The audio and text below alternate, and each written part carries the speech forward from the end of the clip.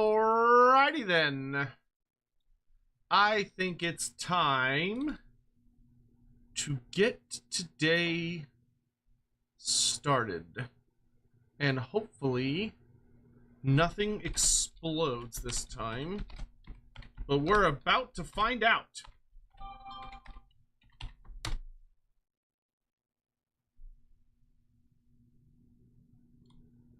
Does anything explode?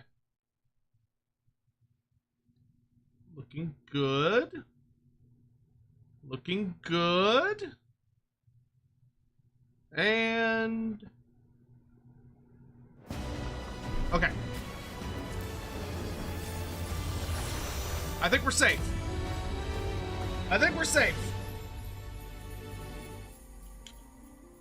I think we're looking pretty okay. Hello, everybody. Is the title correct this time? Well, I don't know. You tell me. How are we all doing? I hope you're well. Oh. Oh my god. Okay, I've got to fix that. I gotta fix that. What is on my glasses? Here we go. 2 years with the host of redness, master of laws, bringer of beards. Bringer of beards? Could you imagine if I actually had that as a power? Okay, something I want to fix in my settings.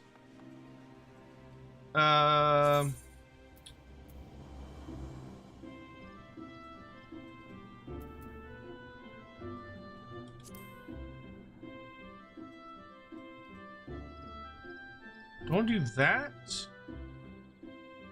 What is this gonna look like?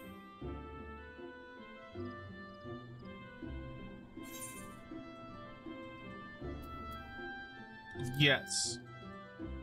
Okay, that's better. Okay, that's so much better. Okay. Because the way I had it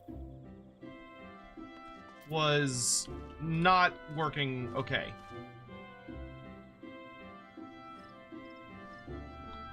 Yeah, okay, that works good. Because the setup that I had was every time I had to do something off screen, it was like, blah, blah, blah. Hello, hello, hello. Hope you're all doing well today. I realize very absently my green screen's probably a little messed up. Yeah, yeah. I look forward to the end of summer because I'm going to be doing a pretty heavy redesign on this room. Castrada, thank you for the 2 years. Thank you very much. I really appreciate that. How's everyone doing? But yes, those new Skaven. Oh boy. Oh boy. Like if they had done a big new Clan Pestilence release, I definitely would be buying some Skaven. Luckily for me, they did not, so I'm not buying new Skaven. I will simply admire them from a distance. I've got lots of time on my hands. Figured I'd take a break before looking for a new job. Glad to see you live again. Ah, hi Queen Jen. Well, I'm glad that you're taking some time to enjoy yourself and to relax and just sort of chill. That's really, really good. That's good. That's important in life. I'm glad to hear that. Hopefully you're all doing well and everyone's having a really good day. It's been, things have been pretty good over here. I had a bit of a busy morning, so I was busy doing some other stuff before I was really able to get into what I wanted to do. Did I see the old world news? Yeah, I did. I'm gonna be honest. I think I'm kind of, I don't know. I feel kind of meh about it. I am not impressed that, I don't know. I feel like I should make a video about it, but like I've been really not impressed with how Games Workshop has been handling the old world in the sense of it feels like they're wasting so many materials by coming out and being like, oh look, we're doing like, oh look, we're doing a I'm having a brain part. Like, they come out, they're like, oh, look, here's all these old models that nobody needs, and they're still ridiculously expensive, and they still look bad. Like, they're just older, crappier models. X100. The discussion yesterday encouraged me to start with Paladin questline. Oh, nice. Romeo is now a gladiatora. Very cool. Well, congrats to you on plowing through that. That's awesome. I'm gonna grab this repeat quest here so I can get a free map out of it.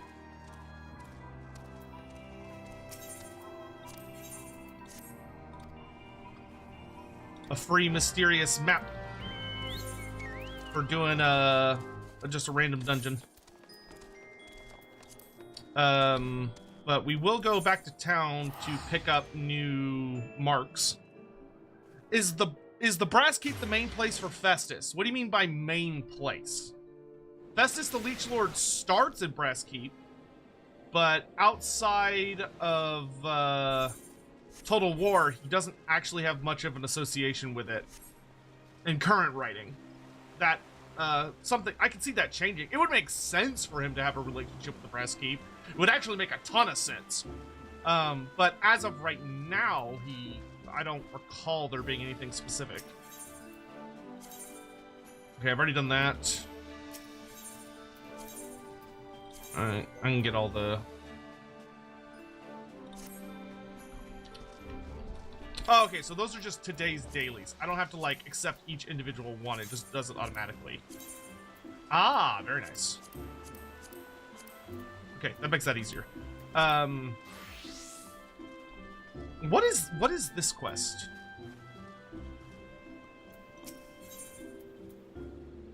Oh, right, this is for Gunbreaker. Oh, yeah, we could pick up our other side quest stuff today as well.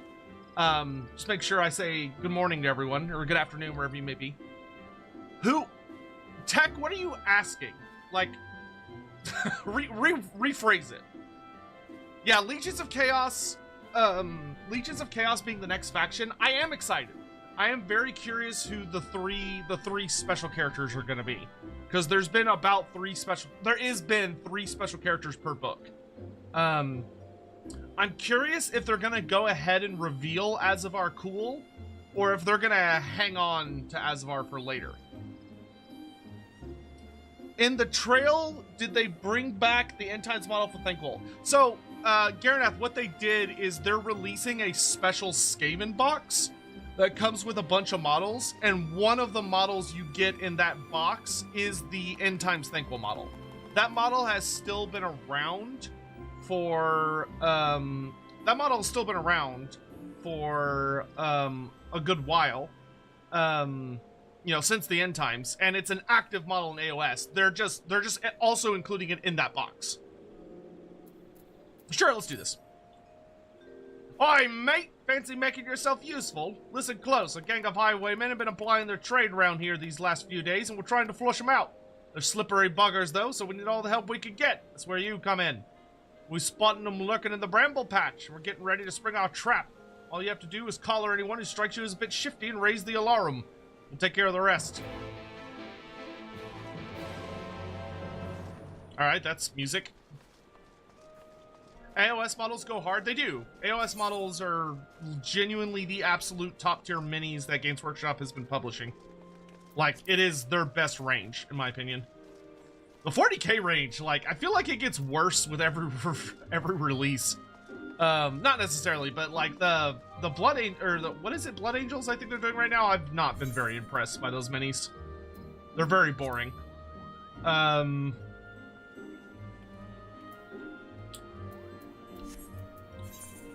I guess we'll just do Gunbreaker right now.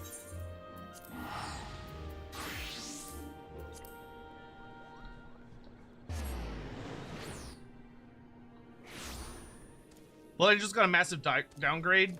Yeah. Who uses the Brass Keep the most, and who do they attack the most? Okay, that I can answer. So, the Brass Keep, prior to the End Times, nobody knew what was in the Brass Keep. It was basically all that was said was, oh, there's something going on over in that there Brass Keep. Something nefarious that's definitely chaos aligned, but nobody knew what. It was just that whenever an Empire army went up towards the Brass Keep to try and reclaim it, they would get massacred. And there was, like, mentions of, like, Chaos Warriors and some other stuff. But it was left very, very nebulous.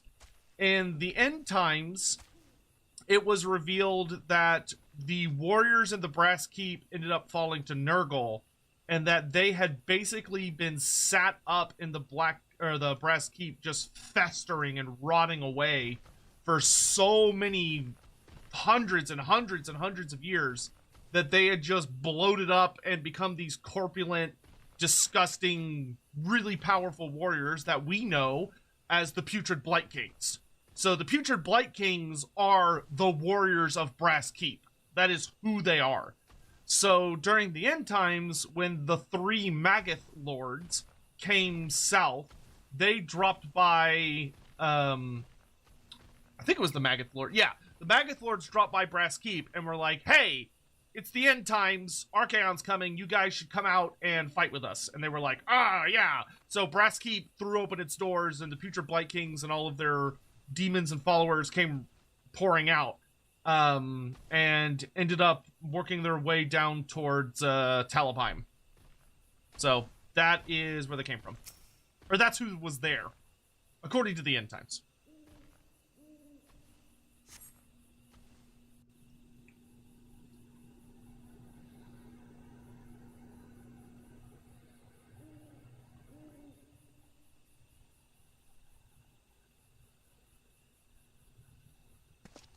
You there! You're under arrest!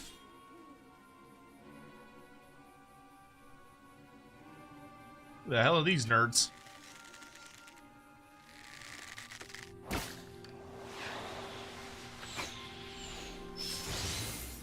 Oh, that's our gun bro.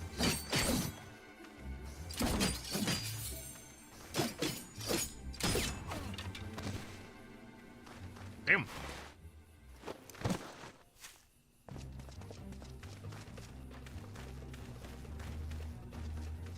Go, get vogue! Yeah, I got a glowy weapon. What are you gonna do? Out of my way or I'll get ya. Bro, do you not see this gleaming, beautiful design?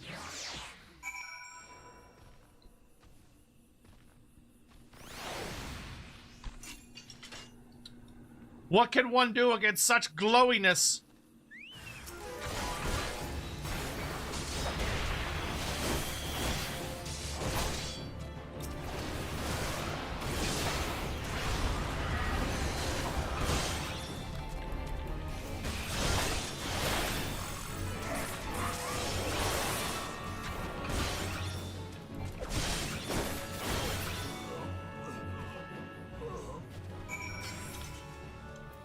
Oh, weird swordsman. Yeah, I know this is from a later expansion, but I mean, we've unlocked it, so we might as well get it. Ooh, I like this music. You have my thanks, stranger. And mine. If you hadn't shown up, things could have gone very badly for us. It's my fault. I'll be more careful next time. Truth be told, I thought we'd have a quieter journey after sneaking past all those Imperial patrols and leaving Gear Albania behind. Albania? Albania? How wrong I was. To think we could be caught unawares by a gang of common thieves. What's going on? We heard a commotion and... That's one of them, just like the witnesses described.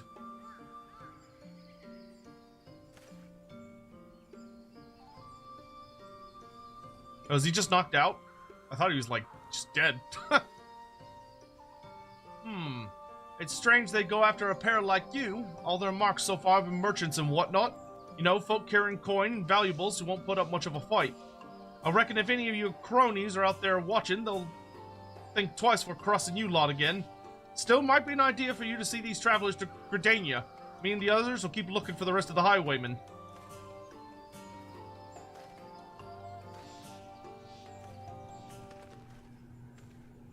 Those bandits. Something about this doesn't sit right with me. We barely have a fistful of guild between us, and I have a couple of forms of Elge steel strapped to my back. Not the most likely of targets. Perhaps that's why they went straight for the kill, and they might have succeeded if you hadn't stepped in. We are in your debt. I'm Radovan, and this is Sophie. We traveled here from Hildebrand, far to the north, where once I served as a soldier of Garlemald. I had no choice. My family was taken hostage. While it is true that I have fought and killed for the Empire, I would never have done so willingly. Although I've freed myself of their shackles, the life I'd known is no more. But that was another life, one I would sooner put behind me. I came to Eorzea in the hope that I might start anew here. As for me, I also escaped from the Garleans. I was part of a resistance movement until we were all rounded up or killed, that is. The Empire took everything from me. My family, my homeland. With nowhere else to go, the two of us decided we'd stand a better chance of surviving if we stuck together. And here we are.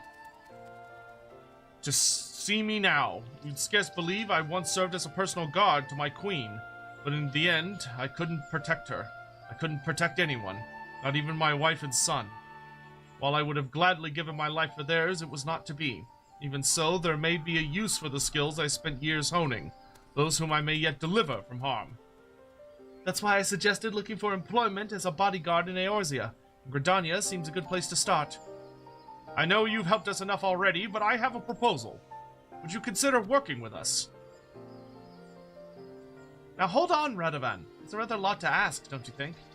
But Dalkarius has what it takes to become a gunbreaker. It seems my gunblade has caught your eye. You may have seen Garleans wielding something similar, but this is the genuine article. The ones used by the Empire are simply edged weapons with a firearm bolted on, or vice versa.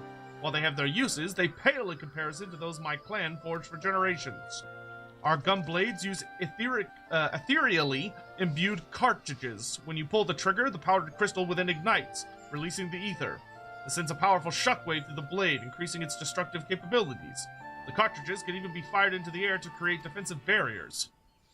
Perhaps you should save the lectures until you've heard Dalkarius' answer.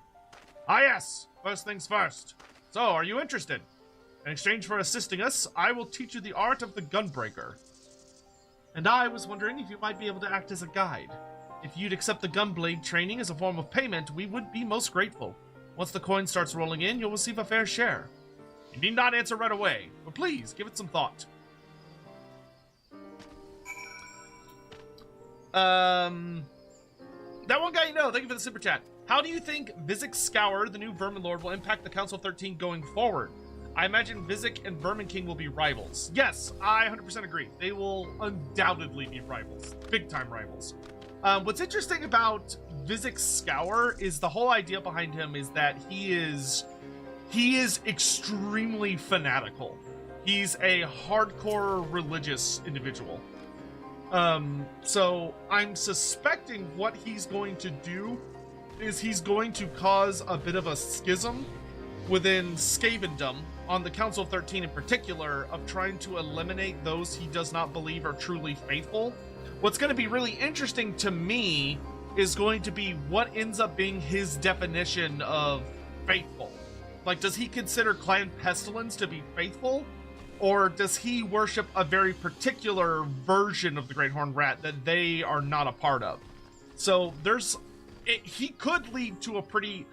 I suspect there's going to be a civil war breaking out among the Skaven at the end of 4th edition, but we'll have to wait and see. Have you reached a decision? Yes. From this day forth, our fates are entwined. While the path that lies ahead is not an easy one, the spirits of my predecessors will watch over you. Quest complete! Gunbreaker unlocked! Okie dokie. I will go ahead and do the starting Gunbreaker quest. Only because I don't want him to stay here in the middle of the bramble patch. I would like him to go somewhere else. So we will do this first thing. Just to get him to move. Okay, and then we're gonna gear set list. Gunbreaker!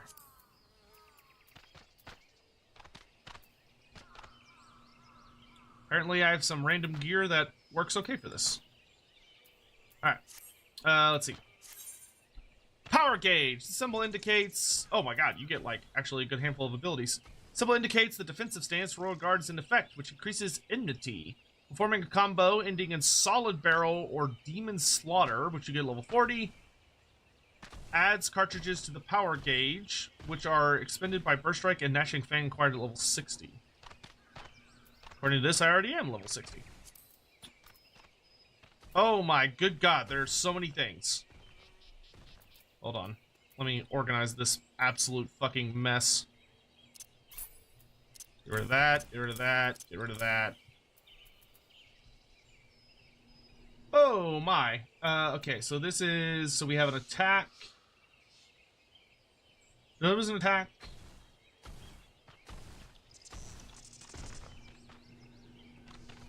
Grants ready to break. Increases the damage you deal, but does not itself deal damage. So why don't we slap that down here. Delivers an attack. This combos with Keen Edge. Okay, so we can put that over here. Wow. Also heals you. Creates a barrier. Increases parry rate by 50% while reducing damage. Okay, so we can put that down in the buff area.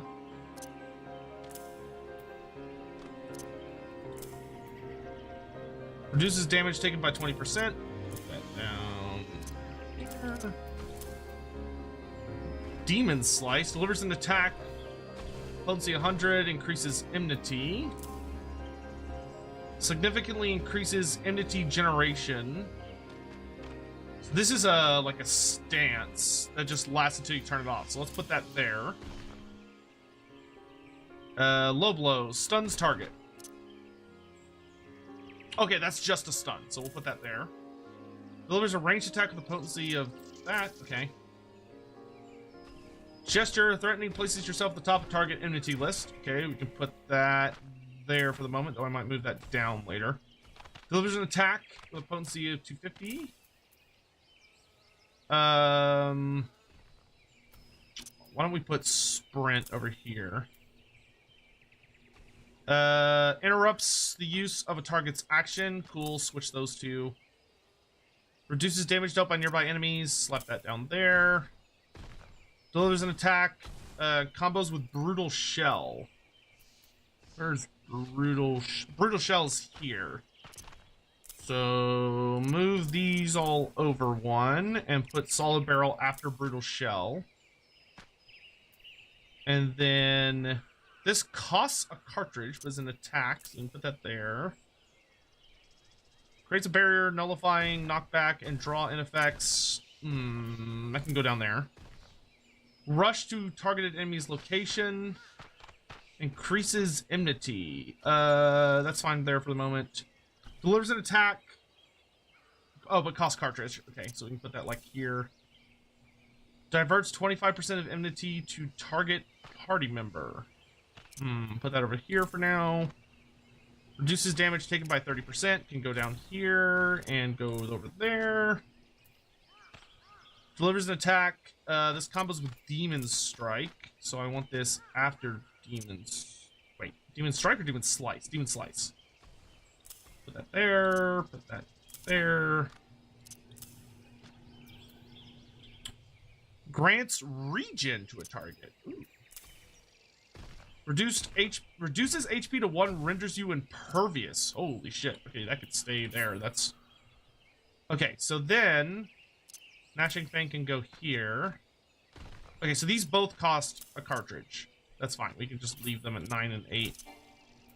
And then, why don't we put the dash there.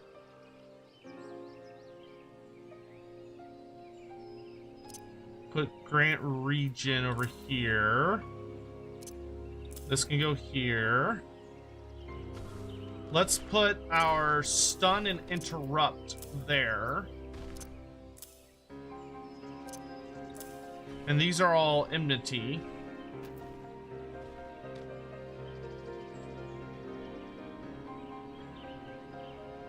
Okay, that'll work for the moment.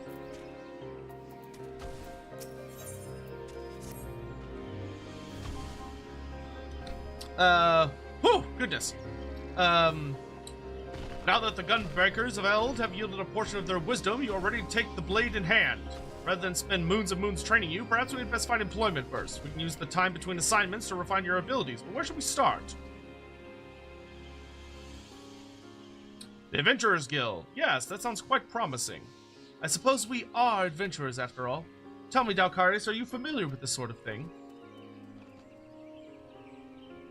Oh my, in that case we couldn't have found a better guide. Well, there's no time like the present, shall we?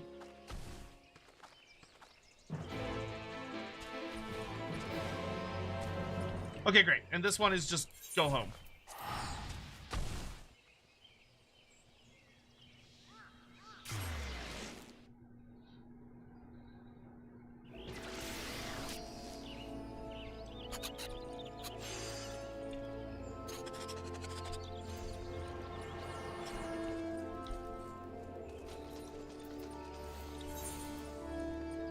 So we can go turn this in. Oh, wait, no, he's way down here.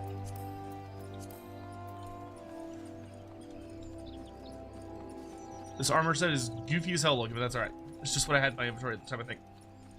Anyone here if other game stores have had shipments delayed for the old world? It wouldn't surprise me. Games Workshop's been struggling with fulfilling old world shipments. Now that Mother Mione has made us formal members of the Adventurers Guild, we can start accepting assignments.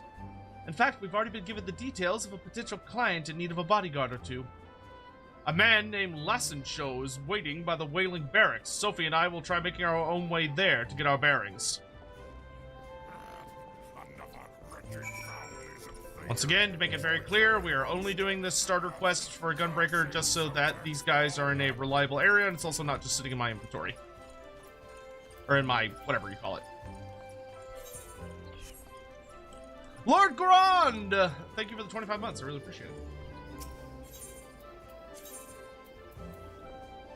So just curious, is anyone in chat picking up any of the new Skaven? I will say that the new Vermin Lord is great. But I'm also, the new Storm Vermin and, oh, the new Master Molder, dude. The new Master Molder is so good. There's way better gear to start you with in a coffer. Oh, yeah. I know about the weapon coffers, but I'm saving those. I'm saving my weapon coffers for when I go to careers that I actually want to do. I'm just doing this to get it out of the way. I feel strangely at home here. It's not at all like the cities in the Empire. We thought it best to wait for you before we introduce ourselves. You must be the one sent by the Adventurers Guild, yes? Oh, thank goodness. Something dreadful has befallen, well, threatens to befall. The one and only Editha. Who? You mean to say you are unfamiliar with the most gifted harpsichordist who ever lived? Whatever possessed me to hire such uncultured It appears my breath would be better spent briefing you on the nature of my request. A few days ago, Editha received a most unwelcome missive, a death threat to be precise. At first I deemed it nothing more than the crazed scrawlings of some harmless churl. That was until, during a recital, a stone was thrown at her, missing by a hair's breadth. I have, in my capacity as her manager, cancelled all public appearances until the perpetrator can be brought to justice. I fear, though, that my delicate tulip would wither and fail if confined to her dressing room. She has herself expressed a desire to stroll freely beneath the canopies of Piquetto's amphitheater. I see where this is going. You want us to take her for a walk, is that it? If that's all we have to do, we should count ourselves lucky. A threatening letter, a brazen attack in a public place. Who knows what will happen next? But she can't stay indoors forever. I say we accept. Splendid. Without any further ado, I shall have Editha prepare for her promenade. We'd best proceed carefully. If the culprit knows that Lassenshow asked the Adventurers Guild for help, they could probably deduce that Editha will be coming out of hiding. We should see if anyone bears a grudge against her, so we know what to expect. And we better look around the amphitheater for places where an ambusher might hide. Oh! Thank you, chat. Yes, the Outsider's attire coffer. So this is just for Gunbreaker stuff.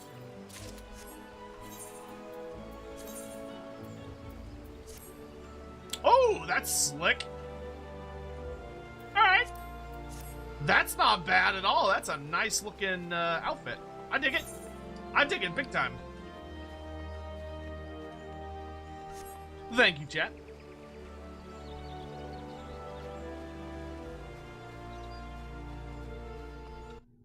Why do I have... oh.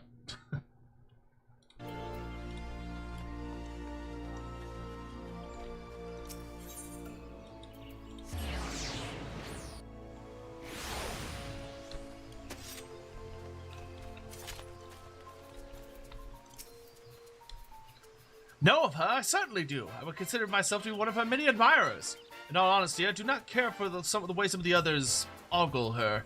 If the rumors about Editha receiving death threats are true, one of those lecherous scoundrels must be behind it.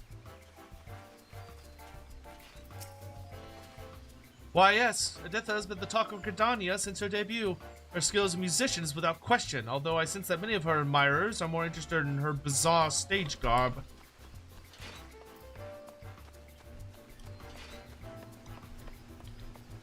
Simpkin? Oh god. Is he a simp? Oh, Editha, even a moment deprived of her sumptuous harmonies is akin to an eternity of unimaginable torment.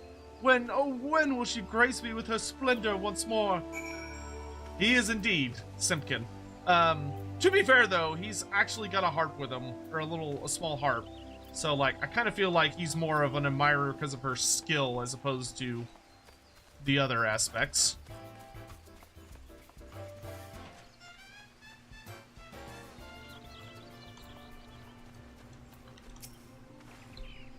Darkarius, have you met Miss Ondine? She's a harpsichordist, just like Editha. That poor girl! What is the world coming to? That a gifted and beautiful young performer such as her must hide away for fear of her life? It beggars belief.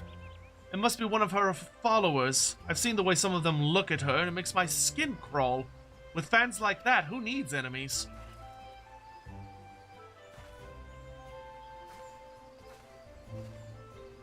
So, what did the other locals have to say? Yes, most of them seem to think that one of Editha's admirers is to blame, but I sense there's more to it. I think that until we have more information, we should treat everyone with equal suspicion to be on the safe side. Personally, I prefer to carrying out a more thorough investigation, but we best not keep our clients waiting. Once you are ready, let us return to Lassenschau. You learned all the Gunbreaker stuff. Okay, yeah, cool.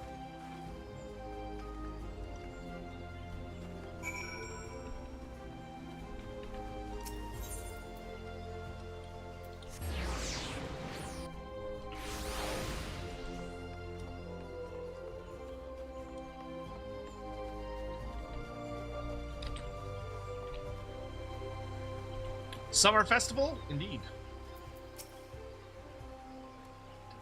Oh, he's got armor now. Editha assures me that she will be ready in 2 shakes of its tail, whatever that means.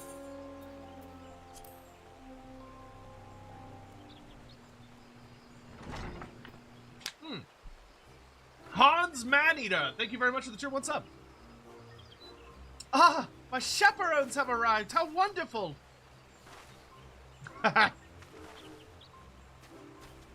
Oh, and she's gone. Oh, to finally feel the sun's warming rays! I am reborn! They weren't joking when they called her eccentric. All this prancing about is going to draw unwanted attention. We'd better get this over with as quickly as possible. Sophie, Alcaris and I will escort her to the amphitheater. Why don't you stay behind with Lassenschau in case we need to hurry back? Fine by me. I'll keep an ear out for any signs of danger and come running if you call. Although I was fully prepared to join you in guarding Editha and even dressed for the occasion, I will defer to your professional opinion and remain here. But promise me that you will keep my sweet Petunia safe. Leave it to us. Are you ready, Dalcarius? La la la, what a beautiful day for a stroll. Children. How are y'all all doing, by the way? We only need to escort her to the amphitheater and back, but keep your eyes peeled.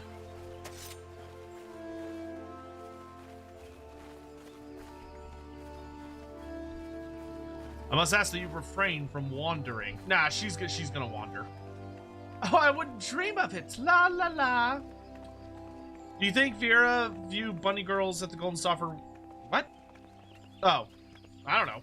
I don't think I've ever seen anywhere so peaceful and serene. Nah. Oh, Gridania is a wonderful place indeed. You should stay a while. Gridania's got some fucking secrets, dude. Haha, I will give it some thought. It's like an evil fucking mansion. Is that? It is! It's Editha! Wait, don't run on ahead.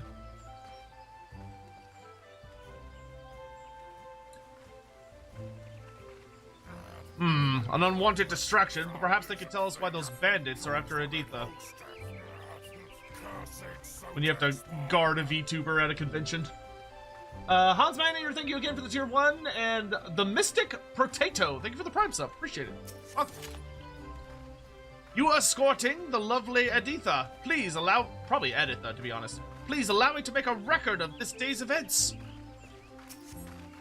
The whole of Gridania delights in Editha's magnificent melodies. Every other musician pales in comparison to her. Editha has only recently begun performing in Gridania and has already amassed a considerable following. I have heard, however, that some of the other harpsichordists are envious of her success. Is it true her music is inspired by all the wondrous places she's seen on her travels? I hear that Editha has become something of a recluse of late. I do hope she returns to grace the stage once more. So you get the impression that a jealous rival is the instigator. Oh, hello. There she is with the rabbit ears. Who goes there? Never mind you. Step away from the girl nice and slow. I think not. Alcarius, don't let them near her.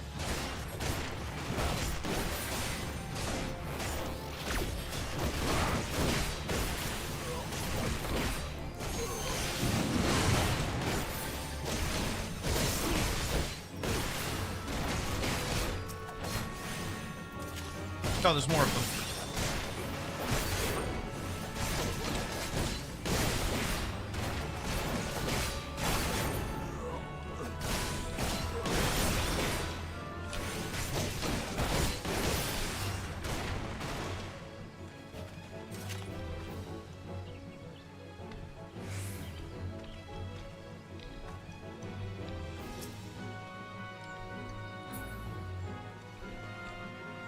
There could be more of them, so be on your guard.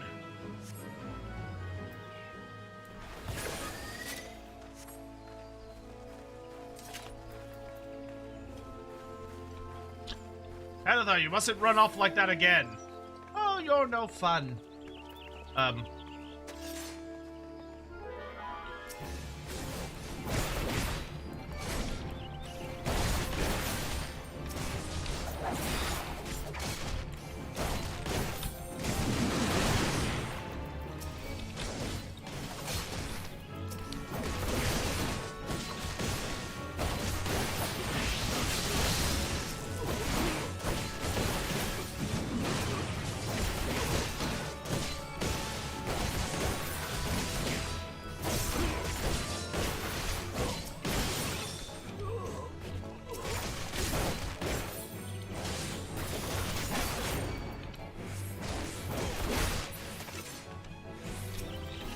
Good lord, there's a lot of you fuckers.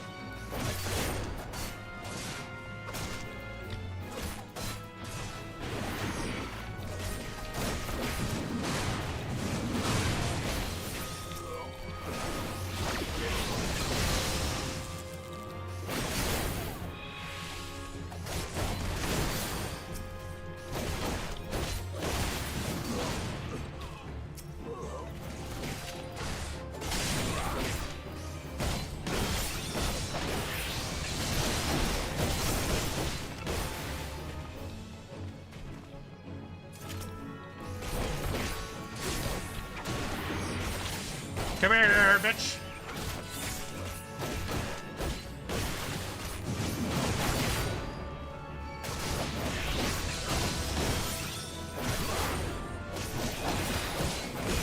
Oh, interesting. That's an instant attack.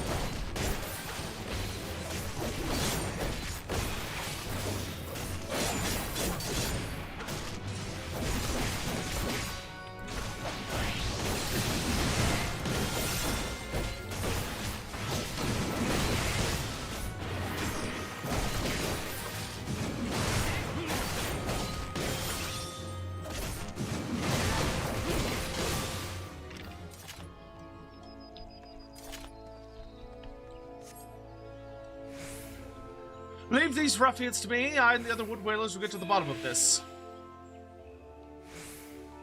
I'm taking you in for questioning. Anyway. How's everybody doing, by the way? Not much further now. Do you know who could be behind all of these attacks? No idea.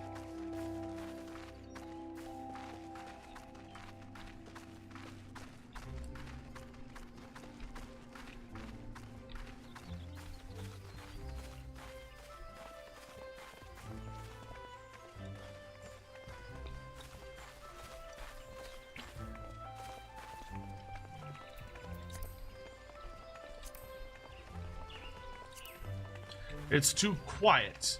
They must be expecting us.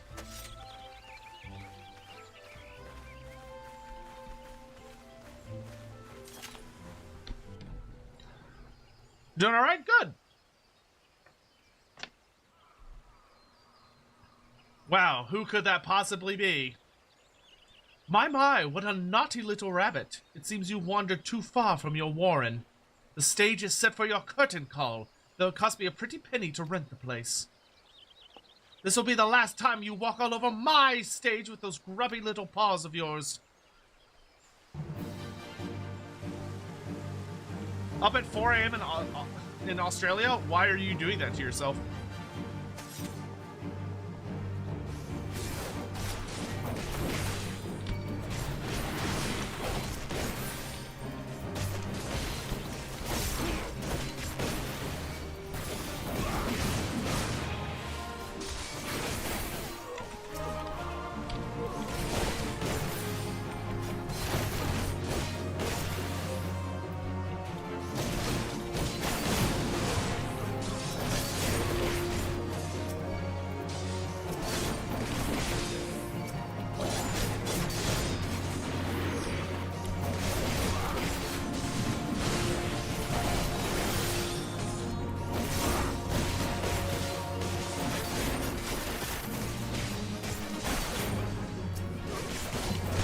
Could y'all not?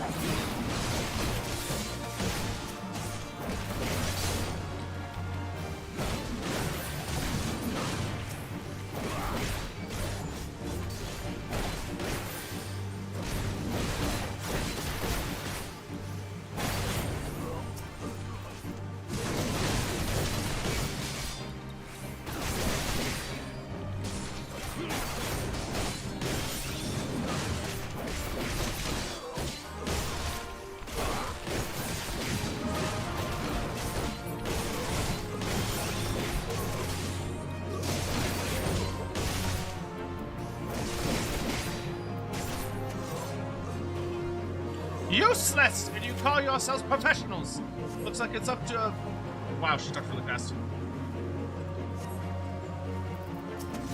Oh boy.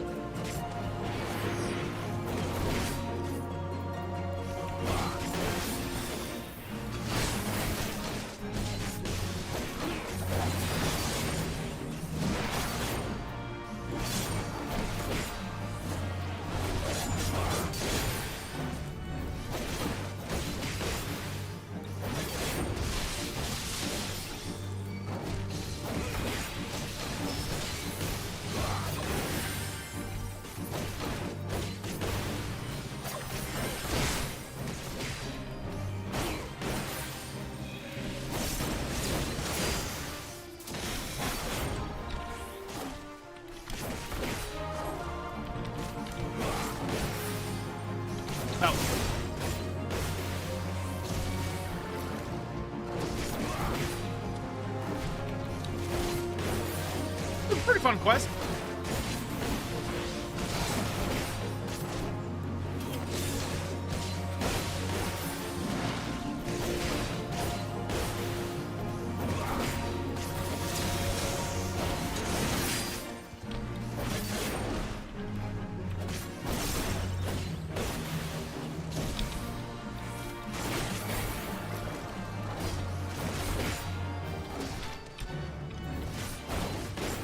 Bro, it's nowhere near her. Stop telling me what to do.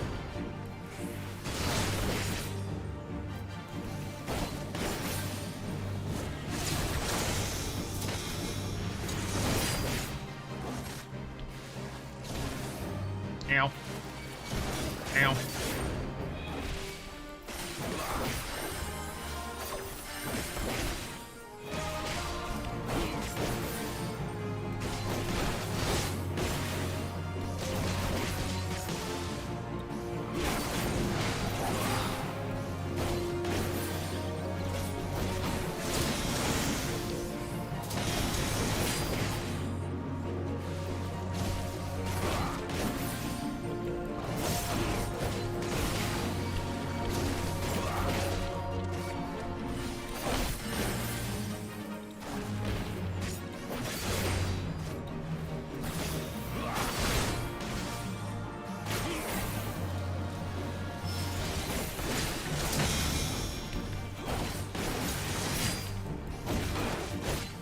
What are you waiting for? Kill them!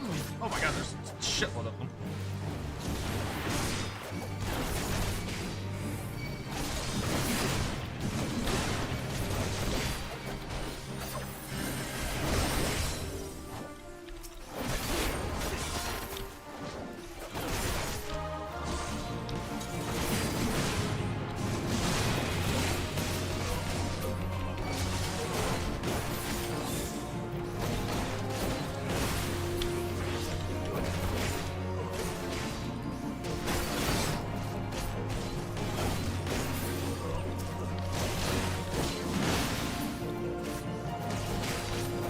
I will say, I enjoy how much the tank has to do.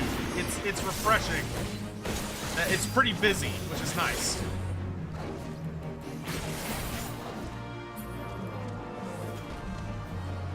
What's wrong? No more surprises? Sorry to disappoint you, but I'm afraid not.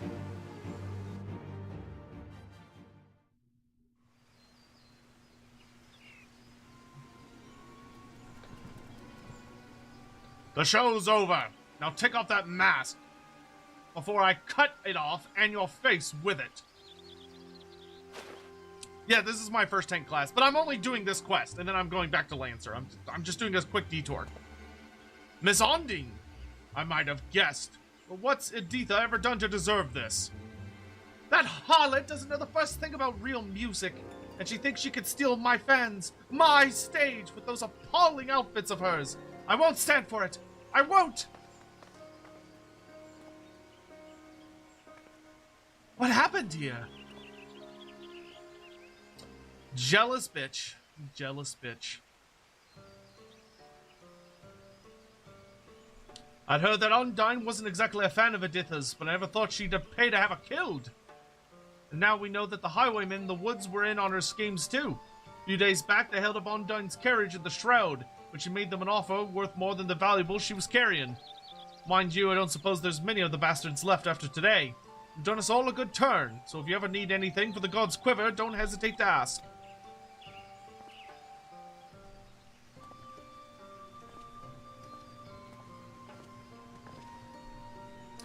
Now that the danger has passed, Editha will at long last be able to make her triumphant return to Maketo's amphitheater.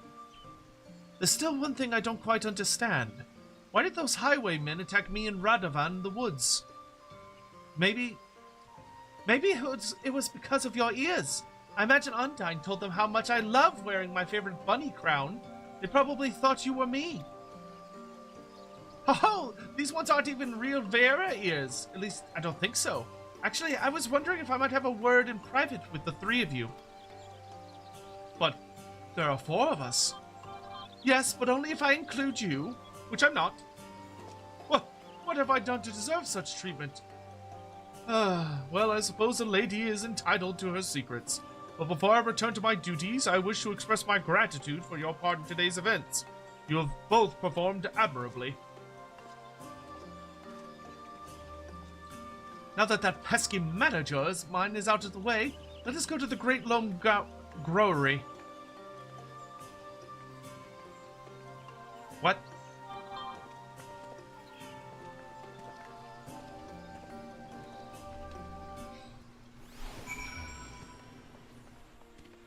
Okay, there's like a whole nother step on this, apparently. Let's see.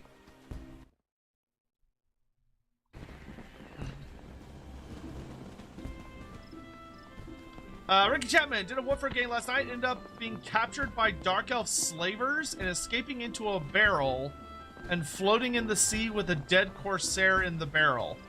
Wow. That's interesting. That's quite a bit. That is a lot of things to have happen. Oh man, I need to tell y'all about my Wolfrup session yesterday, but let me get to the end of this before I do it. God, where's the end of this quest?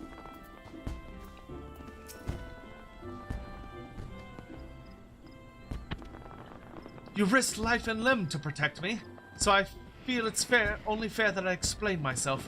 One moment, please. What? What? It's a sylph? What? Yeah, bro, sylphs, You mean to say she was a sylph from the very beginning? Oh yes, this one feels much more comfortable now. It is fun to use glamours and play the harpsichord, but a little tiring. And this one spent so long in walking one's house, this one nearly died. These ones need the sun's rays to flourish, to live. That is why this one had to go outside, even though dangerous ones were all around. This one hopes helpful ones will understand and not tell simpering one. Listening ones will be sad if this one can no longer play sweet, sweet music. Your secret is safe with us. I'm ever so grateful. Promise you'll come listen to my harpsichord soon, yes? Teehee! That explains a lot. Gigago Gantes, thank you for the 35 months in a row, no less. Damn. Not quite the conclusion I was expecting, but a satisfactory one nonetheless. I must say, you've acquitted yourself rather well, Dalcarius. It normally takes a lot longer for novices to grasp the fundamental differences between a gunblade and a regular sword. It was originally developed by my people in the Third Astral Era. The march of the Allagan Empire had driven us to the barren wastelands, where even survival was a constant struggle.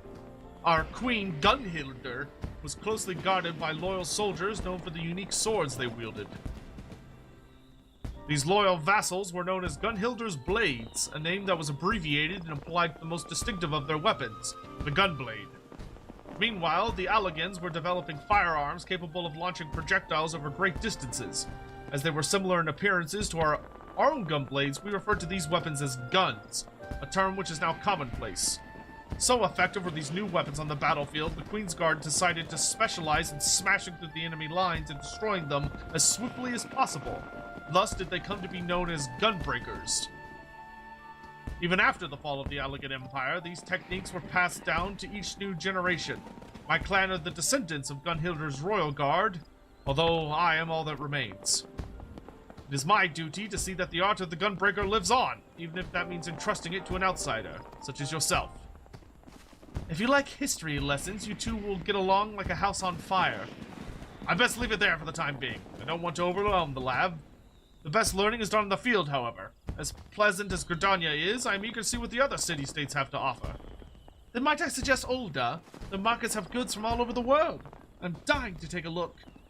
Ulda it is, then. Sophie and I will go on ahead. When you arrive, seek us out. It shouldn't be hard to find. I actually like that there's an in-universe explanation for, like, the term Gunbreaker.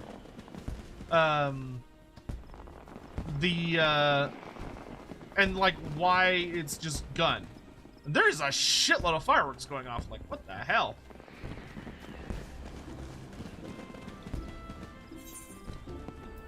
Alright, let's go turn this in, and then we're gonna be done with Gunblade stuff for a very long time. But we'll go turn this in. Yeah. Yeah, same box. Behold! The ancestral technique. Gun! Pow! just shoot someone in the fucking face. That's super funny. An ancient technique passed down by my people for countless generations. Gun! Do you think that the future 2 years we will only get 2 DLC as a year? Tech, with Total War Warhammer Fantasy winding down, do you think that the future will... I disagree that it's winding down. I don't think it's winding down. I think it's gearing up. Or winding up, I guess.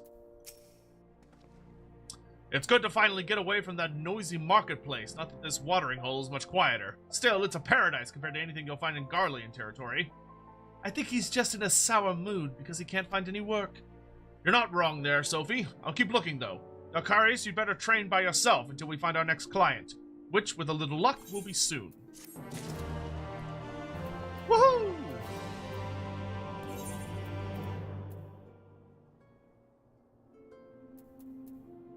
Oh. I forgot that I never upgraded after getting my fancy new spear.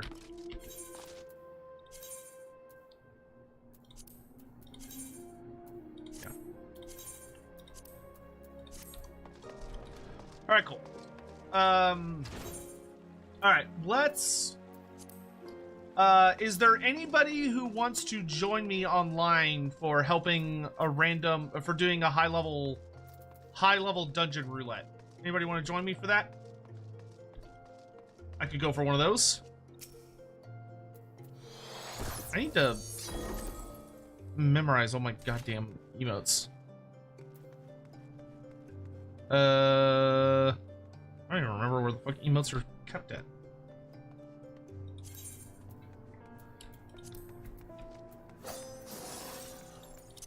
Oh, you can you can put it on your you can put it on your display thing. If they're like, yeah, this person's a moron. Clearly. Yoink.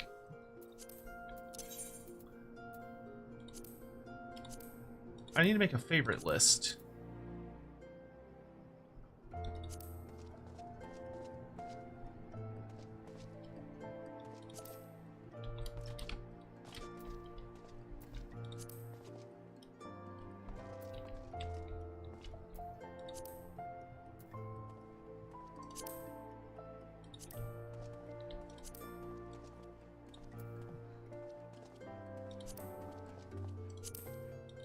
Oops.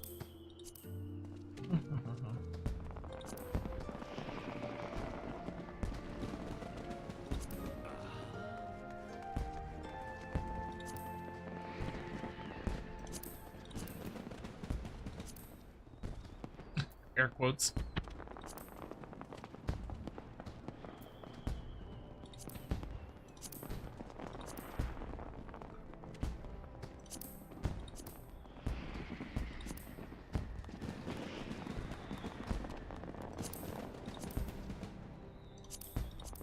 There we go. That gives us a bit of a thing. Alright.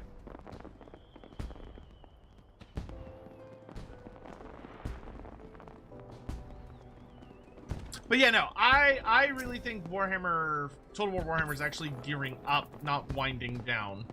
I am genuinely convinced that their goal is to move ahead with it more aggressively. In coming years. But we'll have to see. It'll be interesting to see what they do. Because I remember when they originally talked about, like, oh, Tarmacon's going to be the last DLC of that type we're going to do. The original idea behind that was they were like, oh, well, we want to speed things up. Like, we want to be faster. We want to put things out faster. But then people were so fond of it and like it did so well, they were like, okay, tell you what, let's do like Corn and Slanesh. Like let's finish that little series that we kind of started.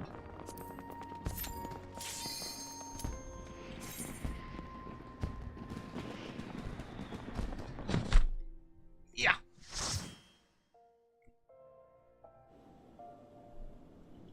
Where are we? Amdapur?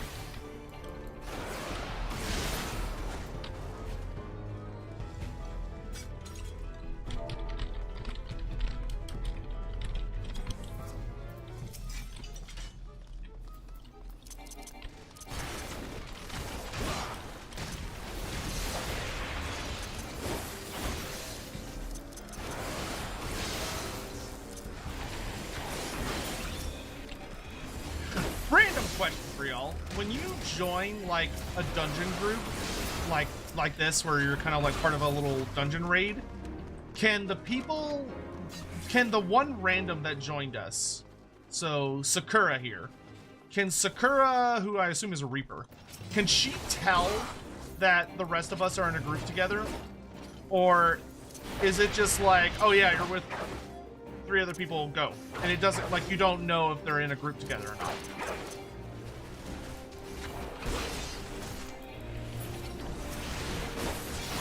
You cannot. Okay, interesting.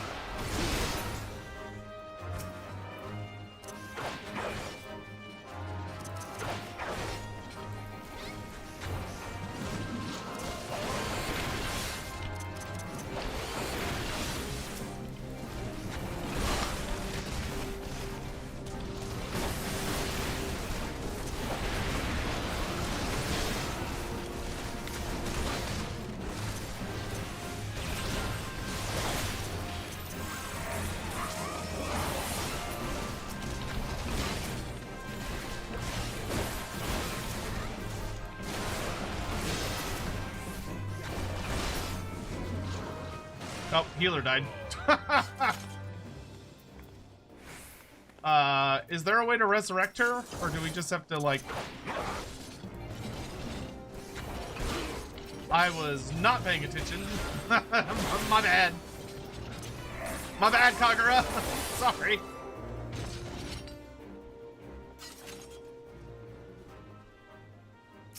Oh, disconnect. That's what the red thing is. Well, that may be a slight issue. It's one thing if we lost like another DPS. Oh.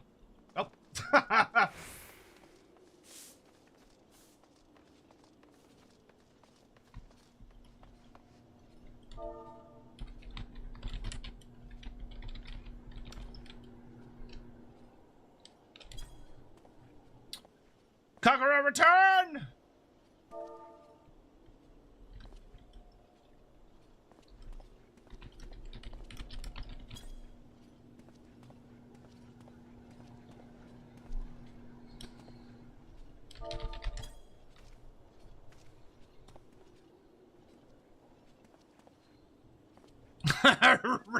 It's almost like they're still, I could still hear them.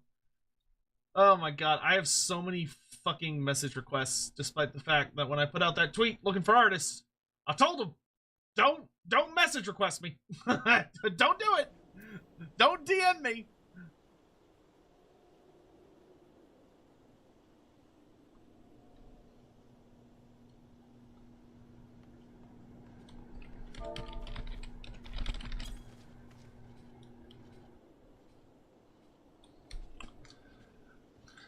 Did my internet die? No, Kagura's did, but she's on her way back. So, so I wanted to tell y'all about my Wolf Rip session. So, on Sundays, I am playing in a Warhammer Fantasy Roleplay 4th Edition group, and we're playing through The Enemy Within with some extra bits. So, like, we've done a handful of bonus adventures. We also did almost all of the side adventure for Rough Days, Hard Nights, but Rough Days, Hard Nights, that questline is actually really difficult to finish. Because there's a lot of ways you can fuck up, and if you fuck up, it's over. So we made it to, I want to say out of the 5 parts, we made it to the end of part 4 before we fucked it up. And basically are not able to do the rest of it. Which is fine. It was a really interesting story. But we are on our way to Middenheim, which is where part 3 takes place, which is Power Behind the Throne. So we're on our way there. That was like session 107 for me. So 107 weeks of sessions, so a little over 2 years.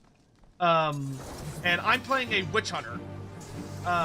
And my Witch Hunter is pretty high level, like he's got over 10,000 experience. He is a rank 3, yeah, he's a rank 3 Witch Hunter.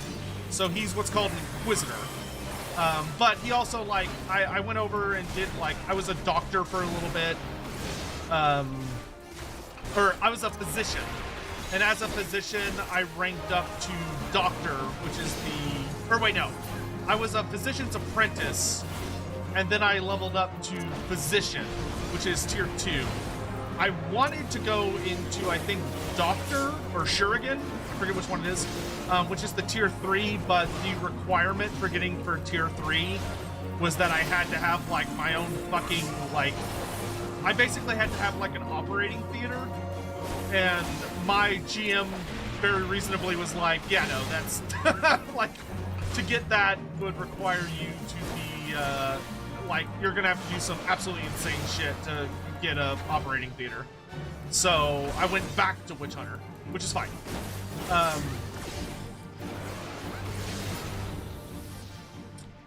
But anywho, so but like my Witch Hunter was like, I think I started as Witch Hunter and I was Witch Hunter until the end of part 1, where we failed to save a city, and the city we were trying to save got blown up by a chaos portal, and Kairos fucking Fate Weaver came out and killed a shit ton of people.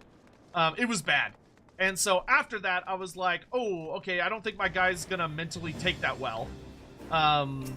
So, yeah, no, I don't think he's gonna handle that well at all. So I actually dipped into Flagellant for a bit, which was really fun. So I was a Flagellant for a little bit, and then my guy kind of calmed down, and I think I went into Messenger after that. If I remember right, I think I went into Messenger. And then after Messenger, I went into,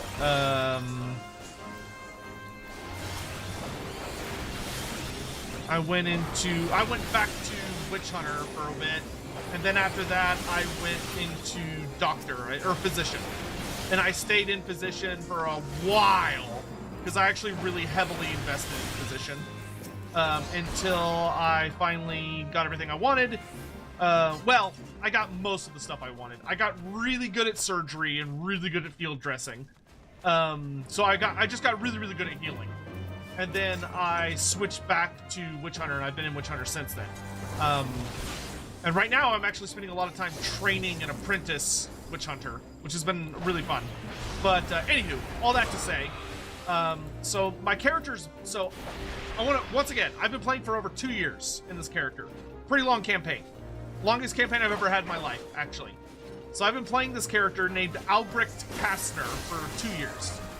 And Albrecht's story, when I originally made the character, is that he is a, he was orphaned in Reichland. Well, actually, technically Midland, because he was just north of Altdorf, north of Caroburg, so I guess technically Midland. But, though he doesn't consider himself a Midlander, funny enough. But anyway, so he got orphaned after, you know, shenanigans involving, like, beastmen and stuff. And he was taken in by the Temple of Sigmar in the city of Caroburg. And was essentially raised by the Sigmarites. So, like, his mother figure was a Sigmarite nun named Sister Lorelei. And his father figure was a retired warrior priest named Father Diedrich. And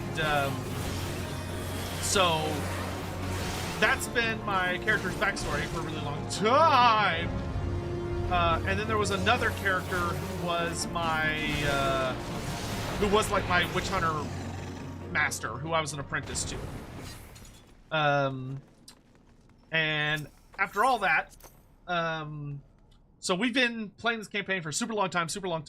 So near the end of part 2, of The Enemy Within, which is Death on the Reich, my character had kind of wandered into a city that we had been around a lot. So we had been, like, constantly hitting the city and over again.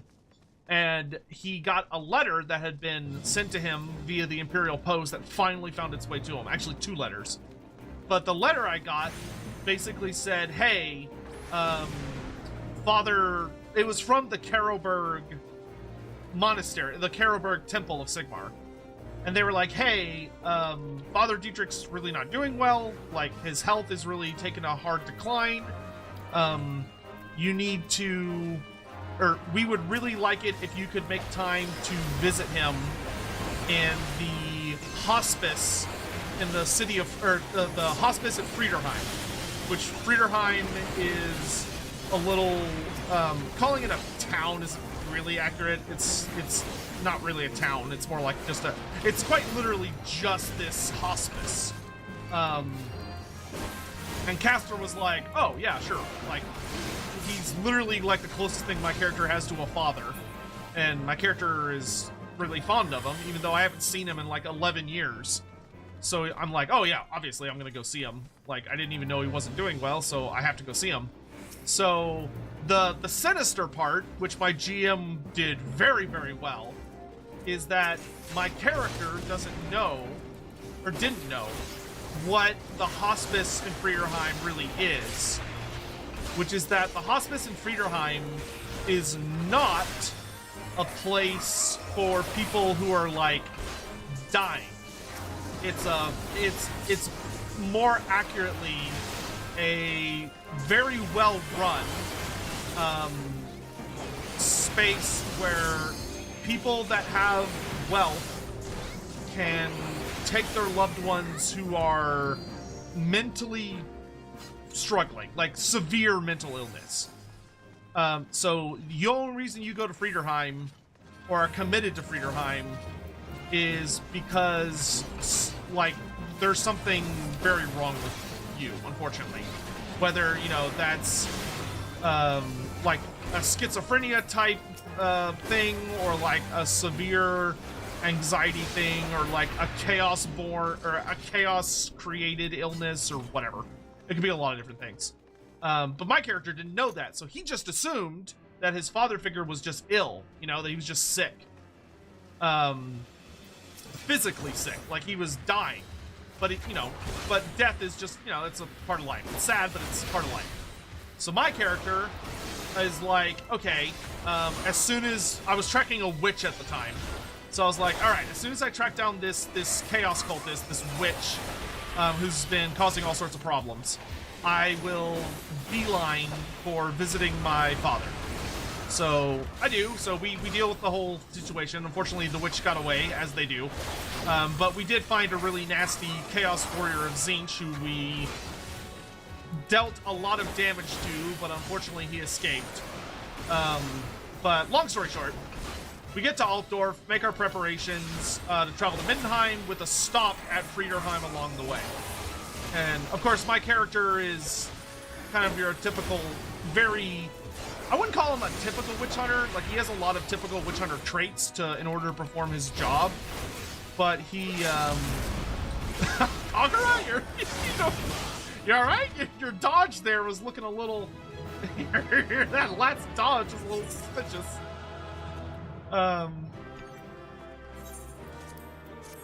Almost ate shit on that last one. I saw that.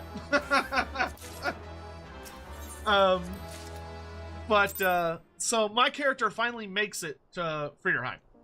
And what he's expecting to be confronted by is his father figure being very physically ill, weak, frail, and dying, is what he's expecting. Instead, he gets there, and it turns out... that this father figure of his he's basically got like severe Alzheimer's.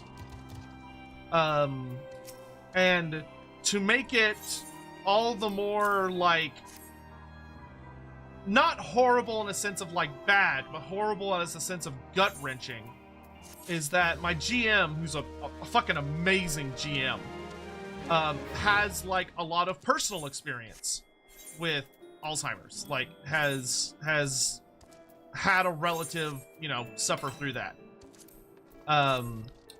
So we have this, so he's able to role play it super well. And oh my god, guys, it was so bad. like good but bad. You know what I mean? Like it was really well done. It was very I was very much sold on the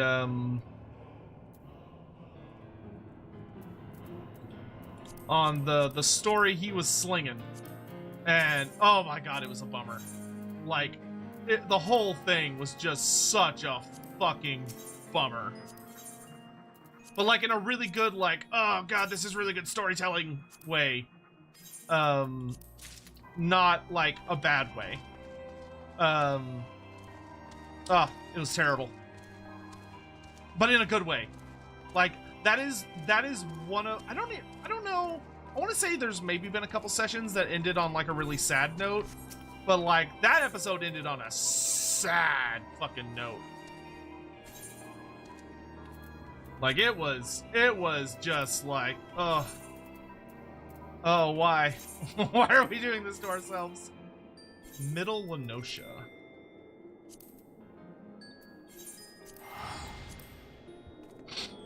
It was very sad.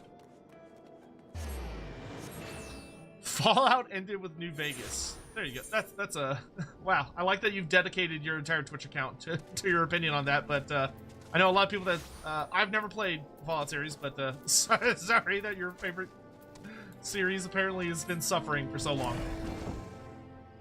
May it one day return to glory. May it one day return to glory.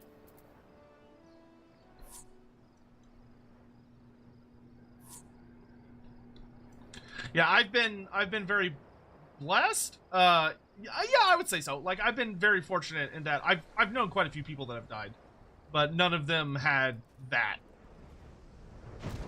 You know, the closest would be that I had a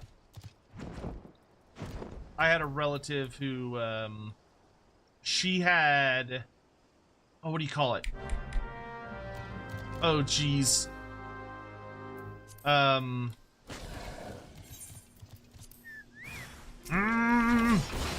struggling to remember what it's called.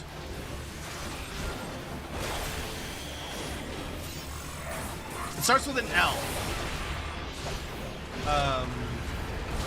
Shit, I can't remember what it's called. Anywho, like she had, you know, one of those unfortunate diseases that as she... No. It wasn't like a mental deterioration. It was a physical deterioration. But... Oh, I'm rooted. That's not good.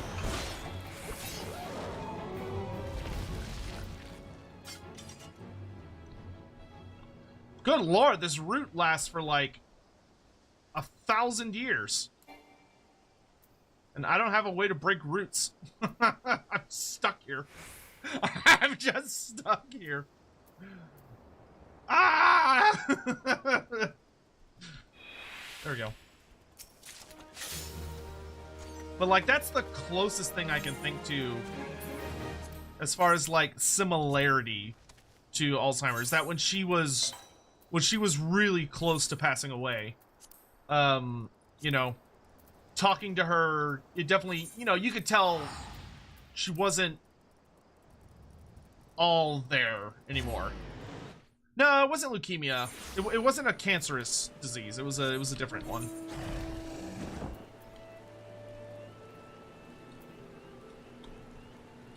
There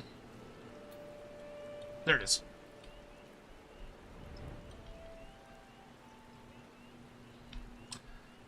Make sure you tell your make sure you tell your loved ones that you love them. Always make time for that, folks. If you haven't already, call someone today and tell them you love them, because you never know. Shit happens, unfortunately.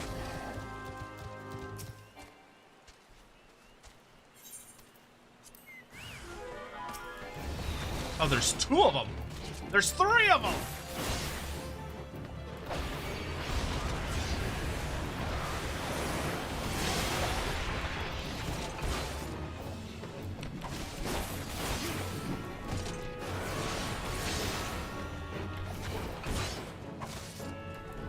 Lupus, yeah, I think it was Lupus. Yeah, I think it was Lupus.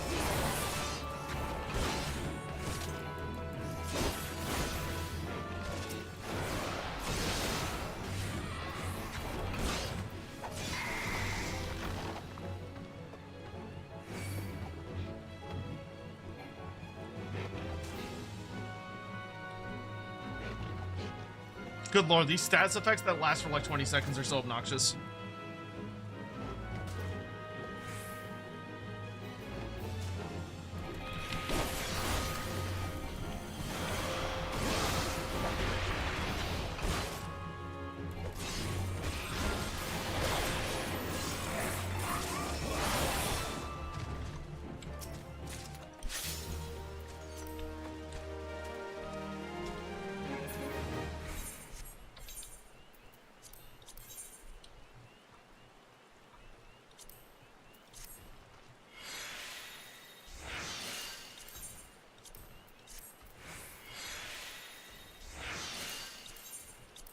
Hey, using Google nowadays. Google is definitely not what it used to be. It is. The amount of insane fucking just bullshit advertising that is all over it is just horrible. It used to be so nice. Now you have to scroll down so much just to get past all the ads. And even then, the stuff that you're getting near the top might not, like, once you're past the actual ads, it still might not be the actual thing you're looking for.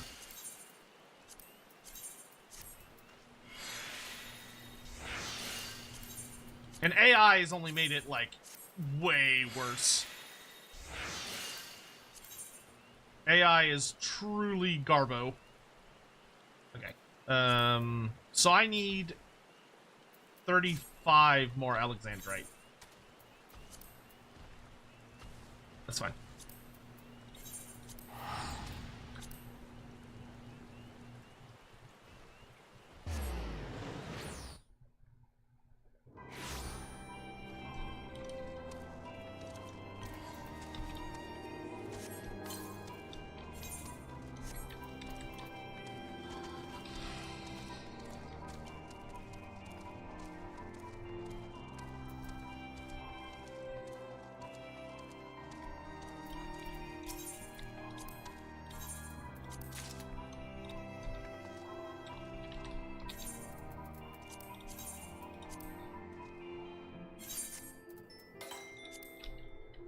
Chorus Central Highlands.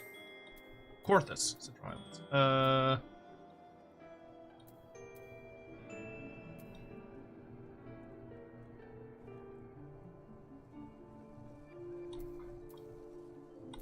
I think that's going to be more over here.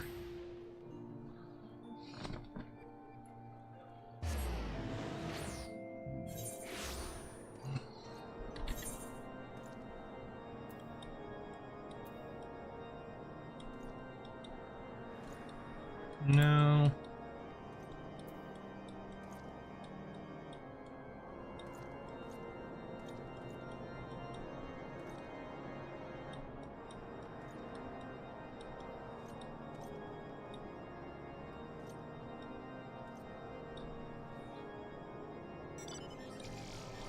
It's like on a raised plateau.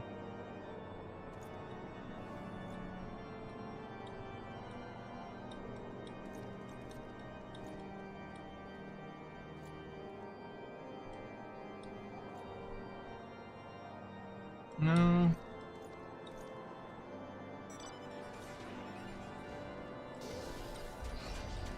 There it is. It's right next to me.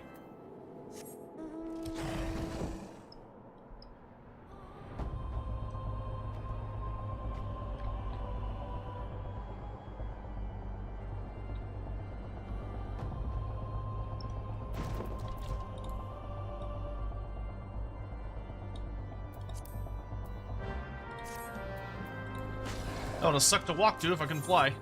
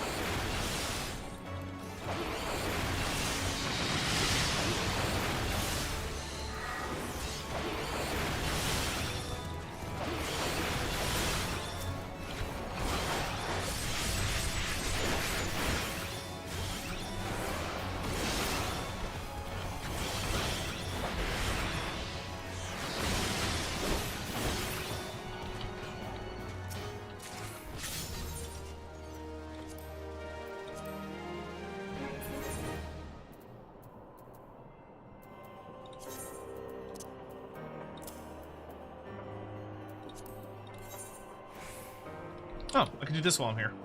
Ice sprites in the Central Highlands.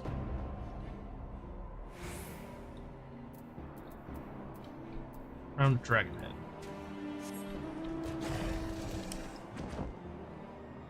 There they are.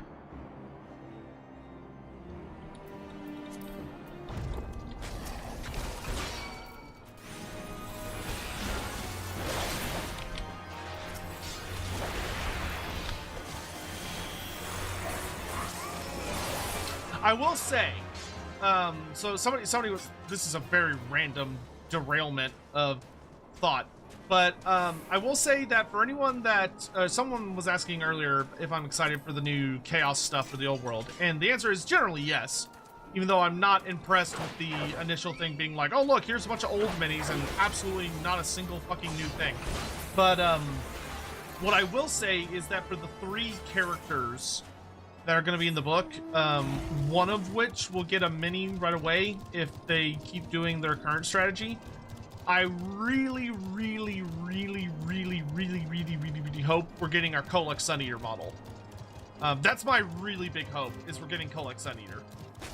I want him so badly. I want Kolek to return. Bring him back. Oh, wait, is that in Mordona? Perfect. I need to go there anyway.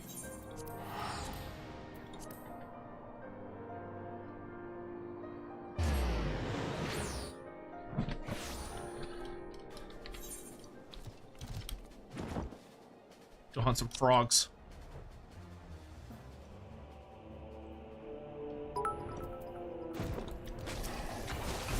Morning. Cosplay would be a more appropriate size.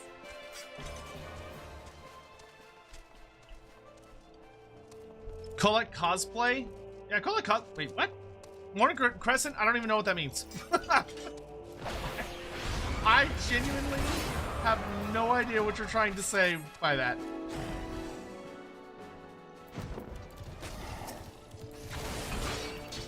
Like, I hope we get Asvar cool. I really want Asvar cool, but I wouldn't be upset if they were like, oh no, Asvar hasn't appeared yet. Like, we're saving him for when things really kick off.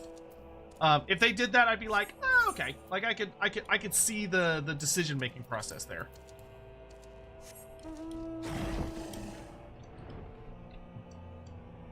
Oh, no model for Kolek. You just cosplay him and they just sell you like Kolek Sun Eater pajamas, and you have to wear them when you go to your game because you represent Kolek on the table. Yeah.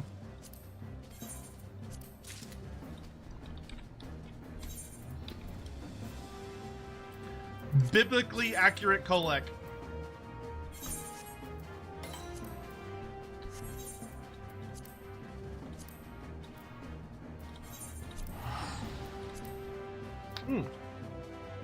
Exact same place as the last one was. How do you cosplay Kolek? I just told you. You get some PJs that are Kolek shaped. Oh wait, I can buy 2 maps at a time. I'm an idiot. It's fine.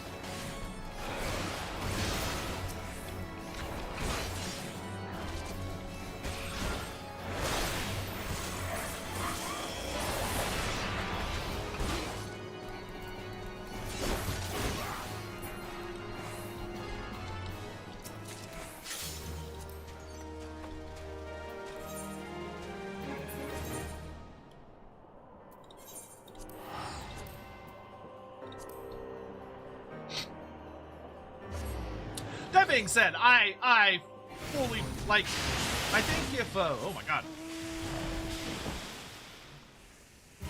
That looks very messy. I think if you were to, I think if they made a Colex Sun Eater model that was roughly the size of, or a little, oh, you're big and cool looking. Fight me.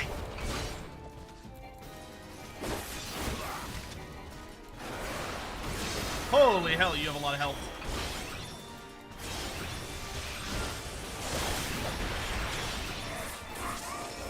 Hey, anybody that's online should come join me in the Sagoli Desert to kill this giant fucking thing.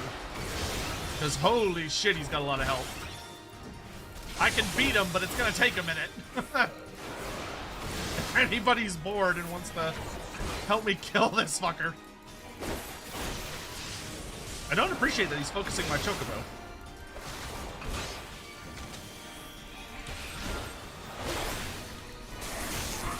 Ow.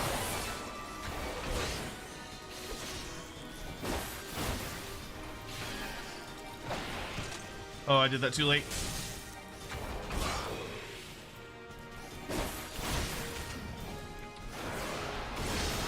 Bomb.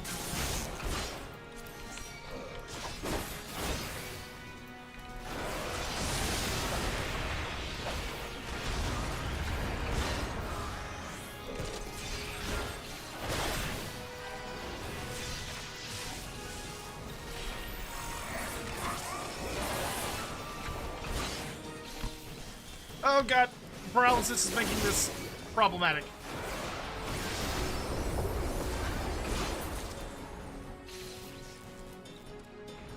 Oh nice, wow, I got a ton of shit for killing him.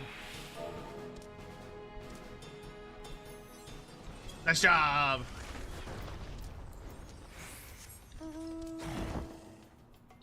That was absolutely worth it. Fucking salamanders out here. Not what I actually came here for, but you know, I'll definitely take it. There they are.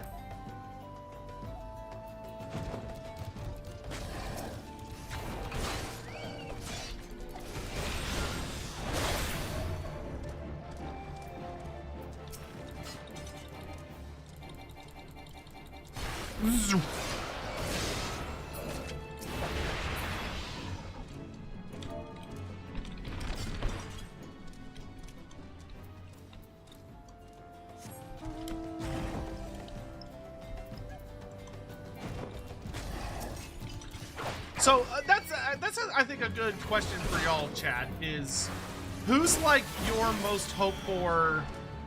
Who is your most hoped for character for the old world?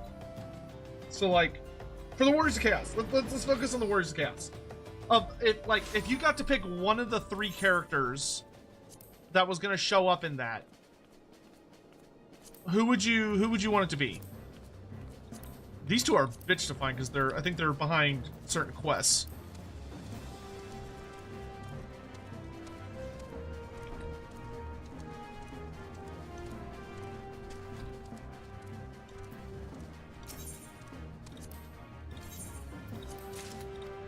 Okay, this time I'm gonna be smart and I'm gonna buy a map, decipher it, and then buy another map.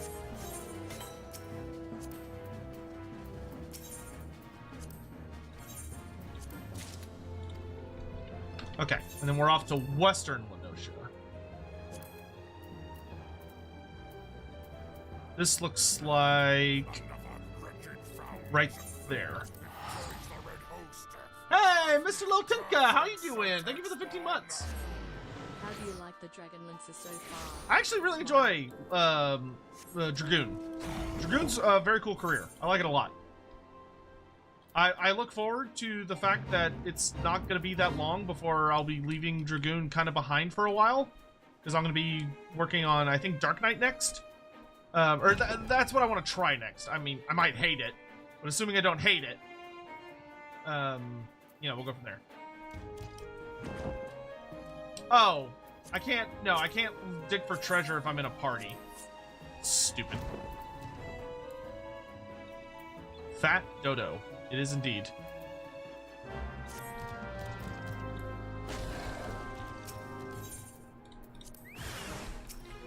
It's you three again. Back for more, eh?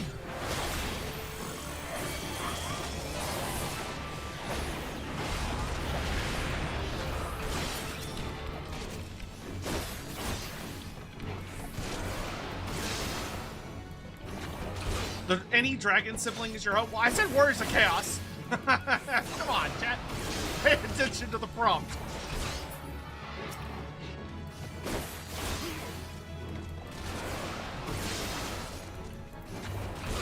You're hoping for High King Alrickson? Yeah, I fell for it again. I'm assuming they're saving... I mean, that's kind of how I feel about Bretonnia as well. Like, it's weird to me how they've been making some of the decisions. Because, like, for Bretonnia, you figured that King Lewin Orcslayer would be kind of like the big guy. And he's currently not playable. It's only the Green Knight... I can't even remember her name. Like, the Fey Enchantress isn't playable either, which is interesting to me. But it's like, oh, you can't use King Lewin Orcslayer yet. And you also can't use High King Alrickson yet. Which I'm wondering if they're like saving those characters for like specific events. Or what? It's gonna be really interesting to see what happens.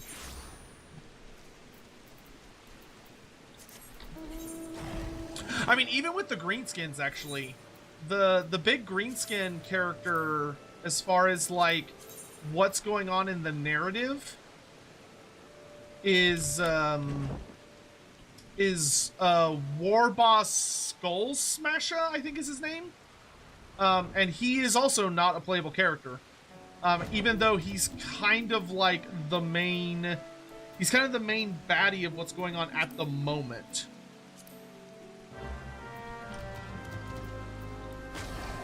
Hey.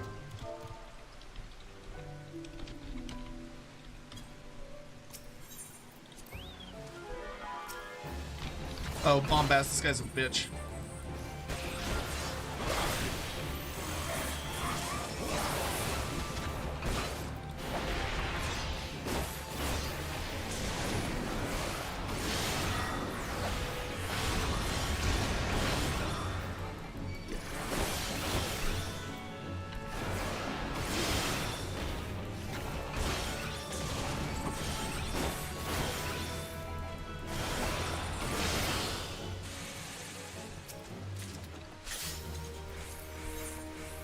Okay, I do want to pop by Bretonnia real quick, because I should actually have enough... I should have enough allied seals to get some more Alexandrite. We need more Zalming. Yeah, well, I imagine for Cathay it's going to be mostly Dragon Children, but they may surprise us. Because, like, a lot of people want Zalming, Yuan Bo, and Miao Ying as tabletop minis. Because those would be really popular because you'd get to use them like Marathi is used, maybe. Where like you have two models for the same one.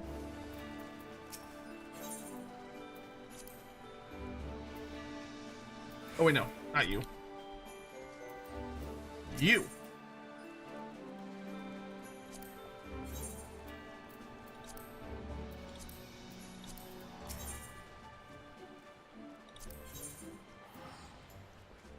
Alexandrite. I have enough for one. I'll still take it. All right.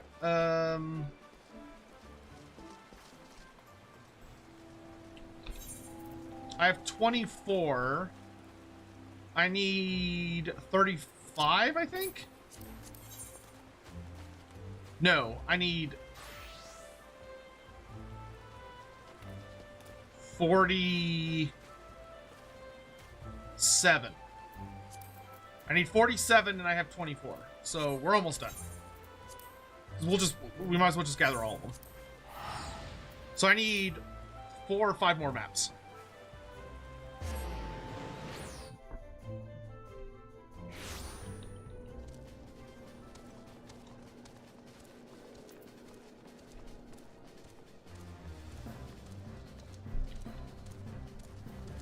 People call it floor tank, dragoon, or black knight.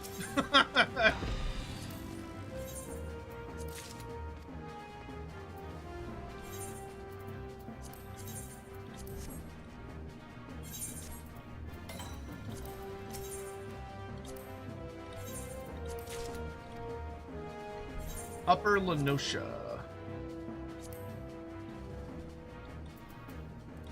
Which is split into 2 parts.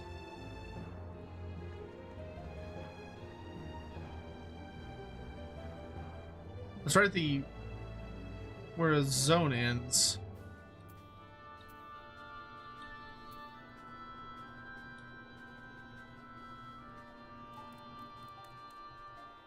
Here.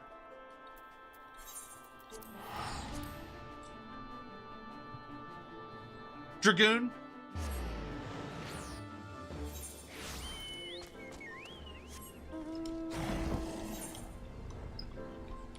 I've done pretty minimal floor tanking as a dragoon. I mean, I've died a handful of times, but not too many.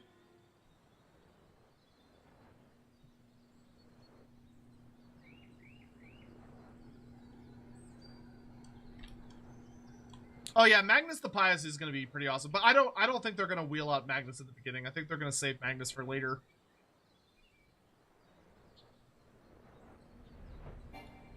I'm really curious. Yeah, the Empire is going to be especially interesting, but I feel like the Empire is going to be one of the last books to come out.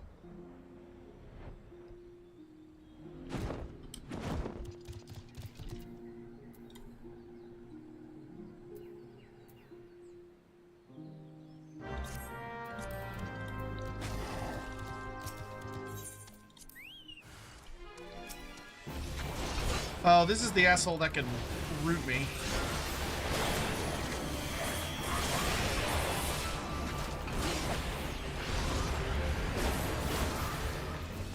Gotta watch out for that. Unfortunately, there's no real way to, like, stop it. I'm not immune to being rooted.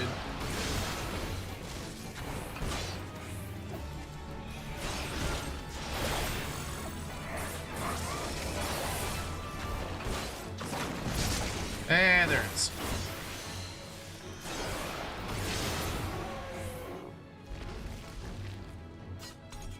This is so dumb. I hate that I just have to sit here for like 20 seconds after the fight ends. It's so stupid.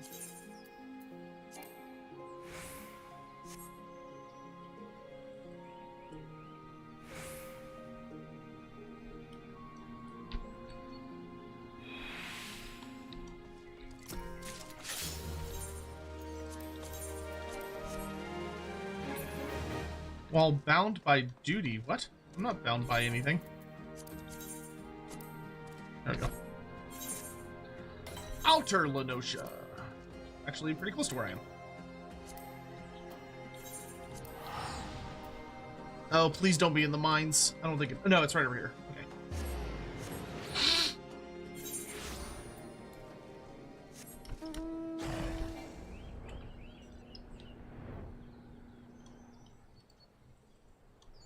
Oh, let's go. This place has flying islands. Neat.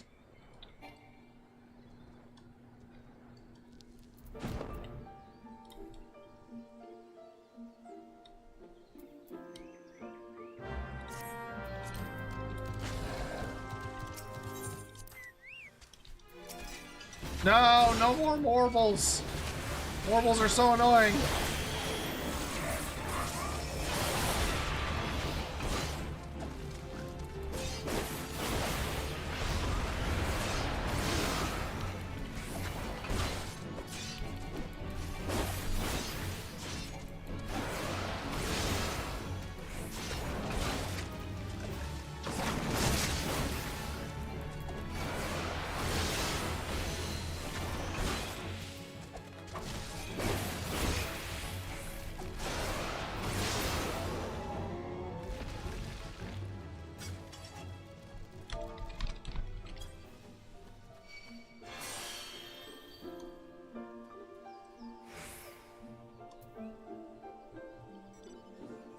Three, two, one. There we go.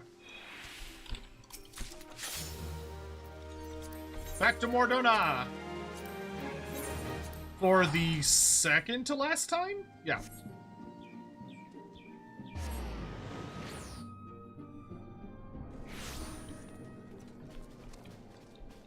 Oh, something along left the heaven board. Okay.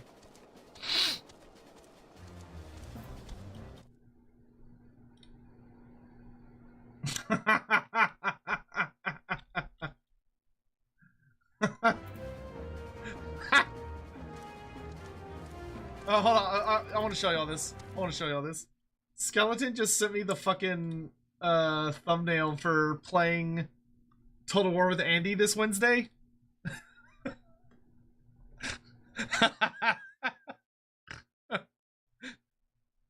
Oh man, I like that. That's a nice thumbnail. That looks really good. It looks like a scene out of some horrible or borderline hilarious, depending on how you look at an IT show. That's really good. I dig that. I dig that a lot. Nicely done.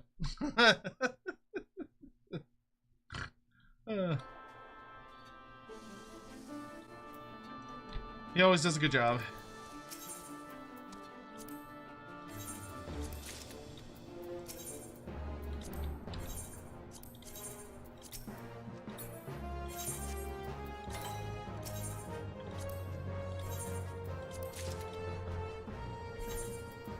Lower Lenosha.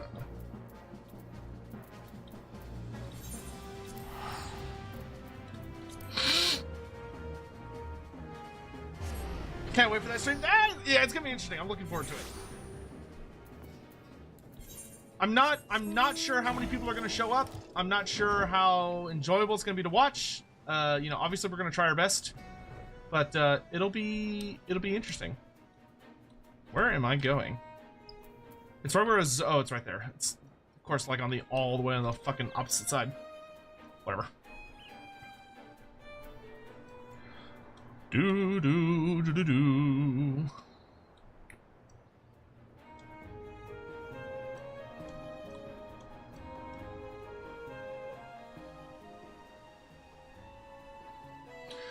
For those that care, my goal is to start streaming tomorrow at 10 a.m. CST, and we are going to be starting our Dark Elf achievement run. So very hard Dark Elf campaign should be tomorrow. Still don't know what Legendary Lords we're going to play. We'll figure it out at the start of the stream, but it should be a good time.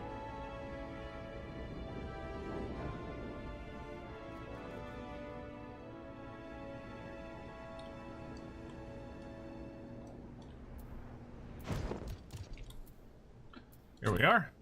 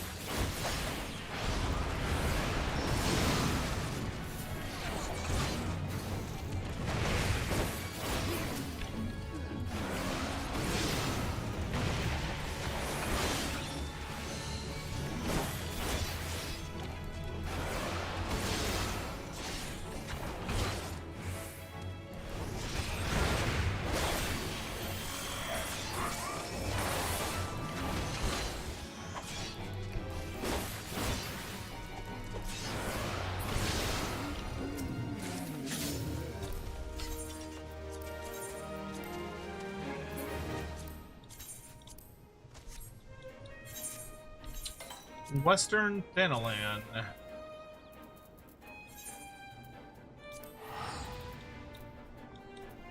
What do you do? Just wrapping up my Malekith campaign. Lots of different enemies. Malekith naturally gets. Yeah, I mean Malekith is great. I very well may be tempted to play. I'm thinking for me personally, I'm feeling drawn to either Malekith or Hildebrand. I think is where my brain is currently at. Because like I definitely want to play one of the older ones instead of like you know, the newer ones that I feel like everybody plays, because not only is it a good opportunity just to have play a fun campaign, but also to kind of check for issues that have been kind of forgotten about or missed.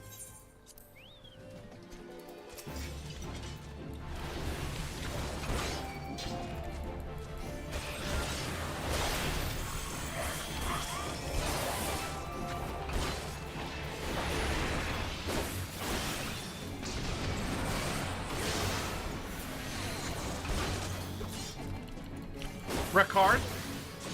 Yeah, Ricard is definitely an option.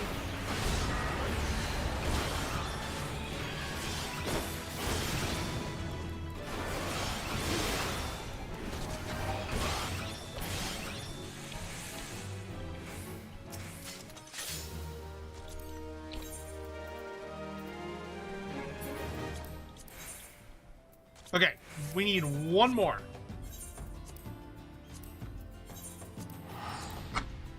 Yeah, I need, my brain.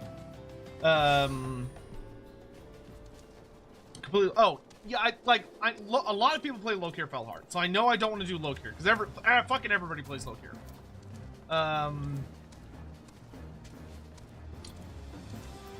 And I also don't think I want to do Malice Darkblade, because I messed around with him for some other stuff not that long ago. Southern Battleland.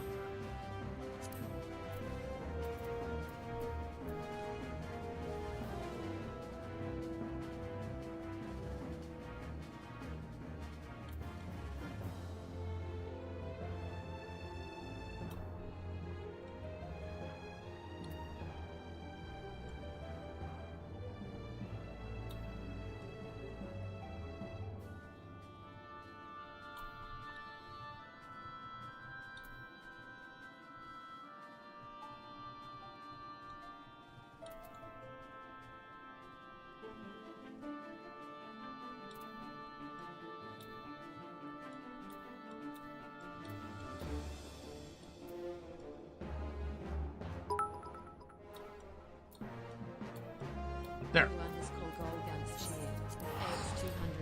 I just started building my first skeleton warriors for the old world. They do not yet look how I want them to be, but I hope to get better. Oh, nice. Tomb King skeleton warriors or vampire count? Which undead are you doing? I figured it out.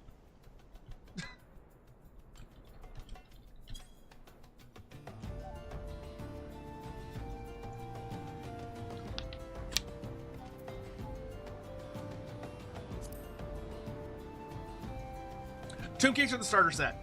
You're a braver man than I. I'm on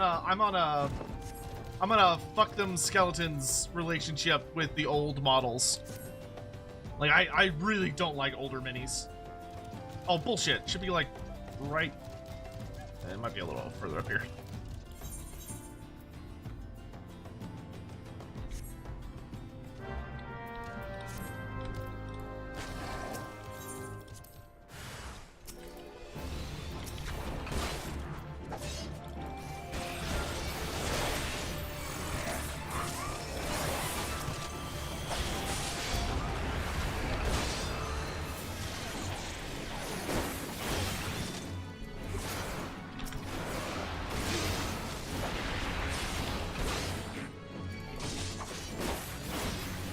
Hey, Polex, how you doing?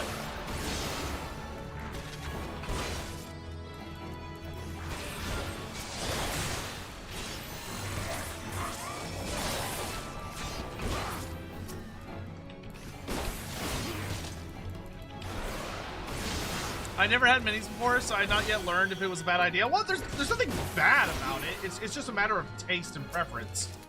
Like, some people really like the old minis. Generally, it tends to be more due to, like, nostalgia. But a lot of people really enjoy the old minis. I am not one of them, but I do know them.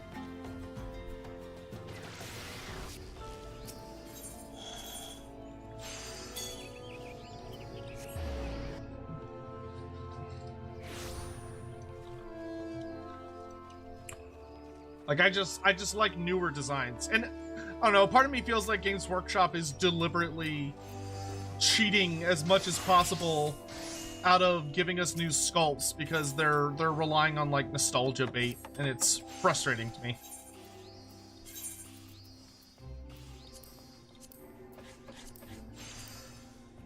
I don't know why I'm talking to you. Okay. So I believe I need materia 3 and 4.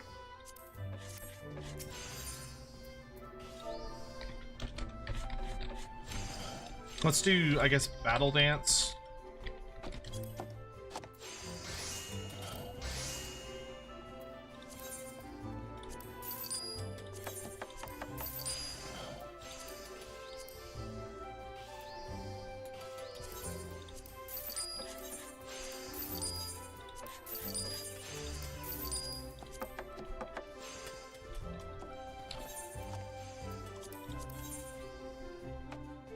Oh no, it's not letting me.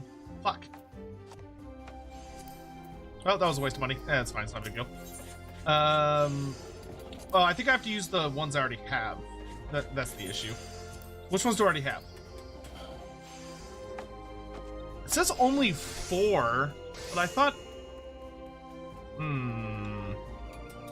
I don't know which ones I put into it. It's the thing that makes it... Okay, I know I put Heaven's Eye into it, so I guess let's get Heaven's Eye 3.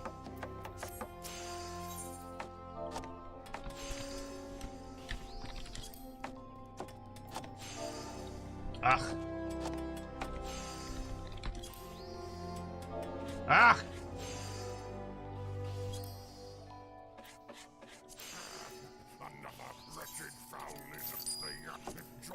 See if this works. Yeah.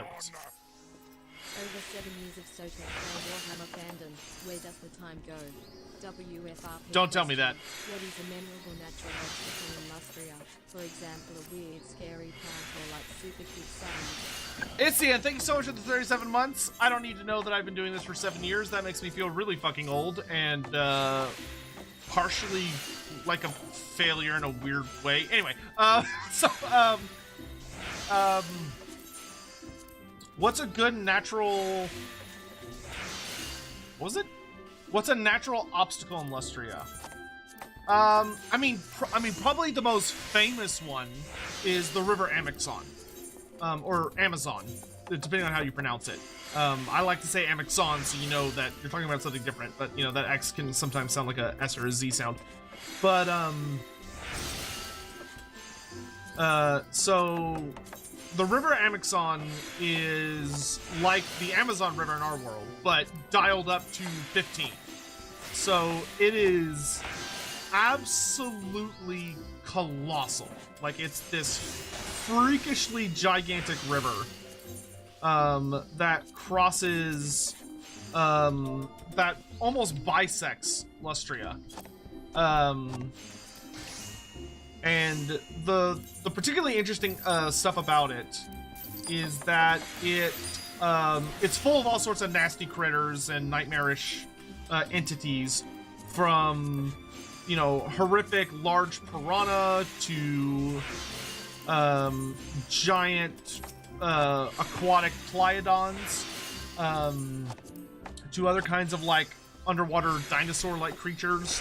Then you, of course, have the extreme piranhas, the not as gigantic but still deadly wildlife, types of like wildcats that hunt around it, the obvious like insects you would encounter there from probably not leeches, because it's a fast-moving river, so you'd be more likely to run into things, different kinds of threats there.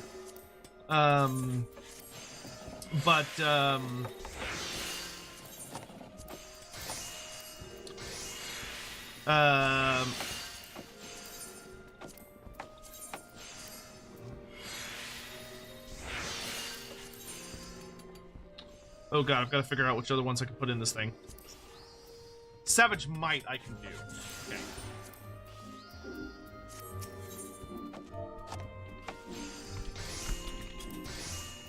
But some other really cool ones would be things like, let's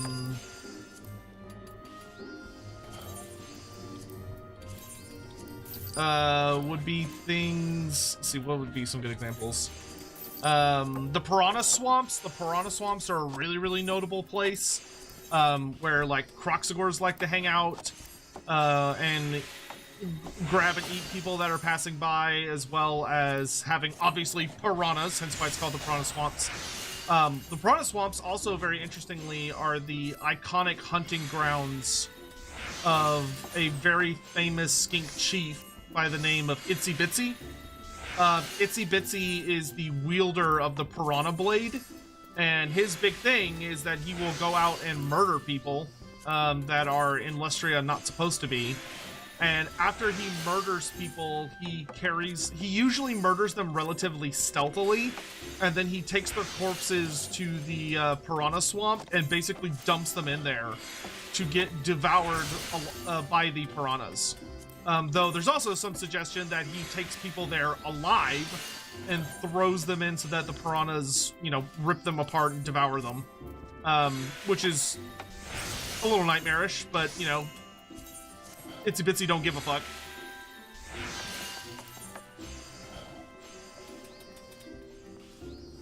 I don't have Savage Materia 2, and I need it. Okay.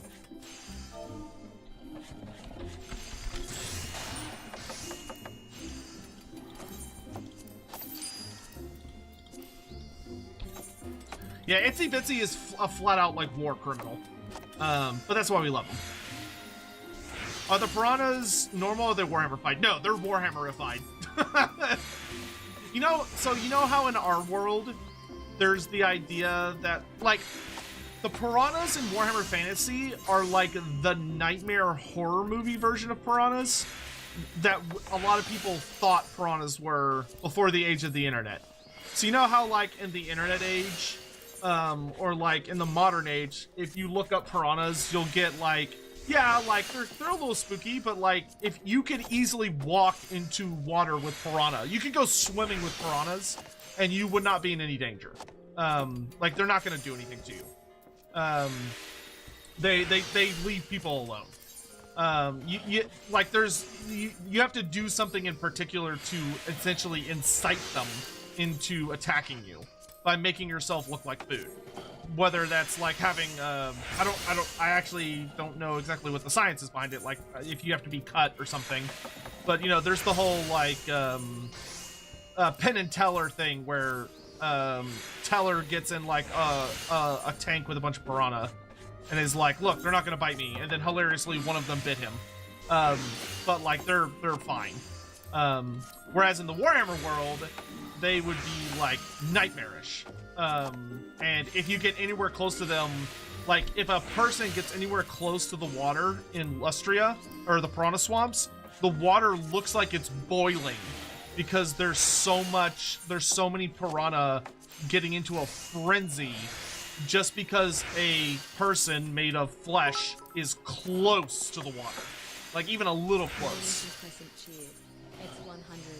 Goosebumps and Point Horror told me oh, it's done. And quicksand would be much bigger problems than they turned out to be. Yeah. Obviously, there's quicksand in Lustria as well. Quite a bit of it. But pretty much a lot of your favorite horror tropes exist within the setting. Oh, I actually have extra Alexandrite. Isn't that fun? Oh, that can just go with my materia.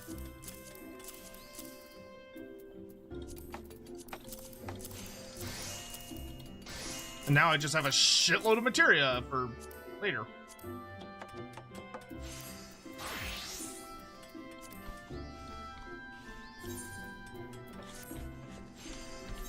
Alright, now I believe I go back to North Shroud? Because we have finished this step for the weapon. This step was like stupid easy.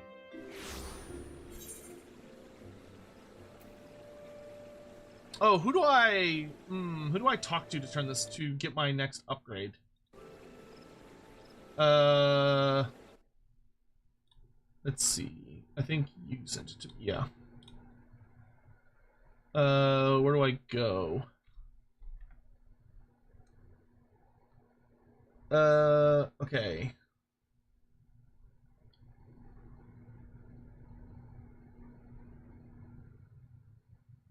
After obtaining, it can be upgraded. Oh, I talked to him. Okay, yeah, so I do go there. Nope. Yeah.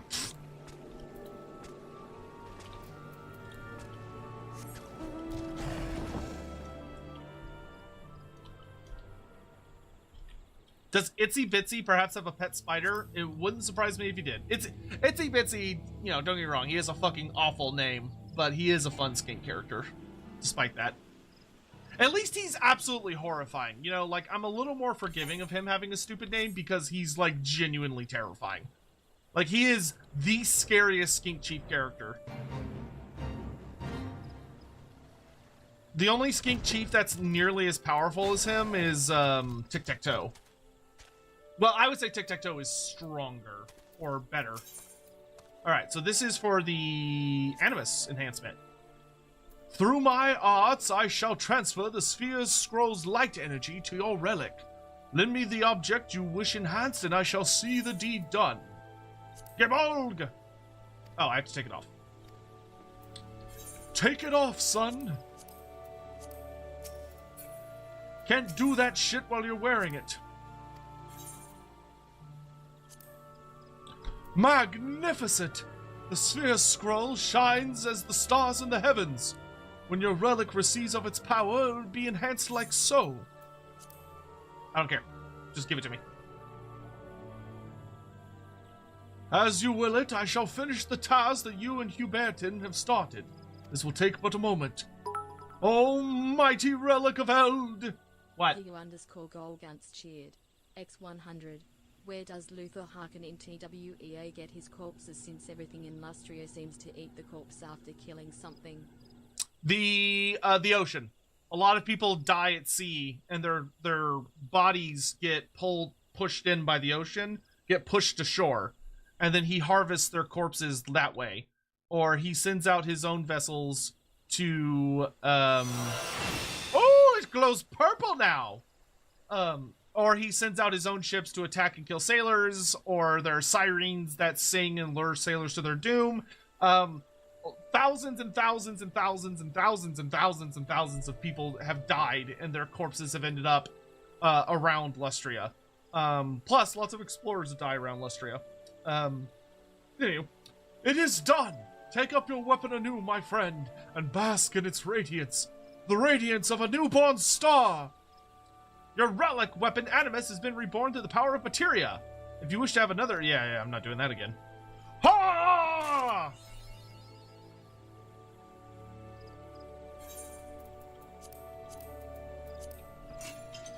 It glows purple! It is a nice color scheme. Alright, here we go. Soul glazed relics. It gives us zodiac glass.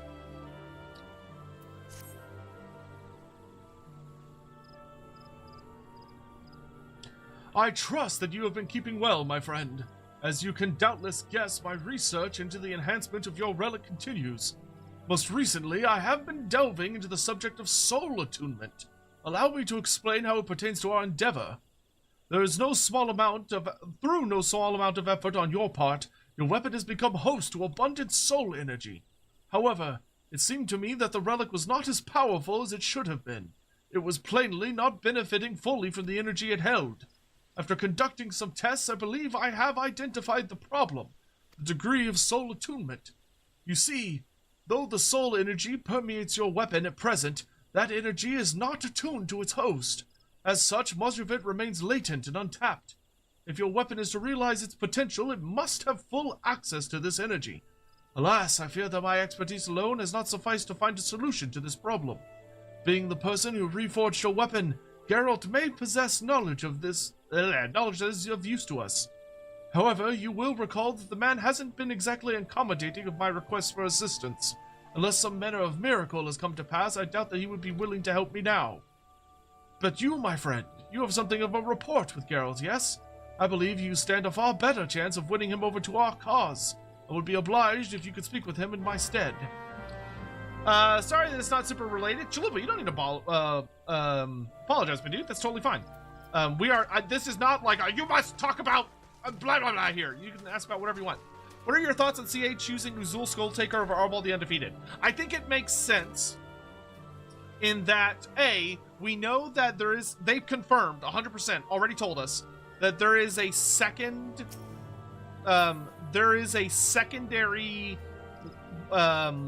Legendary Lord of Khorne coming alongside, Skulltaker. And it's probably Arbol. It would make the most sense for it to be Arbol. As for why they chose Skulltaker, I believe the main reason they picked him is that, A, he will align better with the units they want to bring. So they're probably going to have more of a focus on demonic units as opposed to, like, whoa, Warriors of Khorne. Because if you think about it, the Warriors of Khorne aspect of the Khorne roster is pretty heavily oversaturated. Khorne was actually the only one of the Dark Gods who got warriors, like a good amount of warriors, in the original Total War Warhammer 3 release. And then he got more stuff when they got the Champions of Chaos DLC, which added even more goodies. So it seems that their goal is to transition more towards like monsters and demons, in which case Uzul makes more sense thematically. I also personally believe that they want to do something kind of special with Uzul's mechanics as a character that's all about hunting down enemy champions and reaping their skulls and powering himself up. Because if they do it right, they could cannibalize Uzul's mechanics and use a similar system to make Wulfric the Wanderer and Queek Headtaker have unique fun mechanics. But that's obviously going to require them to do some pretty heavy investment in some other shenanigans. So I think that's the logic behind it, but I don't know. That's just me guessing. If you're here for your kettle, it ain't ready. Takes time to get the contours just right, chicken. You again! Can't a man mend kettles in peace? What in the seven hells do you want this time? Yeah, advice on how to enhance your Relic of Eld. Well, might be as I can help ye, but what's in it for me? Why should I drop me kettle mended just so you can kill things better? Let's see. You'll get to lord it over Jilzan. Now that you mention it, putting that know-it-all in this place would certainly make me feel better about myself. Fine, I'll hear what Jilzan has to say. You go and tell him to get his arse over here.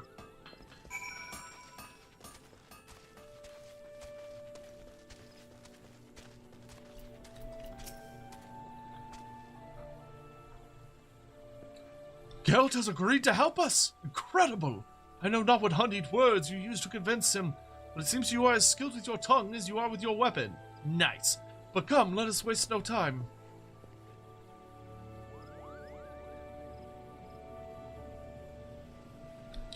I'm told you've got questions for me, old man. I ain't got all day, so be quick about it.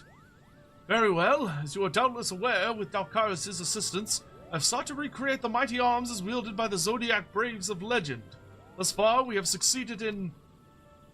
blah blah blah blah blah blah blah, exposition, fade to black. So, you want to attune this relic soul energy to its host, is that right? Precisely, Master Geralt. Have you any advice to give us regarding this endeavor? I reckon I do. You need to isolate the energy inside your relic from external influence. You see, soul energy naturally becomes attuned to its host through use. Problem is, being composed of ether, that energy's fickle as sin. It's easily destructed by forces outside the host. For attunement to happen, you need to get rid of them pesky outside forces. You can do this by making your weapon ether tight. Buggered if I know how, though. You'll have to work out that bit by yourself. Any road, once your weapon's ether tight, you'll just need to use it as usual. Run around and kill things with it. Over time, the energy ought to become one with its host. After that, I imagine you'll need to undo the ether tightness, so the newfound power will remain sealed. Isolation! But of course! This is a far simpler, more elegant solution than I had dared to imagine. Now I believe I can readily prepare a glaze that will render the relic impassable to ether. However, When will we know that sufficient attunement has been achieved and the glaze is ready to be removed? You know them Archons from Charlean. They use them newfangled goggles that allow the wearer to see traces of ether. We can make something similar, I reckon. Mind ye, we don't need nothing as near as sophisticated. A magnifying glass fitted with lenses, what are crafted from ether-sensitive material ought to serve our needs. Ah, yes. By blending finely ground crystals with glass, it should be possible to create such lenses as you describe. A truly inspired idea. You are a genius, Master Geralt. Praise is nice and all, but it won't slake a man's thirst. If you want to show your admiration, do it with a drink. Well, of course, my friend. For your invaluable assistance, I shall distill for you a fiery liquor the likes of which you have never tasted. Oh, now you're talking. You ain't half bad, old man. Now, it just so happens I've got leftover materials to make our magnifying glass. I'll get to work on it right away.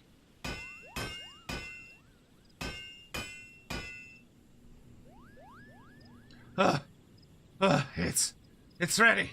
With this, you'll be able to check soul attunement levels at a glance. I call it the Zodiac Glass. See that you put it to good use, you hear? The skills are beyond compare, Master Geralt. For my part, I shall prepare the coating for Dalkaris' relic anon. When your preparations are in order, come and see me, and we shall make your weapon ether tight. I take my leave of you.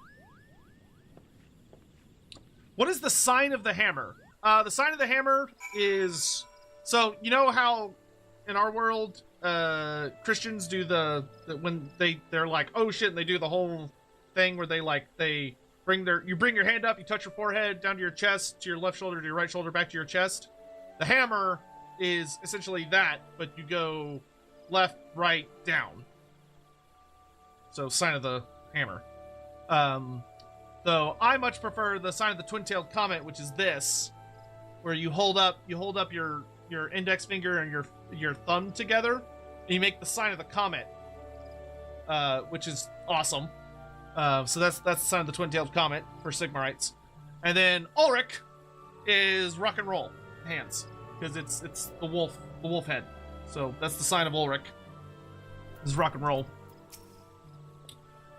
The gods smile upon our endeavor once more, my friend. I shall entrust the Zodiac Glass to your care, that you may use it to examine soul attunement levels whenever you desire.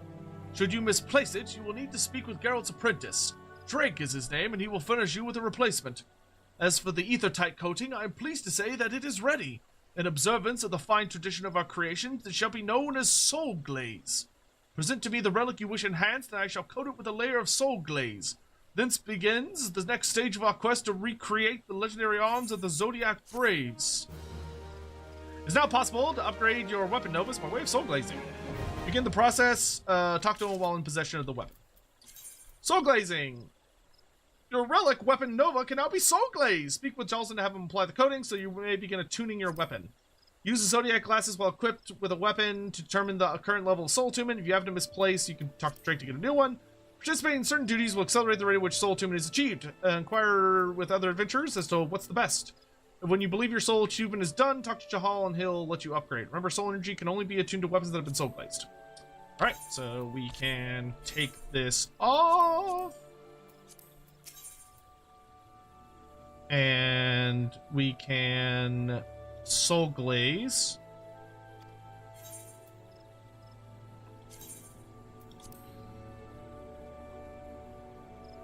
Without further ado, I shall apply soul glaze to your weapon. Not a spot shall be left uncoated. Yes, that should do it. The relic is now completely ether tight. With your weapon in hand, do with that which you do best, adventure. In due course, the spirit entity bear shall become fully attuned. Yeah, okay. So with that done, that's another major stage done.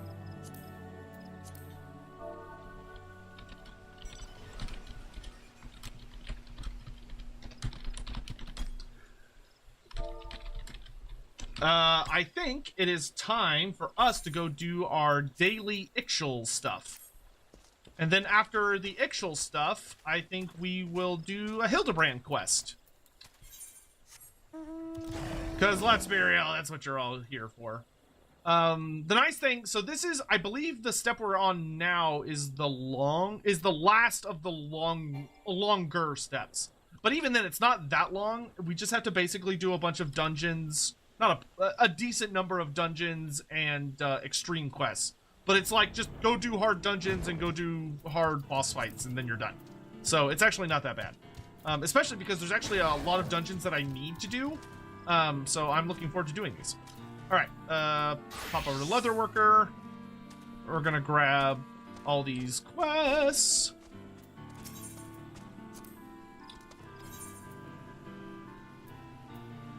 Ooh, this requires level 16 fishing. I don't think I have level 16 fishing. No, my fishing's only level... What level is my fishing? Is that level 2? Not that. So I actually am not going to do that quest. Botanist, my botanist is pretty high, so we can do this one. Squawk, a helping claw you will extend. Short of sturdy barrels for ceruleum we are. Arrived they did from a cut-rate cooper, and squawk, quack. Get you do what you pay for. An understanding we have with a sutler, a kept dragonhead. The materials provide them he can. Trade for them, only trade he will. Like him I do, for one so featherless. Somber as a raven he is, trust for Gilly as not. Hiss at me he did, fierce as goose he was. Gil's not but a construct, said he. Full of quarrel, you featherless ones are. 15 ruby spruce branches and 5... point to the crafting facility, no more he will. Squee squee, dance to tune.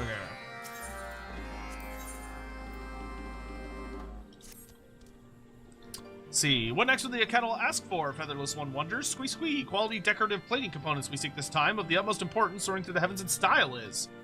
Ornamentation for the whole of the Des of Quailin.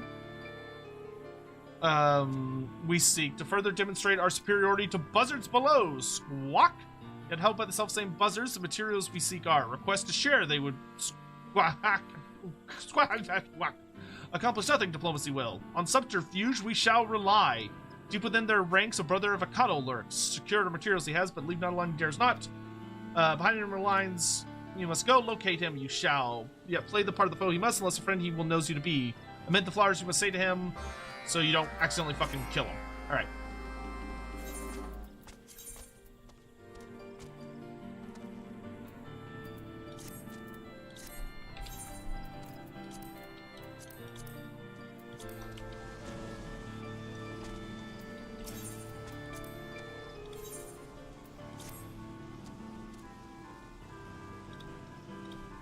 Yep. We've done all these before.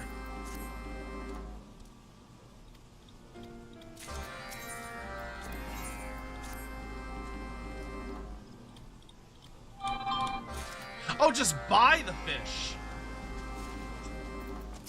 You're a smarter man than I.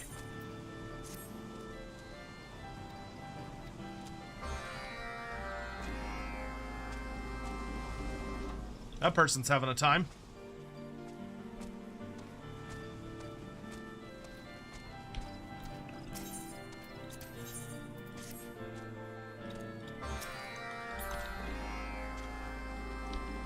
Oh god, I have to remember which one of these guys has the one I want. This one's 24. 20. Why do they give you so fucking many of these when, like, you cannot have these many? 35. 29. Okay, so we want to do 35.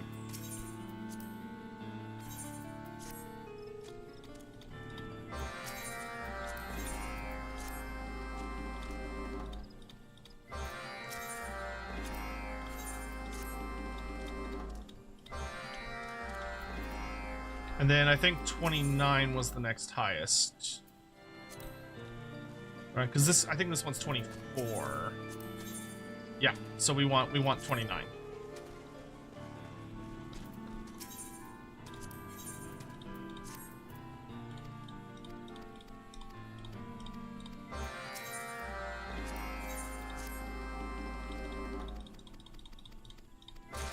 Okay. And what are you hunting for today? You want Raptor Skin Breus. Raptor Skin Breus, huh? Or Raptor Skin Harness. Okay. Can I make either of those where I currently am standing? Raptor skin harness. Nope, I need boar leather. Raptor skin Brius? There it is. I need... Okay, I could do this, but I have to go back to town real fast.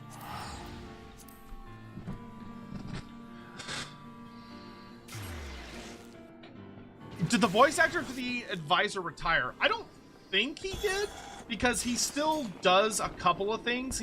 You're right that he is doing significantly less than he used to. So it's possible that he retired, and that the new woman has taken over. But I don't know. That's actually an interesting question. I will ask the devs the next time I talk to them, which should be some point in the next month or so. Actually, I guess I could just ping them. But I try not to bother them, but that's actually a genuinely interesting question. I will ask. All right, what is the high-level fish that I need?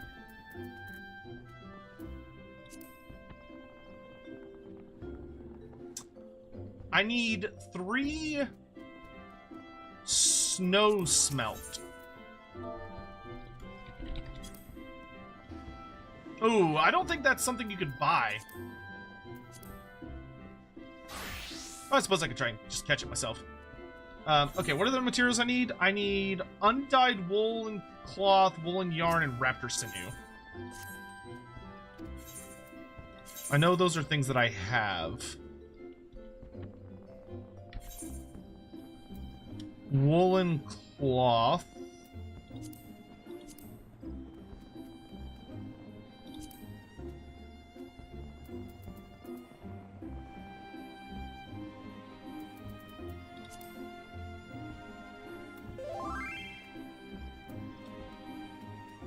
There's stuff in the future that needs a few items. I'm willing to make the crafted items you need, at least for that stuff you want to alleviate some struggle and money. Alex, I mean, I won't say no. Oh, if you mean for the weapon, then I definitely won't say no. Maybe I don't have these. I thought I did. Oh, I'm an idiot. I'm sitting there like staring at my own inventory like, why isn't it?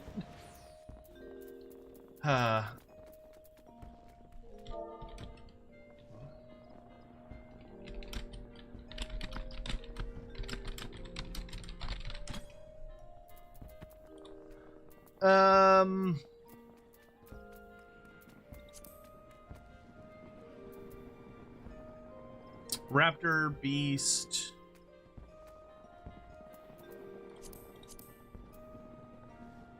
Dew thread, silk thread. Okay, there's raptor sinew. Good.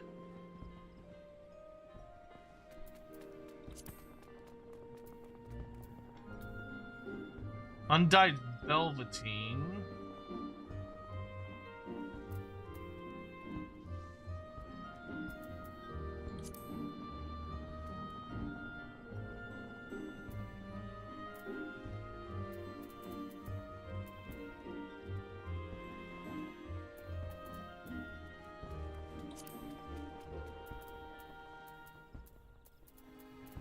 I guess I don't own these.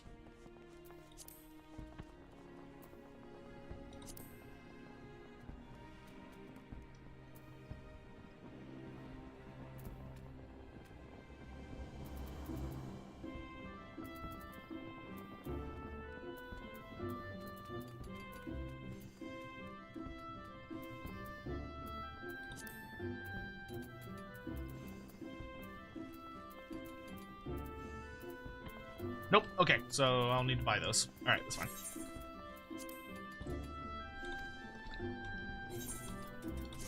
Woolen cloth and woolen yarn.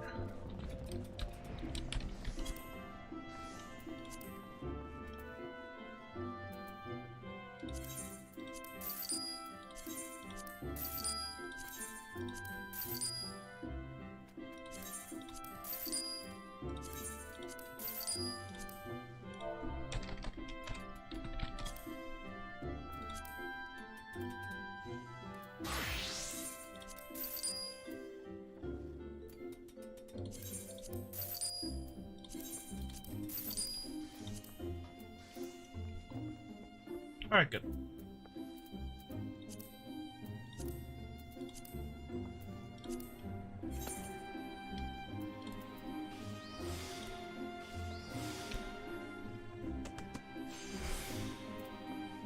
Oh, that's gonna be spicy. Nice.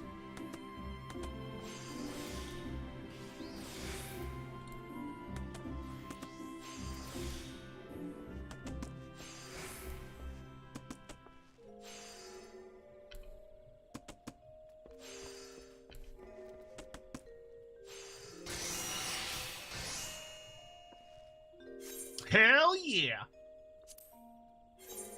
I think we're gonna need no, we need 4 of these, I think.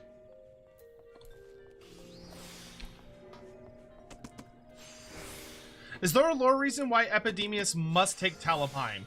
Yeah, so it's a reference to what Epidemius gets up to in the end times. In the end times, Epidemius is the one who ultimately destroys Talabheim. He is summoned there by the Magath Lords, who are kind of like the big bads that are attacking that part of the Empire. And because when they get there, they realize that they just can't take it. The city is just way too tough.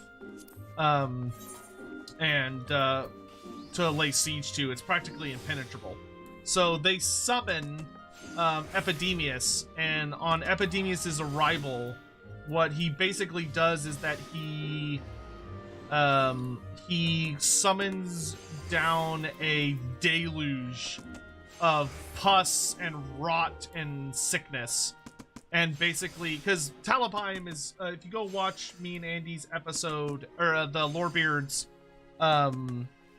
tier list that we did, if you go watch that, we talk about how Talabheim is, like, kind of impenetrable as a city. Like, its defenses are absolutely mind-blowing. And, but it's essentially in a big crater. It's like a big ol' like many miles across hole in the ground meteor with these big old cliffs coming up over it that are practically impossible to cross. So what happened is that Epidemius shows up and he causes this deluge of just nasty Nurgle blah, blah, blah, and he drowns the city. He basically fills it up like it's a bowl. And he drowns everyone in the city in just like the most feculent, repulsive, just nightmarish shit you can possibly imagine.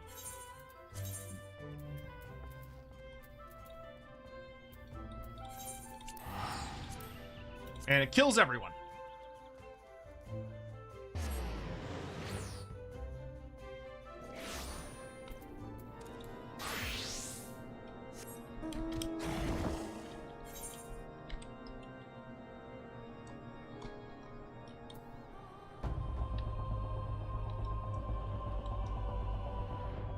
And that is the reason that you are supposed to take Talabheim as him, because that's where his story... That's the last major accomplishment of Epidemius. He ultimately... Epidemius is ultimately destroyed at the Fall of Altdorf. So the Battle of the City of Altdorf itself, that's where the final... showdown happens. Now fall.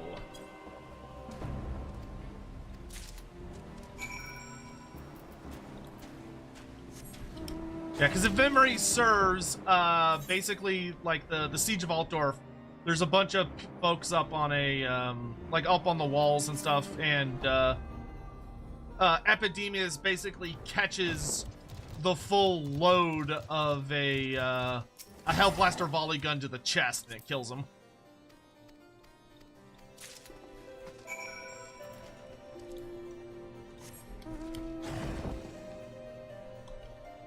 If I remember right, I think it actually, like, misfires. So instead of it, like, shooting only, like, one thing of its chambers, like, all of the chambers fired simultaneously. So he got hit by, like, a maximum strength blast.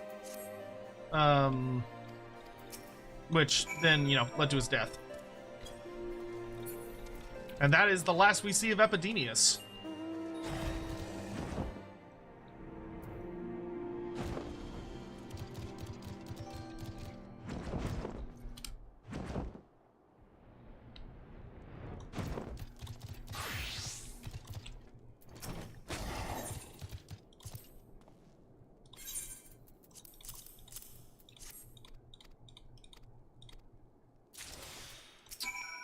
Do, do, do, do.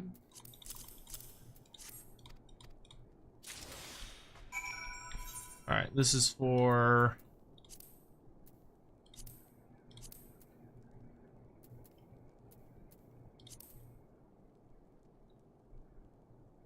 aerodynamo. What?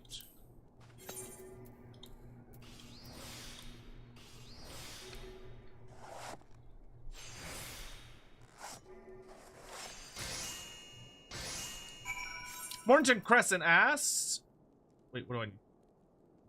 Cockpit interior. Okay. Morning Crescent asks, Obsidian is anti-magical in Warhammer, and is also what Zarnakron is made out of. Would that make it a good spot for Chaos Force to hide something from the Chaos Gods, since they wouldn't be able to scry it?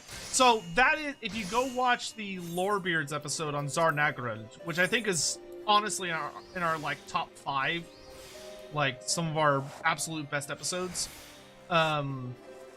Zarnakron was ace, but as part of that, the answer is yes, there could be something going on there, something mysterious and sneaky.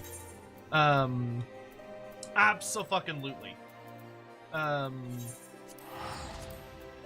And we gave various opinions on what we think it might be used for. I mean, theoretically, you could use it to attempt to hide something, though Obsidian, I don't know if I would necessarily say that it's as good for repelling magic in that sense. Like, I guess you could say, but I don't know if it, I would not consider it necessarily a great material for anti-scrying. That might not be something it's particularly great at. It's very good at containment, and is very good at, like, disruption. So, I mean, yeah, I guess you could argue that it would. You could probably argue that. I think I could be convinced by that type of argument.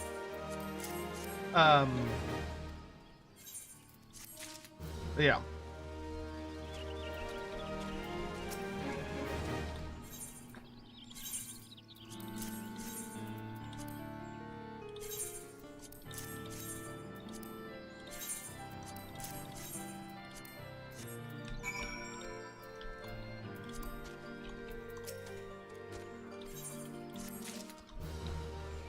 Hell yeah.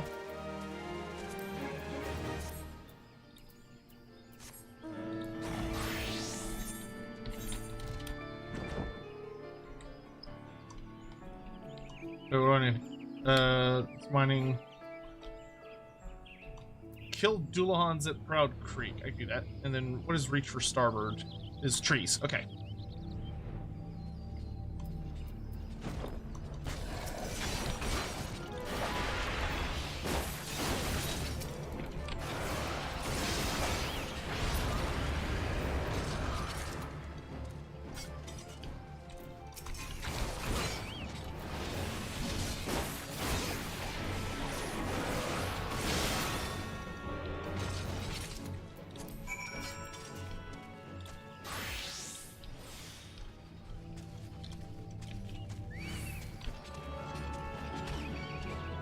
Well, I definitely activated Snake. What the fuck? Oh, no, I guess I did.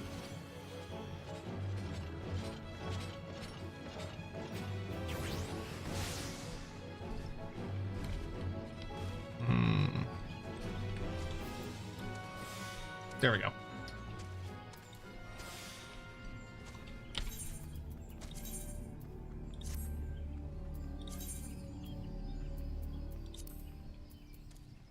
Wait, what the fuck?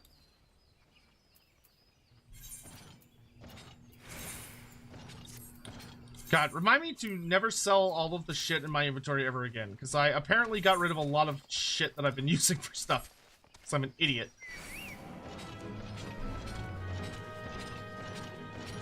How are you detecting me all of a sudden? What the fuck is happening?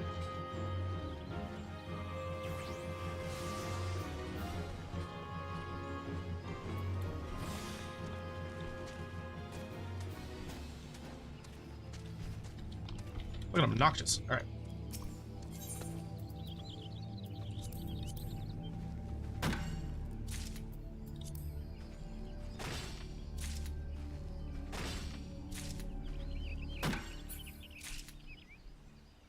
I think your best lore base is still Korn's Realm, only because of the deep dive on Korn's motivation. Yeah, that one was... I mean, all of them have been really fun, but it's been super enjoyable to be able to do a lot of really bizarre and fun theory crafting. Do Beastmen Herdstones come from somewhere, or do they just find them? There are different kinds of Herdstones. So, like, some Herdstones are Warpstone meteors that have fallen from the heavens and, you know, impacted the earth, and the Beastmen find them and make them into Herdstones. Some of them are Elven Waystones that the elves made super duper long time ago. Some of them are Ogham stones that were put in place by the Belthani or other ancient peoples. Some are like magical stones that were shaped or created by just other races and might have been used for some purpose. Like sometimes they might be part of a temple. So like they might tear down a particular site of magic or religious worship and convert it into a Herdstone, and come from all sorts of things. Most of them, and I say that with like heavy quotations, but most of them are either ancient Ogham stones, or they are most of them are either ancient Ogham stones, or they are ancient brain fart. They're either old Ogham stones or warpstone meteors. That is the general mix. But there are exceptions to every rule. I hate when I do that. Minor.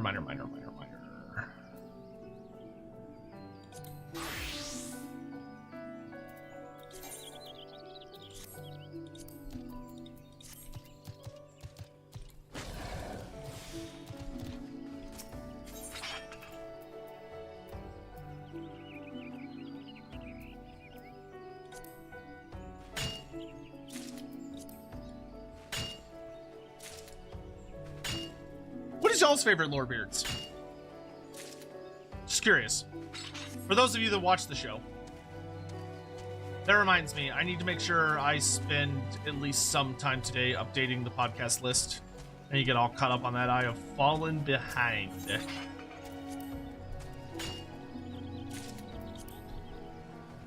Especially because I have to get all the fucking Tarmacon episodes. Always the next one. Well, that's nice of you to say.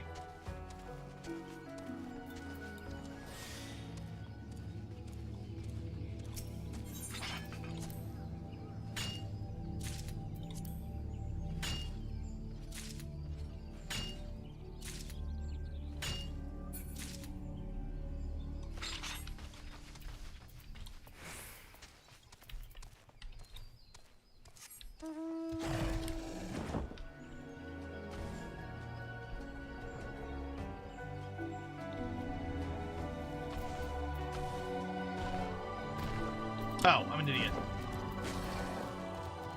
No, I'm right. Triangulating, yeah.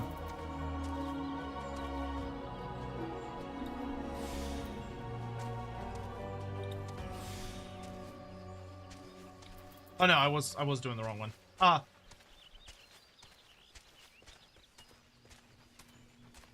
Thorgrim versus Tyrion? That was so dumb. Like, it was fun, don't get me wrong. I think, was Thorgrim versus Tyrion the one where I told... No. I think it was Cetra versus Malekith where I told Andy to shut his whore mouth. That was a highlight for me. Calling Andy Law a whore, that was definitely pretty peak Lorebeards in my opinion. But, God, those were so dumb. Me and Andy, like, we liked the idea of it a bit, but, like, we just couldn't get it to work the way we wanted.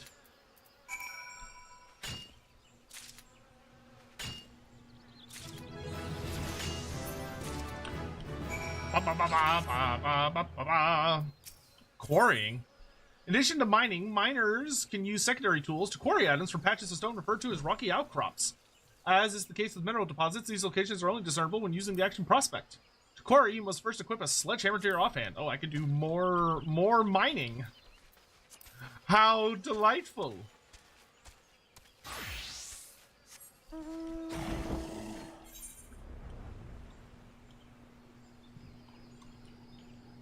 How did Dark Elves get Medusas, and are they natural creatures? No, they are not natural creatures. Bloodrack Medusae are dark. They're really old Dark Elf sorceresses who were part of the original. So they were part of the original order, so to speak, of Marathi's covens. And basically what happened was that the original group of sorceresses were exceptionally powerful, but ultimately they were using all of their power to make themselves the most beautiful, gorgeous creatures in existence by using Hakardi's powers. The problem is, by doing this and making themselves so amazingly beautiful, to almost be described as divinely beautiful, is that they attracted the attention of Athardi. And Athardi is the goddess of pleasure and beauty of the elves, and is one of the underworld gods. And she's also Hakardi's twin sister, but at the very least her sister. I believe they're twin sisters. Not like they don't look the same twin sisters, but like they're twin sisters in the sense that they're the same. You get what I mean. And Athardi was enraged that these sorceresses would dare to use her sister's arts to make themselves more beautiful than her. So she came out swinging and was absolutely fucking pissed. And she came out and she cursed the entirety of Marathi's coven. Marathi was the only one who escaped this curse, because Marathi has always been very careful to keep the relationship of the sisters in balance. She's always made sure to not favor one over the other and keep them in concert. That way they won't, fuck with her. So all of the sorceresses except for Marathi were cursed by Athardi to look like what they are. She turned them into monstrous, horrific nightmares. And many of them also have the minds of wild beasts as well, not just appearance. And so they were cursed, and they became those horrible, snake ugly things, and they have lived that nightmarish existence ever since. Larboard. Oh, there it is.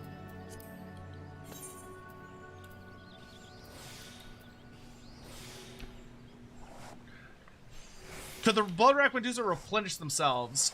Theoretically, they could breed. But there's not that many of them. Like, they're exceptionally rare creatures. So, I would think that more likely there is a limited number of them. And there is no more of them will be made. They just exist. But that might not be true. It could be that there's more, or that it's possible for there to be more of them. Maybe they're able to breed themselves. Or maybe there's a way that the curse of the Bloodrack Medusa can be passed down to modern day sorceresses. Who's to say?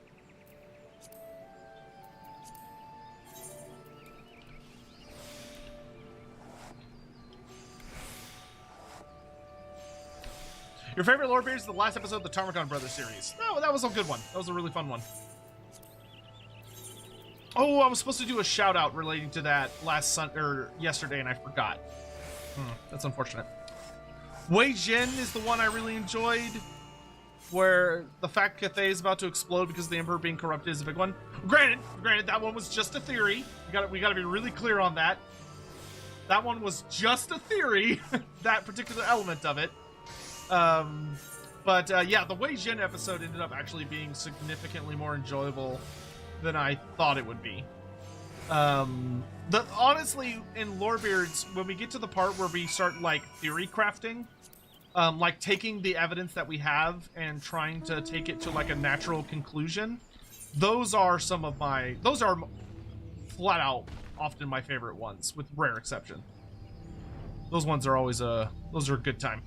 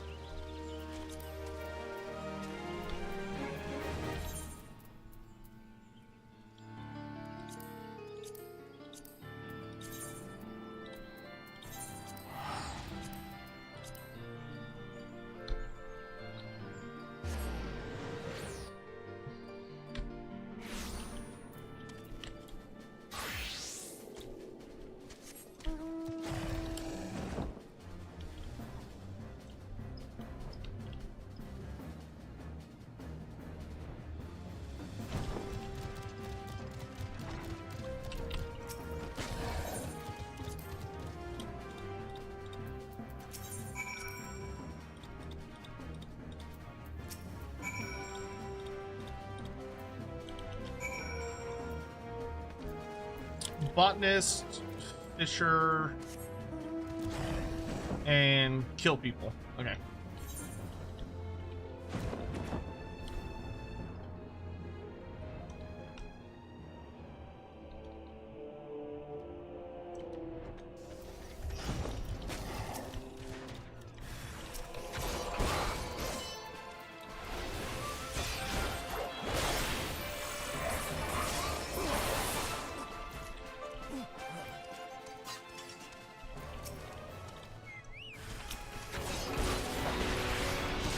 Fishman episode was really good. Yeah, the Fishman episode was awesome. I was really pleased with the Fishman episode. Because that one we just got to have a lot of stupid fun. But there was also like a lot of genuinely interesting things to talk about. Which made it extra special. Was that like there was a hilarious amount of Fishman lore. In addition to just like fun theory crafting.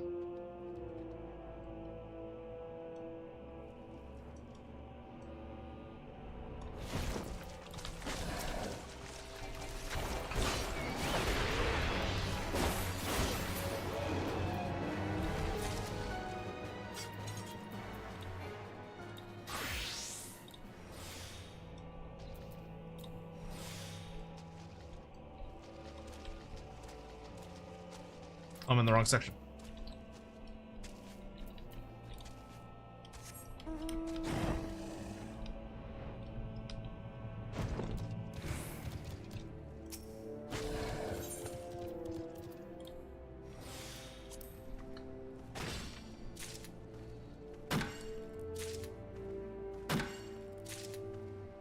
Yeah, a catch-up episode on the old world would be good, I think. An episode where we go over like all of the updates to the old characters, the arrival of the new characters. That's definitely something I want to do. I'm kind of waiting for... I don't know how long I want to wait to do that. That is something I definitely want to do. I just don't know how long we want to give the old world to sort of, you know, have time to grow on its own.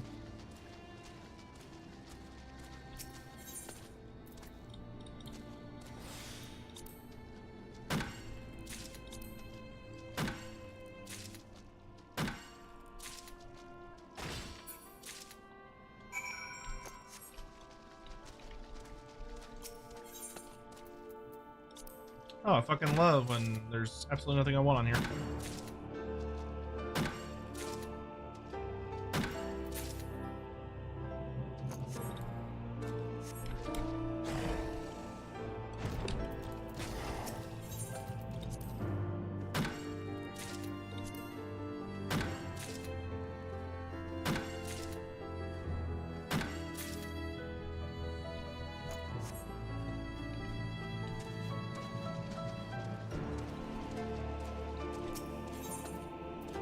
Damn it.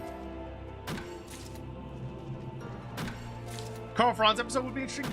So, Karl Franz, unfortunately, Karl Franz falls under a small number of subjects that is forbidden at this time, because it heavily relates to what's going on in Lawhammer, the roleplay show that Andy's doing.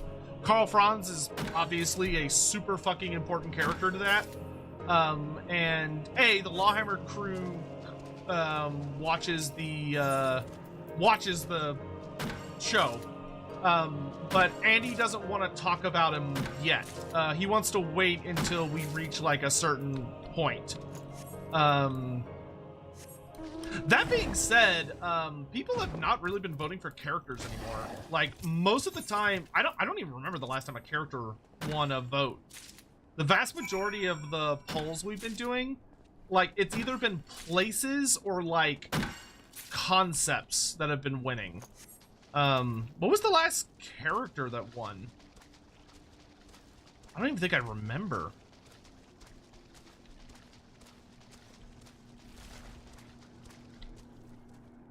Okay, this should be safe.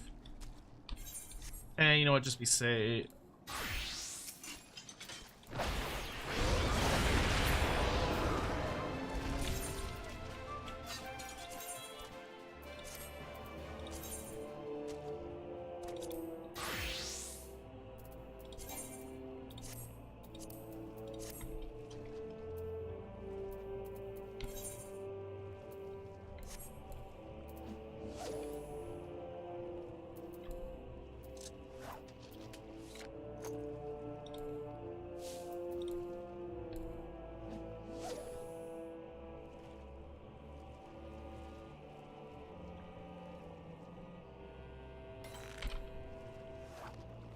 Yeah, the old ones are winning for next one. I am really excited to talk about the old ones. If the old ones win, I am, I'm not gonna lie, I'm gonna be pretty fucking hyped. I'm gonna be pretty fucking hyped. Because there's a lot of things I don't agree on with Andy when it comes to the old ones, necessarily. But, well, I don't know if I'd go that far. We have some differences of opinion on certain aspects of the old ones that make them a really interesting topic, which makes it even more exciting to discuss because we have those differences of opinions.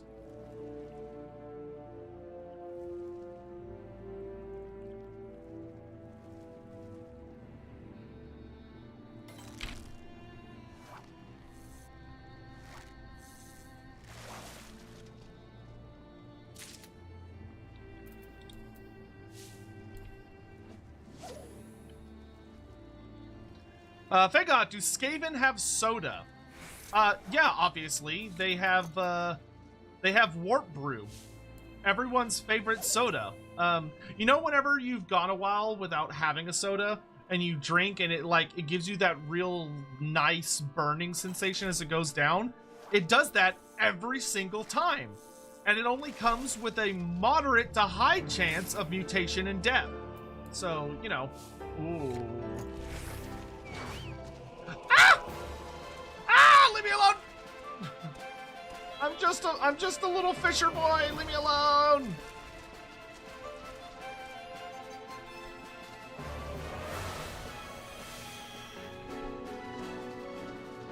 Yeah, fuck you, dick.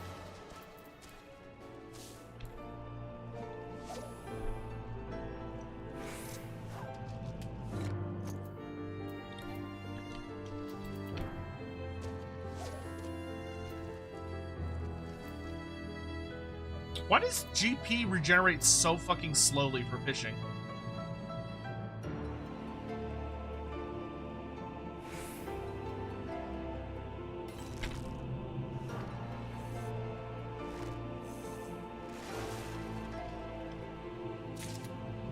Oh, come on.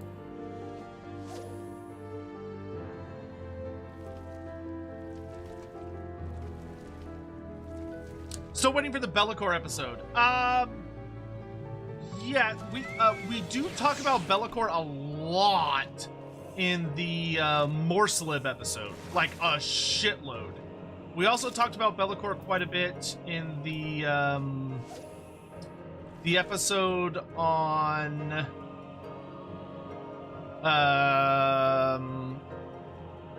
Weijin. We actually talked about Be'lakor quite a bit, and in all of the Tarmakon brother episodes, we talked about Be'lakor. So if you like some Be'lakor stuff, you know, maybe go check that out.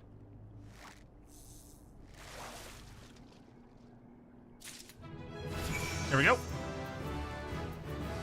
Nice! Alright. We're done here. Roll them out. Oh, Mordheim! Yes, the Mordheim episode is when we talk the most about Be'lakor. Yes. I forgot we did that one. Yeah. If you want to hear lots of Be'lakor stuff, Mordheim is the #1 episode, by far. The second best episode would be the Morslib episode, and then I would recommend the Tarmakon brothers.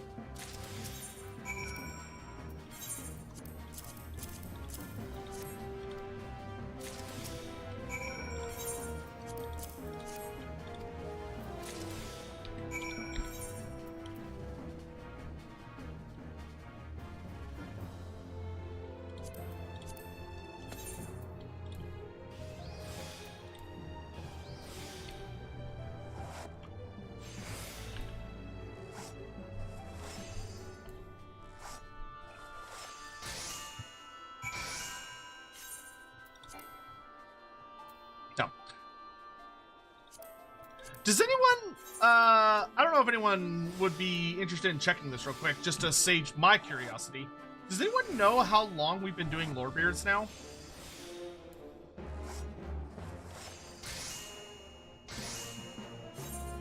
Like, how many weeks we've done it? Because I'm pretty sure we're already over a year and did absolutely nothing to celebrate our anniversary. But, I'm not sure. Do we have any information about the Varangard in Fantasy? The Varangard did not exist in Fantasy. They are a Age of Sigmar only unit. However, the Varangard are based on, or inspired by, is a better term. The Varangard are inspired by Archaon's personal guard, which is the Swords of Chaos. With Andy or overall? With Andy. With Andy. Anything before Andy, I don't consider part of the actual show.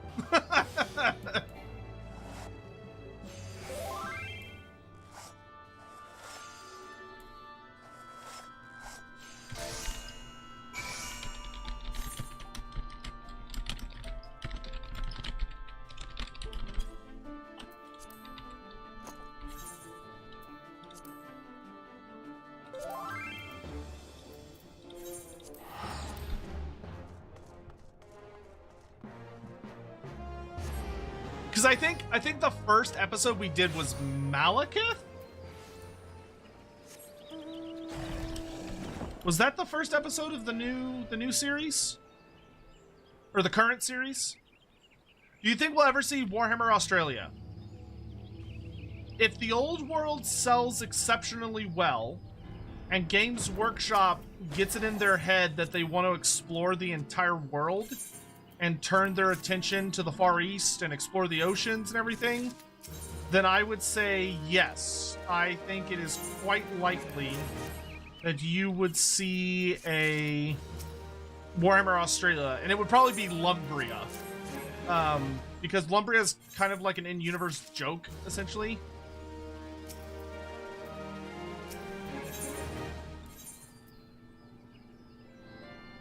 Holy mother of shit. Everyone give Alex in chat. Everyone give Alex a huge round of applause. Because Alex just went and got us some, like, crazy level shit that we need for our super weapon. This bump? Oh.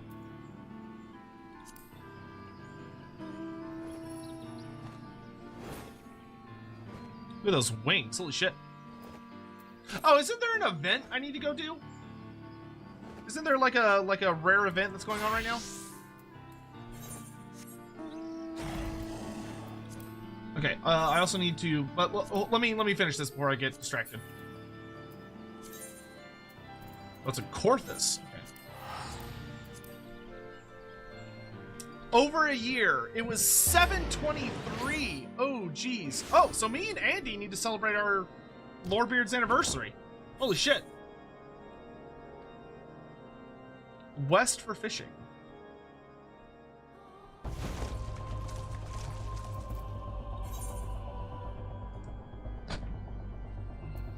Alright, let's see if I can even do this. I think I can.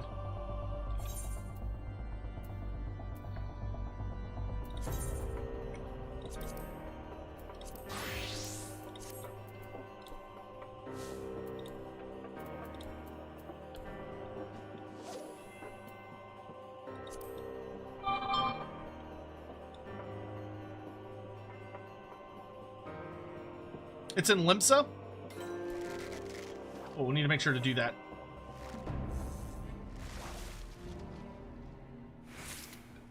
Nice! We can catch it. Cool.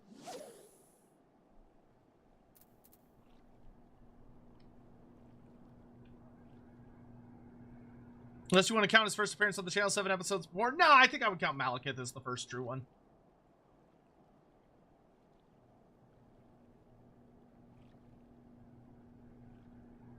It was the 23rd of July. Wow.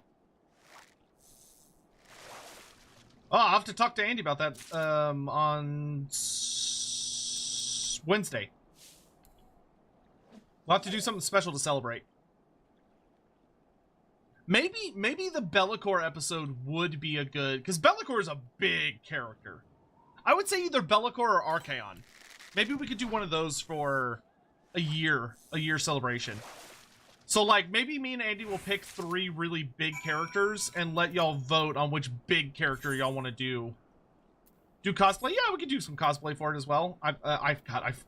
Cosplaying is, like, it's so nerve-wracking for me because, like, I just don't. Like, I have zero experience whatsoever with cosplay. So, like, it always makes me really nervous just as a concept. But the only way to get better at it is to practice, so.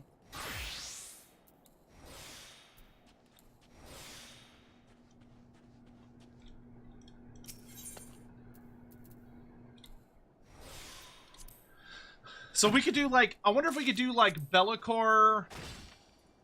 What would be good for the vote? It's in Limsa Lominsa. Okay, cool. We'll do that after our crafting stuff, and then after that, we'll go do Hildebrand. Because I know a lot of people want to see Hildebrand today. Now, I would like to do at least one big part of the Hildebrand. I'd like to do the next chunk of the Hildebrand storyline. Which I think there's like 6 or like 5 or 6 parts to Hildebrand, and we've done 3 of them. I don't remember if we've done 2 or 3.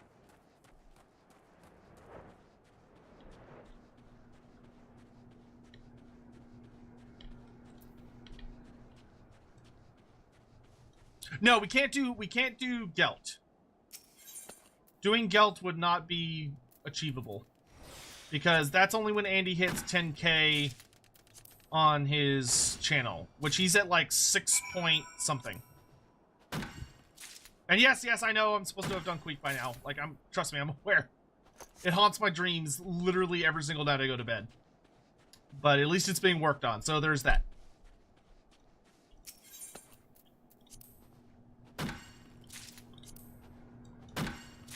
Which reminds me, I need to release that as an unlisted video to people that are Twitch subs and YouTube members. I need to do that today.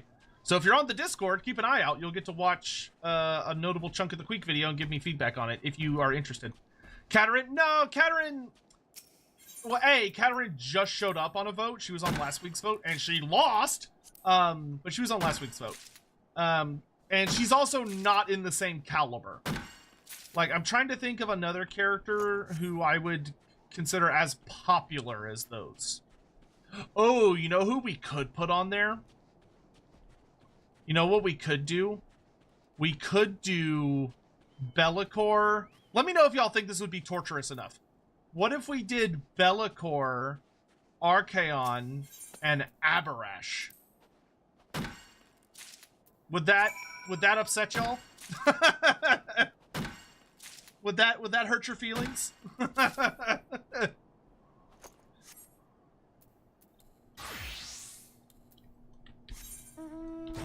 Finally bust out another one of the founding vampires.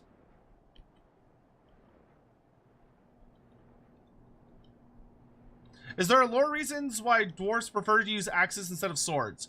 Generally, it is because dwarven culture exemplifies doing what your ancestors have always done. So, like, copying what's always been done before you, so they don't tend to advance in certain styles.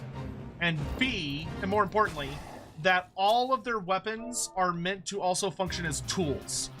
So the axe, the pick, the hammer, they have secondary functions outside of just dealing death. Tends to be the kind of rationale behind it. And you may say, well, that's stupid. And I would be like, you're not wrong. That being said, there are dwarves that do use swords. Gazul, the dwarven ancestor god of the Underdark and essentially the afterlife, wields a blade. And so, like, the sword is considered a sacred weapon to dwarves. And there are dwarves that wield swords. You don't get to see them very much, but they're out there. I mean, hell, in Total War Warhammer, the Slayer pirates wield swords. An offshoot of the Abalathian smelt with firm flesh that enables it to dwell comfortably in frigid waters. Oops, I should be reading that. Brr, even the weather is conspiring to put me out of business. That's right, just freeze your arse off till you got nothing else, nothing to even sit on. That's the way of it. With gods and heroes, leave a working man with an arse to call his own. One of Tataramu's pals. Here's your material. Over there's where you'll find Norbito. Crafting facilities is business, so don't bother me about it.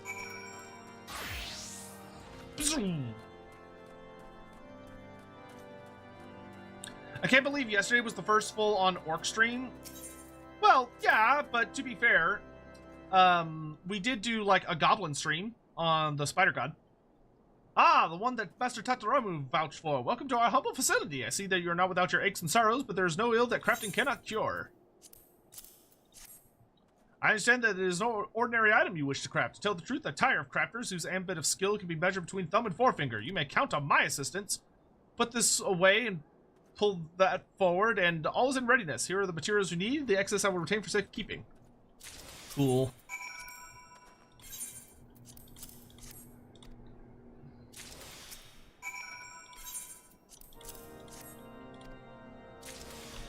Alright. So I need to make escape flyer component.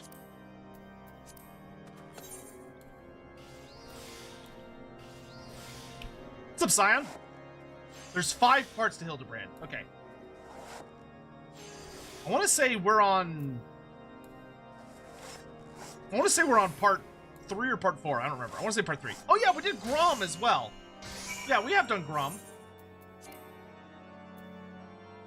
Did we not do Azhag? I thought we've done Azhag. Oh no, Azhag had a vote, but he lost. That's right.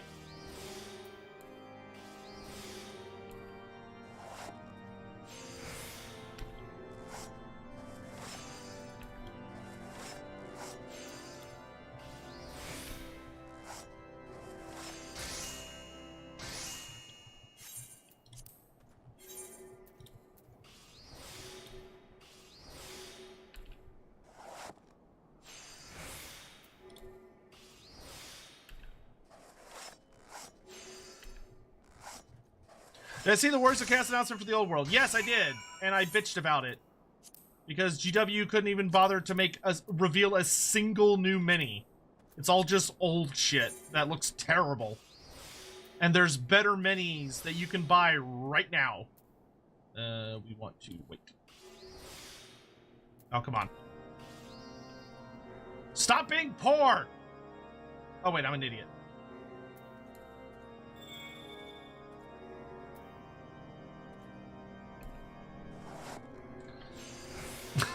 feel like that could be unfortunately taken out of context of me just yelling. Stop being poor! Just stop it! Why are you doing this to yourself?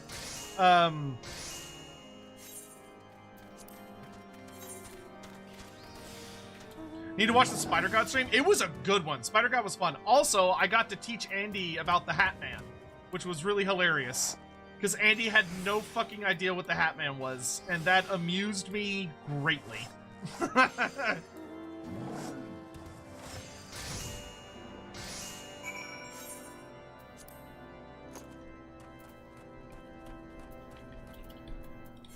Alright. That is it for our dailies. So let's pop over to Limsa Lomensa to do the whatever the event is. And then from there, it's time for Hildebrand.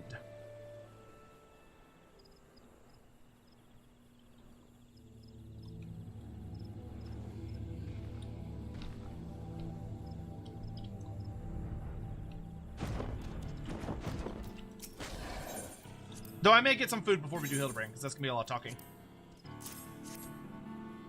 Best quality, a wise choice Chief Totolok did make. If fail an escape flyer does, then squee, on your account it is not. Excellent craftsmanship you have. Why, thank you. Oh, he also gives me materia. Oh, nice! These are materials specifically for crafting, and they're level 4. That's not bad. That's not bad at all. Build to spare tanks this turn, can we? Squee, fast delivery this is, and great work it is. Praise you as cloth and grips, Chief Totolok would. No herring you need, no cheating you do. Squawk fortune am I to have your service. And give me more GP, please. Squee, fearless, I knew you would not. The envy of all Ixal, the Desoquela shall be. With the wind we shall fly, high as honor we shall soar. With wings unbending we shall roam free. To the earth our enemy shall fall. Amid the flowers of Ayatlan, we shall live our dream. Chief Totolok, thus spoke he. At Cuddle 9, thus shall we be. You know what? I'll take control of this one. We will finish rank 6 of the Ixchel tomorrow, and that is hype as fuck for me. That is super hype for me.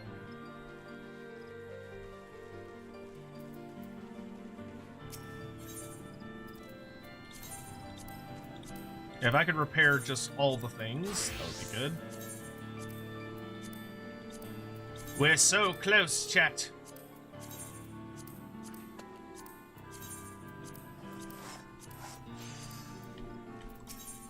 Can I buy any interesting stuff now?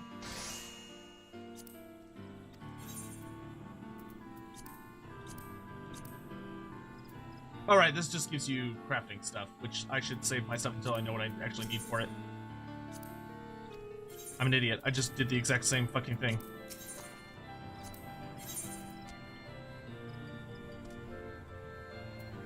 Oh, that's right. They sell you dyes and crafting material as long as it's lumber related, which is pretty neat. Alright. So now we're off to Limsa Lomensa.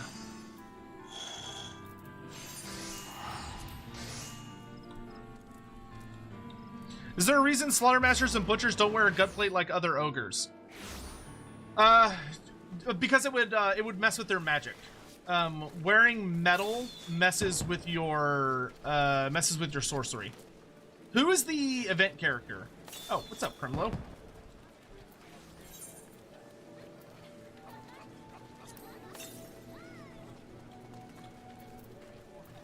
Is it Sweet Nick's Rosy Cheeks?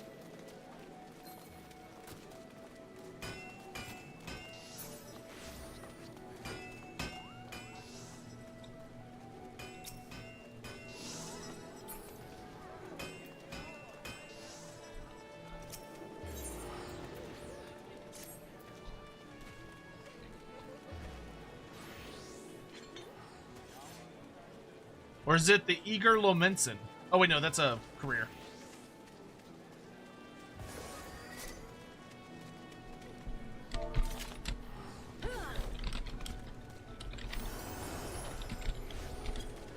Oh, it's in the app castle. Thank you.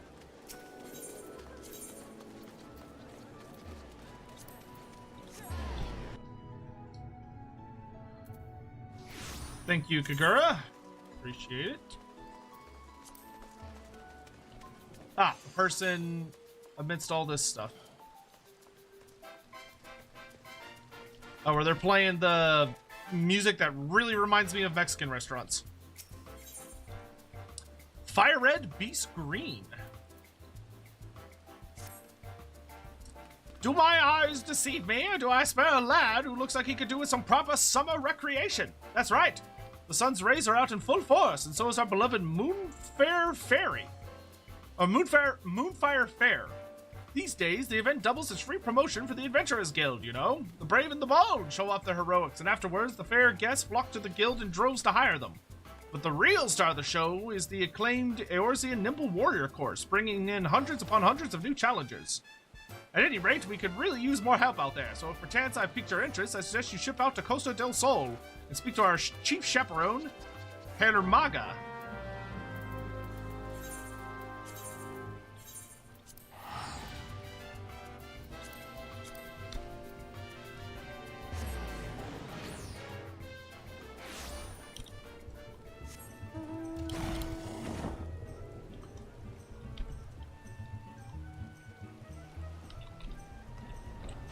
What is this?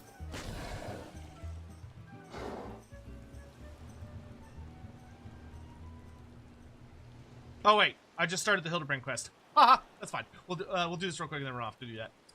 You're not one of my associates. This banquet is for invited guests only. If you have no business here, be on your way at once. Beg pardon, good sir. My name is Ellie, reporter for the Mithril Eye. If I might just have a moment of... Ah, yes, the two-gill sensationalist rag. I read your tiresome screed upon the self-styled phantom thief and his letter of challenge. You have come to tell me my daughter is in danger. I can assure you that your concern is entirely unwarranted. I have not kept my Arabella safe to this day to see her whisked away from me by some fly-by-night rogue. I've spared no expense in securing the best protection that money could buy.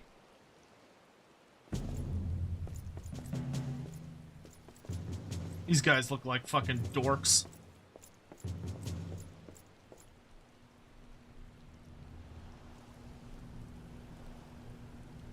The brass blades of the Gabara, an elite unit, the most lethal swordsmen in the Sultanate. They say one of them once caused a man's heart to burst just by looking at him askance. The moment they set eyes on the would-be thief will be his last. If the thief is obliging enough to allow himself to be seen, or do those goggles serve some purpose other than making the wearer look utterly ridiculous?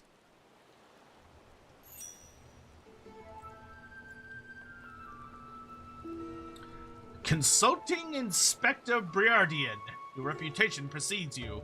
And what, pray tell, would you propose? I have promised some of the wealthiest men in the realm that my daughter will be attending the festivities. To renege on my word would have dire implications for the family trade. My proposal is a simple one. Entrust the investigation to me. The thief will be in shackles before the banquet commences, and it will cost you not a whit of your precious guild. Very well. Let us see if your reputation is deserved. But consider yourself warned. Greater fortunes than you will ever know hinge upon this banquet. I will not tolerate any disturbances.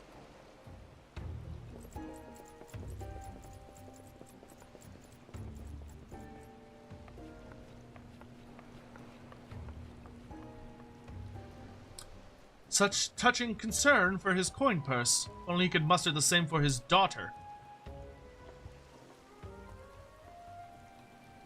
But do tell, Inspector, after he slipped under our noses the last time, what makes you so confident that you can catch our thief this time round? Our man may boast 1,000 faces, but he has a single modus operandi and is painfully obvious. A letter of challenge. A precious treasure risked away from its rightful owner in the broad light of day. This tells me that our thief is an attention seeker with supreme confidence in his abilities. Doubtless he means to target the maiden using the same methods he used to abscond with the treaty blade.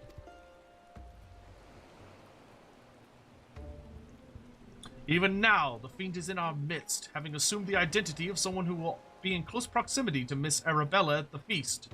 I've already narrowed the field. Arabella's betrothed, Venice, would be an obvious target for our thief. So too would be his father, Morgant. Yaltol Nolto and his wife, Senana, the guests of honor, will give a toast to the couple's happiness. Both will be standing close to the stage where the bride-to-be is set to appear. Needless to say, we cannot rule out Gugurimu himself. Finally, we have Lewinhart, a steward of Gugurimu's estate and Miss Arabella's personal attendant. All the key players, save for the Lapis Maiden herself, have assembled in Costa del Sol. Doubtless, the Phantom Thief lurks among them, his face concealed, gathering information and planning his course of attack. We will begin our questioning of the suspects immediately. Should you encounter any suspicious individuals, you will report back to me at once.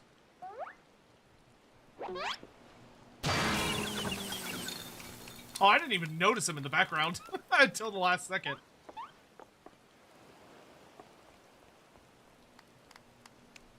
Hildebrand Manderville! I could smell the stench of idiocy and incompetence from a mile away. The pleasure is all mine, contriving Inspector Briardian. Forgive me for not revealing myself sooner. I was simply conducting a bit of preliminary undercover investigative work. Yet to see through my ingenious disguise with such ease.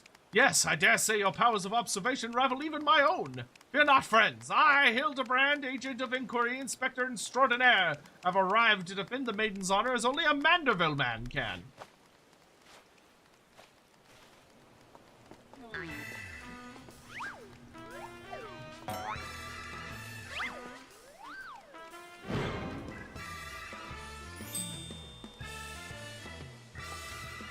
He does still realize there's still a fish on his head, doesn't he? Good Inspector, I realize we have not seen eye to monocle in the past, but a fair maiden's virtue, mayhap her very life is at stake. From one gentleman to another, let us put aside our differences. Yes, I would welcome your assistance in this case. She wants that fish. Me? Assist you? Aren't you a funny man? Oh, it makes no matter. My plan is so flawless that not even your bungling can interfere this time. If you wish to assist me, you may do so by keeping watch over the suspects.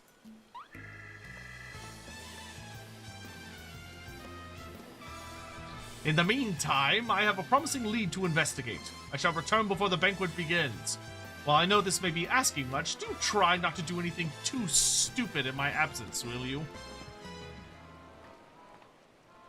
I would speak with you, but not here. I will be waiting for you outside Costa del Sol. Come quickly, for we do not have the luxury of time.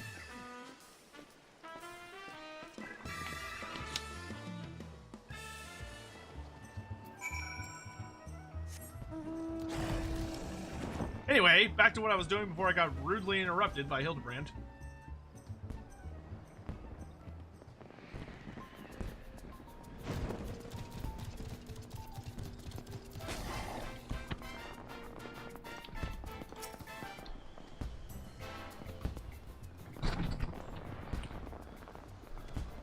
Welcome, one and all, to the Moonfire Fair. You've got more of an adventurer's look about you, but, well, we should be glad of the help regardless. This year, the event is shaping up to be a thrill for visitors and staff alike. Allow me to give you a brief outline of what we have planned. In case the screaming and splashing had given it away, we've brought back the Eorzea Nimble Warrior course with all of its explosive challenges intact. And if the summer sun gets to be too much, grant yourself a refreshing reprieve by enjoying an icy treat or playing with the polar bears. It's very irresponsible to have polar bears on a hot beach. Even better, this year we've added a little Far Eastern flair with these hand fans. They're called Uchiwa, and they drive away evil spirits, or so I'm told. To ensure their authenticity, we hired an expert in the art of the festival to craft us 100 crates of them. And what color could be more fitting for Moonfire than bright, blazing red? Blazing. Seeing as the origins of the event can be traced back to the bombard hunts of years past, I say Uchiwa are a perfect fit for the spirit of the occasion. And judging from the sizable crowds, I'm far from the only one. Time restraint cheered. X100. Uncle Tinfoil. I missed you. What's your prediction, sir? Timer restraint, do you want a I feel very confident that this will happen prediction? A here's kind of I'm feeling kind of good about this kind of prediction? Or do you want a fucking crackpot stupid bullshit prediction? The downside, of course, is that we presently find ourselves quite ill-equipped to manage a turnout of this magnitude. Personally, I'd like to bolster our security cadre if I can. As it stands, none of us will be able to leave our post in the event of a serious emergency. So given the fortuitous timing of your arrival, can I ask you to... Monster!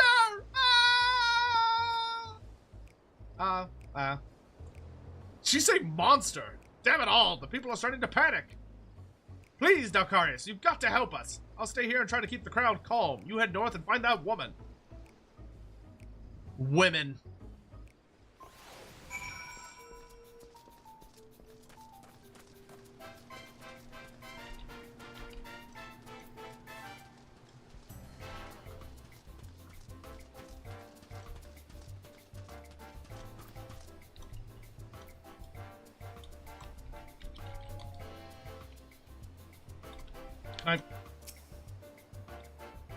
The monster was just here, I swear it!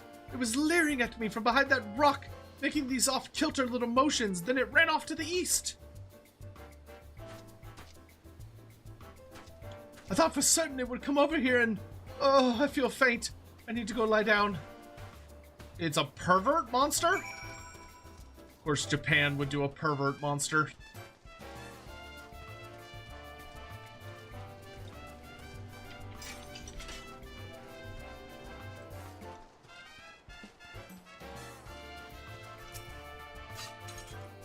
Damn, I didn't stand a chance against that thing. You should have seen it. I was minding my own business out here, practicing my steps, when suddenly that thing showed up out of nowhere to challenge me to a dance-off. Then after it utterly trounced me, it raced off again. Would that I could tell you where or even which direction, although come to think of it, I believe I saw something fall from its body. Well, it doesn't much matter to me anymore. I can hear the summer's call, and it must be heeded. To the ocean with me. Whatever fell off that thing, you'll find it lying over there if you think it'll help your search.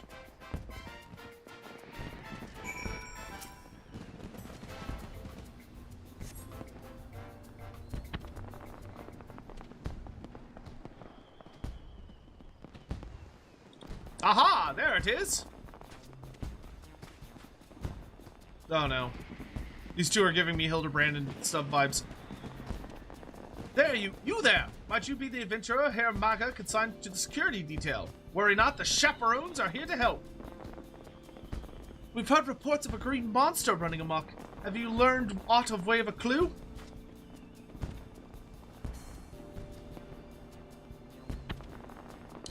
It dropped something, did it? Looks to be a needle, by my reckoning. A cactar. It's obvious we're dealing with an inebriated weaver.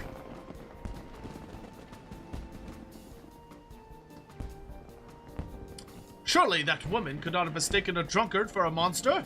Given that it's green in color and possessed of needles, it would suggest some type of cactor. Cactors in Lenosha, of all places? Surely they would struggle to survive so far removed from the native habitat of Thanalan. I am so sorry about this!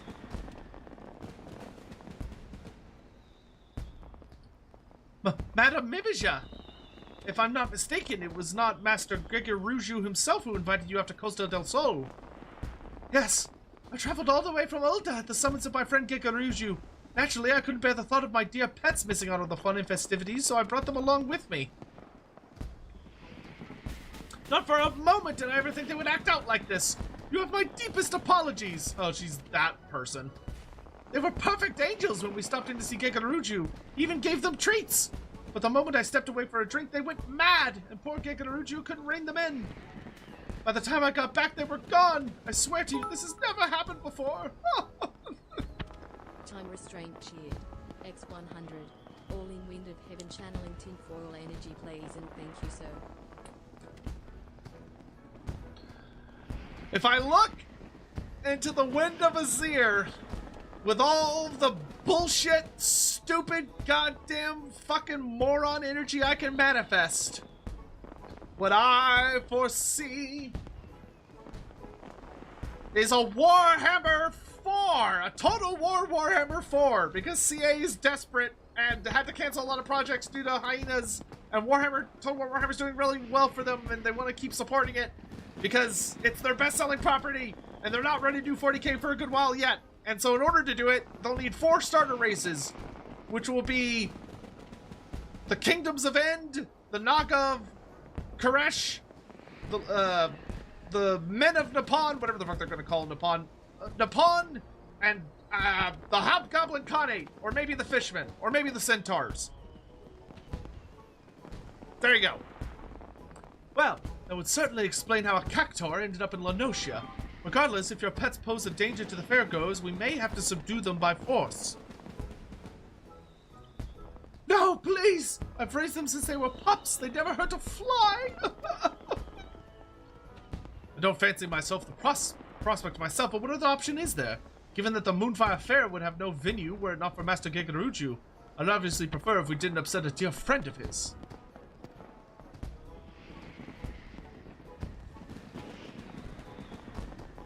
Yes, the termination should be a last resort. Let us first attempt to capture them. A sensible plan. Should things turn violent, it would only frighten the attendees. This calls for a more subtle approach. Just the 3 of us, perhaps. Pretty good looking cat lady, actually. Ooh, she's wearing a skirt, too. And thigh highs. Yeah. Anyway, indeed, I see the situation sorted swiftly that we might return to the fair. If we work quickly, we may manage to find it before it escapes the bounds of Costa del Sol. Thus, I propose we split up. Akaris, my friend, will you search the west side of the island?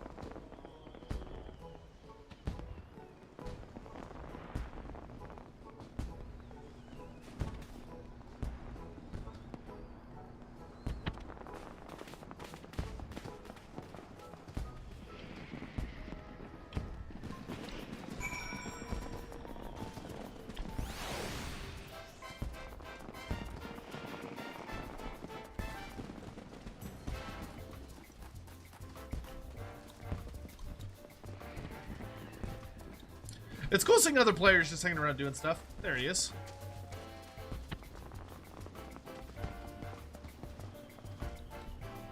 Wow, he is going nuts.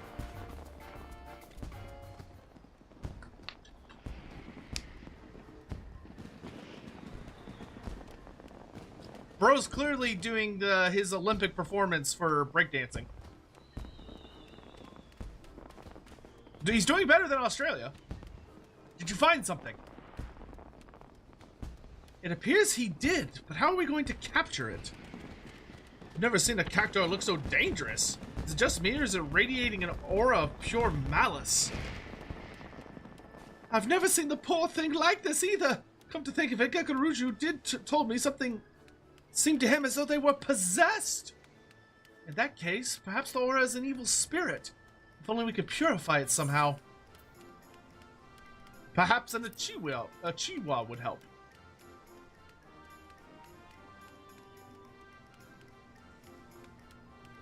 Of course! In the Far East, they use a chiwa to ward off evil spirits, right? Maybe our festival fans would work. In that case, allow me to do the honors. Evil spirit, begone! Uchi wasoi!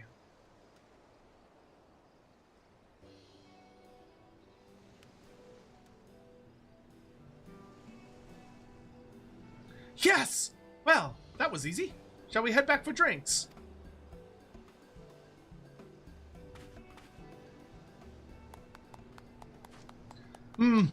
Terribly sorry to interject, but I think there's been a misunderstanding. That's only 1 of my dear cactuars. I'm still missing the other 6. I do appreciate you finding Cacti, of course, but I'm worried about Cactillo and Cactina and Cactistifer.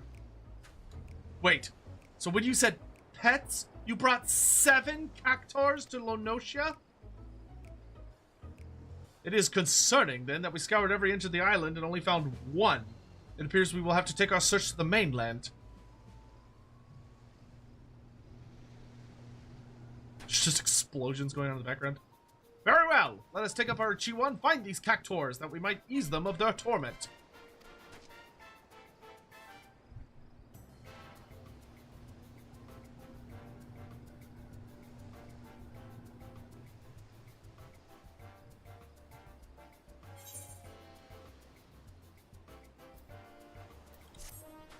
Is there a reason Grease's Goltu doesn't wear a gut plate? Arrogance. Grease's does not wear a gut plate because a gut plate is a form of defense. It's a form of, like, you know, protecting your gut, and it's sensible. But Grease's basically looks at it and says, "No, I'm too tough for that. My gut's too big. My gut's too fat, and I'm far too tough and scary. I don't need a gut plate. I'm just gonna have the glorious bulk of my majesty all out on display."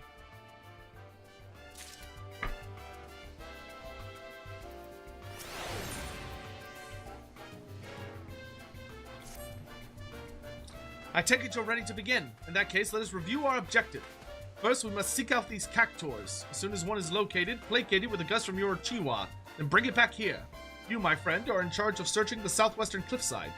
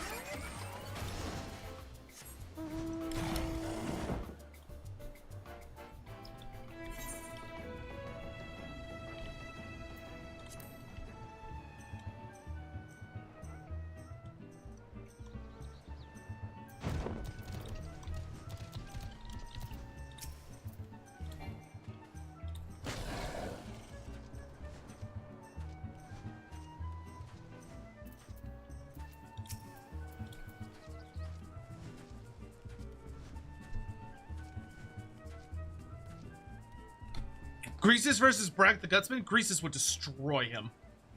Greases would obliterate him. The cactuar appears to have snapped out of it, whatever it might have been.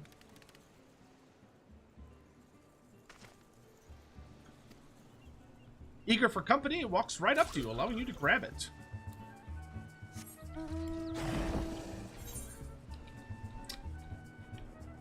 I mean, Greases, you know, Brank would be able to hurt Greases.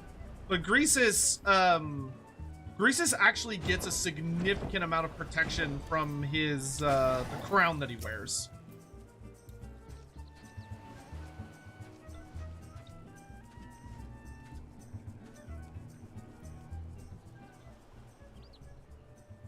He's also pretty clever. That's two, and he's got two giant balls with him. Look at the cojones!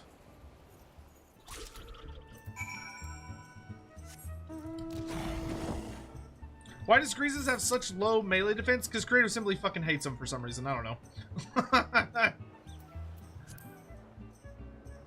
I've been banging on pretty hard about Greases needing some pretty significant updates. Welcome back. I don't suppose you found any cactuars. I fucking love her outfit. She looks fucking gorgeous, dude. That brings us to 7. Excellent. Well, excellent, we're done. And now that that's over with, I think I'll grab myself a drink and find a nice vantage point. Preferably somewhere in the shade. Oh, take me with you. I've been dying for a drink.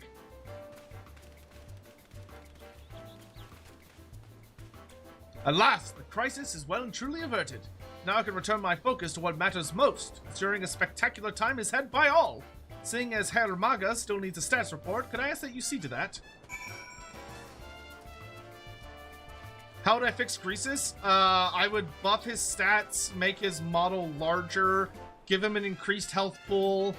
I would also make it where his crown gives him either an active or passive defensive bonus that he can activate under certain circumstances. I'd probably make it an active ability, that gives him like a notable ward save or physical resistance at the very minimum, so that he can kind of like react to things in order to protect himself. But I would also make the model larger, and I also think they need to go in and redo the way it calculates his animations. If he's gonna attack as slow as he does, then he needs to be able to hit reliably, and he needs to be able to hit hard anyone that he's like in the vicinity of. They need to make his attack areas more generous. Welcome back, Dalcarius. Seems you had the Cactuar crisis well in hand. You've done your part to keep the peace, and for that, I thank you. Now, what's this I hear about a malicious aura? Efficacy of the Uchiwa aside, I'd rather like to get to the bottom of this, lest we suffer the same problem next year. Pretty sure this dumbass was giving them spicy treats. I just wanted to report that the pet Cactuars are resting safely away from the main festivities. I asked another chaperone to keep an eye on them. I cannot apologize enough for the trouble I've caused. Yes, well, I am glad to have this matter settled quietly. My lovely ladies were quite frightened. That being said, speaking as one who has seen his share of dancers, your pets have star potential, my dear Memeja. Truly! Perhaps I should have them formally trained. You're not seriously going to encourage that behavior, are you? Lest you forget, it was pure coincidence that we found a peaceable solution through the use of our Chiwa.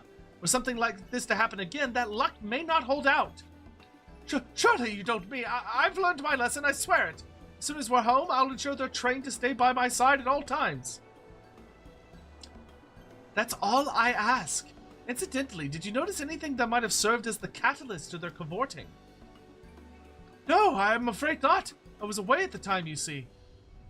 I thought it quite strange, myself. One moment they were downing their wine like sailors, and the next it was as though they were possessed by some manner of wicked spirit.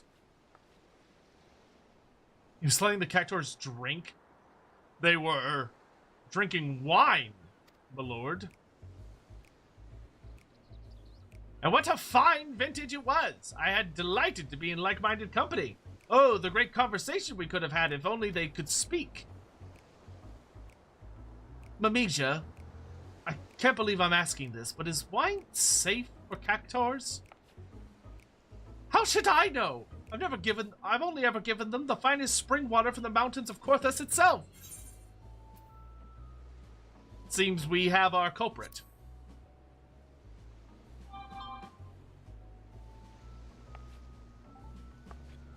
Pah! They barely had a cupful each, and besides, it's not like I poured the stuff down our throats, did I? Did you?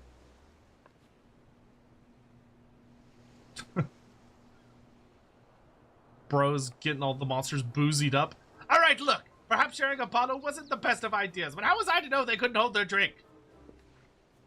Personally, I'm just glad the mystery's been put to rest. And seeing as this Mamija's learned her lesson, I dare say we won't be seeing a repeat of this incident. Well, just in case someone else gives wine to some other Cactuars, I'll be sure to let the Chaperone team know how to reach for an Uchiwa rather than a weapon. That would be much appreciated, Piobiano. I wonder how you would it be Piobiano, or is the P silent? I can see the P possibly being silent. Now, let us return to the festival. The Adventurers Guild won't promote itself, you know. I fucking love her design. I want her as one of my little attendant people. As for you, Dalcarius, on behalf of the entire Chaperone team, I thank you. Enjoy the remainder of the event, and don't be a stranger, alright?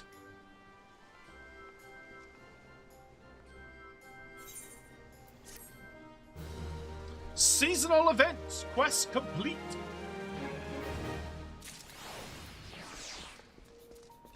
Cool.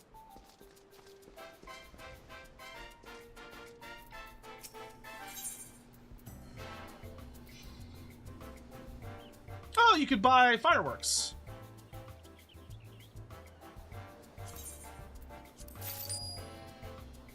Ooh, and a pinwheel. Well, these are all fireworks. Well, I mean, when in Rome, right?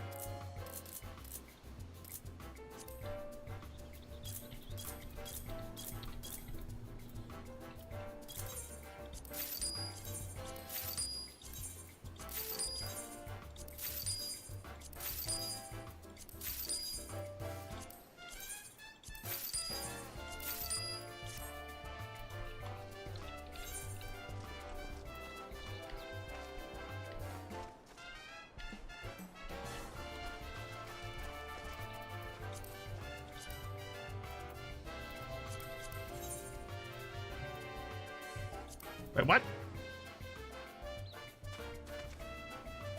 Oh, these are for your tabletop. Ah, adorable.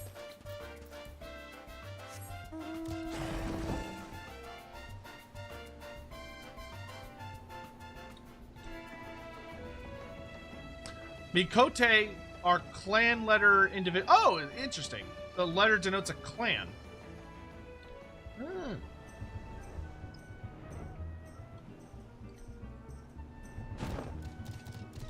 Everyone's in comfortable beachwear, and then you're just some asshole with a polearm. Yeah, but look, it glows. All right, it's a fancy polearm. All right, it's not just a polearm; it's a fancy one. I don't see their weapons glowing with like fucking star magic bullshit.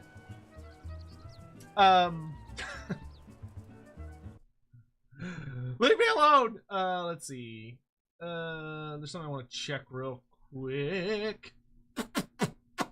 All right.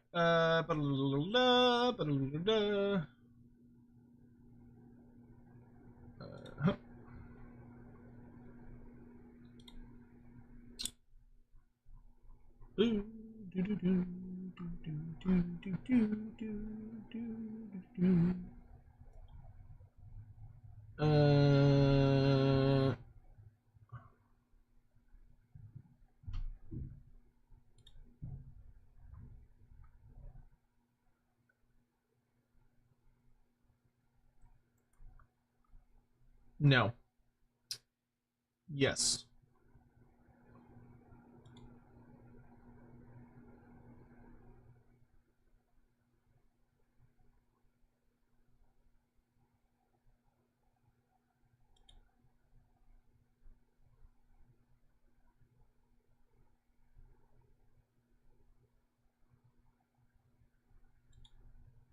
Oh god, I have to remember where to go for this.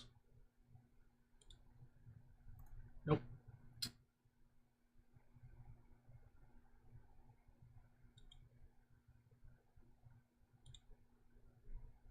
Oh, it is.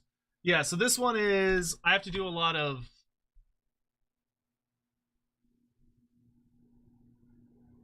dungeons, which is fine. Okay, I was just thinking. All right, I'm gonna take a very brief, super brief. I already picked up Gunbreaker. Yeah, we got Gunbreaker. Where is Dancer? Oh, Dancer's in Limsa Lomensa, I think. Pretty sure. Excellent. Next boss. Okay, I'm gonna go take a very, very brief break. Use the bathroom, get some food, and then we're gonna carry on with Hildebrand. And then after Hildebrand, we get to just smash through a bunch of dungeons, many dungeons that I haven't done yet. So that'll be really exciting. So like we could do King of the Hole, Corpse Groom. We can fight some of the bosses I haven't fought yet, because I'm pretty sure all of these. So we could do like Fear and Odin the Shroud, Gale Force Warning, Judgment Bolts, the extreme bosses, because the extreme bosses actually do this as well. So we'll get to do some cool shit. All right, so. Everybody stretch your legs, take a breather for a little bit. I'm gonna put up the be right back screen.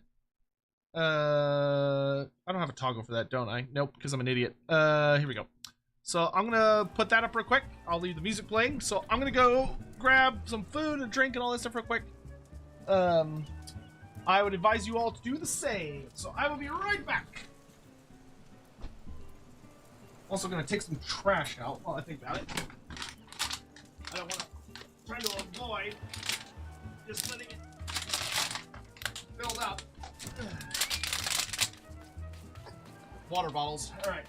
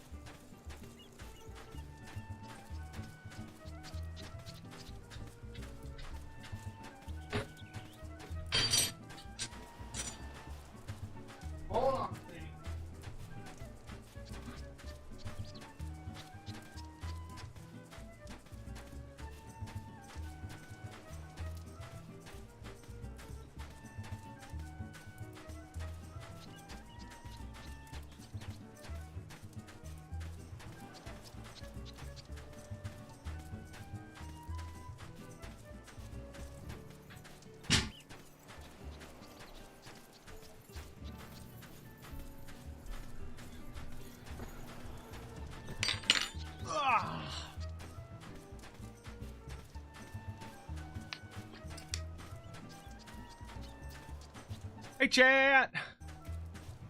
Chat, you have to say hi to Sadie. Y'all gotta say hi to Sadie. Sadie girl! What are you doing, sweet pup? You giving me a bath? What are you doing? What are you doing, big girl? You have a good morning at the dog park, huh? Yeah. What are you doing, sweet pup?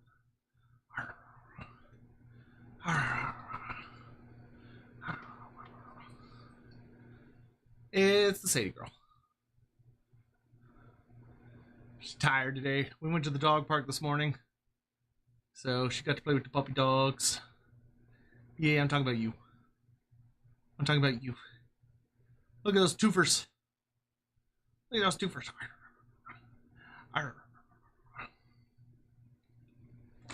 Is it still super hot down there? It's warm. I wouldn't say it's super hot. It's warm. I want to say today is upper 90s, which in like the grand scheme of Texas is not bad. Actually, hold on. What?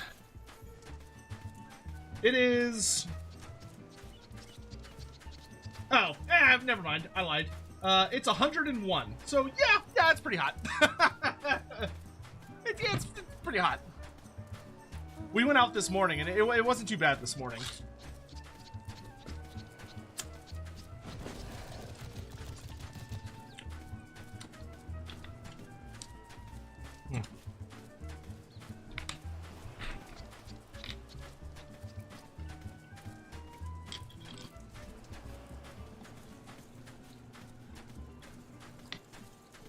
Unless he wants to do the tower. Do you get anything? Do you get anything from the tower? Or is it just for funsies? Because I think that was the thing I saw that was exploding in the distance.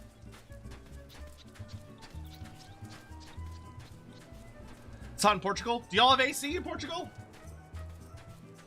Not really beyond bragging rights. So there's no like emote or title or gear. You don't get anything?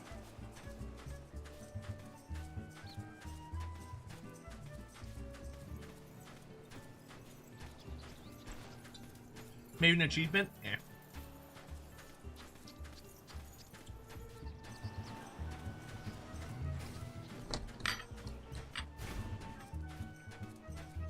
Did I see the returning old world terrain? I did! It's really nice. The hills are terrible. Don't get the hills unless you fucking hate yourself. They're awful. Those hills are garbage. All the buildings though are really good. They're very nice pieces that look great on literally any table.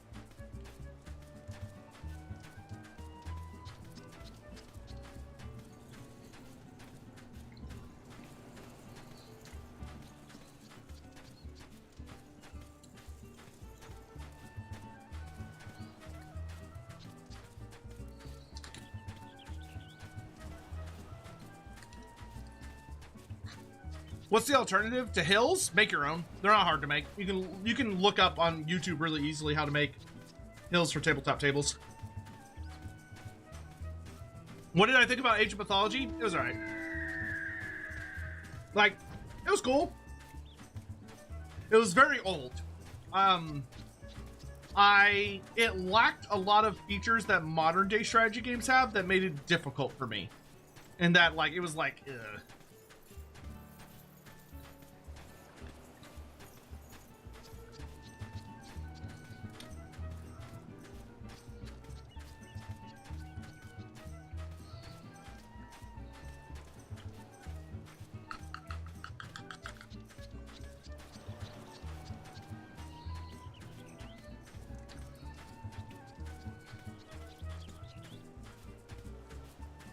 Yuki, that is not correct. Close though. What did Skaven get? Skaven basically got a complete range refresh for everything Clan Scryer and everything Clan Molder. So those two clans basically got everything redone.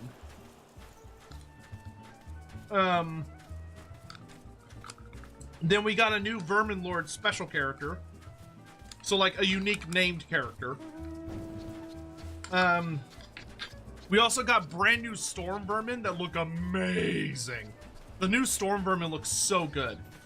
We also got a new Warlord special character who looks really, really good. He's like a really old, fat, like he's like an old, fat looking Skaven. He's really cool. Who's a special character. I think that's all the highlights. No, yeah, Pestilence didn't get anything. Yuki, what might be in your head is I was complaining earlier that Pestilence did not get anything. What's the Vermin Lord's name? Oh, it's like Vizic Scrower, I think? Something like that.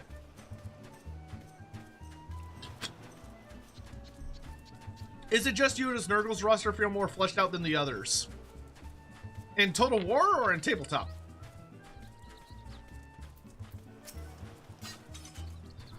Alright, here we go. You've come. Excellent. With that buffoon suitably distracted, we can get to more important matters. But before we proceed, what might I call you? An unremarkable name, but that will suffice. Now answer me this, Dalcarius.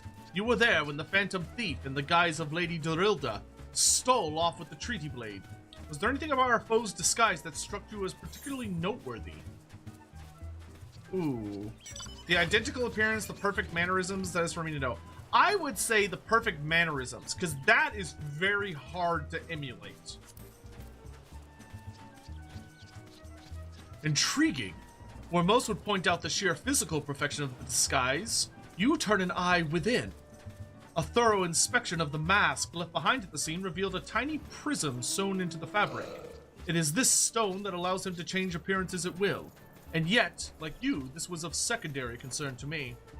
From movements to mannerisms, to that utterly obnoxious personality, the thief did not merely look like Lady Dorilda, he was her. Such a feat could not be accomplished by magical trickery alone. We are dealing with a clever and thorough criminal. Not content to rely on his ample powers of disguise, he studies his target closely before assuming their identities. He emulates them utterly and completely, that not even their closest friends or family could detect that aught is amiss. All the key players arrived at Costa del Sol 3 days ago when preparations for the banquet began. This would afford our thief more than enough time to study his would-be target.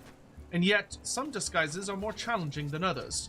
Put yourself in the mind of our Phantom, Dalcarius. If you were the thief, whose identity would you first assume? I would do one of the brass blades. Because nobody really knows them. Precisely. Clearly, you are far less useless than the bumbling inspector whose company you keep. Strong in number, few of words, able to come and go as they please, a fearsome reputation to scare away any who would draw near enough to realize something was amiss. An ideal entry into our Costa del Sol for our man. Deducing as much, I made a point to question brass blades in the area. Little to my surprise, I learned that there was one man who had not been seen at his favorite alehouse for 3 days past. Our thief has not made a habit of wanton murder. Doubtless the poor man is lying naked in a ditch not far from here.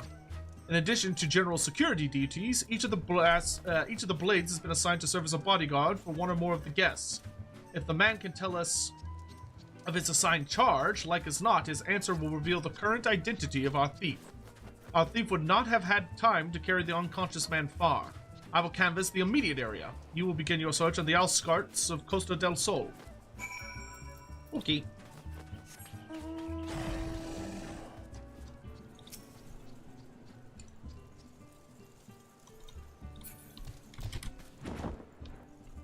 You two goobers.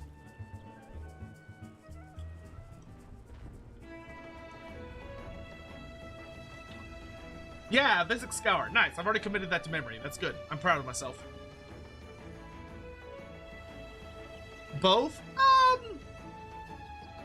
I mean, in Total War, it makes sense that... I don't know if I would say Nurgle's roster is more complete.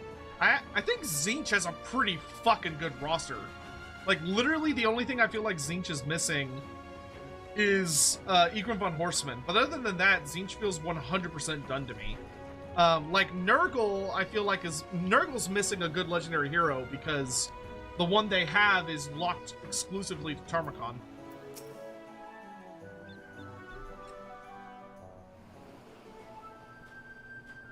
Found him. Excellent. You are one of the less incompetent assistants I have worked with. Thank the gods! Please, free me from these chains before the snippers eat me alive! Are we not going to interrogate him before we free him? Lame. There. Now, tell me all you can remember about what happened to you, and try to be brief. We just arrived in Costa del Sol. Had a briefing of sorts. Master Gugurumu gave us each our orders. Who we'd been looking after and the like. Had a mind to tour the area, get my bearings. Next thing I knew, I felt a thwack on the back of my head. When I came to, I was here, stripped of my skivvies. Much to the chagrin of those of us who have to look at you. That's rude, Breardian. You say you received orders from Master Gugurumu. Who was to be your charge? My memory's hazy, but... Oh! One was Morgan, father of the groom. The other was the Lalafellan gent from Limsa. Yalta Noto. Now try your best to remember. Were there any other guests with whom you were ordered to interact? Come to think of it, yes. There was also the steward, Lewenhart. I was to review with him the schedule of the events, discuss the protection of key supplies, that sort of thing. Morgan, Yoltol Notol, and Lewenhart. Thank you. For an incompetent fool, your testimony has proved astonishingly enlightening. I shall see this man back to the city and into the possession of some new clothes, after which I shall return to Costa del Sol to continue the investigation. Go ahead of me, and for the love of the gods, make sure that imbecile doesn't cause too much trouble in my absence. Nurgle also needs the Giant Spine Chaos Beast? Yeah, but, I mean, that's not Nurgle exclusive. Yeah, I don't consider that Nurgle. That's broader than that.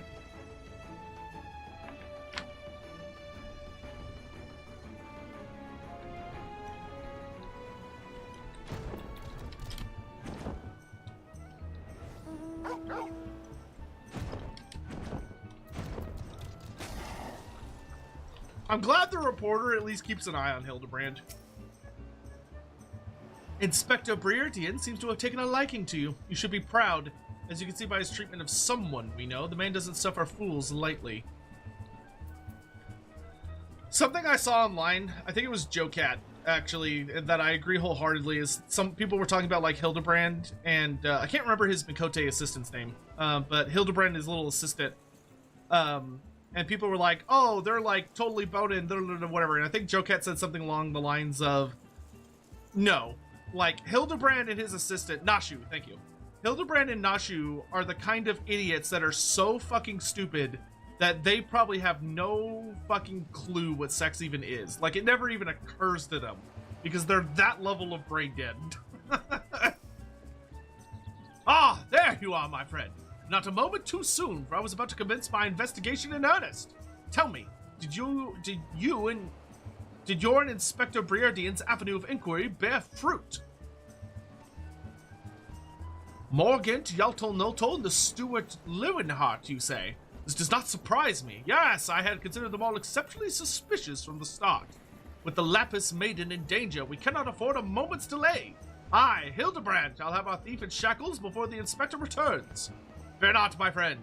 The Inspector shall be none the wiser. Ha ha! If he had the hope to nab the fiend for himself, he should not have simplified the task for me so. Ah, there is one of our suspects standing suspiciously under that canopy over there. Just you wait, friend. I shall rip the mask from your face and reveal you for the rogue that you are. I'm sure this can only end well.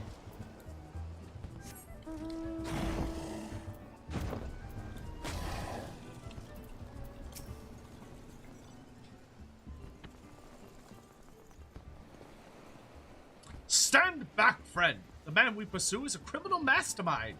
The mere slip of the tongue could put our case, nay, our very lives, in danger.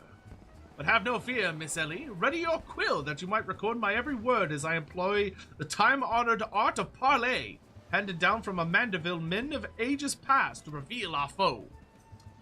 I could think of a few topics that would interest my readers less than your blatherings. Just catch the thief so I can have my story, would you?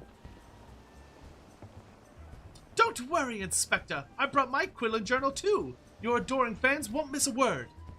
Capital! That is why you are my favorite assistant, Nashu. Now behold, as I ensnare our prey with a web of words leading to his inevitable demise. God, anyone that watches Lawhammer, does anyone kind of get the vibes of Hildebrand kind of being a Gerhardt? No one tell Ed I said that. Good evening, Master Gegarimu. And a fine evening it must be, for you most of all. Allow me to offer my most heartfelt congratulations on your betrothal to the enchanting Miss Arabella. What is this nonsense? Arabella is my daughter, you... Just who in the Seven Hells are you, anyway? Gods? Gods! Now hold your old chocobos, Gegarimu. I recognize the lad. This is Hildebrand, agent inquiry and inspector extraordinaire. Come to save the lovely lass from the clutches of the phantom thief, have ye? I reckon we owe the man our gratitude, eh, Vins? The phantom thief? Balderdash and rot, if you ask me. That said, my betrothed must be quite the beauty indeed, though such rumors are told about her. Perhaps she's worthy of me after all, haha. He exudes an unusual degree of confidence for such an effete, fashion-challenged youth. Most suspicious. He's a damn sight easier on the eyes than you. Ah, ha, ha, that's me veins. Ever calm in the face of danger. Truly his father's son. A worthy heir to the Bougier Consortium. And a worthy... Bougier? Wow. And a worthy match for my daughter, I must say. Yes, I foresee many years of prosperity for our families. Or family, I should say. Ho ho! Which reminds me, Master Vanes, Arabella asked me to convey her gratitude to you for the golden clasp you sent some months ago. It has not left her neck since the day. Oh, that little trinket, 'twas nothing. Tell your daughter the greatest treasures in the realm will be hers once we are wed. Ah ha ha! Hey, Hugh, what's up? The time-honored Mandeville act of parley would be sleeping with the fishes now had Morgan not spoke up on your behalf. That said, nothing about the interactions between the three struck me as particularly unnatural. Ha ha ha! Let us not rush to conclusions, Miss Ellie. A gentleman fancies a more methodical approach. Yes, everything is proceeding according to my master plan. Whoops! I was supposed to be taking this down, wasn't I? Everything is proceeding according to my master plan. I sought only to earn the trust of the families before confronting Yalto Noto and Lewinhart, who have aroused my suspicion from the start. Come, we have a thief to apprehend.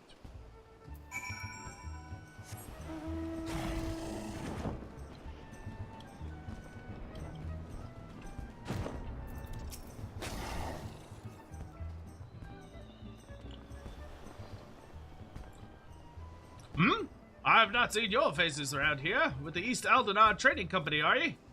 Why, yes, good sir. Very much with them. Some might even say we are the East Aldenar Trading Company.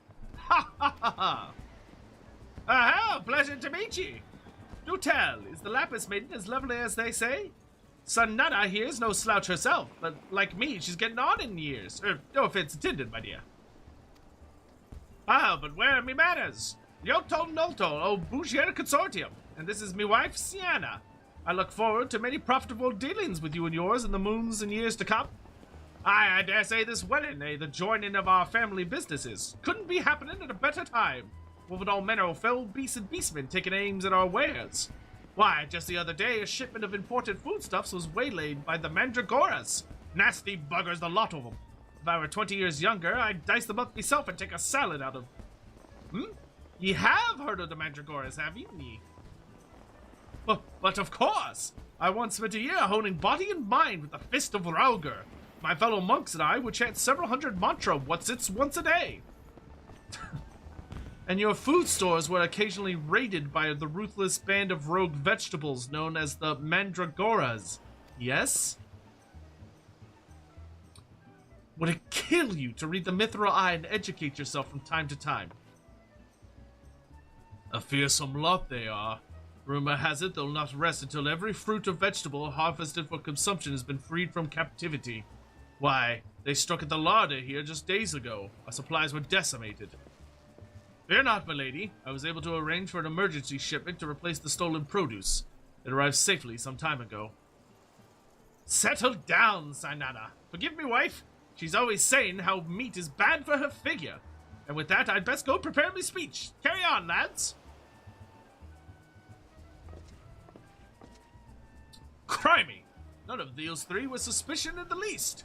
But we must not give up hope, lest ye of many faces have the last laugh. Where there is a will, a gentleman shall find a way. Come, Nashu. We must move quickly, or the Lapis Maiden shall not be the only one to come to harm. You speak so fast, Inspector. Sign of a quick mind, I'm sure. Now, where was I? Give up hope. He of many faces will laugh last. The Lapis Maiden shall not be the only one to come to harm. She's just writing down threats. I'm not sure that captures the Inspector's intended meaning. But this is no time for us to be standing around. Inspector Breardien will be back any moment now, and he's not the type to suffer excuses. Quite so, Miss Ellie. Fortunately, I have a plan. Let us investigate the foodstuffs of which Master Lewenhart spoke. Should we find any contradictions in his testimony, we can consider the man a prime suspect. Inspector Breardien will be back before long. Come, Nashu, this is no time to delay.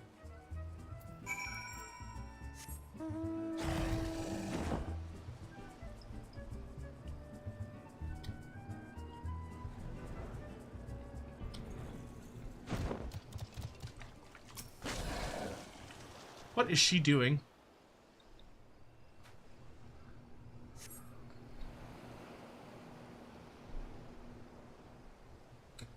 Crates of assorted foodstuff and a veritable host of luscious-looking coconuts. It appears that our man Lewenhart spoke true? Ye gods!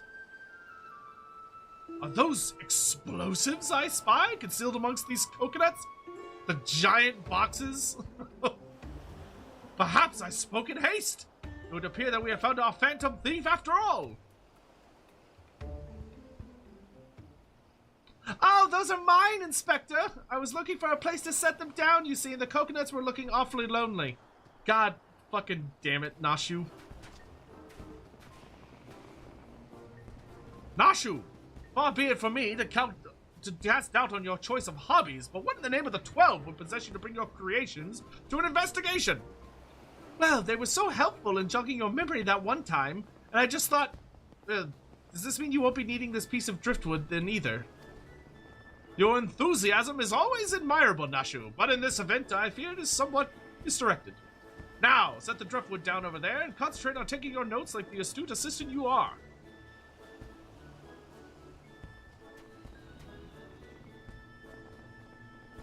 Why did the camera focus on that? I say, we are most unfortunate that confounding Inspector Breardien is otherwise occupied at the moment.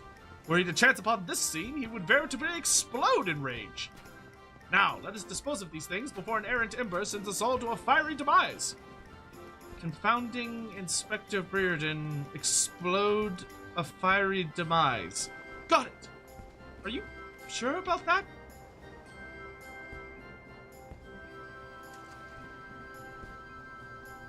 Uh-oh. Don't look now, but someone has returned at the absolute worst possible time. Maybe he won't see us. You two were supposed to be keeping an eye on the suspects and staying out of trouble, yes? The inspector will have a fit if he sees you here. But, Miss Ellie, should Inspector Breardien come upon these explosives, the consequences will be even more dire. Dalkaris and I will see that the inspector keeps a wide berth of this beach. You two just get out of here and be quick about it.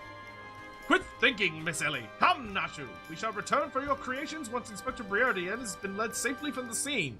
Investigation calls us, and we must heed its cry.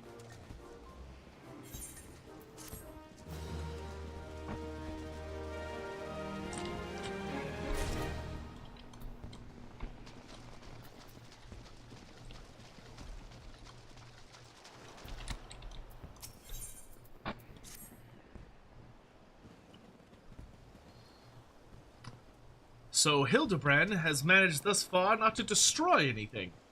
Consider me something almost resembling impressed. Ha ha, indeed. But enough about Hildebrand. Dalkaris and I have been waiting to hear your latest theories. We should go somewhere quiet and...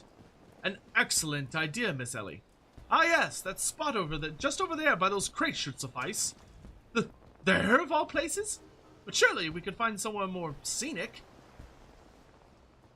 I am not here on vacation. I am here to solve a case. Besides, we cannot afford to have our conversation overheard. That jug-littered beach should afford us some welcome privacy. Yes, Inspector. Privacy indeed. Bloody hells. Don't worry, Dalcarius. I'll figure some way to lead him clear of the bombs.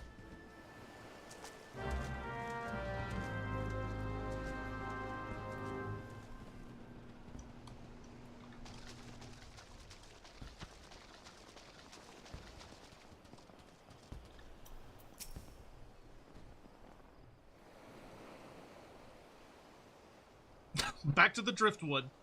I don't know what role this driftwood's gonna play in something, but it's gonna have an important role. I'm calling it now. Is it just me, or is there a bit of a chill in the air? Perhaps we should go someplace warm. I, for one, welcome a respite from the sweltering heat. Besides, this will not take long. If you insist, Inspector.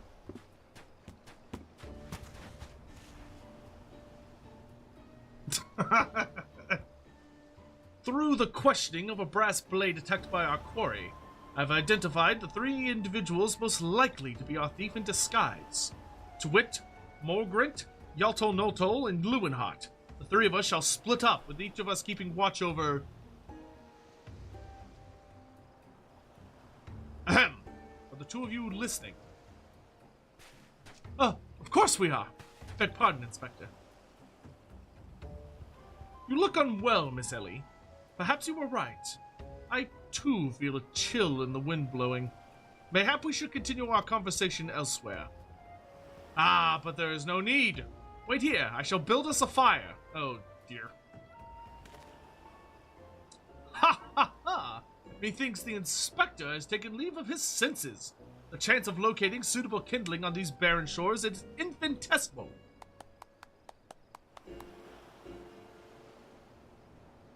Here we are. This piece of driftwood should serve me perfectly.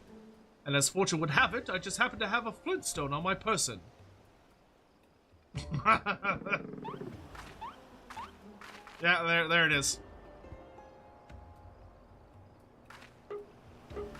Fucking Nasu.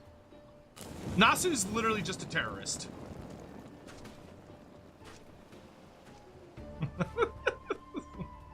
Just back away slowly. There is no cause for alarm. It is not blood that courses through the Inspector's veins, but ice. I could not fathom a series of events that would lead such a calm and composed individual to lose his firm grip on that fiery torch. Remarkable insight, Inspector. I must record these words for posterity. Whee! It's flying! Oh, God.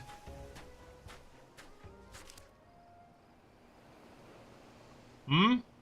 What have we here? It's just all of her death threats? Everything is proceeding according to my master plan.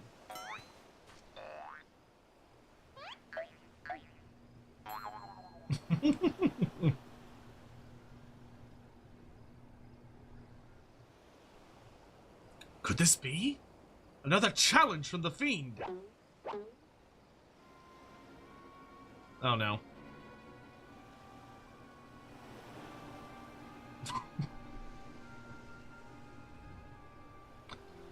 Surely you jest, Inspector.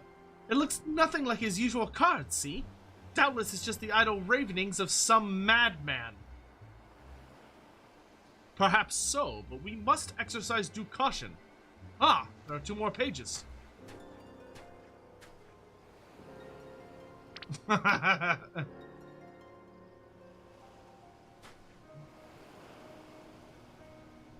Give up hope.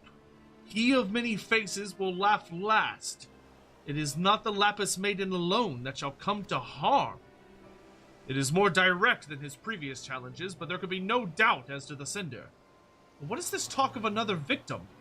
The final page holds the answer, no doubt.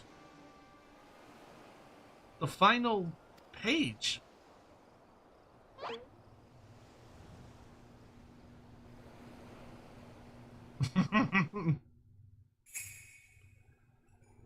Confounding Inspector Briardian will meet a fiery demise.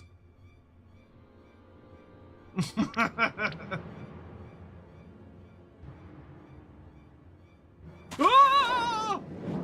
Wow, he's a coward. Nasu's about to fucking sneeze.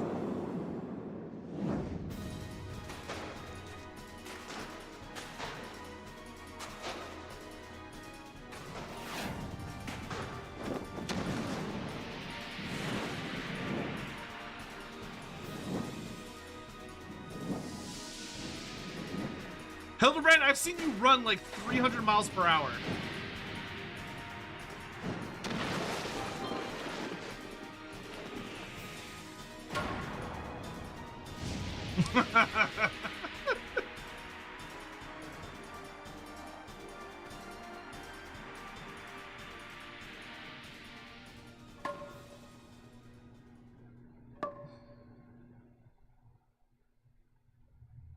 Oh, and then Nasu's gonna sneeze to knock it over.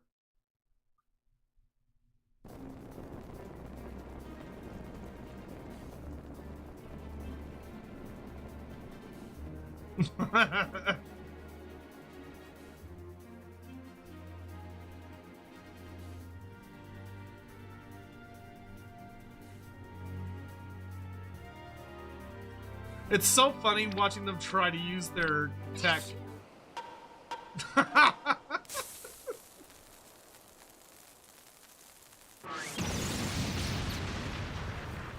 Wow.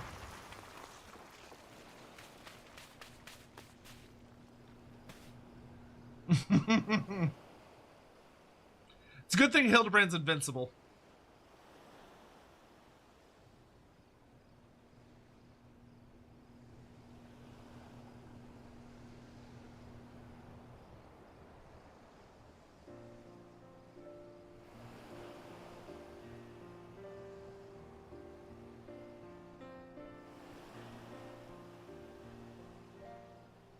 You saw through the fiend's ruse. But how? Let's just call it reporter's intuition. Are you hurt? Ringing in my ears, but otherwise no worse for the wear. You have my gratitude. Are they gonna be a thing? Are they?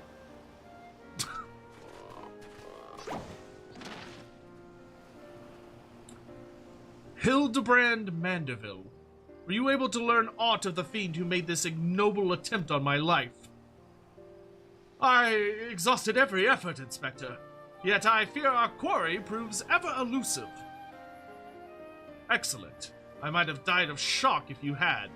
At any rate, our foe has revealed himself as no mere thief, but a madman who will resort to cold-blooded murder. We must redouble our vigilance, lest the others come to harm.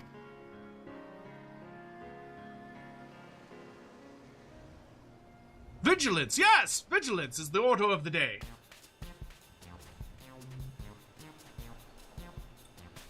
What in the name of the gods? Those vegetables cost a fortune and they're ruined! Ruined!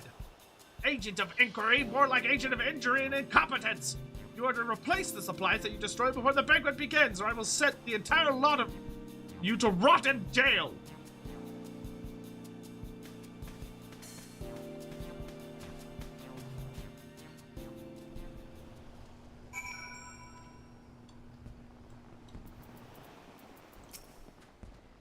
Clearly, our thief has decided that my prodigious intellect presents the greatest threat to his schemes. Perhaps he's a more clever man than I thought. Nasu, get the fuck away from the beach. Is that a fish? I'm getting hungry. I like how Nasu's actually the villain.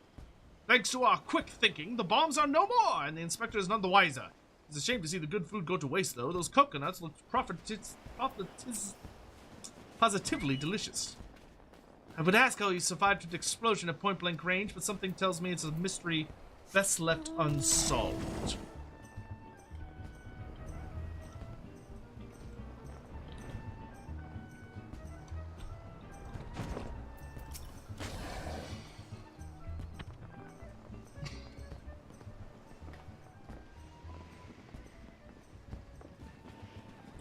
What was that terrible explosion coming from the beach? Is everyone safe? Fear not, the fiend's artless attempt on my life has been thwarted. Sadly, your food supply did not escape unscathed. Master Gugurimu bids that the damaged ingredients be replaced with all speed. Good gods, this is no thief, this is a madman. As for replacing the ingredients, I fear that will prove a difficult task. Those crates contained imported vegetables of considerable rarity, you see. Vegetables that are in particularly short supply these days, what with the mandragoras at large. Even if I were to place the order immediately, it would likely take days to arrive. Mandragoras? I have heard of that fell band. Tell me, of what manner of vegetables did they steal? The rarest was an import from the Far East. I do not recall the name, but it very closely resembled the Eorzean dragon pepper, save for its color, which was a deep purple. Methinks you dost worry too much, Master Lewinheart. Our course of action is clear. We need only storm into the den of these overgrown weeds and steal your precious purple dragon peppers right back. I would advise against that, Inspector. These are no ordinary mandragoras, but rather a bloodthirsty band of killers given succulent flesh. Even the brass blades of the Gerbera proved unable to resist them. Aho! A formidable foe indeed! Worldly there a brave soul in our midst with a wont for taking on fearsome enemies with not a shred of concern for his own well-being. It just looks at you. Your eyes, my friend, they speak to me. They say, yes, I shall vanquish these rogue vegetables and deliver the purloined goods back to their rightful owner. What? No. You are truly a godsend, adventurer. One Sintimal of the Yellow Jackets has been charged with defending the roads from the Mandragoras. If anyone would have knowledge of their current whereabouts, it would be him. Without those ingredients, Master Gigarimu's like to cook me instead. Please, friend, you're my only hope. A gentleman would never let his comrade face danger alone. Let us away to Limsa together! Oh, this is... Now that I think about it, this is the... I'm pretty sure this is the third... No, this is the fourth.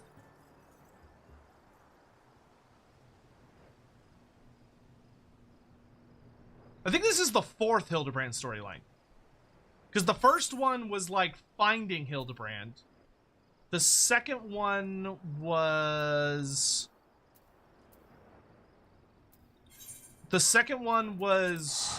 going after the weapon thief, which was the character from the other Final Fantasy game. Gilgamesh. We fought Gilgamesh. And then the last one was the one where we were dealing with... No. Gilgamesh was... No, this is the third one. Gilgamesh was the last one. That's right.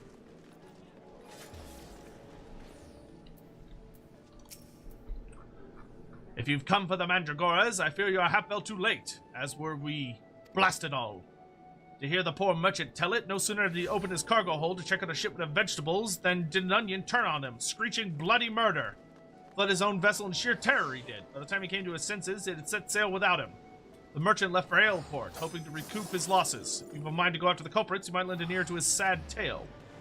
Ah, is the thrill of the chase not invigorating, friend? The ferry docked by the fisherman's bottom will carry us to the airport. Let's swiftly be on our way.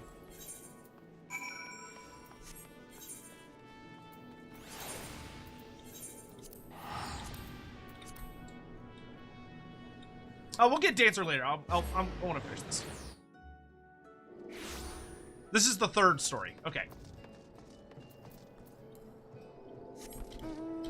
Yeah, we'll get Dancer after we're done with this Hildebrand quest. I want to make sure I get this done today. Yeah, don't sneak up on me like that. I thought you were a infernal turnip, a murderous eggplant, or something like that. Think I jest to you? You'd be singing a different tune if a shot of tomato juice almost took your eye as it did mine. My eye! By the time I've regained me wits, they'd already set sail with me shipping me livelihood. I'm ruined. Ruined! If I never see another bleeding onion till the end of me, it'll be too soon.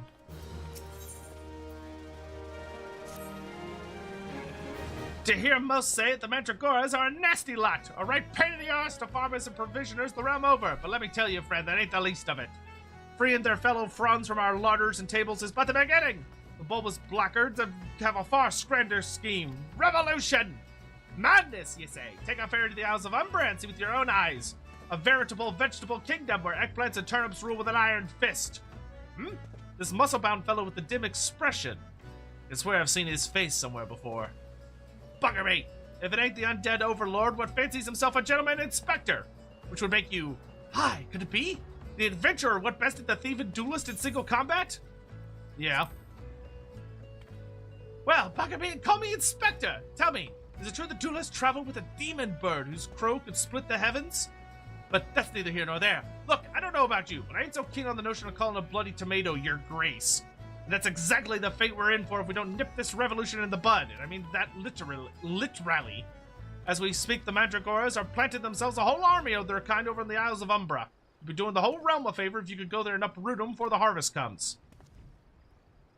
Many a case I've solved in my day, but I've not matched wits with sentient plant life before. This should prove quite exhilarating. To the Isles of Umbra.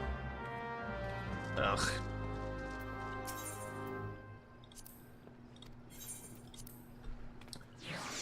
We're fighting sentient vegetables.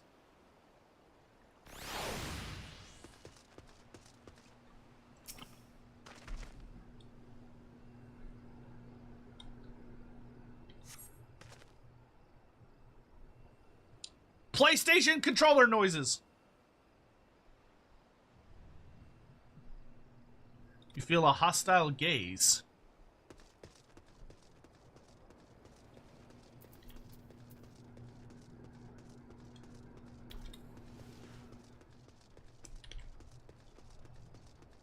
The VeggieTales? Yeah, the VeggieTales.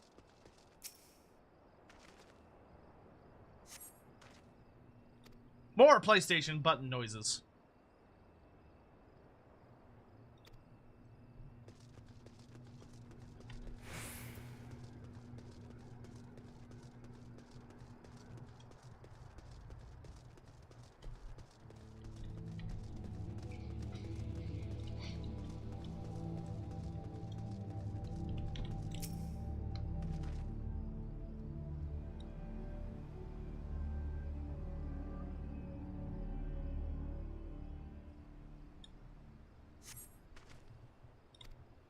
Oh, that one had music notes and money signs. Money signs.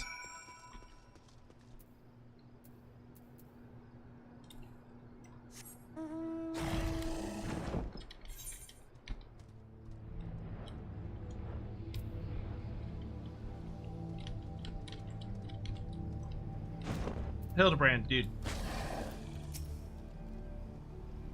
Run! My pursuit of the Mandragoras has led me beneath the surface. Yes, they must be down here somewhere. Commence the Mandragoras. No? So I have to... Oh, I guess yes.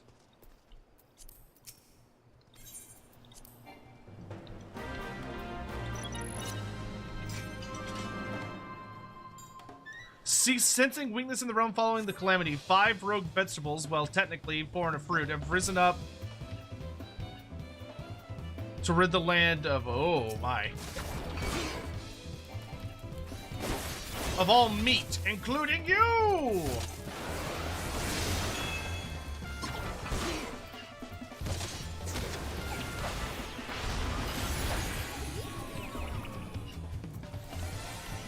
Uh-oh.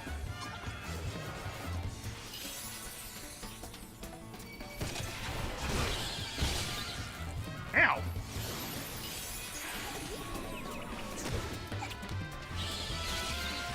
Wow, these guys are super fucking annoying.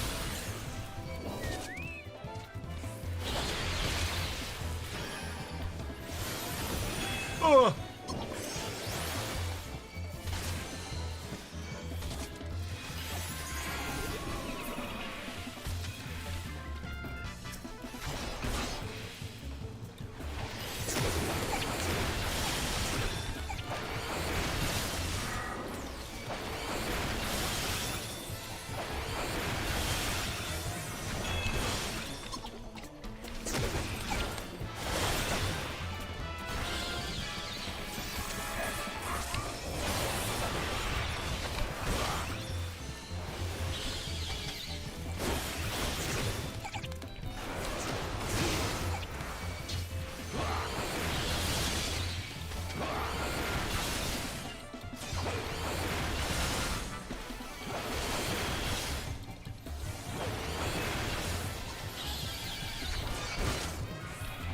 Fucking die!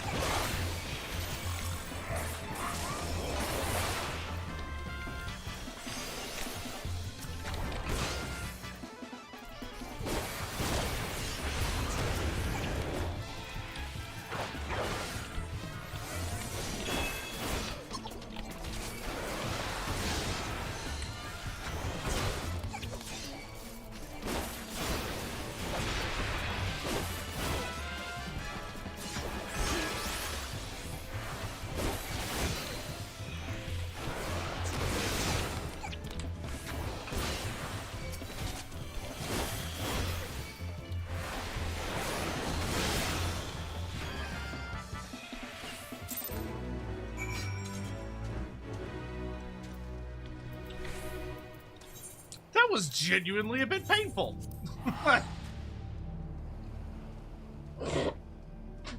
Fucking dangerous ass vegetables.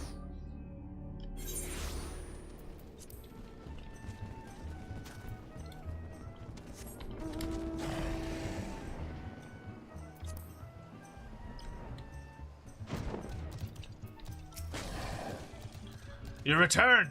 I feared you might end up a tasty snack for a crazed head of cabbage.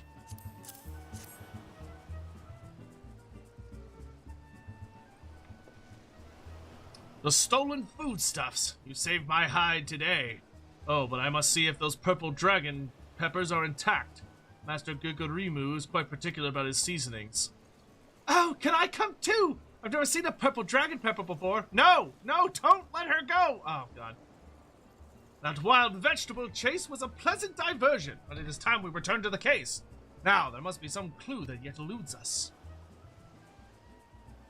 Car! The peppers have changed color! What's this? Peppers that possess the same powers of disguise as our many-faced foe? A gentleman must needs investigate.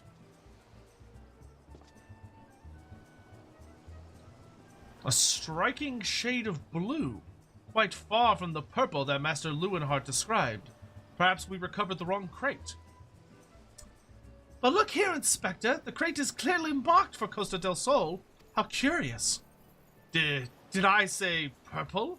I meant a purplish blue, or a bluish purple. The two colors are really quite similar when you think about it.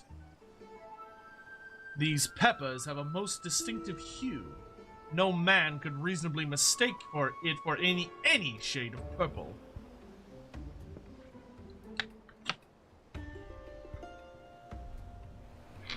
Unless, of course, he was wearing a very particular sort of eyewear at the time. Thief! Ha! The charade is up! After the man! It is as I suspected all along. The goggles have proved the key to cracking the case. With speed, Nashu, the fiend must be brought to justice.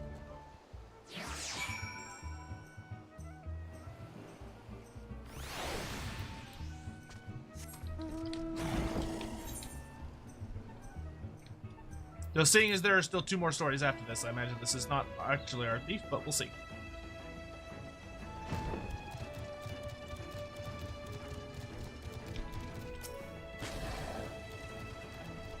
Is this the actual Lewenhart?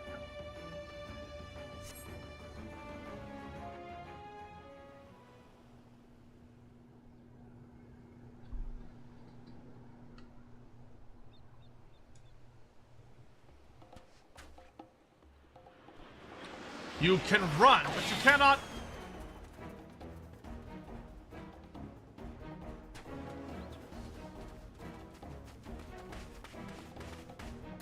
Is this the guy we were chasing, or is this the guy he replaced? Ha ha ha! If you thought you could outsprint this Mandeville man, you were sorely mistaken. For pilfering a priceless blade, threatening a maiden's virtue, and untold crimes against the law-abiding citizens of Eorzea, I, Hildebrand, agent of inquiry, inspector extraordinaire, hereby place you under arrest. He's dead, Jim.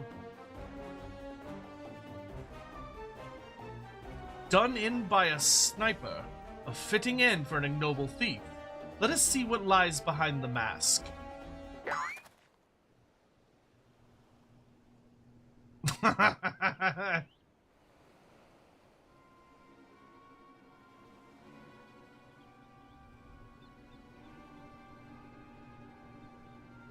Is he gonna be like, who the hell are you people? Where am I? Who are you?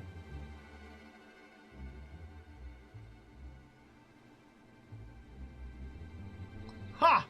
Playing the fool will avail you not.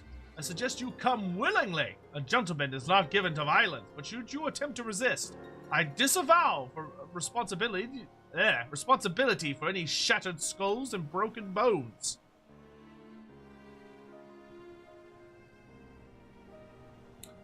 Wait, I remember now. I was on my way to meet with Miss Arabella when... Miss Arabella! I must find her at once! My head.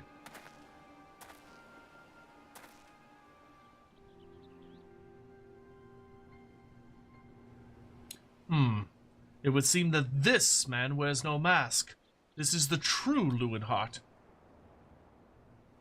I swear on my life that it is so. I was en route to the estate in Wineport when one of the brass blades on patrol here approached me. We exchanged greetings, and then in the next instant, he turned on me. I fought desperately to defend myself, even managing to drive a kitchen knife into the man's right hand. In the end, though, he proved too strong for me. Good job stabbing him. Now that you mention it, the imposter was wearing gloves. I knew there was something suspicious about him.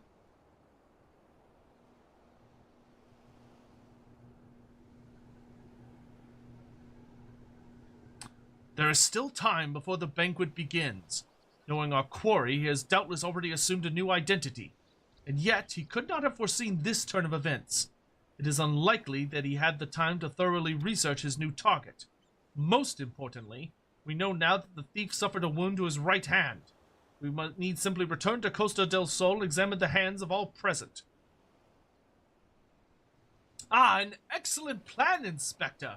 While you do so, we shall accompany Lewinhart back to the estate, that we might ensure Miss Arabella's safety. Isn't no one allowed to see her?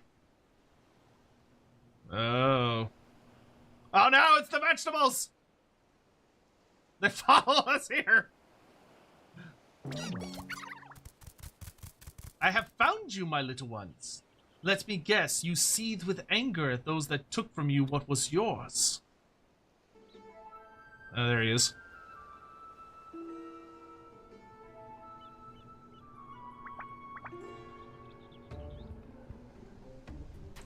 Then it would appear our goals are in accord.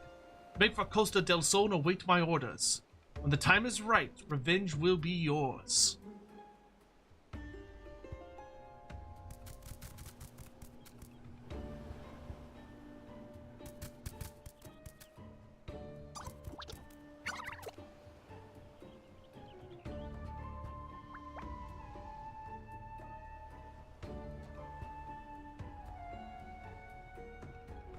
The game is afoot, inspectors.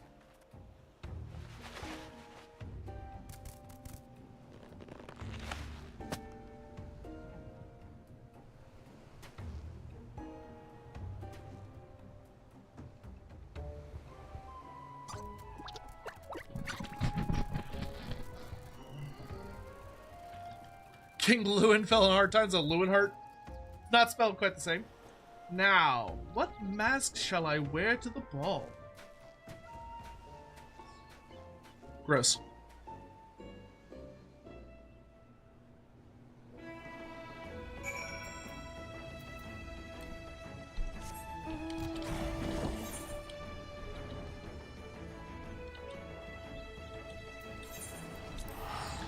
Oh, we get to meet Arabella finally. Alright, so this is the end of part 3 of this quest, so I think the next part is the finale?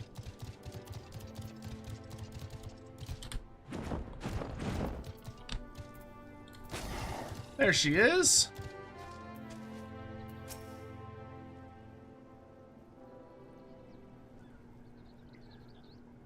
Miss Arabella, what are you doing out here? You must return to the estate at once. Oh, Lewin, always the worrier. Your concern is touching, but I am one woman grown. Besides, I just wanted to see the flowers. Lovely though these flowers may be, they are as unsightly weeds when measured against your beauty. I am Hildebrand, Agent of Inquiry, Inspector Extraordinaire. Please call me Hildy. The pleasure is mine, my lord. Much I have heard of your deeds. Tell me, are these rumors of a many-faced thief true? I fear they are, Miss Arabella, but still your gentle heart. For as long as Hildebrand is on the case, the fiend shall not lay a twisted finger upon you. This I swear on the Mandeville name.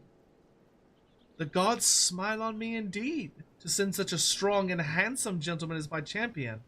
And yet... You seem pensive, milady. Is something the matter?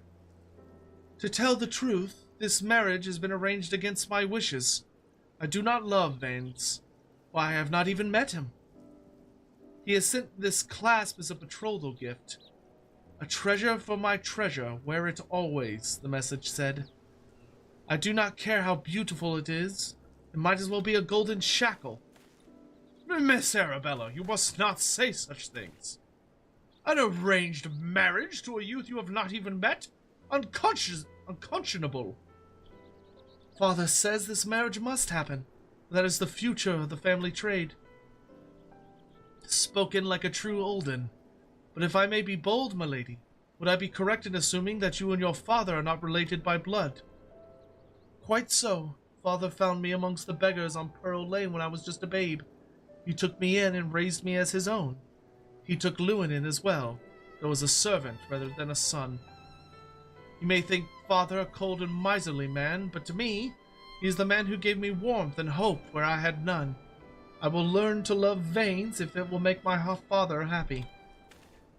You cannot be serious, Miss Arabella. You are a beautiful young woman with your whole life ahead of you. Surely you would not have to look far to find a gentleman with whom you would rather spend the rest of your days? If I have to spend another hour with you, I'm like to lose my wits. But anyway, we should return to Costa del Sol and see how the inspector's investigation fares. I, as well, must prepare for the banquet. Farewell, friends.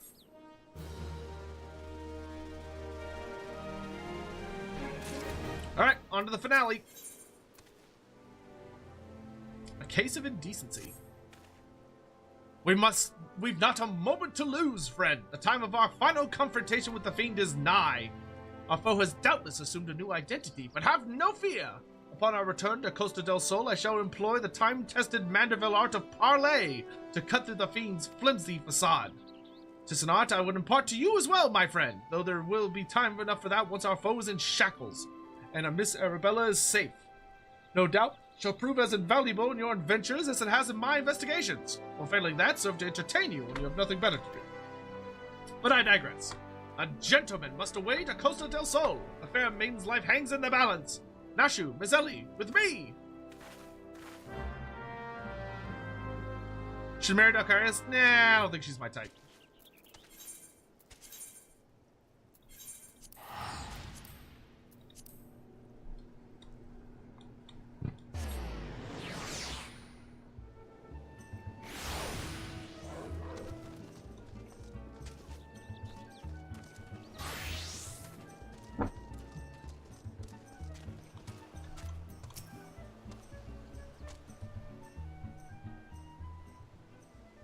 Inspector Briardian, I've seen to the maiden's safety. Miss Arabella will be along soon.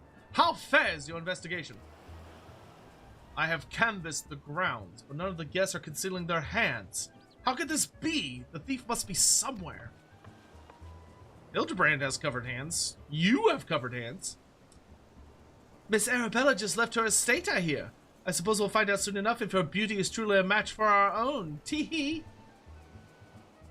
There's no time. Without the thief in custody, we cannot risk allowing Miss Arabella to take the stage.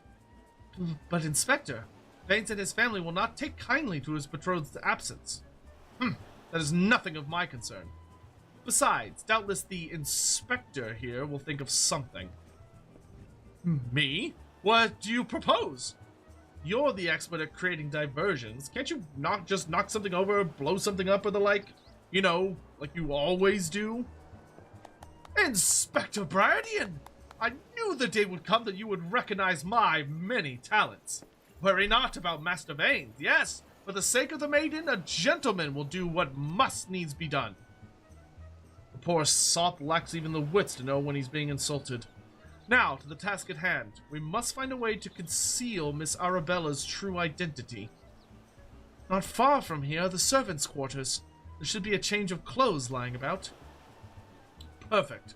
Dalcarius, find some suitably ordinary garb and deliver it to Miss Arabella outside the gates. I shall proceed with the investigation. I feel like it's probably Briardian. That's who I think it is right now. Since he's the only one that's been separated from the rest of us, and he has covered hands.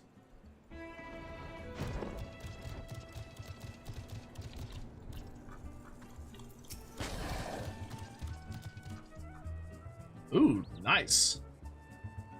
Has the Lapis maiden arrived yet? I simply must look upon her beauty for myself. Servant's garb, you say? I much prefer what you're wearing, but we certainly have enough rags to go around. Here you go. Do with them as you will.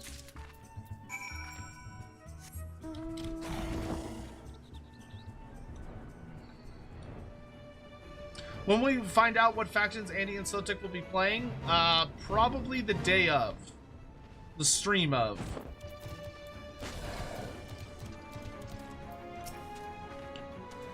Greetings, friend. Oh, what's this you have for me?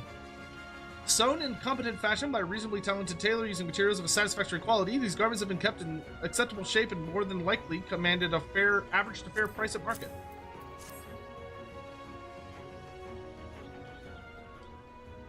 Servant's garb? But why? Miss Arabella, with a thief still at large, the risk of letting you be seen is too great. Change into those clothes and promise you will not leave my sight. But the ceremony? Father will be furious, and Lord Vanes. We are dealing with a man who tried to blast me to the heavens, and almost succeeded. We cannot exercise enough caution. As for the ceremony, I have entrusted the matter to a certain gentleman. You need only concern yourself with your own safety. We should do as the inspector says, Miss Arabella. Your life is more important than this marriage, or whatever profits your father stands to gain from it. Lewin, if father heard you say such things... I should have said them long ago. By not doing so, I've put your life in danger. But besides, we have not one but two skilled inspectors on the case. It will not be long until the fiend is brought to justice. Very well. I shall retreat to the carriage. Pray wait for me here. Pray return thee to Vesper Bay. My apologies for the delay. What should I do with my banquet dress, Inspector? Dalcarius, bring in Miss Arabella's dress to that bumbling inspector. I dare not speculate as to how he intends to see to his task, but I imagine he requires all the help he can get. Now, let us return before the festivities begin.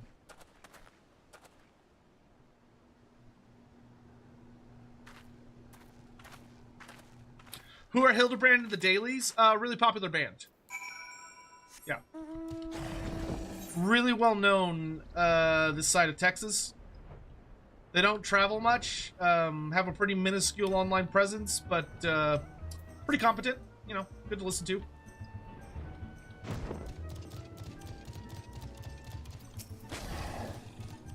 Ah, you return. Me, I was in the act of formulating a master plan to distract Master Vanes at the ceremony. Is there aught I might do for you? An expertly tailored dress, certain to make the eyes bulge and hearts stop. Why, this is Miss Arabella's dress. I must admit to some confusion as to what to do with it. But worry not, I shall take it into safekeeping. And with that, I must attend to Master Vanes before the ceremony begins. Worry not, friend. I assure you that Inspector Briardian and I have the situation entirely under control. Why not find yourself a seat and enjoy the festivities?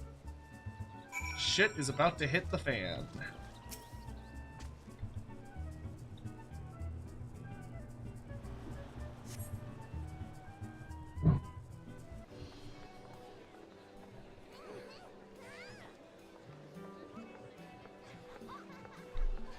If Hildebrand's not in that dress, I'm gonna be a little disappointed. Curses! How am I supposed to find my man with all these people milling about?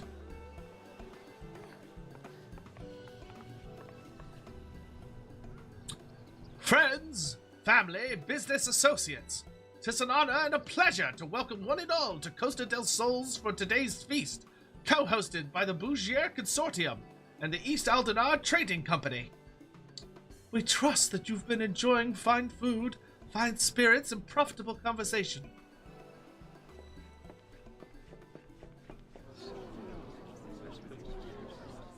The Lapis Maiden. If even half the tales of her beauty are true, Vanes is the luckiest bastard in the realms. Yalto Noto, Sayana, honored guests. It's a great pleasure to announce the betrothal of my son, Vanes, future chair of the Bouchier Consortium, to Arabella, daughter of Master Gugurimu of the East Aldenar Trading Company. The couple would exchange their eternal vows here today, that the happiness that's theirs may usher in a new era of prosperity for one and all.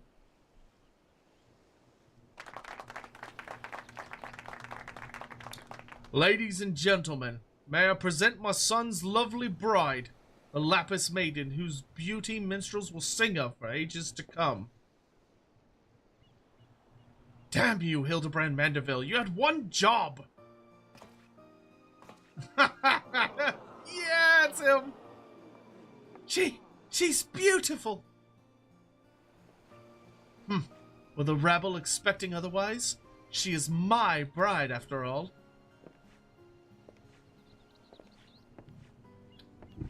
My lady, they say your beauty transcends even the boundaries of time. When we are wed, you will want for nothing. Pray give your hand unto me.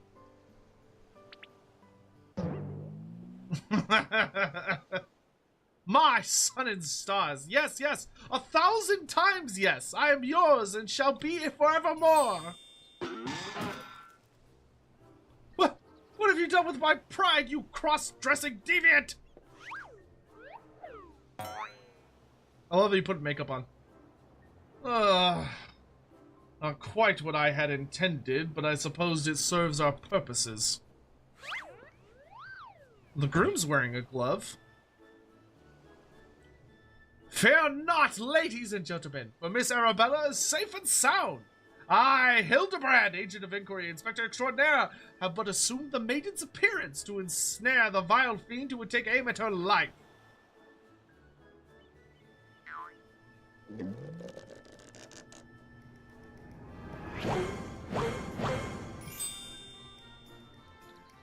The fiend who now lies defensively before me.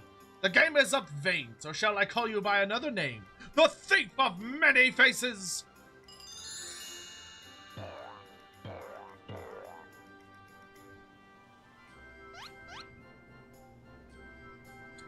Me? The thief? Are you mad?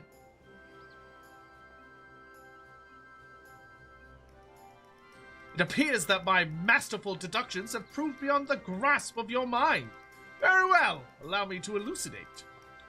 While there is not a soul in the realm who has not heard the tales of Miss Arabella's beauty, there are but 2 men here in Costa del Sol who have gazed upon her lovely visage before today.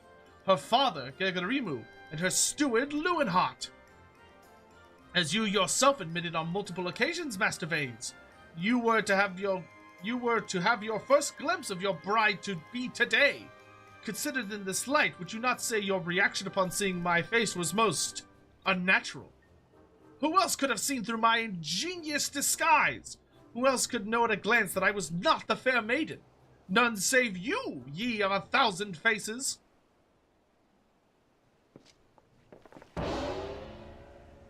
And anyone else with half their wits about them.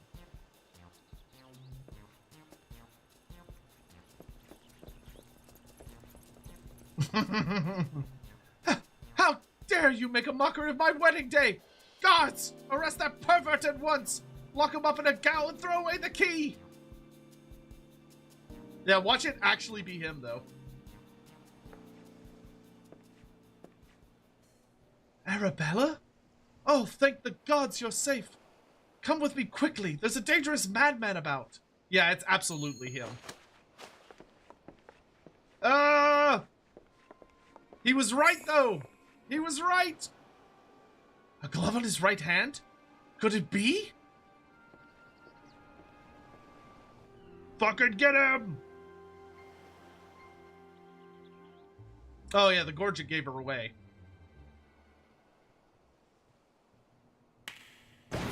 Hildebrand was fucking right. That is hilarious.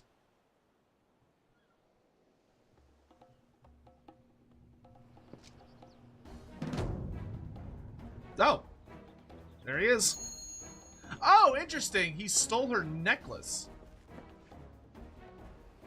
Hildebrand was fucking right.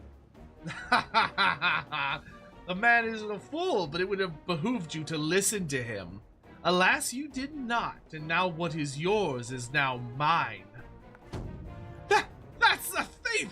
Stop wasting your time with that imbecile and arrest him!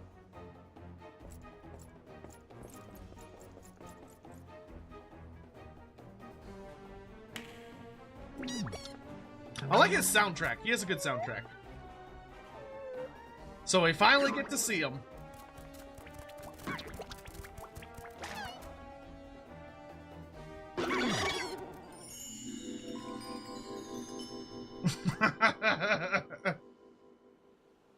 You came all this way? For me? You love me! You really, really love me!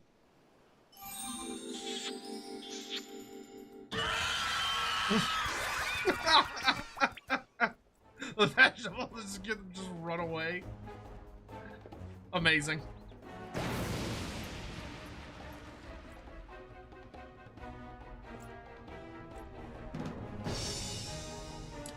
The attention is most flattering, but I have taken what I came for now, and now I must away, my lords, my ladies, till we meet again.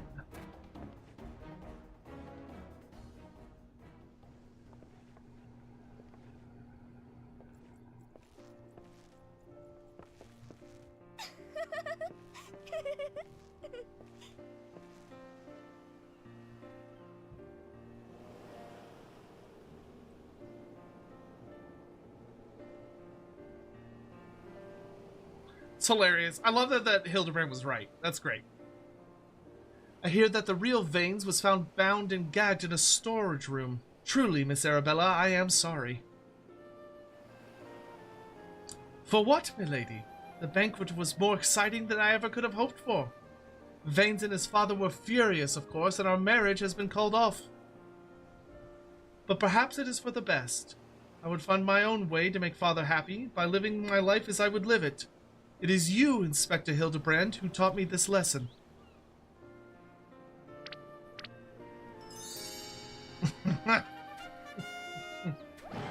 Well, he actually did something kind of right. For the love of the gods, somebody find him a change of clothes. But one thing still puzzles me.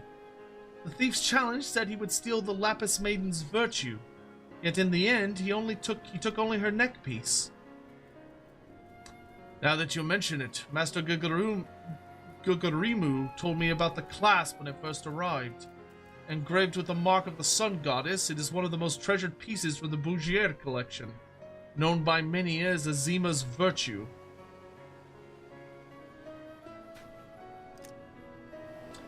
The Maiden's virtue indeed. When the next challenge comes, we must take extra care to read between the lines. Here it comes. They're waiting for it. Here it comes! Here it comes!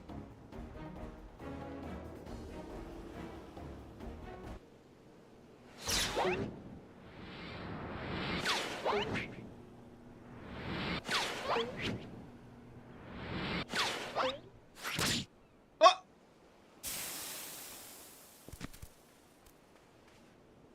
Did he just murder that onion? Over here, Inspector! It says I made you look. Oh, no. Got him again. The fiend plays us for fools. Give that to me at once.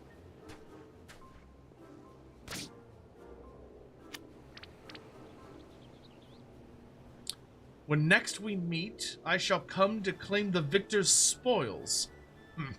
Another riddle.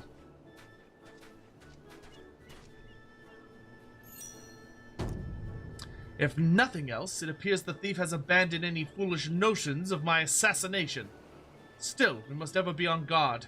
The fiend attempted murder once. He very well may do so again.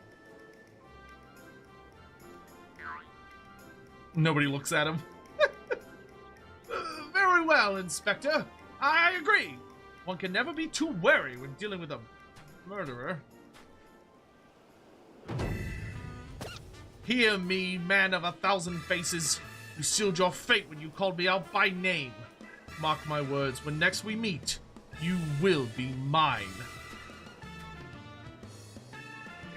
Yes! It was the Phantom Thief who was to blame for that bomb. Truly, verily, indubitably the Phantom Thief, most certainly. Ha ha ha ha ha ha. Uh-oh.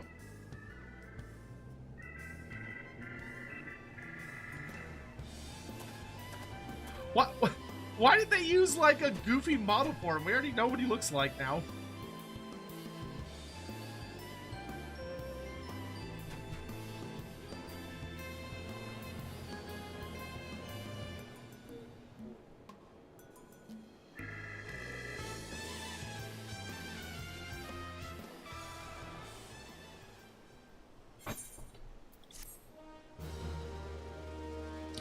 Next time on Hildebrand!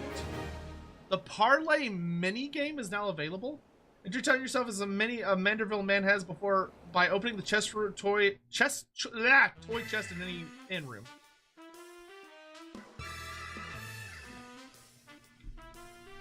To the victor goes a priceless treasure, while the smile of a champion holds secrets unto. Oh yeah, his dad's coming back, and Gilgamesh too. Damn. There's some good-looking ladies coming up. The Colosseum Conundrum. Alright, so there are 2 more Hildebrand quests to go. Okay, where's the gross tentacle creature? The key to the next case is also the key to the storeroom. Be sure not to lose it. Wait, it's a real key and a figurative one at the same time? Oh, there it is. Is that even possible? I guess we'll find out next time. I fucking hate those things. Who the fuck is Gilgamesh? He's that really big dude. You've acquired a toy chest containing several minigames.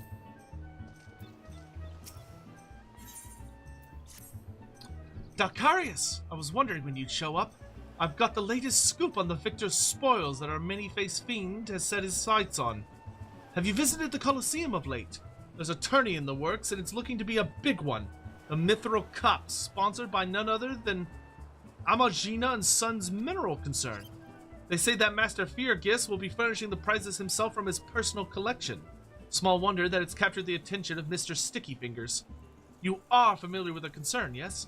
It's only the largest mining interest in the Sultanate, after all. The chairman, Master Feargis, sits on the syndicate and possesses such wealth that rumor has it he could buy half the realm if he chose to.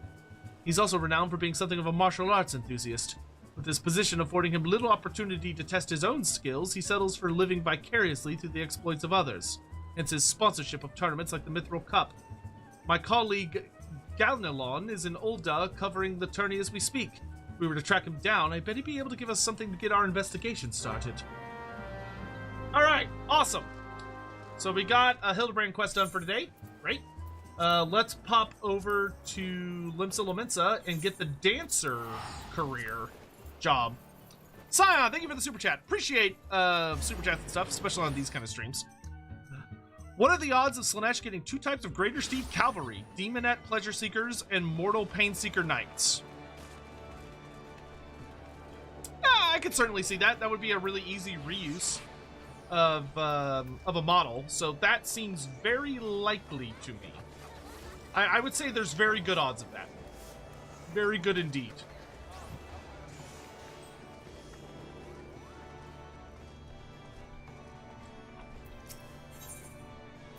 Shall we dance? Good sir, oh good sir! You can spare a moment, yes? Of course you can. You see, I've just witnessed a performance most marvelous, and I simply must tell someone about it. What sort of performance, you ask? Why, none other than a troupe of traveling dancers hailing from Radzatan across the sea. I dare say their bold, exotically beautiful motions are like nothing our realm has ever seen. Adventurers like you are always on the lookout for stimulating new experiences, are you not? Stimulating? You must witness this spectacle for yourself. Just follow this road down toward the convent of the Dutiful Sisters, and you'll run smack dab into the stage that they've set up in the square. Ooh. Nice guitar. Charlian Maiden. What is this for? Oh, that's for other stuff. Okay. I am not a big enough boy for that yet.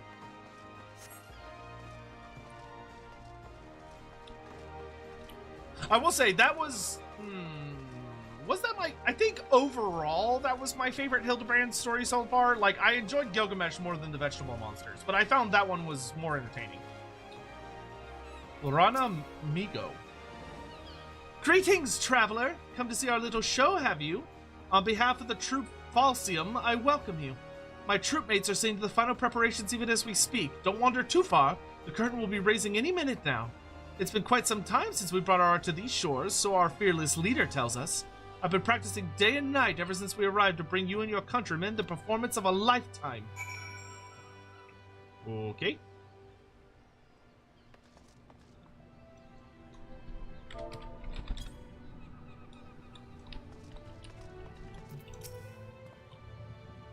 What have we here? An adventurer, an imposing one at that. But where are my manners? I'm Kilalud. Kuilud. Kuilud. We'll go with Kuilud. True Falsum's humble instrumentalist. If you're looking for the star of our little company, you'll find her just over there. It's a handsome musician. Ah, here it is.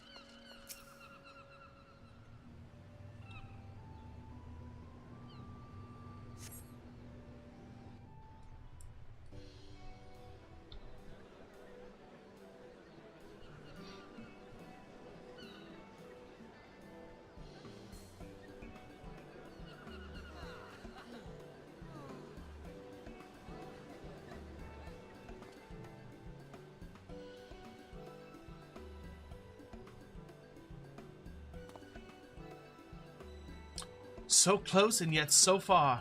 For all who cannot make the voyage to our home, we bring our art to yours.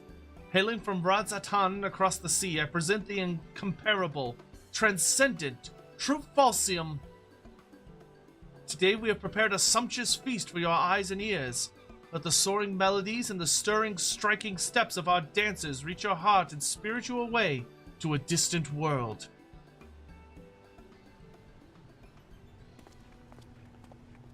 I like what I'm seeing.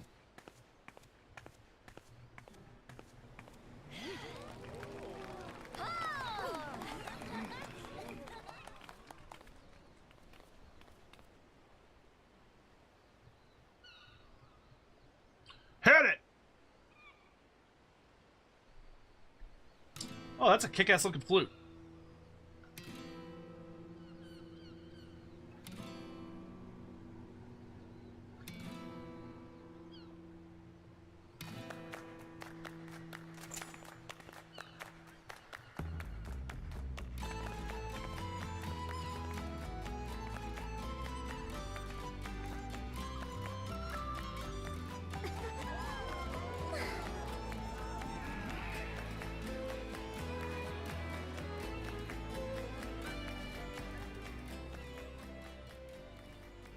Yes, just so, Rana.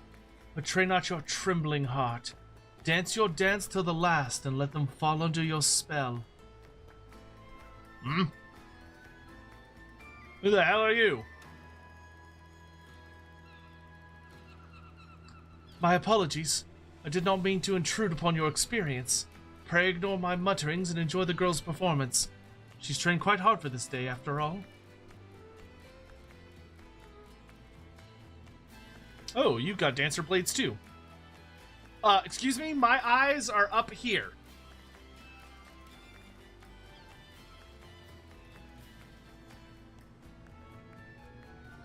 I must say, you carry yourself with a certain grace, don't you?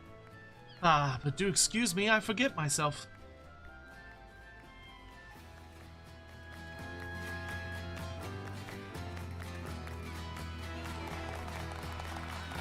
I'm digging this theme music.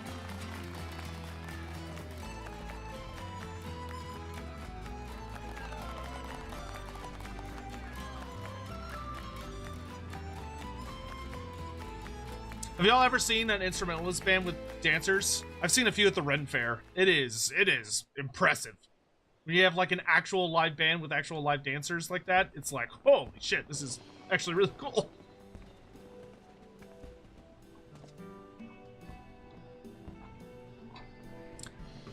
Forgive me for not having properly introduced myself. I am Nashmira, principal dancer and leader of the True Falsium. Rana, the girl whose performance you were admiring, is my #1 student and protege. This may seem a bit forward, but pray tell, have you ever harbored aspirations of stepping on stage? Of losing yourself in a whirlwind of music and motion, and enchanting your audience with your every movement? Forgive me, I know this is all quite sudden, and yet I could not help myself. From the first moment I laid eyes on you, I saw... how can I put it? A poise that could only be honed on the field of battle. Yes, there's no doubt in my mind. You would make a fine dancer. I see you are confused, and for good reason. Allow me to explain. There are forms of dance meant merely to grace a stage, and then there is the art of true falsium. We dance the Kriegsdans, a dance of war so ancient it is said to predate even the founding of our city. Our dancers train primarily in 2 techniques, each with applications both ornamental and martial. For one, we are proficient in tossing throwing weapons, which are most dazzling to the eyes, and even more damaging to any unfortunate foes they strike. The second is, of course, dancing itself. Perhaps you have already felt it, but it is believed that there are mystical powers to our movements, which can serve to heighten senses, lift spirits, and drive weakness and worry from people's hearts. The people of Eorzea have done well to rebuild this realm in the calamity's wake, yet there are scars that still go unhealed, and the specter of war still looms large over the land.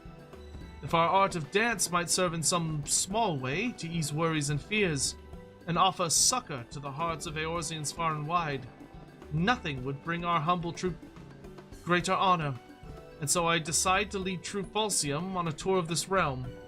There is, however, a bit of a rub. We have come with only 2 dancers, Renee and myself, and I am still nursing an injury I suffered on the voyage over. My protege is a talented one, but I can hardly ask her to bear the burden of our tour alone, and so I felt compelled to reach out to you. I can assure you that the arrangement would be to our mutual benefit.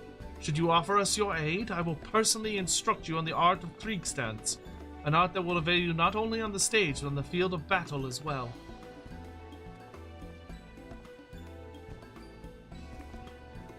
Worry not, I will not force you to rush your decision. We must begin rehearsal for our next performance. Do give some thought to my offer, and seek me out again should you be so inclined.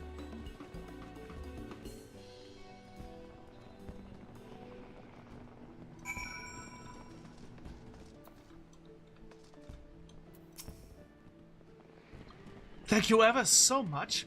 I can see you cheering me on to the final curtain call.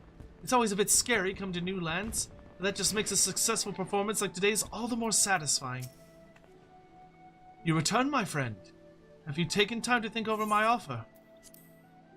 I will do it! Splendid. To tell the truth, I had feared your answer would be no, but fortune smiles upon True Falsium today. As principal dancer and company leader, allow me to officially welcome you to our ranks. Wait, don't tell me. Nashmira has picked you to join our troupe and become a dancer. Is Rana right? Or is Rana right? I knew it! I haven't been doing this for as long as Mistress Nashmira. Actually, it should be Nashmira. But even I can see that your poise and posture is anything but ordinary. But don't get your hopes up too high. You're going to have to work your arse off to outshine Rana Migo. Let it suffice to say that I will be watching both of your careers with great interest. Oh, beware of my manners. I haven't even asked my student his name. An elegant name indeed. Very well then, Dalcarius. This is for you. This crystal houses the amassed knowledge and memories of generations of our forebears, butterflies of the battlefield who have filtered their way into history and legend. Take it and treasure it. And of course, you'll also be needing a change of clothes. Here, this outfit should do. Go ahead, put it on. You'll be amazed at the freedom of movement the pliant fabric affords you.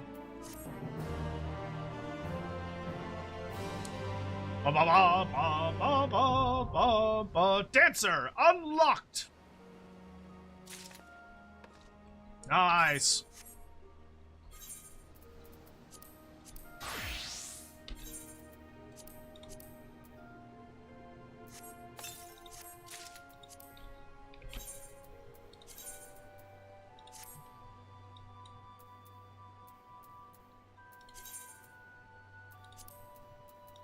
Very cool.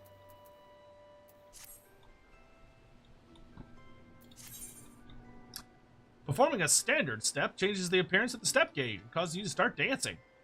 Follow the displayed icons to execute steps in the correct order, ending with a standard finish will increase your damage dealt. Okay, cool. I'm not going to do this right now, but duly noted. Alright, so we're all caught up on collected careers, so that's good. Alright. I was like, what the fuck is that?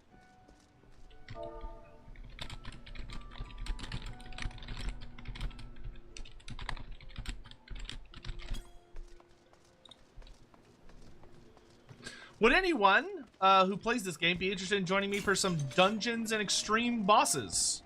Because it is time for that.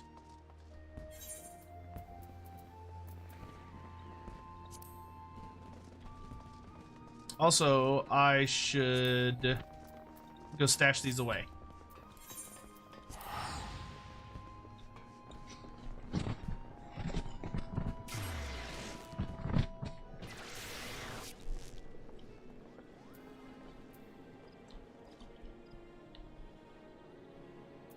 Okay, so a couple people want to join in.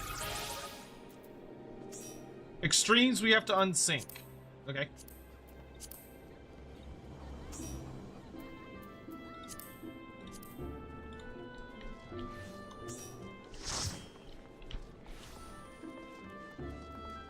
Well, cool. I've got a couple of quests, so why don't we go do, like, Tamtara Deepcroft Hard? I haven't done that yet.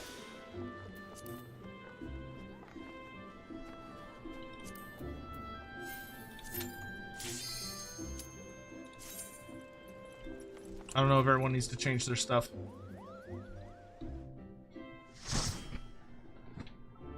We can unsync to bypass the bad stuff? That's cool. But this is cool because I'll get to finally play a bunch of dungeons I haven't had the chance to do yet.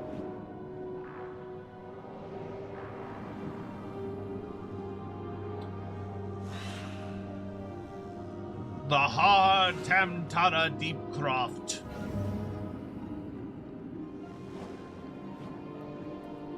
I'm also looking forward to some showdowns with extreme bosses. We don't have a healer. I think we'll be alright. Maybe. Possibly. We're a pretty dangerous bunch.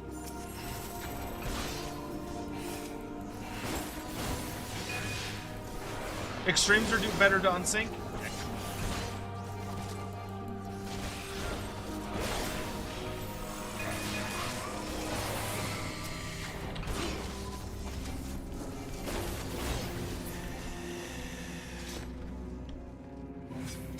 Torn folio? I finally mustered the courage to speak with your hero, my love. Dalcarius is as kind and wise as he is brave and strong. He listened attentively as I told him all about you, about us. Though he's made a few words, or perhaps because he is, everything he said seemed to inspire me, while his gaze alone instilled me with the confidence I never knew I had. Truly, I feel better prepared to face the future for having met him. How right you were, my love. Oh, that's not good. That is super not good.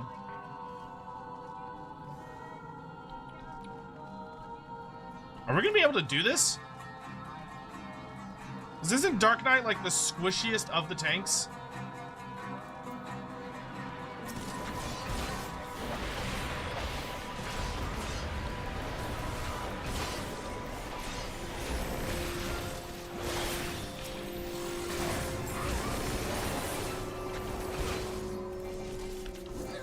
You didn't get a chance to swap? I mean, we can back out real quick if we need to.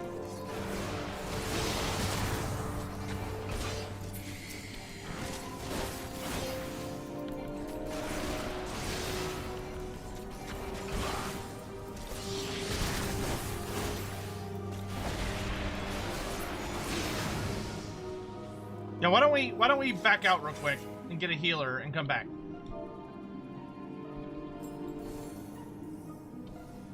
I know, we can do it?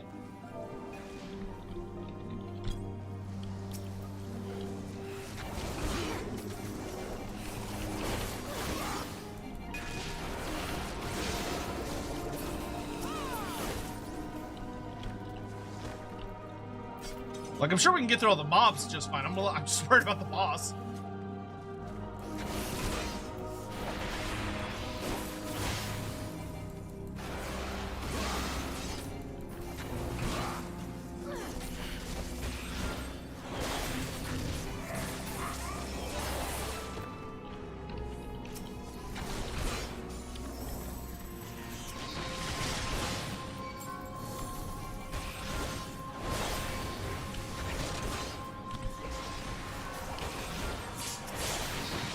No, he's invincible. Well, don't I feel like a dunce?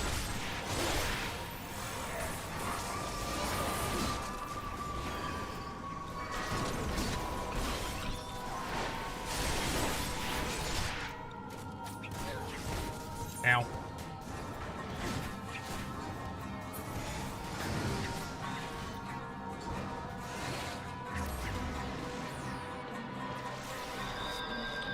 Just 10 more levels and you get Reaper? Ooh, that's spicy.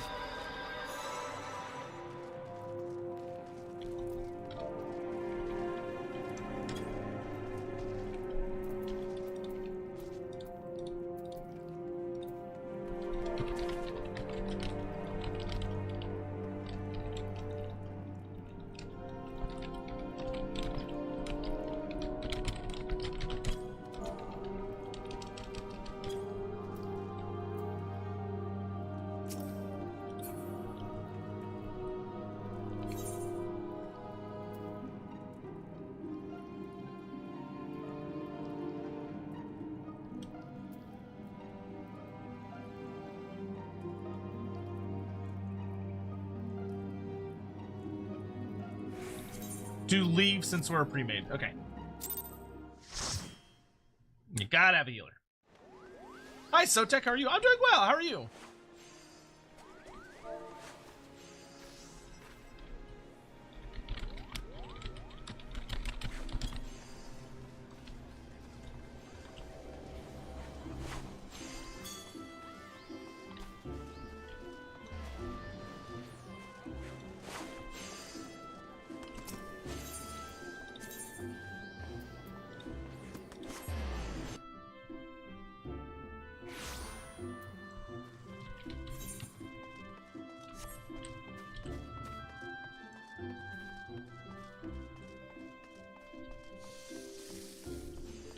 While they're doing that, I can put some stuff away.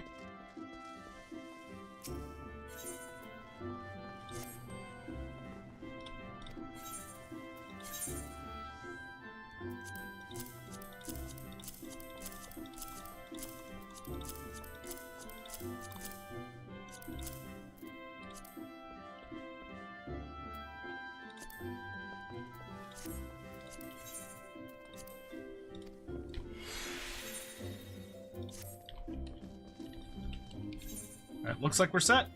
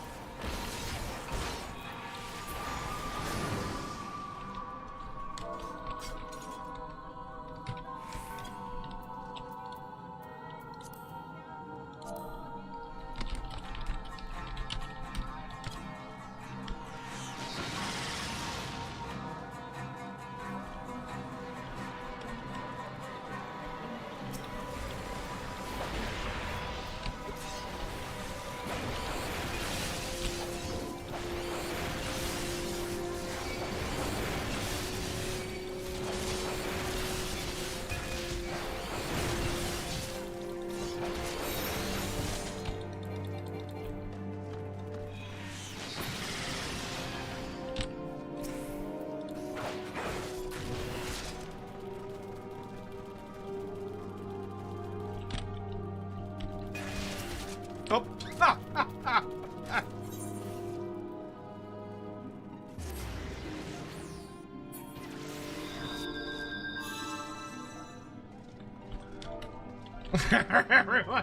everyone take a deep breath.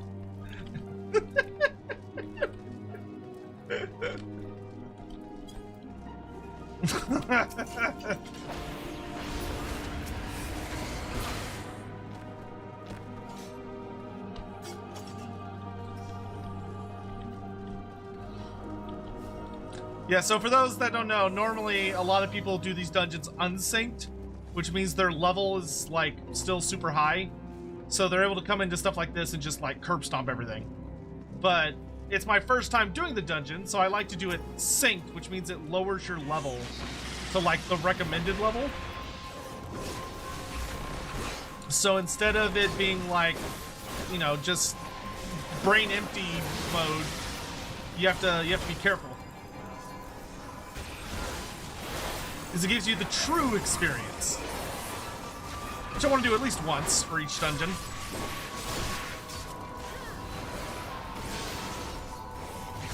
Gargoyle Usher. I've been an usher before. I used to be an usher for the Amarillo Symphony.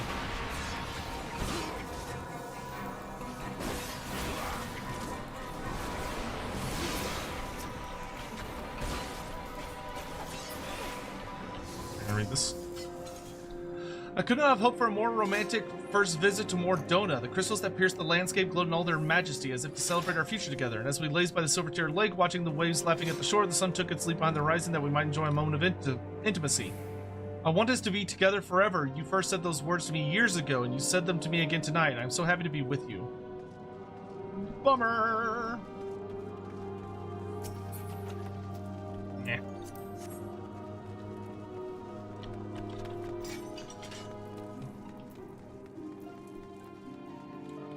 Leavine.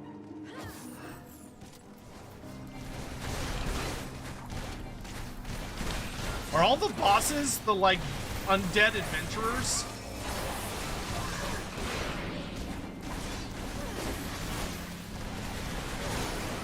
Whoa, there's a lot of ads.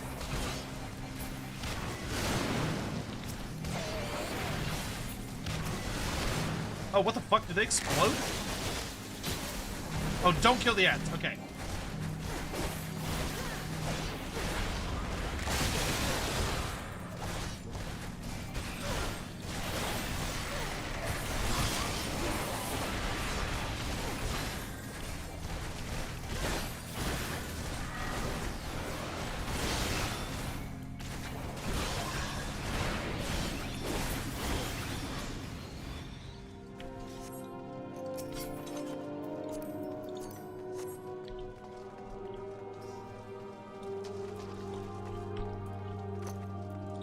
Defiled coffin. Oh, hello.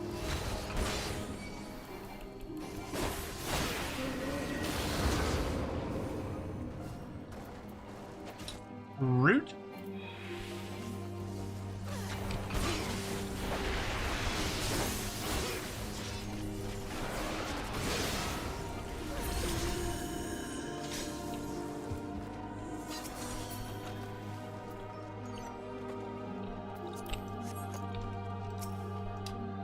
You've been looking deathly pale of late. The scorching heat of Thanaland does not agree with you. You were never fond of hot climes, and it was a mistake to come here. Let us make for Korthus, where the bracing air will put roses on your cheeks.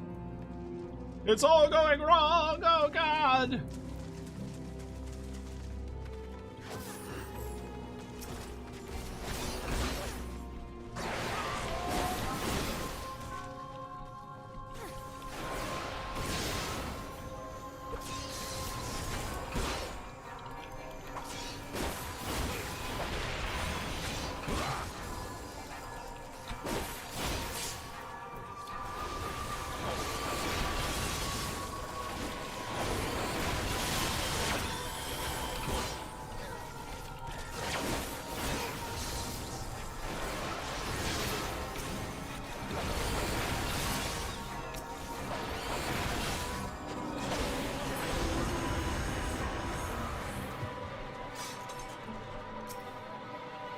I know. It is not easy being without a body. I promise to find one for you, but you must have patience.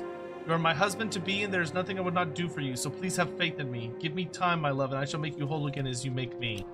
Oh, she's gonna try and stuff her hubby in my body. Oh, dear. Well, that's alarming.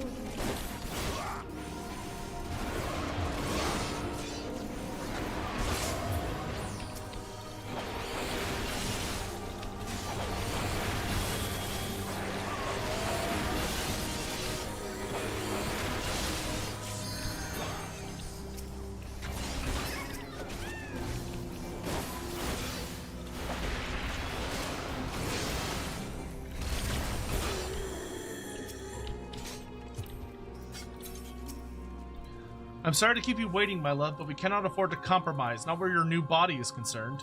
Ordinary adventurers die often enough, leaving their ordinary corpses, but if you are to be like Dalkarius, we cannot settle for anything less than extraordinary. But a strong body requires an equally strong soul, as I have recently discovered. Now, you are probably worried that strong souls are rare, and so they are, but never fear, for we can create one ourselves. All we need is a plentiful supply of the weaker kind, and they are common indeed. Be patient just a little longer, my love. All will be as you desire.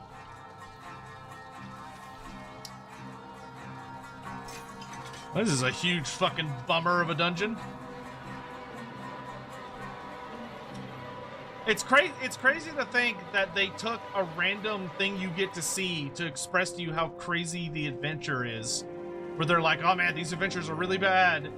Where, like, you see this poor healer getting blamed for letting her lover die. And, like, all this awful sadness. I can't move my body! Help me! Don't let him die. That's all that matters. Okay. But like this poor little healer you see getting like, just like shit on for letting her husband die and also a party member ends up going crazy and becoming like a horrible boss. It's fascinating.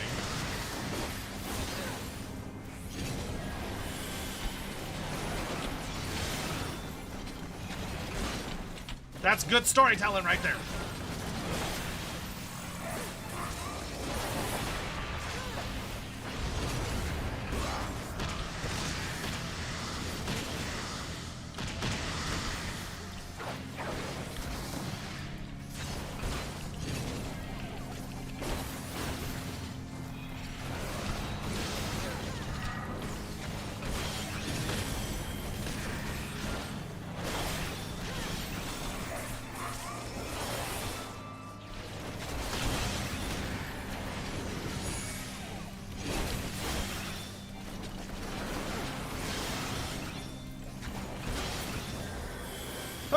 I thought I was done for.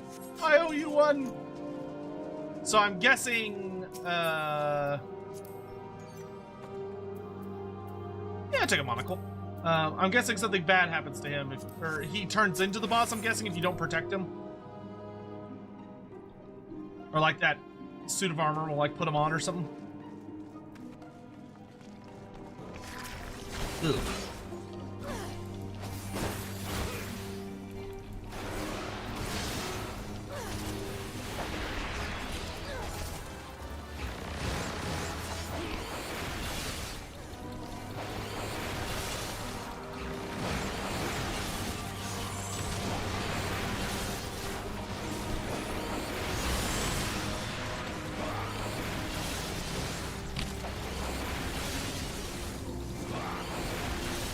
Oh, we just wipe. Oh, interesting. Okay.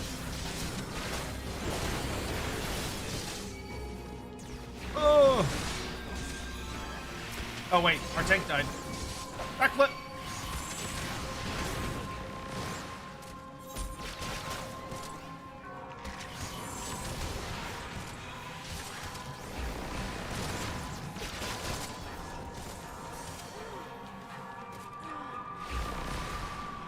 Run, run! Flee, flee!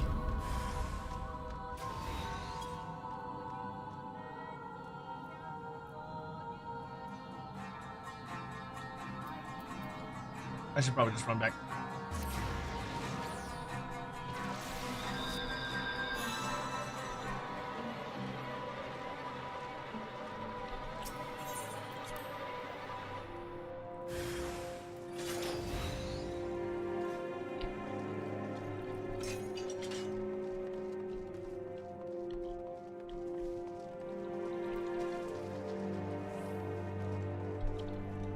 The joys of dungeons. Paladin brain.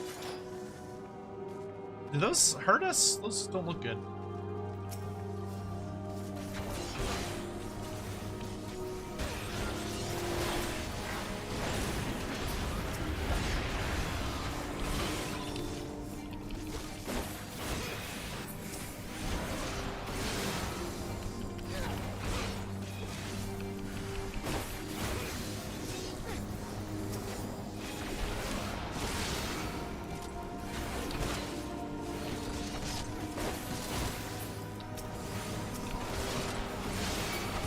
Oh my god, he summoned so many ads.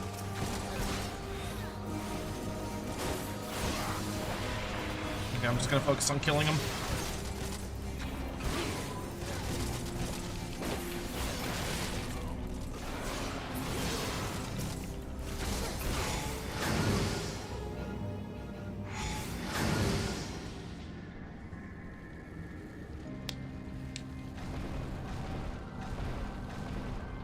Oh, this poor girl.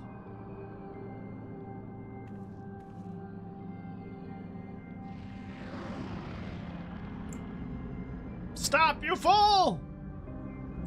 You know not the powers with which you reckon! Ugh! Ugh! Gross! Look there! All these people have come to make you a gift of their souls! Isn't that kind of them? Even Dalkarius is here. Now your dream of becoming like him can come true. Oh yeah, because it's his head. Ugh.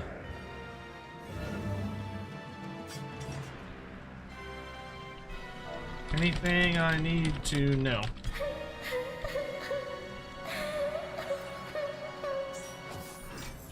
Thank you ever so much for coming to our wedding. Where our witness? Holy fuck!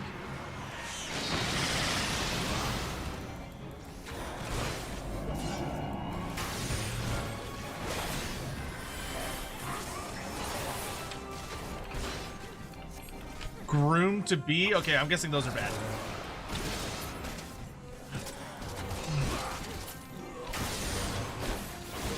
Oh, I'm really digging this boss fight.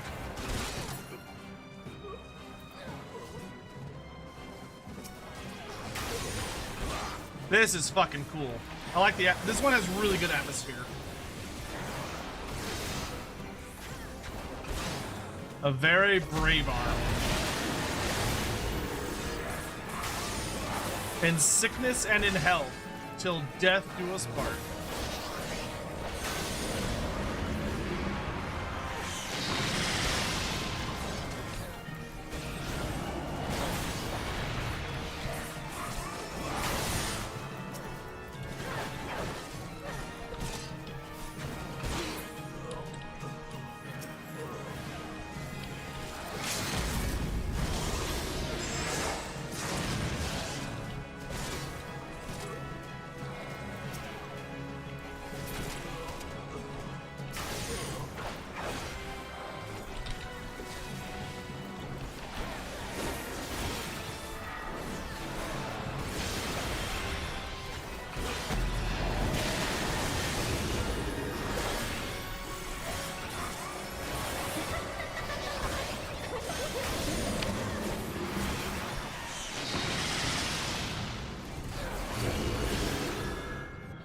genuinely one of my favorite dungeons. What a great dungeon.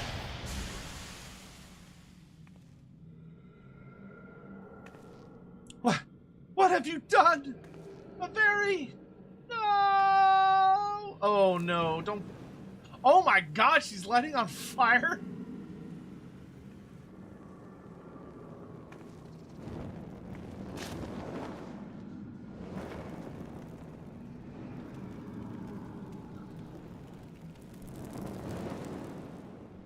Jesus Christ! Oh my god!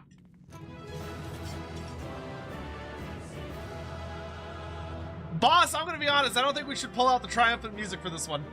I don't feel like this is appropriate.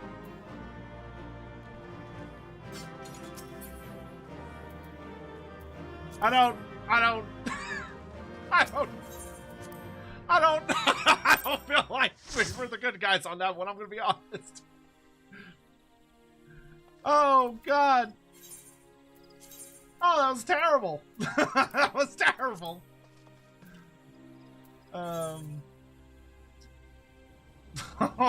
my god.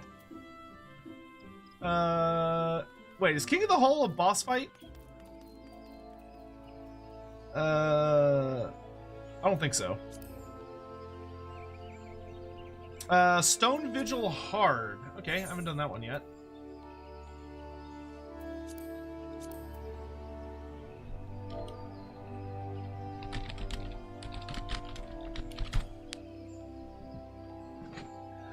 Congrats, Murder. I mean, she was a baddie, to be fair.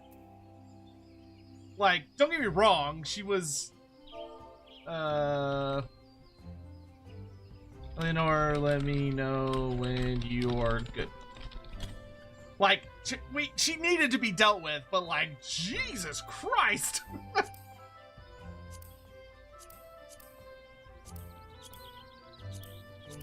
Like, damn, I know she was bad, but like... They're like, yeah, not only is she gonna fall to her death, but she's also gonna burn alive as she's falling. Because, you know, fuck her. Like, Jesus Christ. Oh my good lord.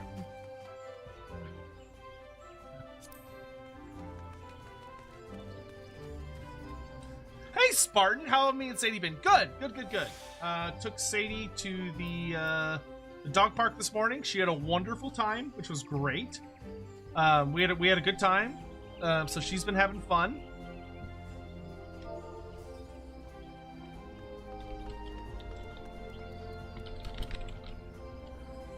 What's... Oh, there's a related mount. Is it the dude's head?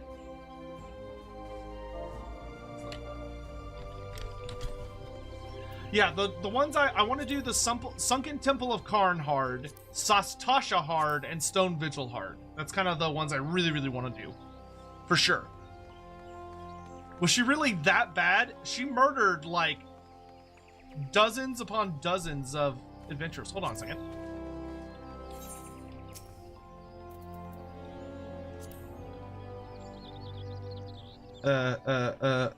You there!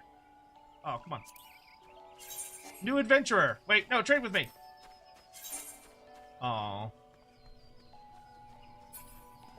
I was trying to be cool.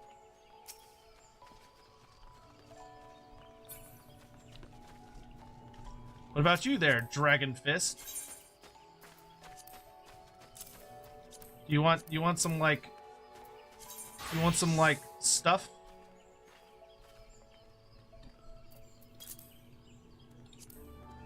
Wonder if they're there. I want to be cool. I want to be cool and help out newbies. I think they're AFK. Are they AFK? 5, 4, 3, 2, 1. Oh. Well, I tried. I tried! Someone doesn't meet wreck.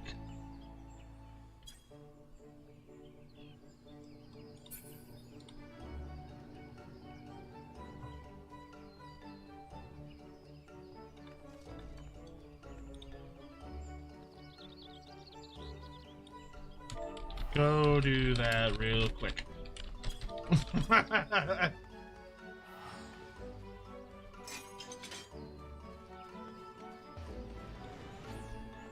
That person's teleporting. Oh wait, no, they're not. Wait, come back, come back, come back. Come back. Come back, I want, oh. Damn these trial accounts, not being able to trade, it sucks. I want to be cool to the new people!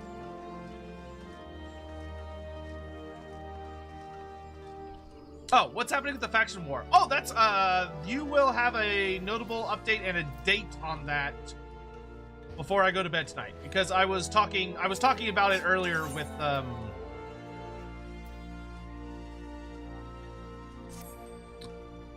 Hawk. I was talking about it with Hawk earlier. So, it is very much on my radar.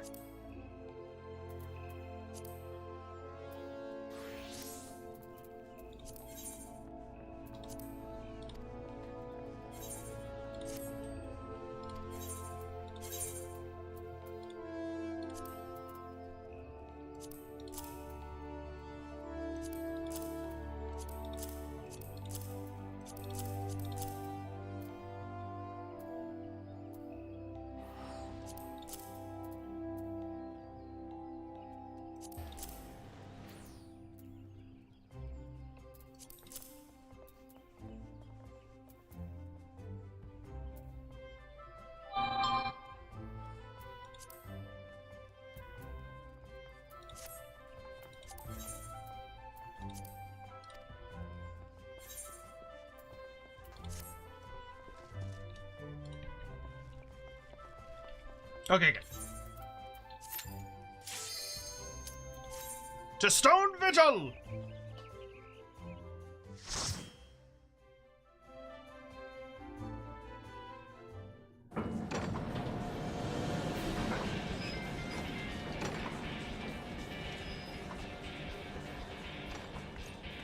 Time to kick some dragon ass!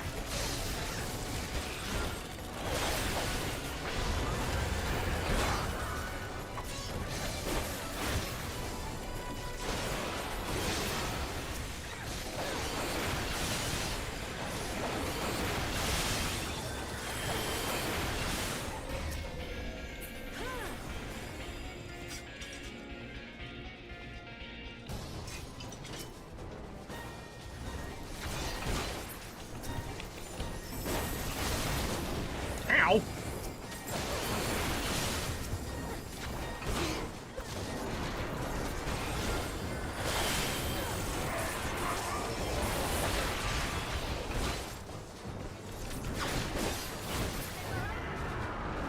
I'm a dragoon. I was meant to clear this fucking dungeon.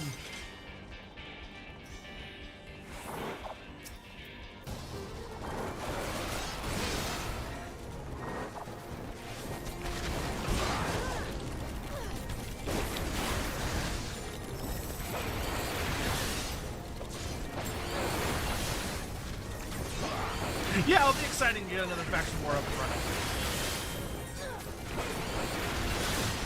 That's not how you spell dwarfs! New Skaven? Yes, they released a bunch of new Skaven miniatures for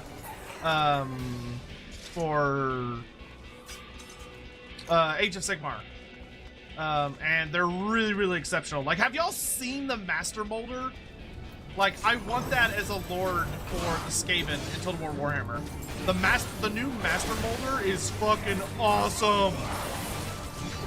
It looks so fucking sick.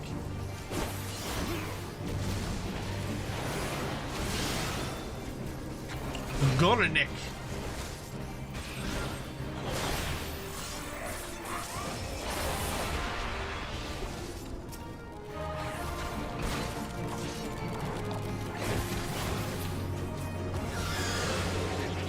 Oh wow, those little dudes explode like crazy.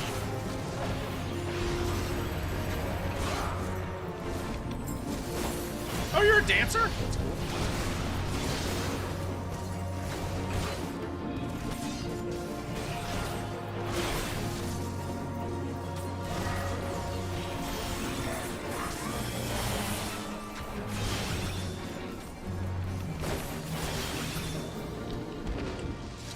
One boss down.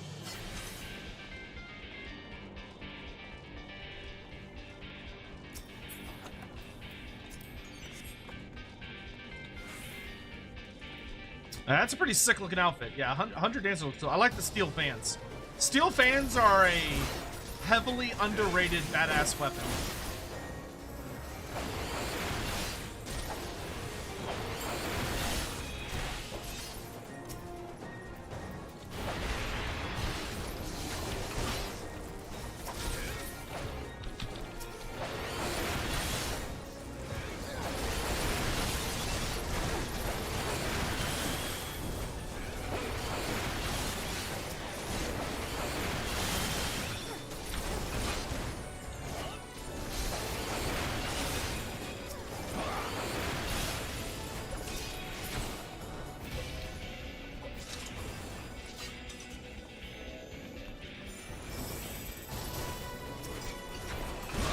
Blood and thunder.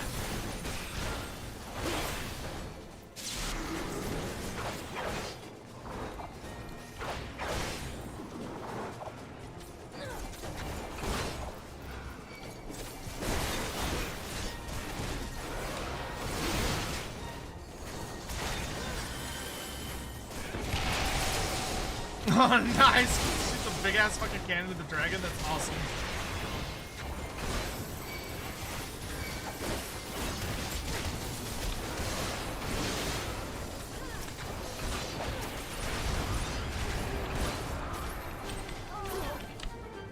I got a little spicy there for a second.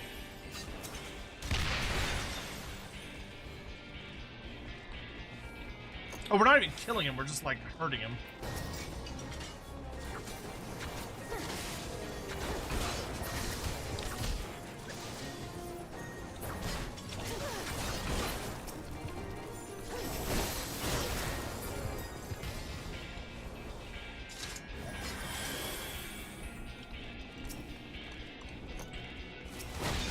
Fire cannon! Oh, hello.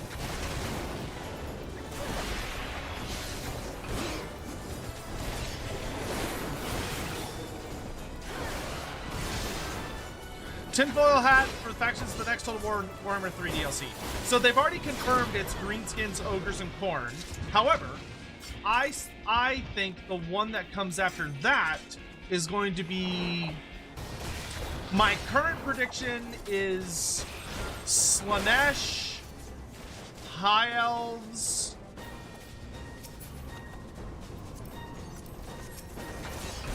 Slaanesh, High Elves, and Norska? Do not fire if its fire shield is up. Okay, cool. And man the cannons. All right.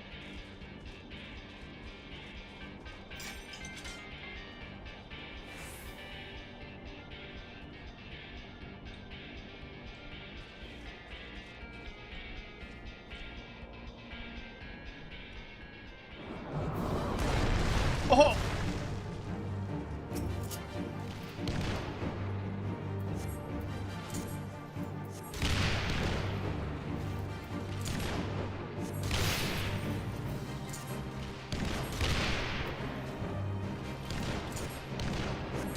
Ooh. What's he doing? Nothing, I guess. Keep firing! Oh, that's okay. That's the shield.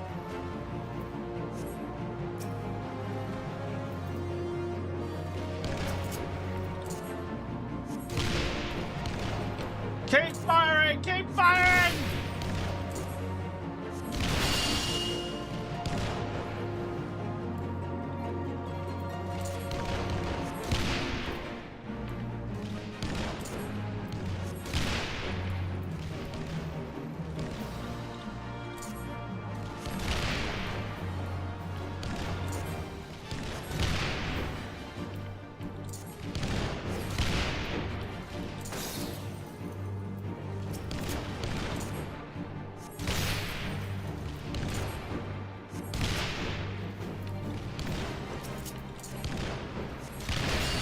This is fun.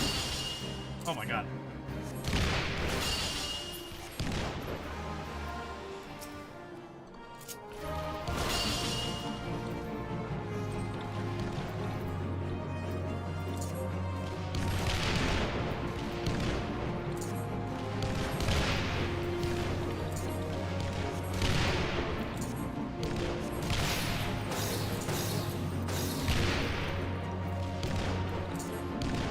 Keep firing! Keep firing! Uh-oh. Ow!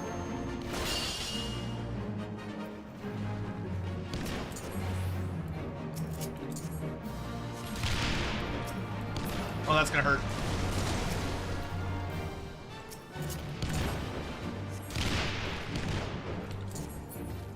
Hey! That's a really cool boss.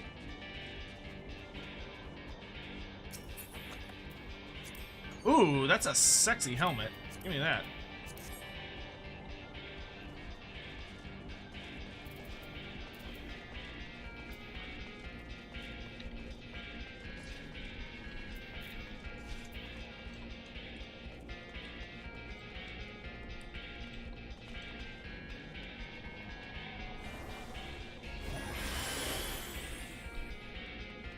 Tomb Kings and Ogres need units the most, I think. Yeah, I don't see Tomb King showing up in the Slanesh DLC, though. That would be odd.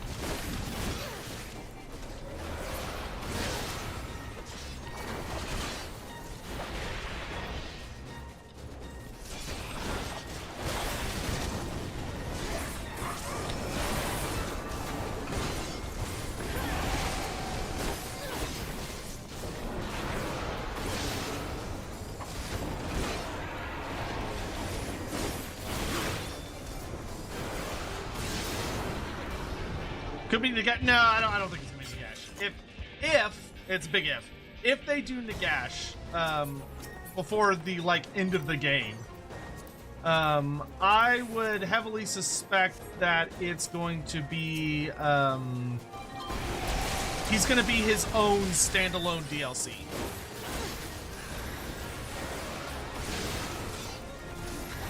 Stone Vigil Gaming? Stone Vigil Gaming.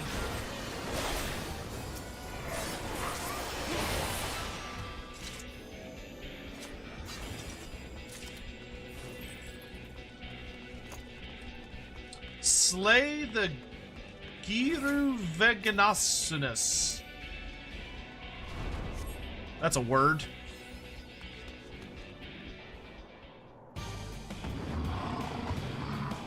Oh, he's a big boy. Ooh, I love his tail.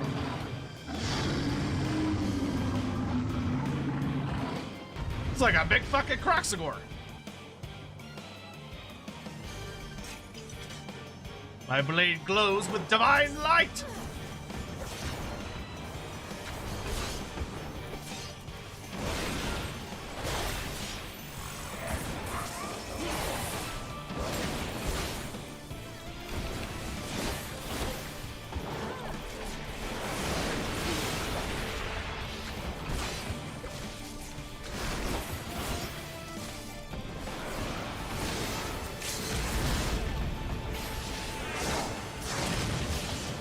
Oh, no. I was gonna say, oh, this guy doesn't have a lot of health. He's dying really fast. Haha. That's because there's two of them, dumbass.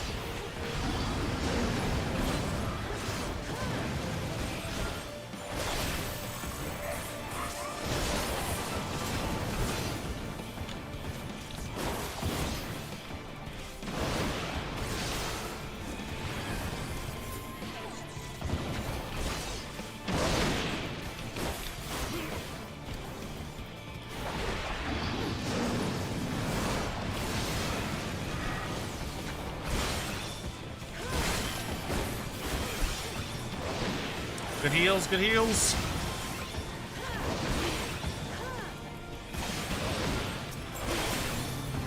Alright, that's one down.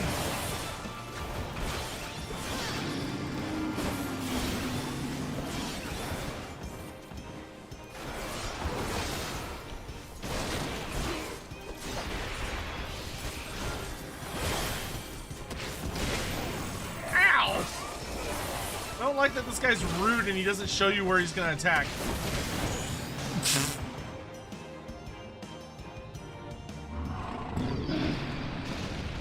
I think I... Oh, did I survive? I think I died right at the end there. Ba, ba, ba, ba, ba.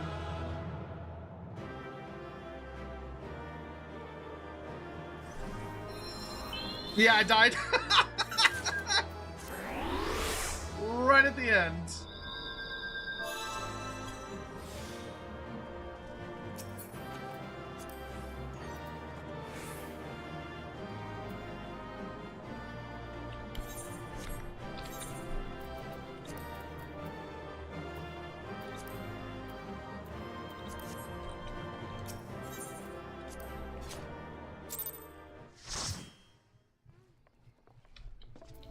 All right, cool.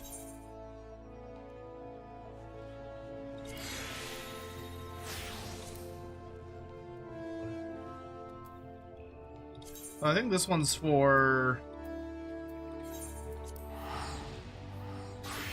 the Wanderer's Palace.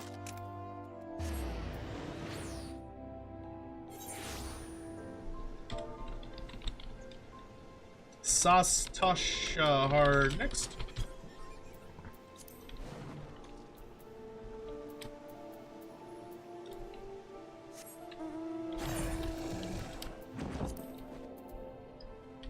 Oh, he's right there.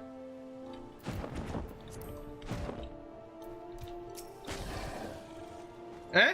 Blow is on cinch on your way, you say? Well, I'll be thrice damned, it's you! Hey, you're the heroic bloke which lopped off the Tonberry King's head.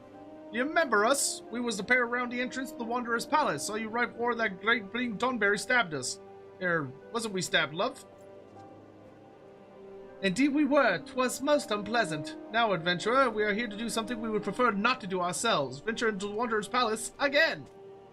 Best we start at the beginning, eh? Like I was saying, we were acting away the little Tonberries when the big one snuck up behind us. Well, we tried to fight it off, but it got the best of us. Never been in worse shape, just lying there bleeding. Hells, I thought we weren't long for the realm. But just as I was thinking of having my last words, lo and behold, the Tonberries we've been having it out with started treating us. Nursed us right back to health, they did. That's when we learned the truth about the Tonberries. See, they was only menace and focus of a curse that you lifted when you slew the Tonberry King. At art, the Lauder called them twice as kindly. Why, it was the right pleasure having them take care of us for a spell. It's aside the pity those peaceful days didn't last. A band of Mabulja, what they call themselves Silver Scales, come storming into the palace. They say they're mercenaries, but they're nothing but the scum of the bleeding realm. The howling, the blood, there's so many dead, as if there weren't enough. The surviving Tonberries were locked away deep in the ruins. Why in the name of the 12 would they deserve such a fate, I ask you? We had grown rather fond of the Tonberries while living amongst them. They have good hearts, no matter how odd their appearance. None of that should matter anyway. This fellow is Huron, I'm Makote. Oh no, this is her talking. Whoops. Are we a lesser couple for our differences? I should think not. Bro, Makote in like hardcore scale armor? That's sexy. My heart goes out to the Tonberries, truly. To be so betrayed, so ill-treated and locked away in some horrid dungeon. By one's own people, no less. My dearest and I know the pain all too well. We both had to leave our birthplace. Why, you ask? Simply because we were different. No, we will not sit idly by and let the Tonberries be subjected to such terrible treatment. Well said, love, but much as we'd like to give the Silver Scales the boot ourselves, we can't stand a cartload of Momolja. So please, say you'll do it in our place. The Wanderer's Palace is the only home the Dawnbearers have got. Now you'll have to speak with the Abazi Chirazi and get a ride in his boat across the lake. Or what's it now? Bon Voyage? Bon Voyage.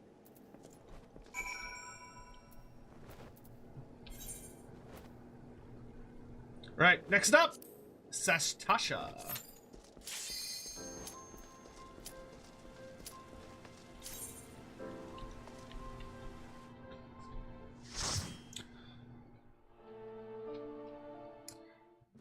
Oh, I could see Vampire Count, or Vampire, well, Vampire Counts I want to get a Chaos, Champions of Chaos S DLC. I don't want them to be part of someone else's DLC. I want them to have their own full DLC just to themselves. Filthy intruders! Filthy intruders! Squawk!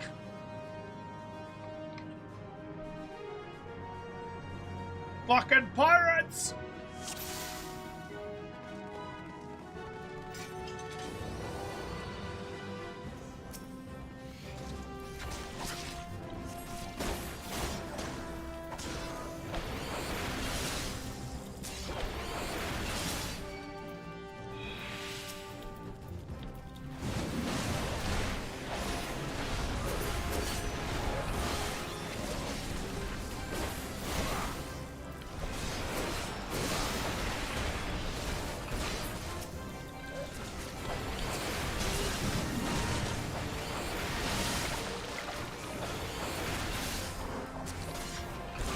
Pirates 2, The Quest for More Booty? Yeah, I think I've seen that one. That Mikote was actually male? Oh! I did not realize. Whenever I see Mikote, I just assume they're ladies.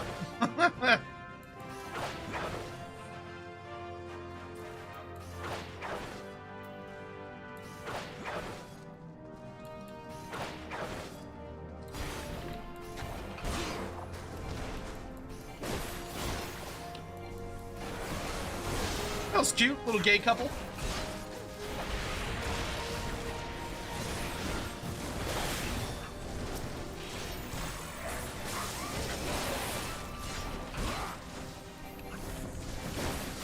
Did y'all ever think about how fucking good the Pirates trilogy was? Like, Davy Jones to this day is one of the best villains that we've had on screen. Like, between Davy Jones and Captain Barbossa, like, we were fucking spoiled by that trilogy. Everything that came afterwards was kind of hit or miss, but like, it had some okay moments and some bad moments.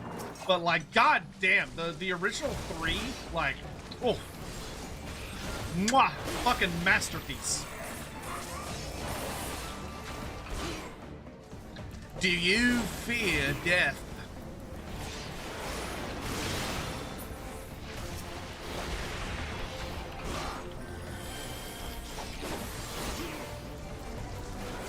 Yeah, the CGI on Davy Jones is still some of the best we've ever seen, which is sad because it was like 20 years ago now.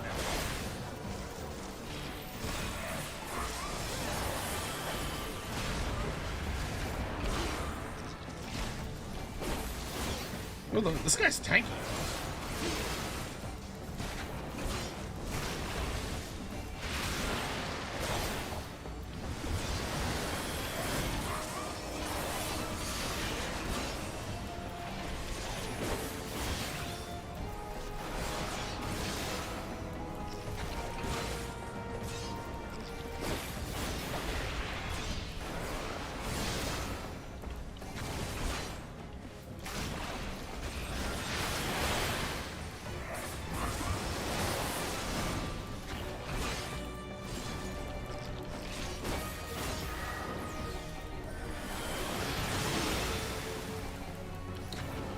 Great.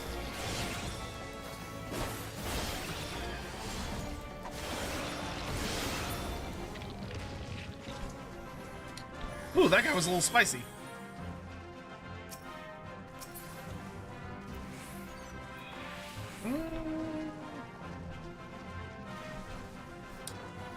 You can sell this? That's interesting.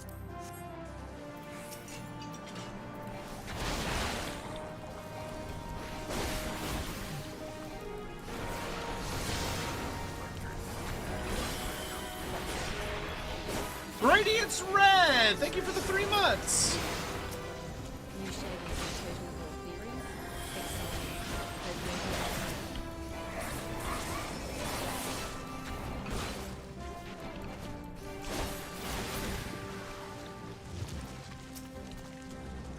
Crab! Crab! Crab!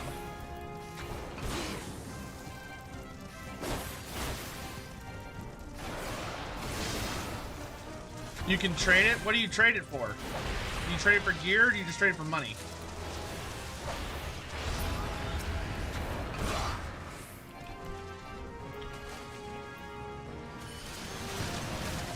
Ow.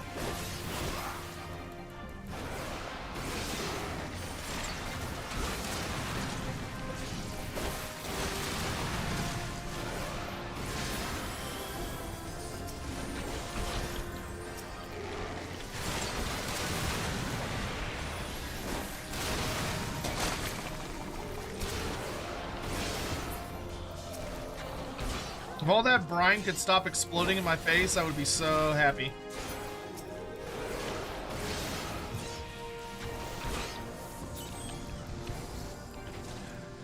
Does anyone else have, like, permanent PTSD from the fucking crabs in, what was that, Dark Souls 3? In the swamp?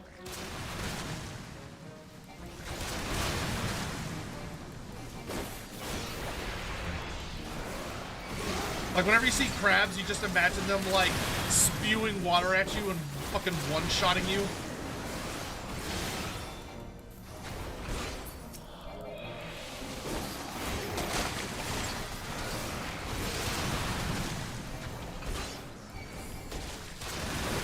Hey, Castrade, thanks so much. Have a good one. Enjoy your dinner.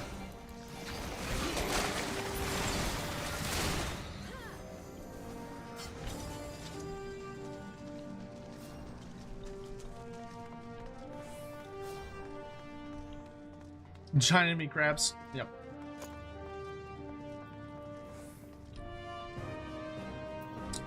That's a big man.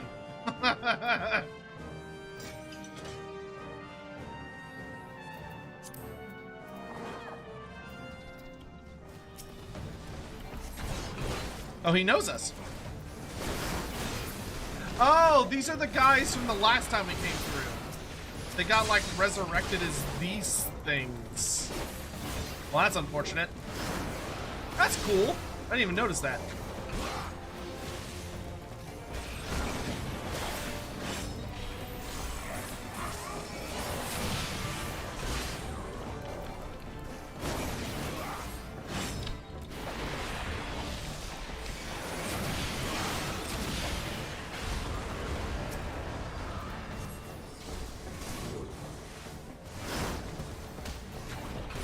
They all got, like, squid heads. It's kind of terrifying that Leviathan can resurrect people, apparently.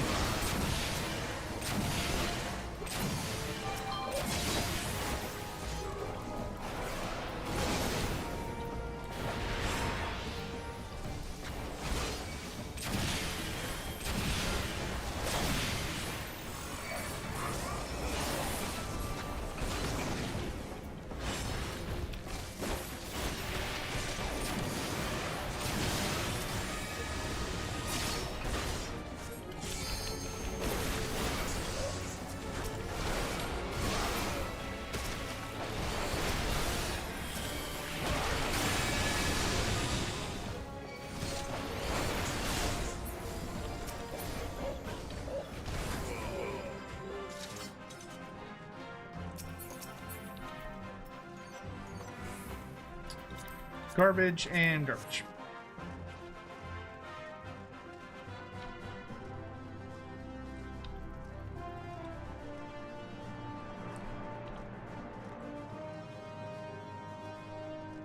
What do I think will be after Slanesh, High Elves, and Dark Elves? I don't think it's going to be Slanesh, High Elves, and Dark Elves. Like I said, I think it's going to be Slanesh, High Elves, and either... I could see Norska, I could see Tomb Kings, I could see Vampire Coast. Vampire Coast would be pretty good, actually.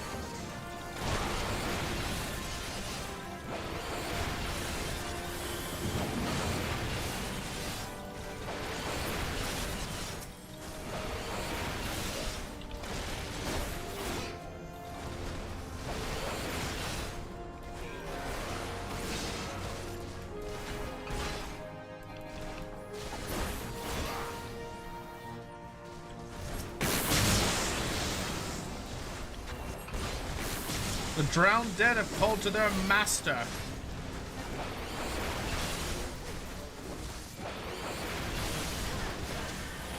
Holy Lord, there's summoned a lot of boys.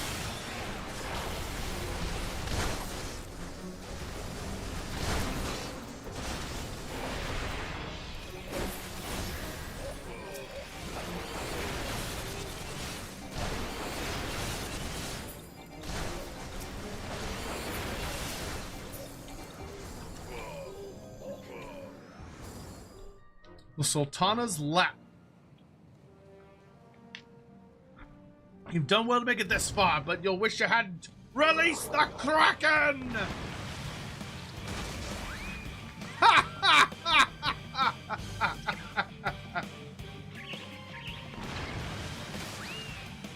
That's amazing. I love that pirate just gets clowned on every time. Oh my lord, he is a big boy.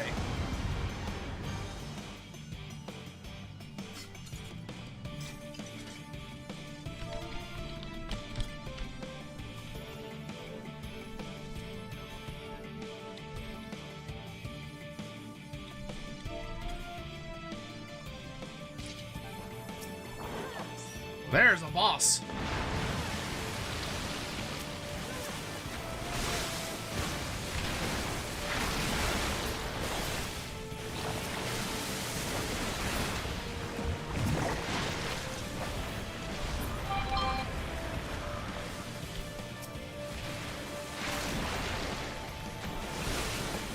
Ooh.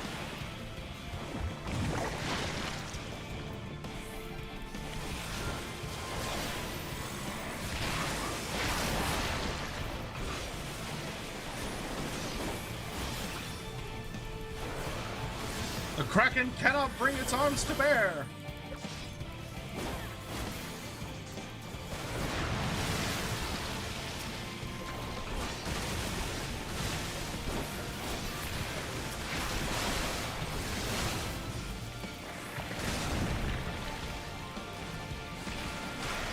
Ah! Ah, fuck!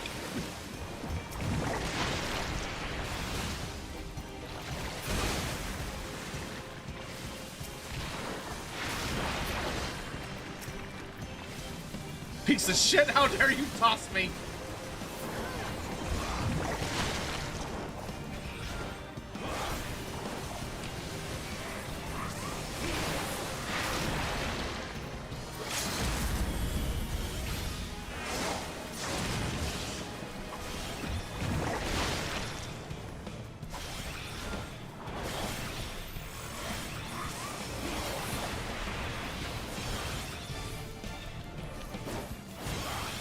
Bok, bok, bok, bok. Everybody spells bok, bok wrong, though. It should be with a Q. A Q.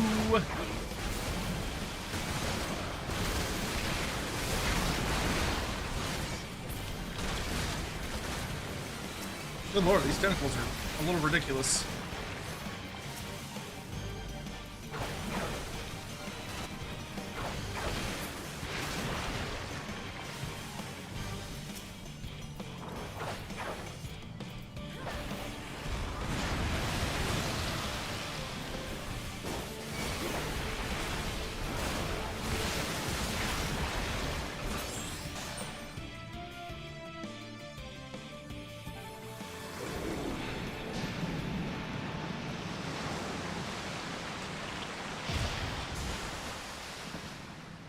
Woohoo!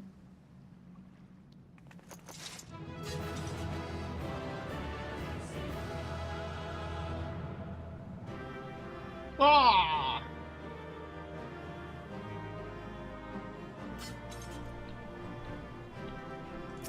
Anything interesting? No.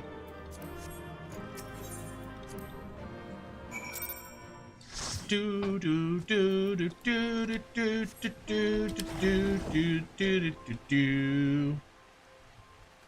Do do do do do do do do do do do do.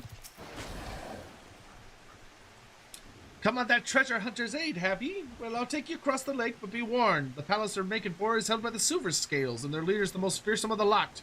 Now, the Tonberries aren't friends of mine, but even I think the way the Mummel Jaw have imprisoned them is wrong. Capture them, turn them into thralls. Go give those sellswords hell. Wanderer's Palace hard unlocked.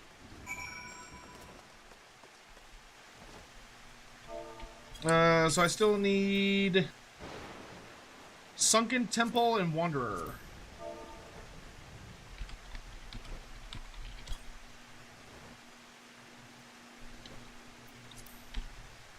Oh, actually, need to grab food real quick. Give me like 3 to 5 minutes. I'm gonna grab food from downstairs real quick, but I'm gonna bring it back up.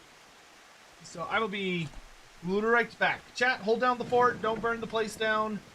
Don't make any rituals to dark gods. You know the rules. You know the rules.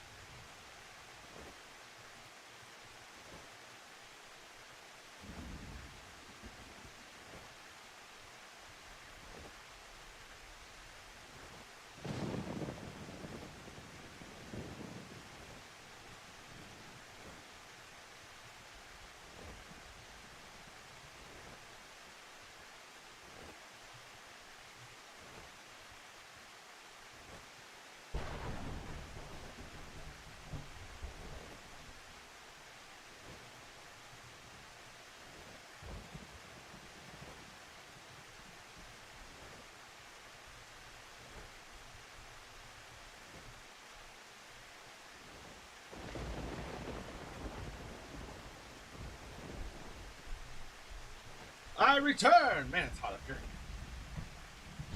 How's everybody doing?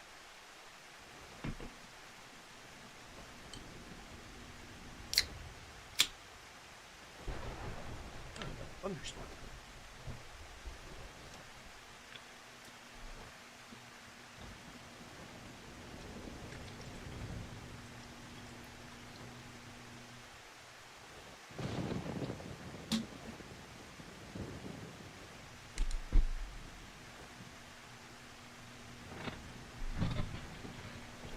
Kneecaps for the kneecap throne? No, you shouldn't take kneecaps. Wait. Fucking get on there.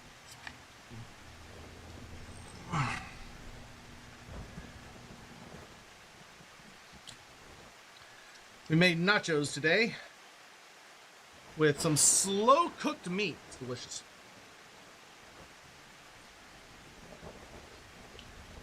Oh my goodness. Oh, it's good.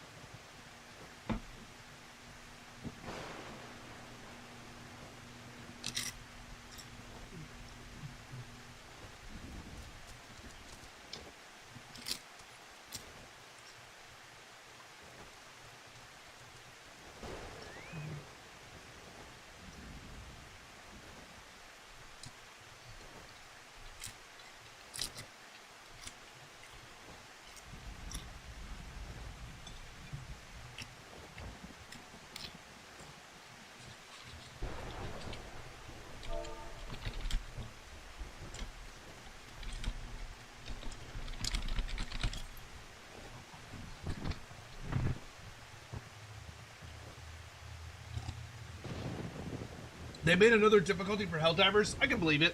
The Helldiver community is pretty insane. Vermintide had to do the same thing.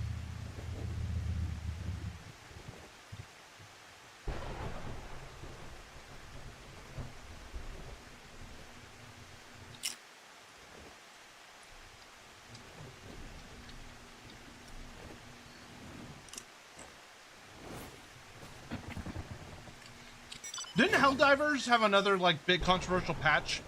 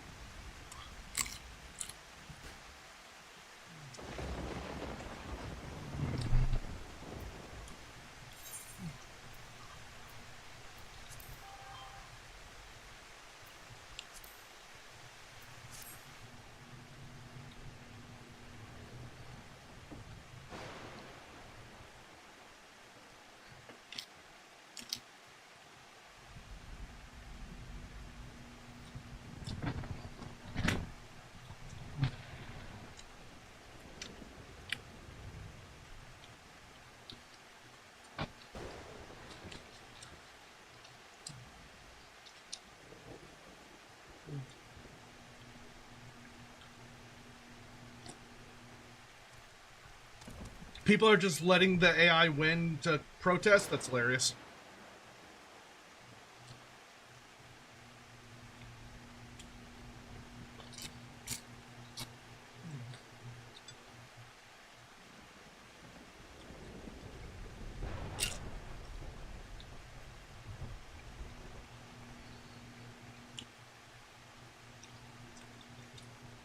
Oh my god, this is good.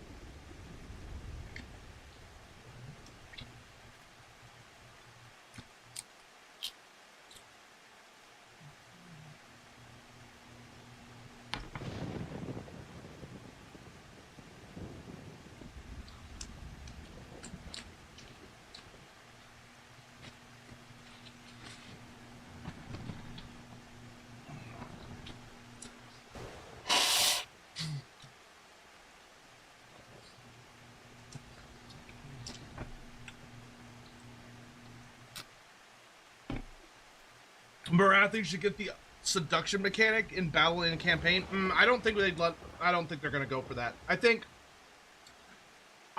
the battle version might be doable because I think it just costs money. So that one might be doable.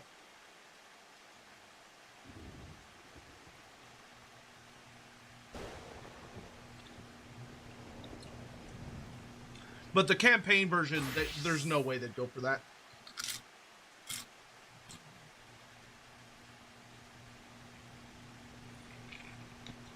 Because that's a really complex system.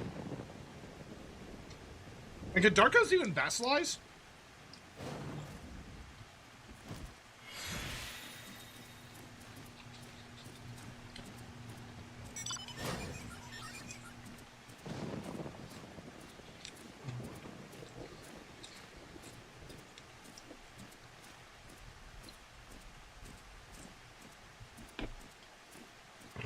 I do think her getting it for battles would be cool. The battle version where she could like seduce units.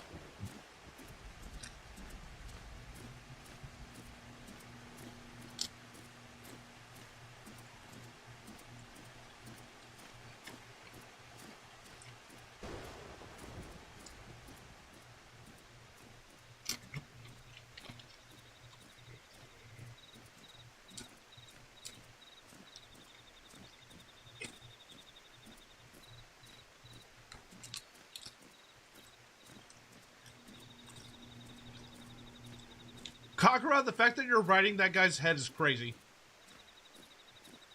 You could say you're sitting on his face. Haha.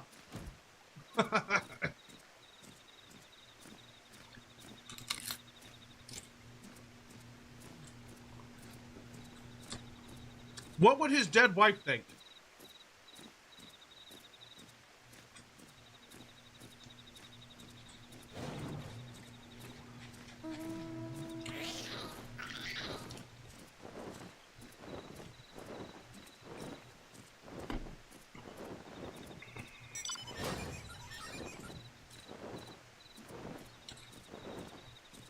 I'm almost done.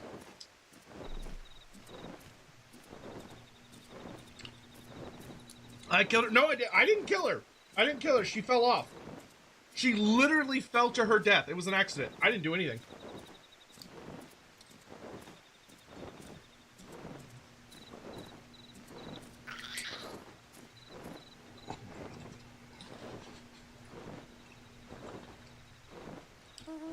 Legally, I did not kill that woman.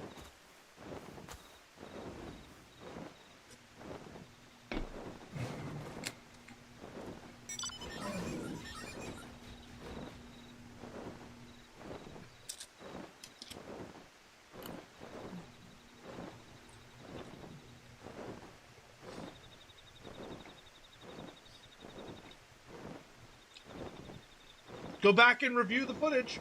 I did not hit that woman. I did not.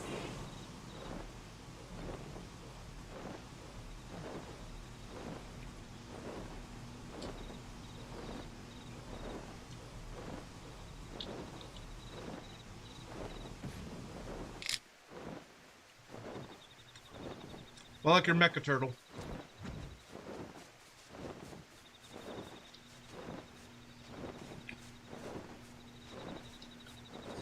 I'm almost done eating.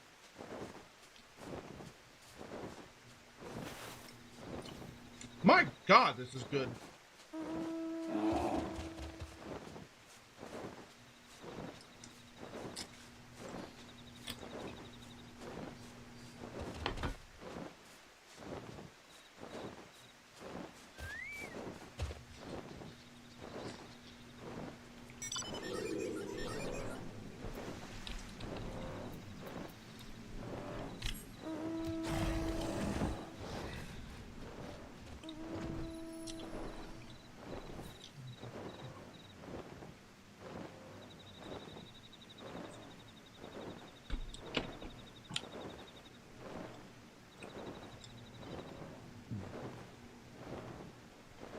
Just like you poisoned those guards. I didn't poison them, I roofied them. There's a difference.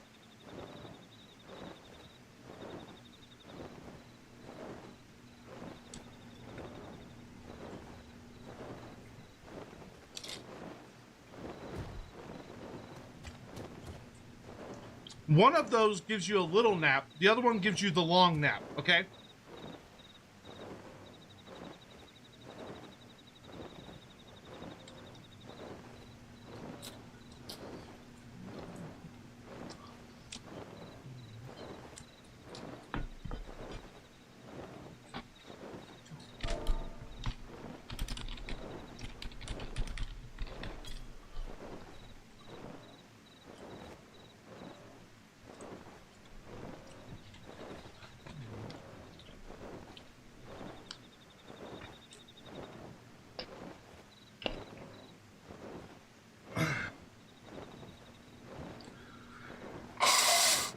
Isn't that also technically a poison? Only if you're a nerd.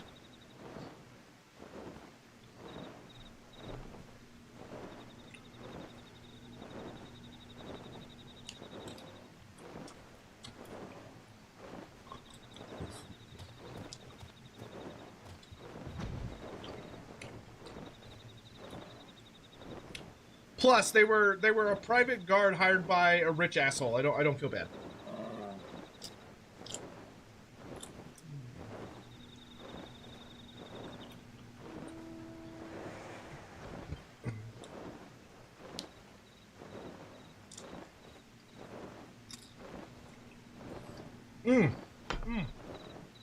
God damn. That was like the best nachos I think I've ever had. Oh my goodness.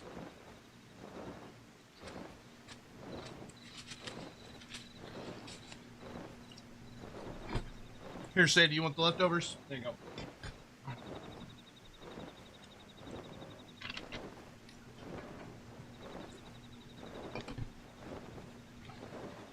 Justice for Gaius von Balser. I miss Gaius. He was cool.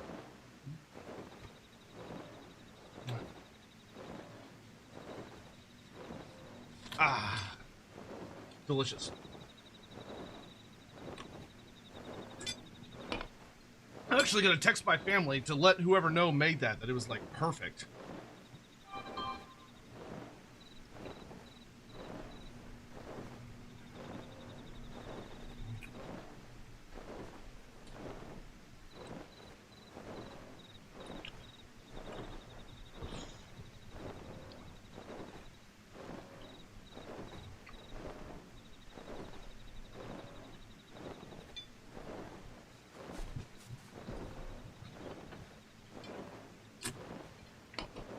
Alright. We're at you fucking pussies. Let's go. You like that? That tastes good? Yeah, it did taste good, didn't it, pup?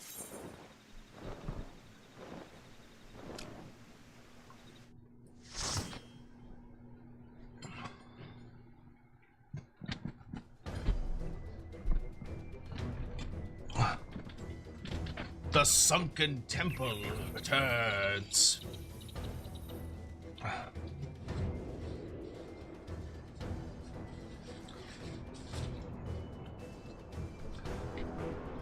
Ooh, I like the soundtrack.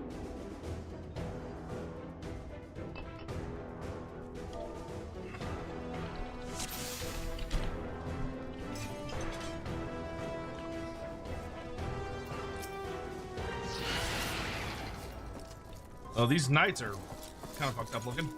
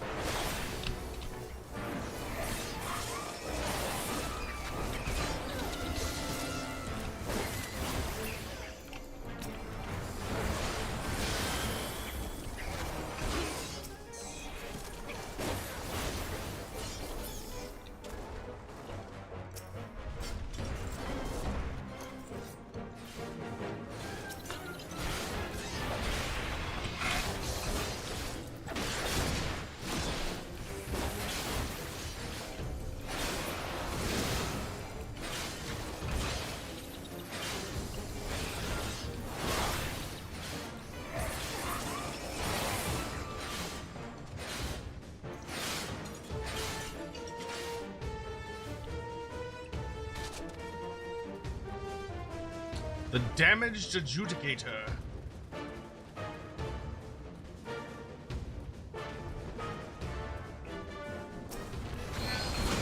Oh, it's the last boss.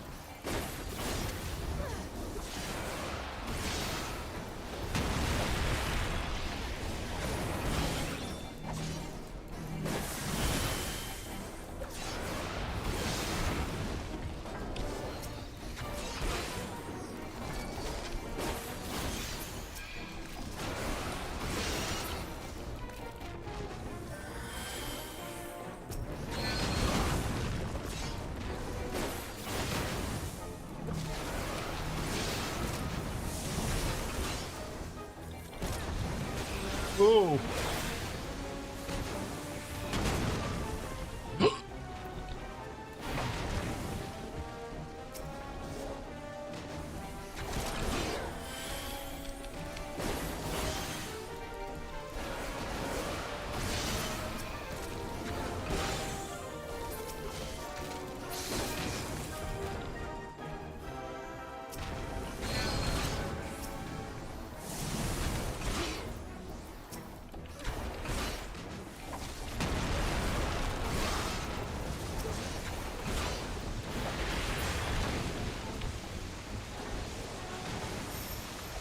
This is gonna hurt!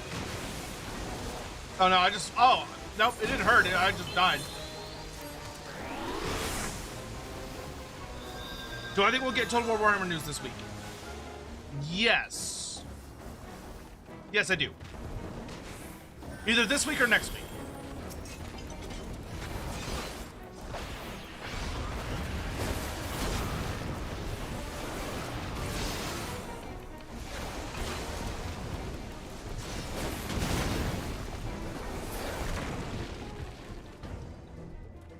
That was interesting, boss.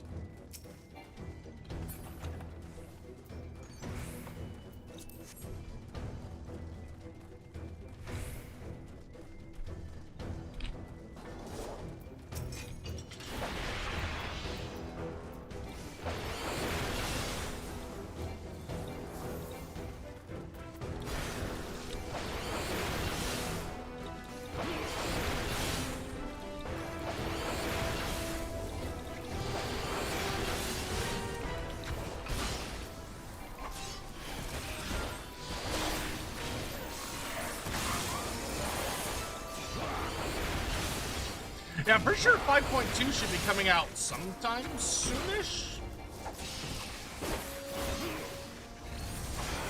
Probably next week, I would guess, but we'll see. That's usually not something that content creators have much of a heads up on. Like, usually we know about the patch like the day before.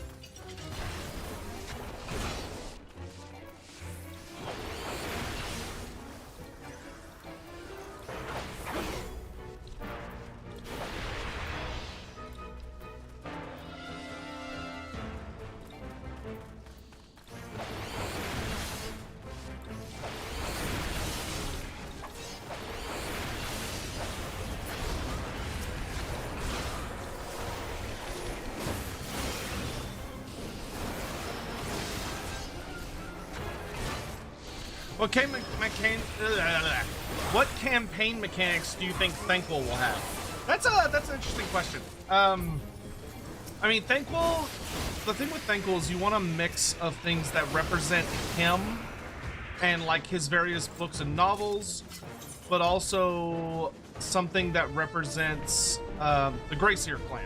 You want like a really nice mix. So like on one hand, I think I would like to see, I think I would really like to see like mechanics that revolve around the Council 13, but like, I kind of want to see that for all Skaven, not just Thankful. I think for Thankful, one fun thing they could do would be making a mechanic around Bone Ripper. So like allowing you to kind of like customize Bone Ripper and give him different upgrades and stuff. So have like a mount mechanic that features making him like more powerful and stuff. Because like the whole thing with Bone Rippers is that the current one this is interesting. Kill the ads and don't die. All right.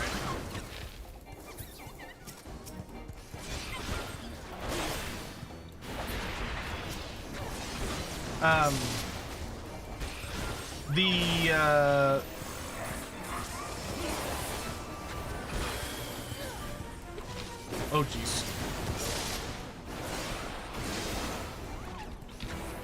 Hold on, I kind of have to focus here. Because like the current Bone Ripper, his whole big thing is that he was customizable in tabletop, which was really, really cool. And that you could do all sorts of fun things with him.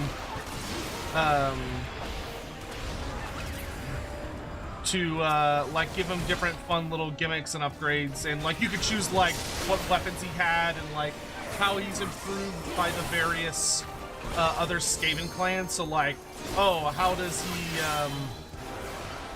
you know, like what kind of upgrades can he get for Bone Ripper from Clan Molder? What kind of upgrades can he get from Clan Scryer and all that stuff?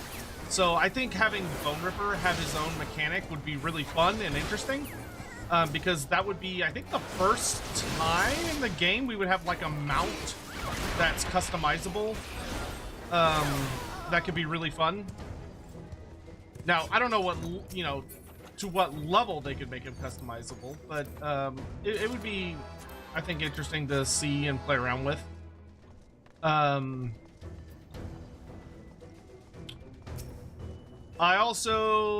I think the thing I'd really like to see is for him to have a favor of the horned rat mechanic. That would be really cool.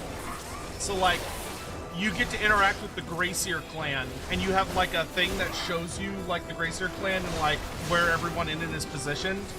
And like for Thankful's ultimate goal to be to take over the Grayseer clan and become a member of the Council of 13. So like his goal is to defeat Critalisk and take over his seat. I think that would actually be really interesting. That could be quite fun. So those would probably be the main ones I would lean into. I will say I really hope that they really give him a unique mix of magic, because my big hope for him is that he has all three Skaven lores. Because he's gotta have Skitterly. Like, it's Thankful. He has to have Skitterly. So hopefully they give him that and don't lock it behind the Eshin lore for him.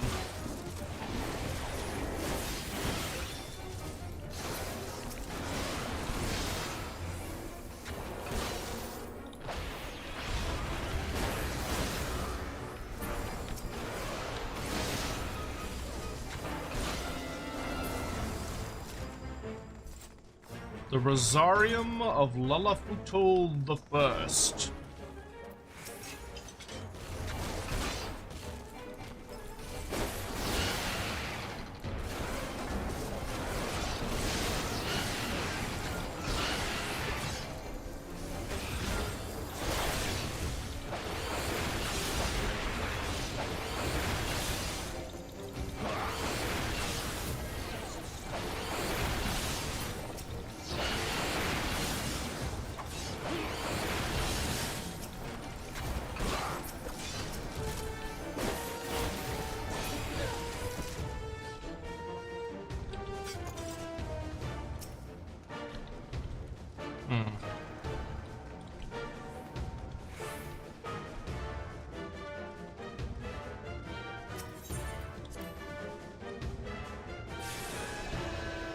The Sun Sphere. The Moon Sphere. And the Star Sphere.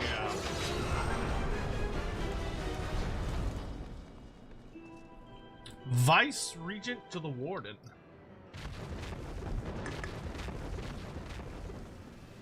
You got them cheeks. What a goofy looking guy. He's like a discount Exodia.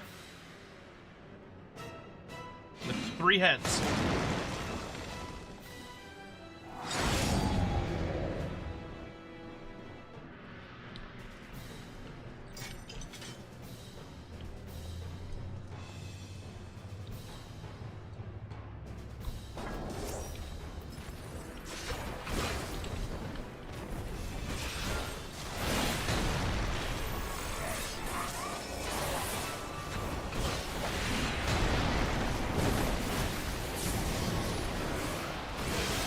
Oh, that's a lot of mummies.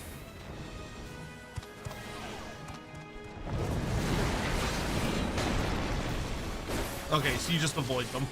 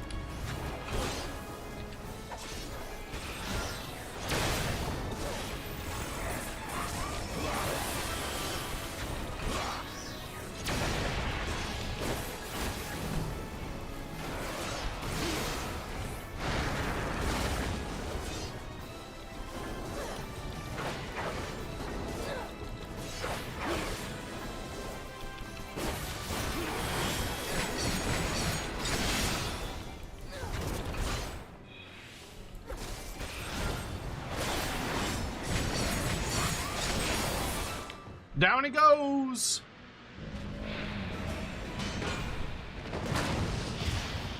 Plague Breath, Plague, Warp Lightning, Death Frenzy, Skitterly, and the Dread 13th spell, all 3 passes. Yeah, I can see that. I could see them not giving him the Clan Eshin passive. I could see that. I would prefer that they did give it to him, but I could see... Oh, music. But I could see them not doing so.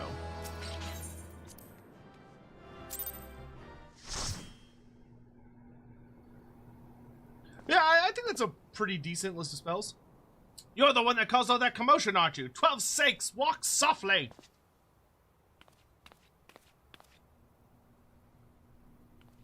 Who the hell are you? Non-intrusive, first and systematic always, never forget. Now then, who are you? One of the apprentice haulers? Yes, I'm Nineko. Oh, right.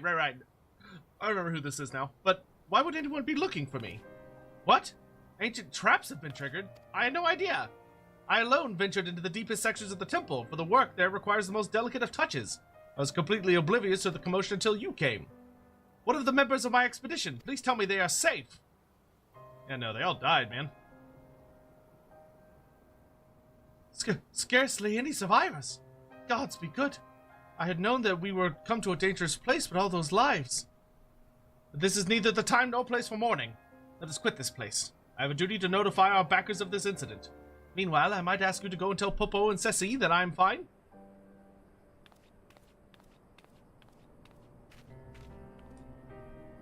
Am I going to check out Space Marine 2 when it comes out? Yes, I do intend on playing Space Marine 2. That is indeed true. Next. Alright, the last dungeon I have not done yet. The Wanderer's Palace.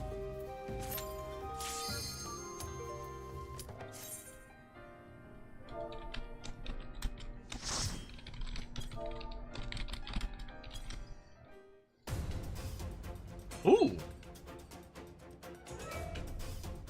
Whoop! French horn.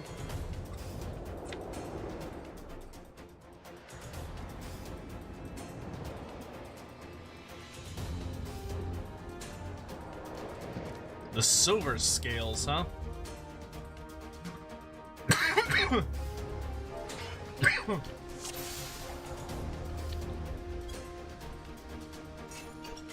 Have you come to help us or hurt us?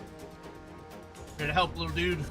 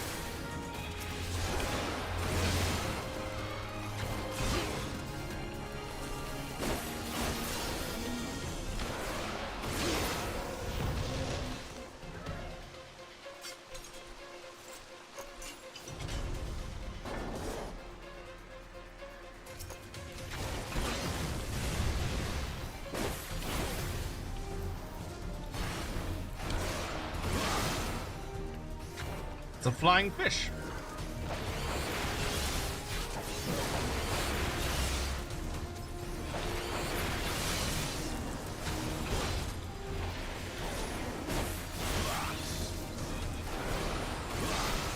Yeah, these are like actual lizard men. They're more like dino men, but they look cool.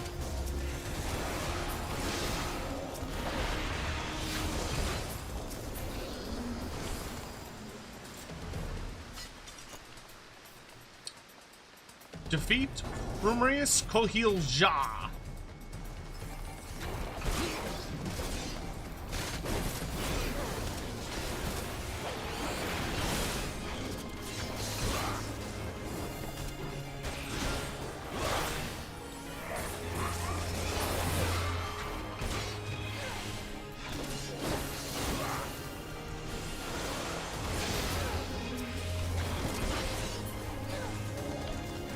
I like their little head crests. Oh, this dude's riding like a fucking stegodon type thing? That's fucking sick. Look how cool this dude's design is. You brave to defy silver scales, brave or stupid.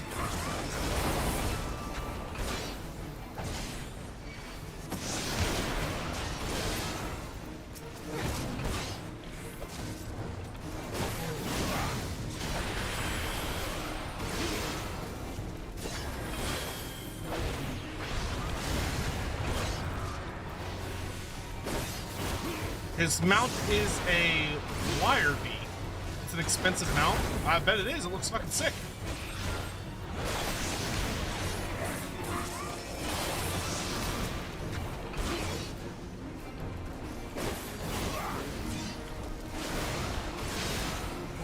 They're a race from Final Fantasy 14? Or no, 11. Burn!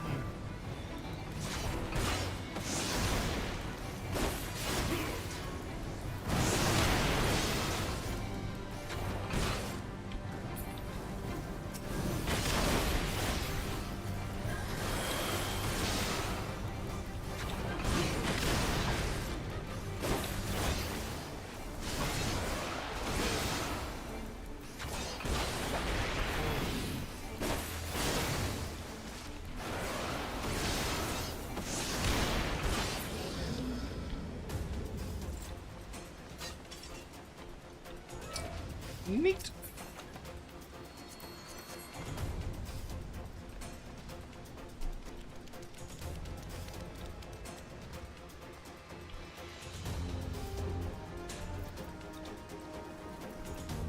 More skink like. They're a little big to be skinks.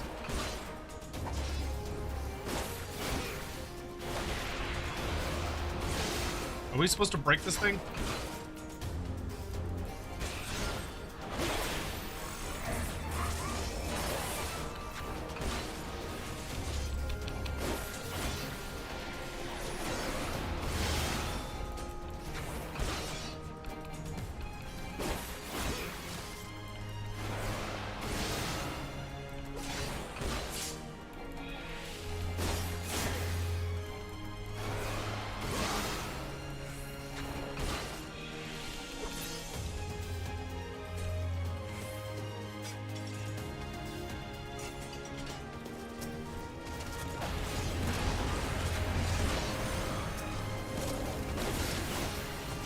combat wyvern.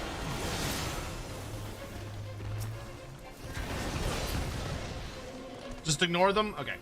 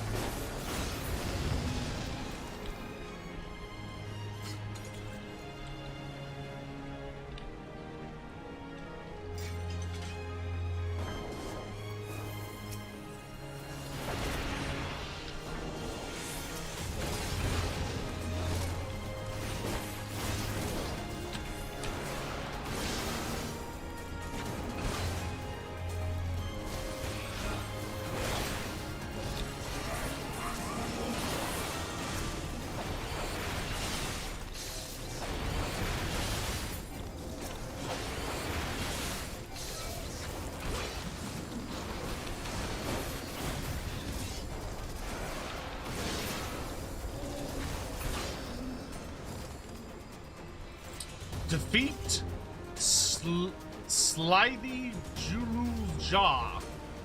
Zuluja. One totem gives a buff. The rest, it does bad things. Okay, so we want to protect the right totem. How do we know which is good? Oh.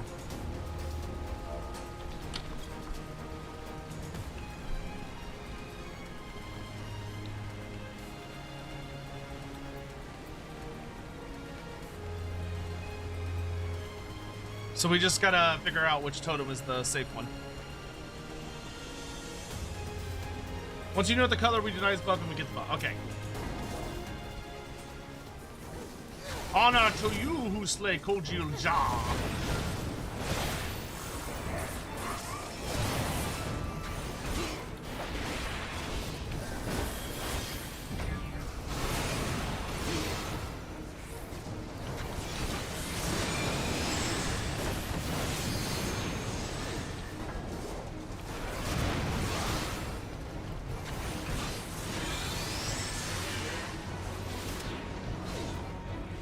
Purple's what we want. Okay. You can turn into a frog?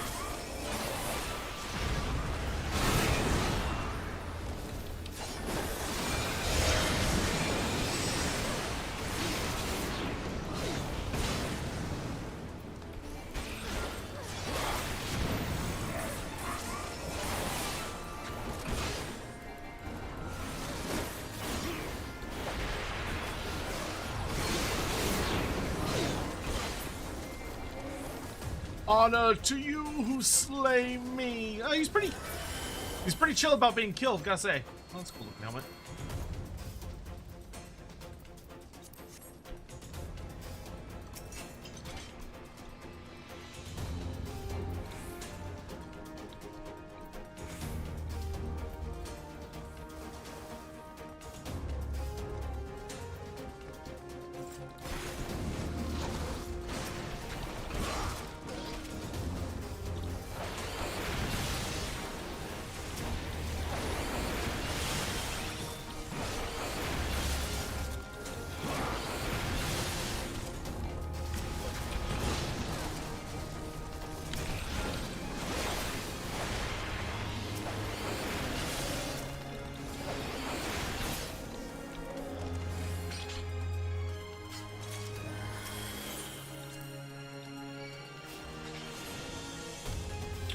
Free the little dudes!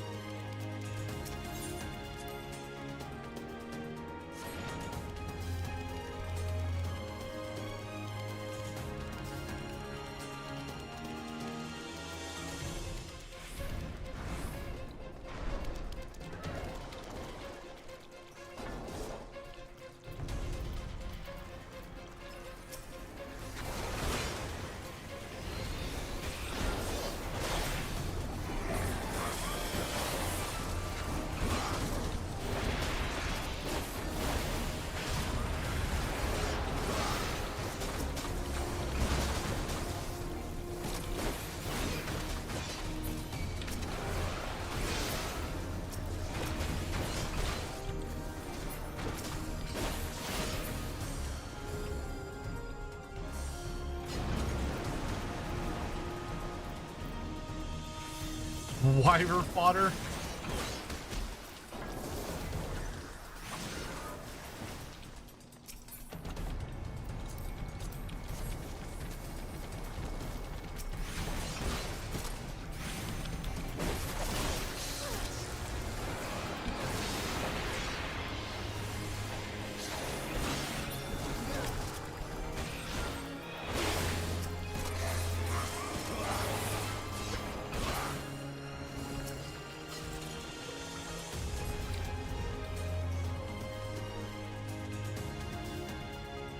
Defeat Manzo Mola Jaja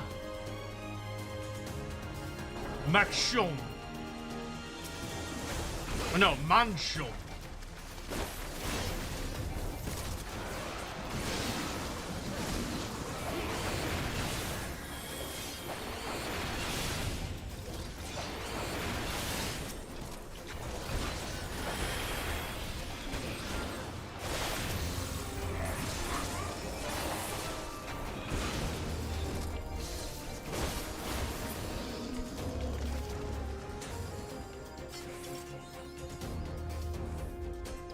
The Chantry.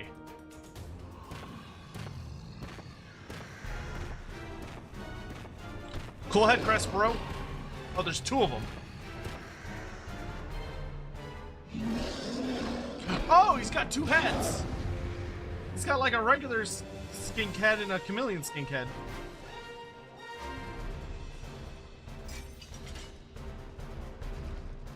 Stay close to him, prepare for debuffs. If you get any in death, potentially moving him for totems, but standards will need to be killed as they get a tether.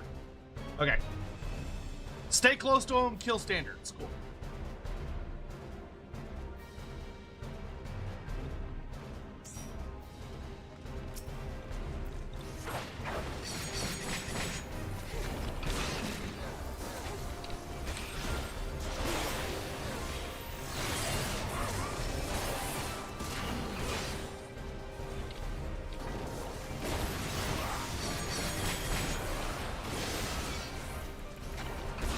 Okay, not that standard. Okay.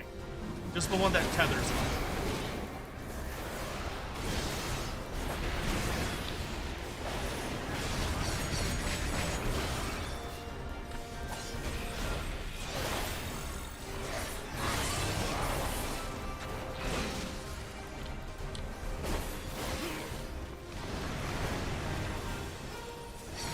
The sacred ones you can just move away from.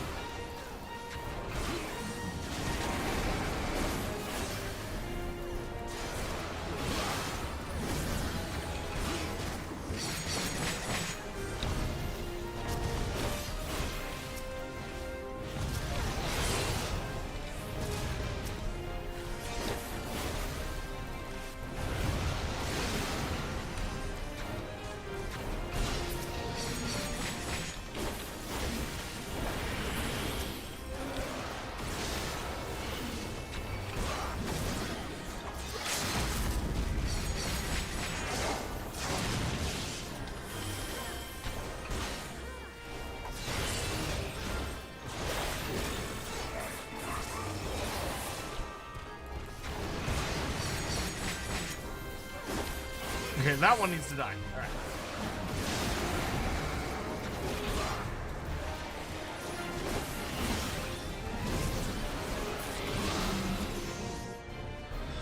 Achievement unlocked to the dungeons.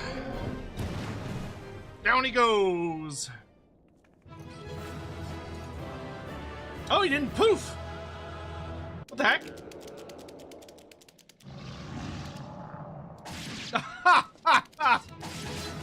Oh my god.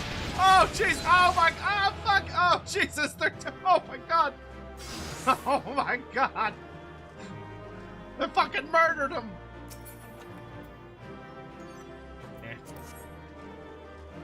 Oh my god, the humanity! Jesus Christ.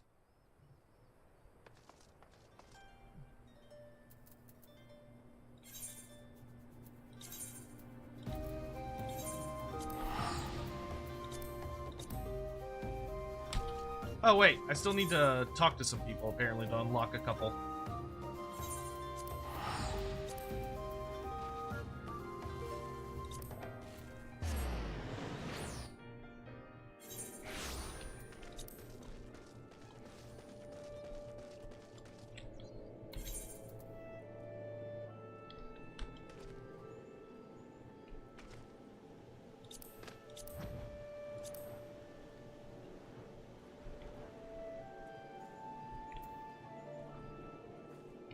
I thought I did the Sastasha hard one. Maybe I didn't do. Oh, I didn't report to the guy before I did it. Okay, purpose. Let me go.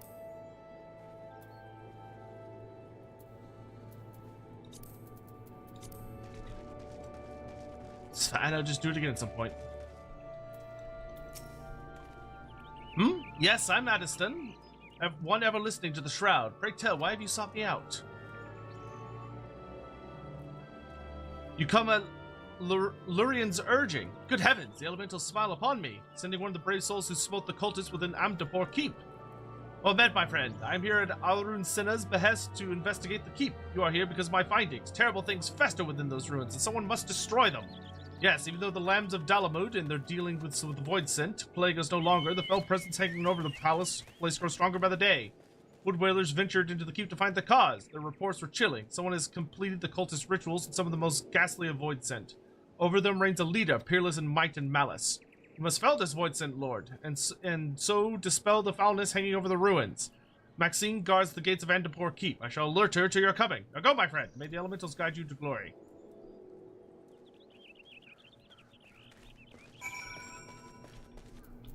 Oh, I have to physically go there?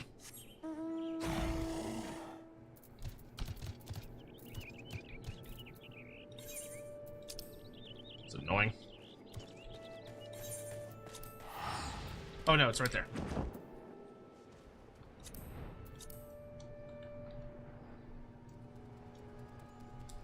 Would you say that plague bearers are the happiest of demons? No. No, plague bearers are not happy. No, plague bearers live a horribly tortured existence. I would say nerdlings are happy, not plague bearers.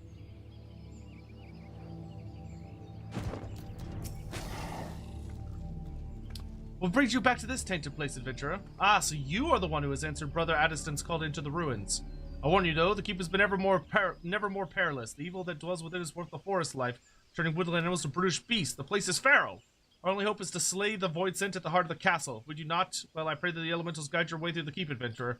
Your victory brings peace to the forests. Andapor Keep, now available. Okay.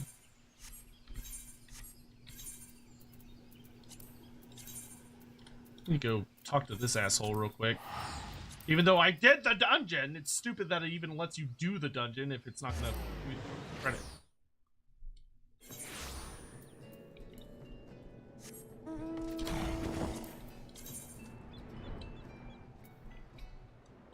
Why even allow me to do Sashtasa if it's not gonna let me finish the quest for Sashtasa?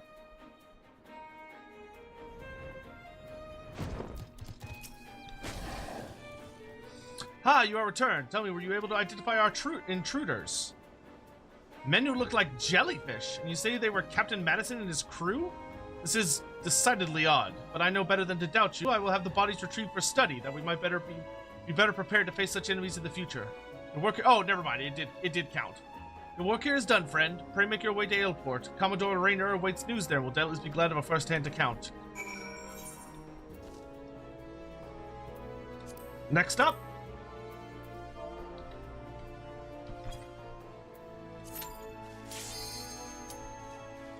Amdapor Keep.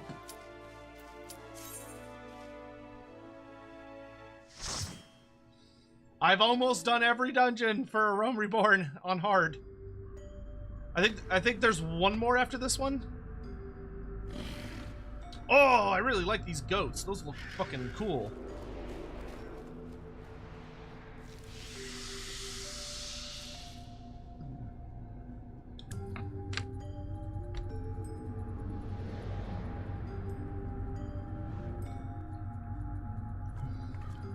This was the final dungeon of A Realm Reborn? Interesting.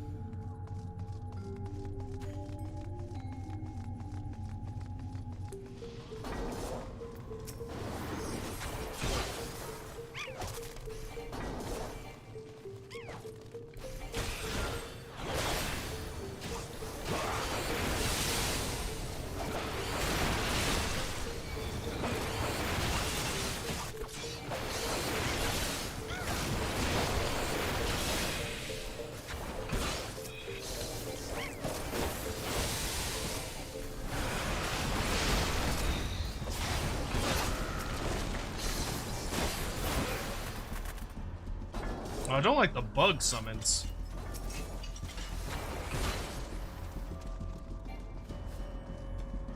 Something could be cool in here. Nope, it's lame ass ring.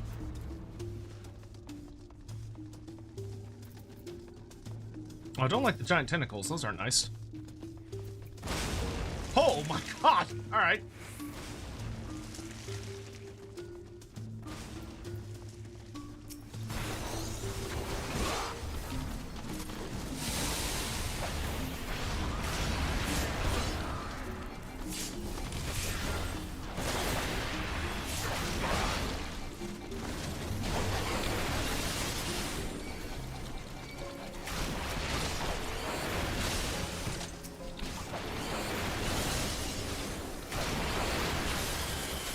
More AoE!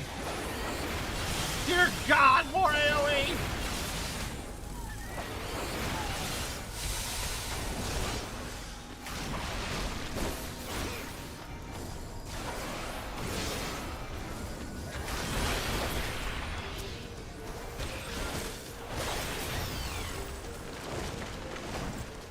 The enemies here are kind of nasty at the, like, appropriate levels.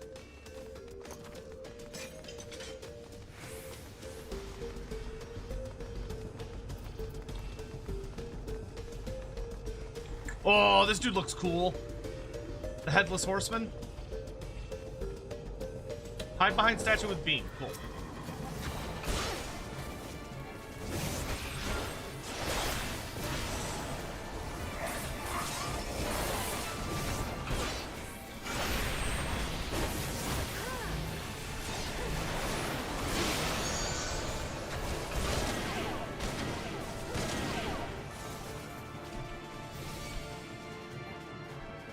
Ow.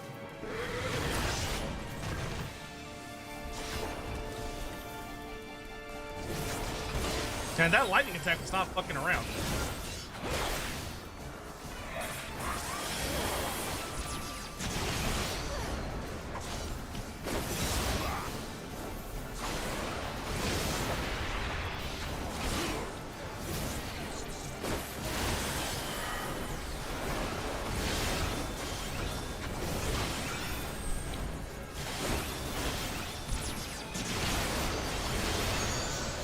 Alright, he's almost dead.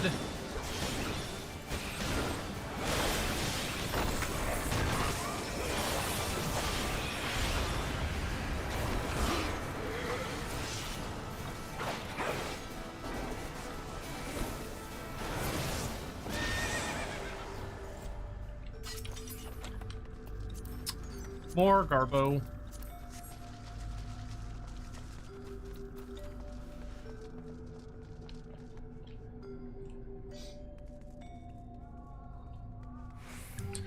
What factions are me and Andy gonna play on Wednesday? We won't probably know till Wednesday. We're probably gonna decide at the start of the stream.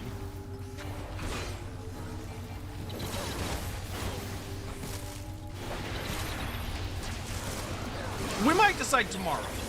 Maybe. We're gonna do some like testing stuff tomorrow, so maybe we'll figure it out then.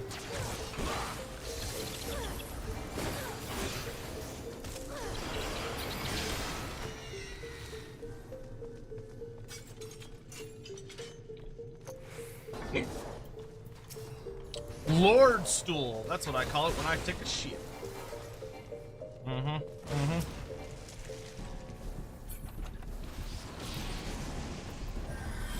That looks potentially cool.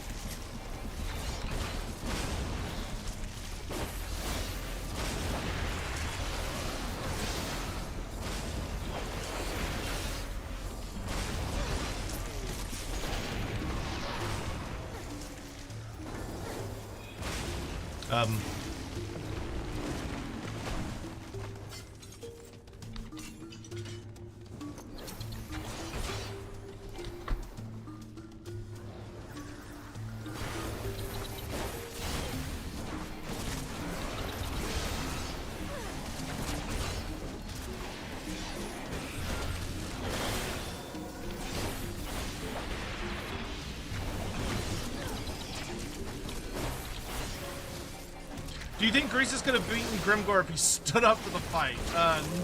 No, I don't think standing up would have helped him.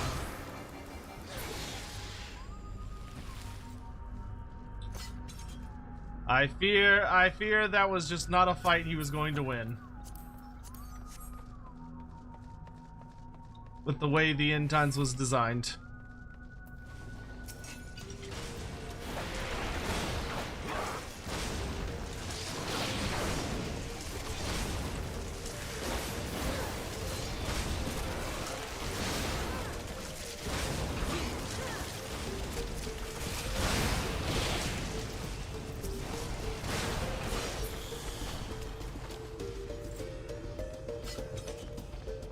The Boogeyman!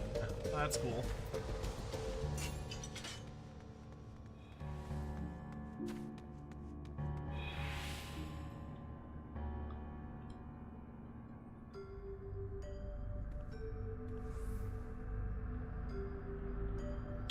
Kill ads that spawn. Only kill the orb when he goes invisible. Be in melee, get the buff, then run over to Shade to reveal him. Okay. He's got a cool design.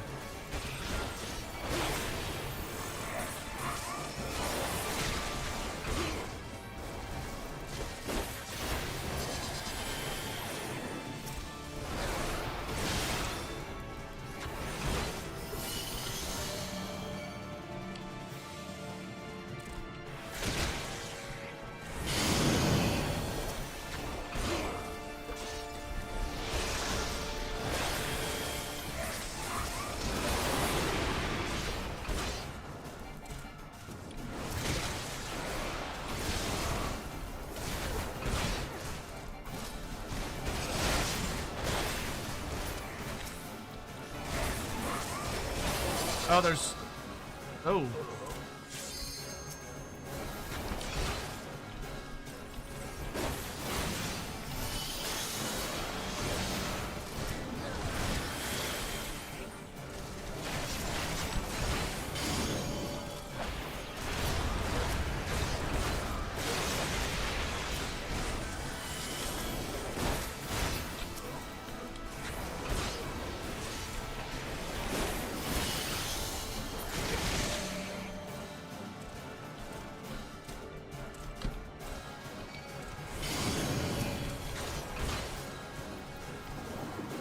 Oh, that's gonna hurt.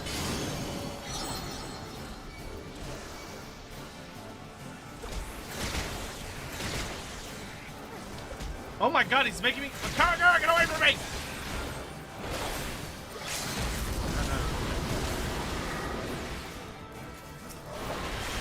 He was making me attack one of my friends.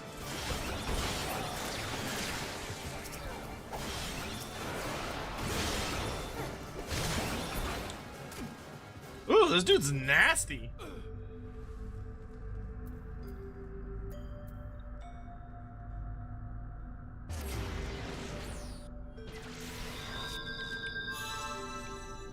This is a nasty boss.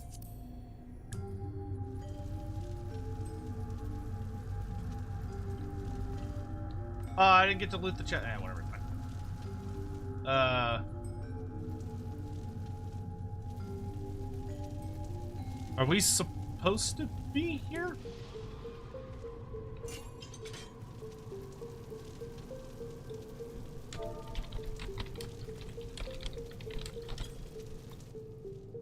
Oh, okay, they had to teleport to us.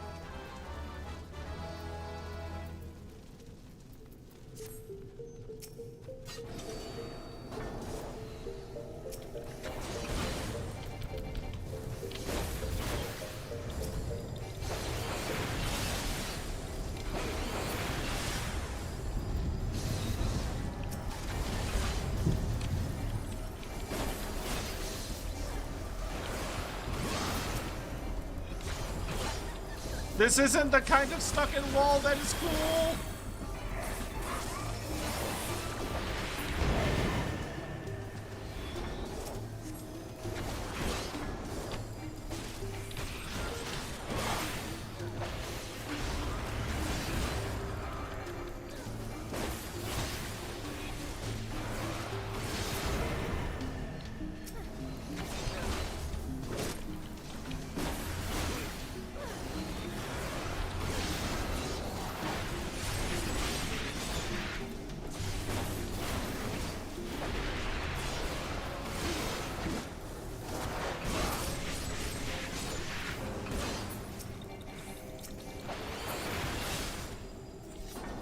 It's interesting how this one's just a DPS race.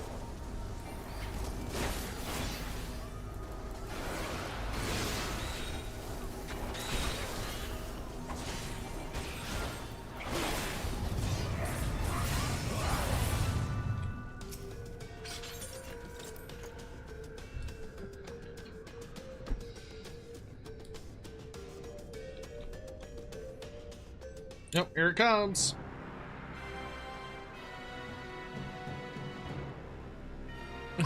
Oh, that's a boss. God, it reminds me of Majora.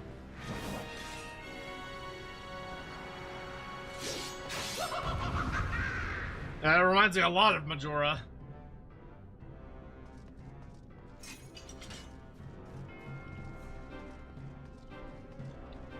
Ferdiad. Guess, but you weren't invited.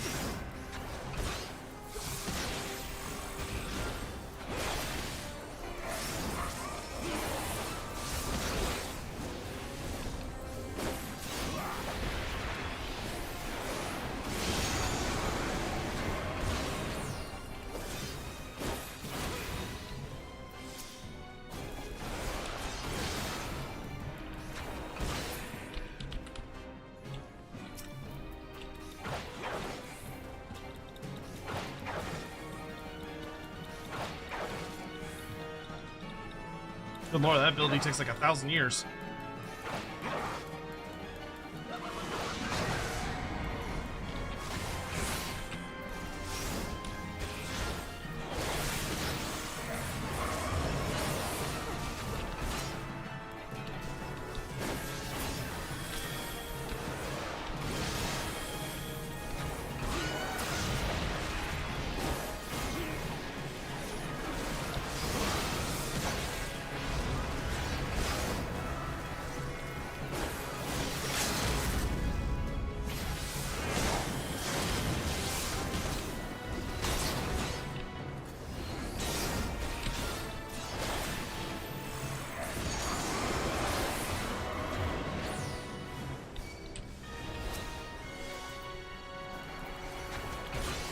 Troubadour, huh?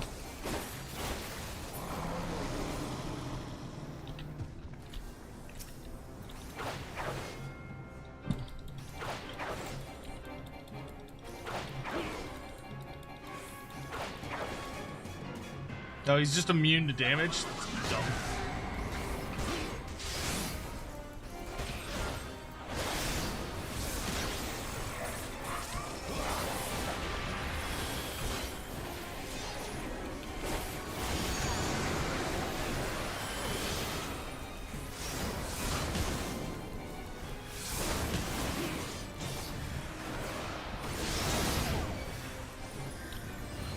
I got gooed! Oh, fuck me, that hurt.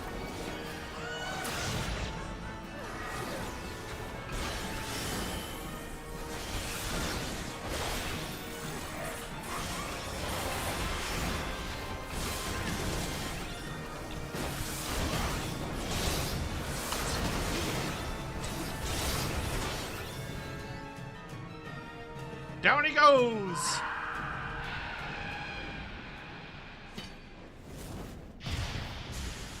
That guy was kind of a bitch.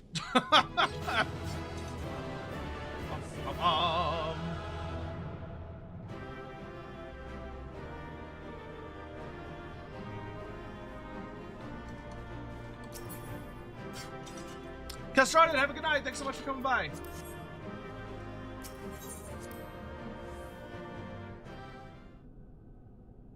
Oh, there's a movie.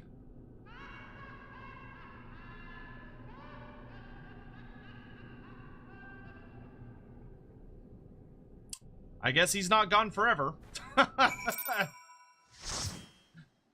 Ominous laughter. Ooh. Ooh. I don't like it. I don't like it at all.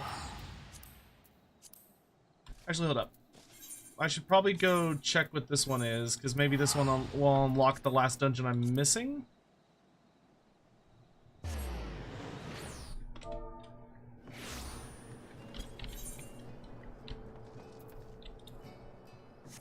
Or no, I think King of the Hole might be... This might be Extreme Leviathan, actually. Let's find out. Everything in order? Then let's get you over to Hullbreaker Isle before it's a swarm of scavengers. I'll get us there in one piece, never you fear. I've been keeping an eye on the weather. I know exactly when the mist will clear up. When you arrive, make your way to the wreck of the Har. Miss Beard's coffer, bound to be somewhere inside. As for how you're supposed to get back afterwards, I'm sure you'll figure something out. The resourceful adventurer that you are, I'll be waiting for you in Limsa. Hullbreaker Isle. Wow. Is that a level 50?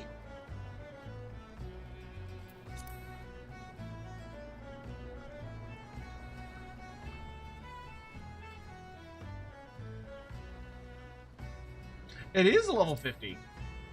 Oh, cool.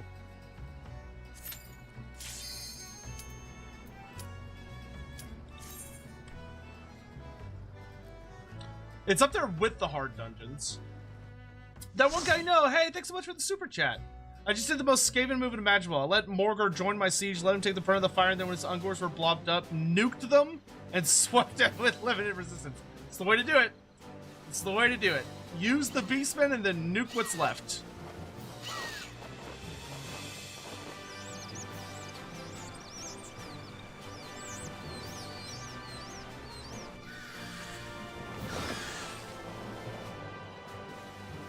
Yeah, this is a level 50 dungeon, so I assume it will not have a hard mode anytime soon.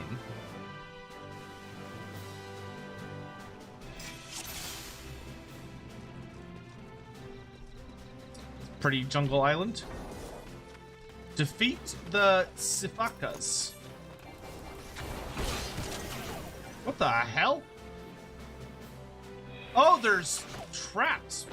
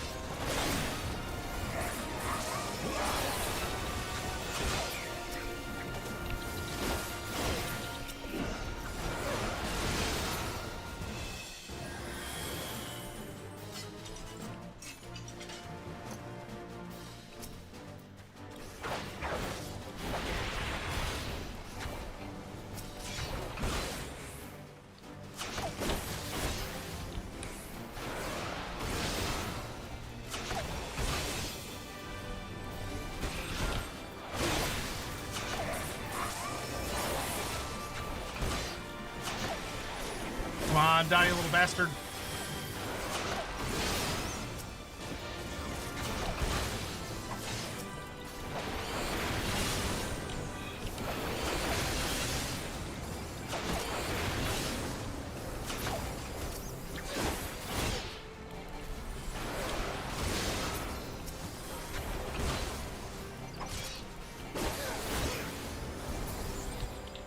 Well, that one guy, you know, it sounds like you were playing the Skaven perfectly. That's a big monkey.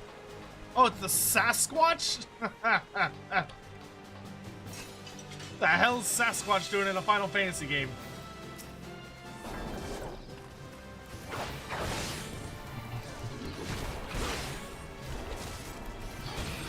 Give him bananas when he gets mad. All right.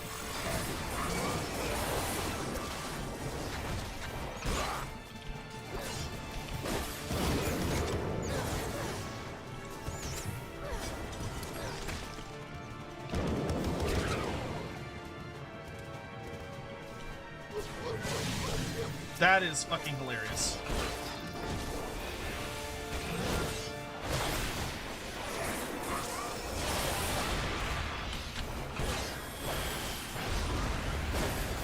Why did they make Sasquatch just a big fucking monkey? So silly. He's literally just Donkey Kong.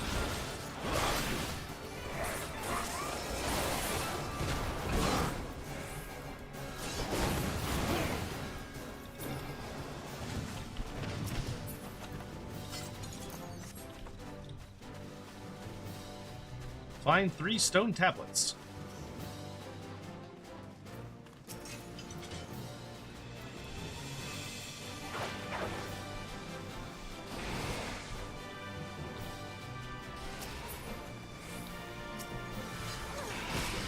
Ah, that's a mimic!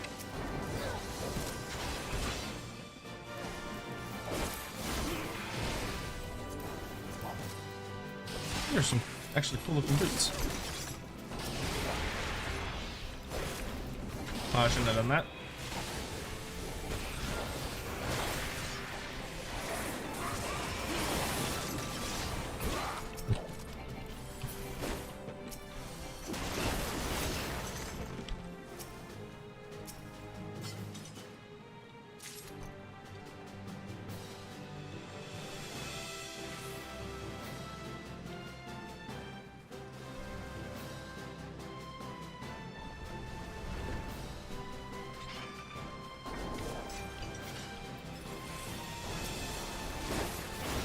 Ninki Nanka.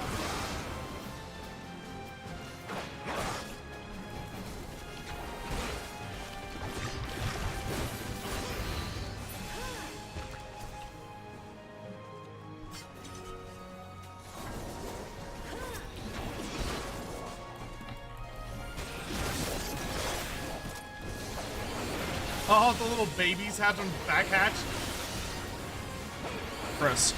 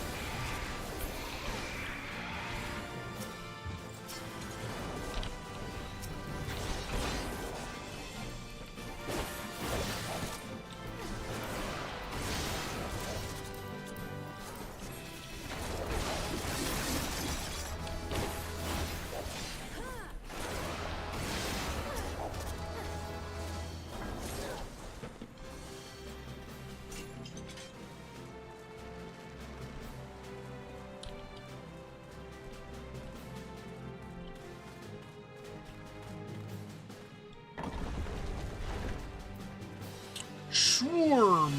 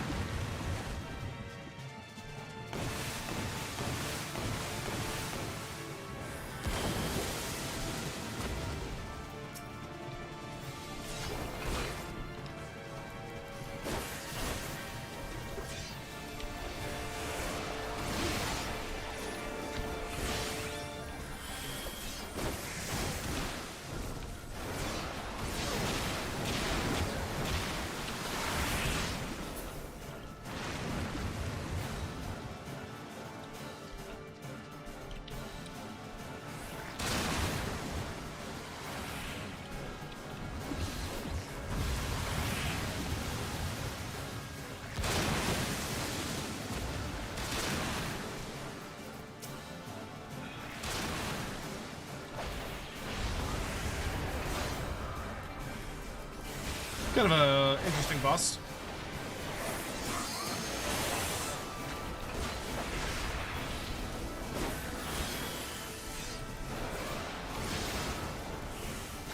Bring it down! Bring it down!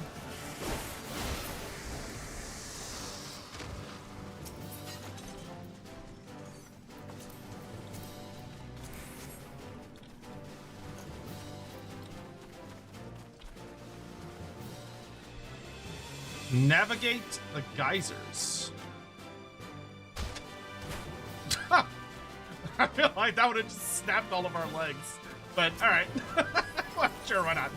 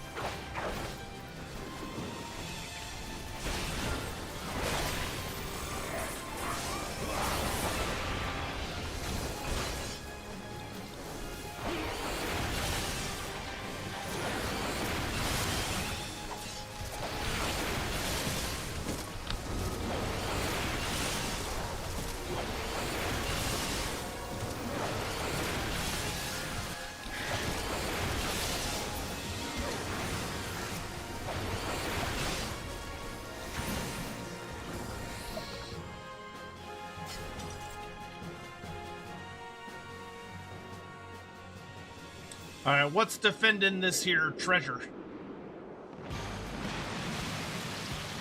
Oh, it's another Kraken?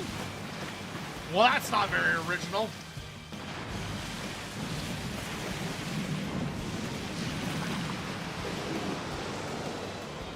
It's just another Kraken. We already killed one of those today.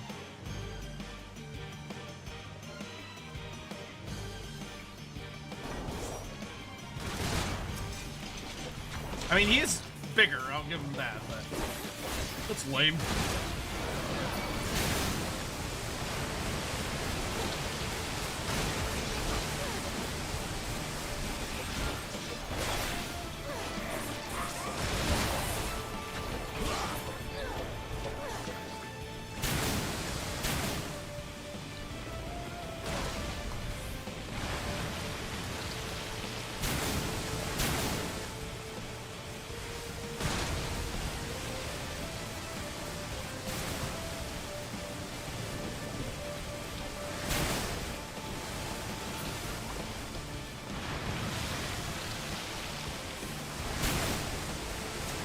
Oh, it's a rematch. Ah, okay. But I don't want to be here. Ah!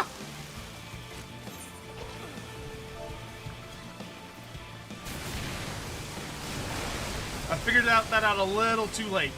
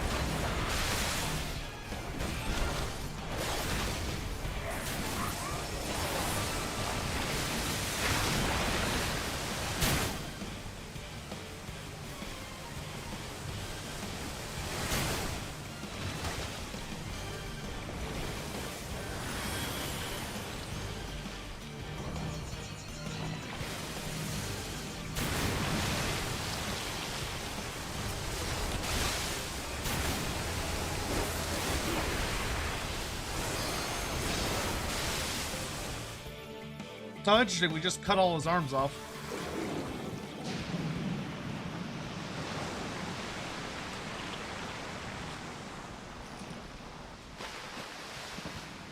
See, this feels like the first fight, because we actually kill him in the second fight. So it feels like this is the first fight with the Kraken, and then the second fight you have your rematch with him and you kill him that time. He used to grab and throw you around? It was grabbing and throwing around some people.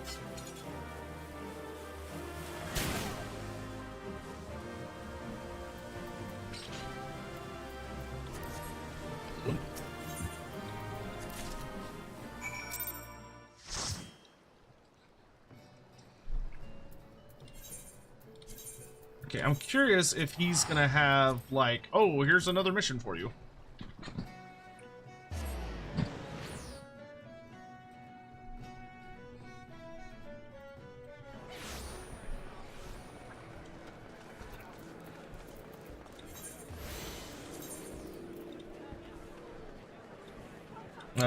Aft Castle.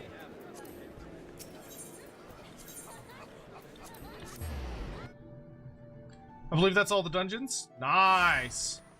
So do we want to do any of the extreme bosses?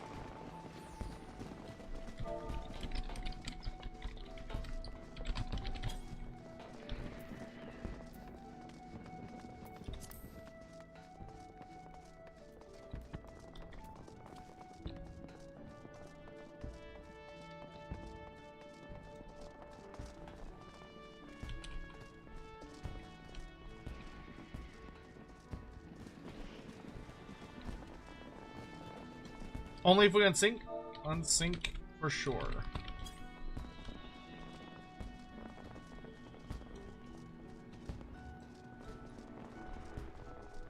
Turn this in real quick. Good to see you back in one piece and with Miss Spear's coffer, no less. Let's have a look at it then. Miss Spear's coffer. Complex lock prevents any and all from uncovering the secret of the pirate Miss Spear. The lock's still intact, and there's no sign it's been tampered with. You did good, Venturer. The chief will be right pleased.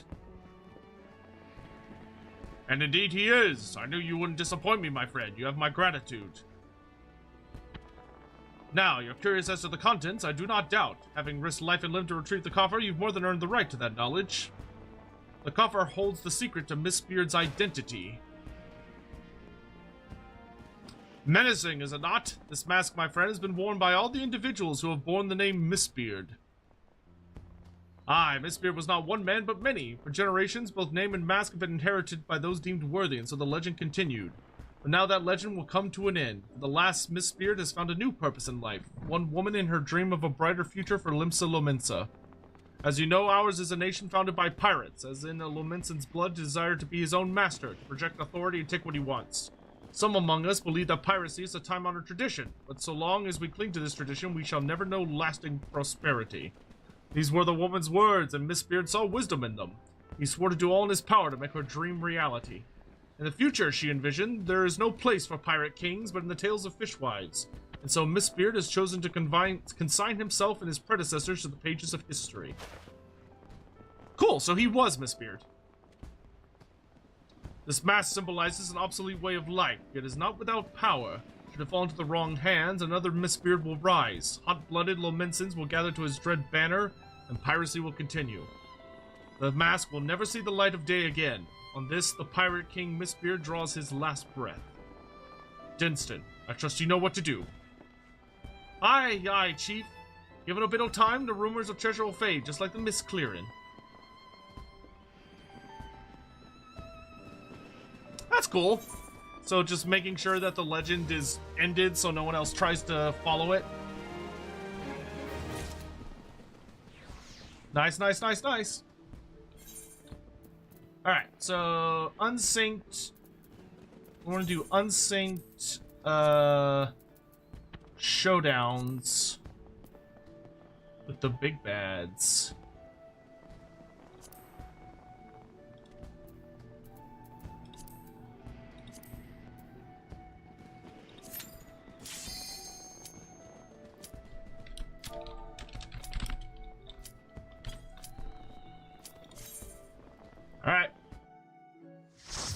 Extreme Garuda. How come Nurgle's the only one just mounted demon units? Nurgle's got just frogs, but you don't see Disjuggernaut Celestials. Because Nurgle got a bonus book. Nurgle got an extra book, being Tarmakon. And because of Tarmakon, he got an additional set of units. It's very likely, had the Tarmakon series continued, that you would have seen similar stuff.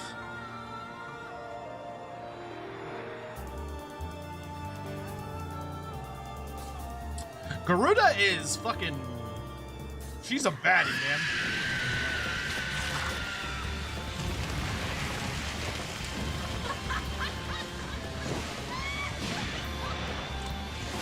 She is a baddie.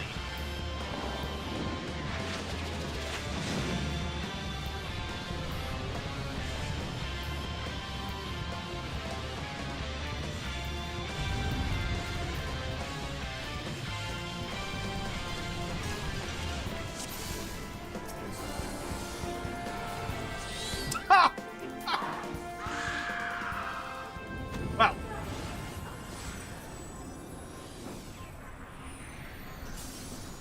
I think one of the party members glanced at her.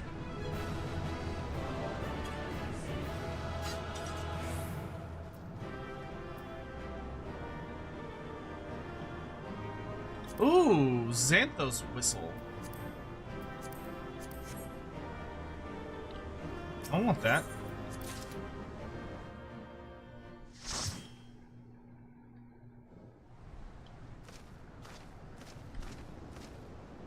Uh-oh, story.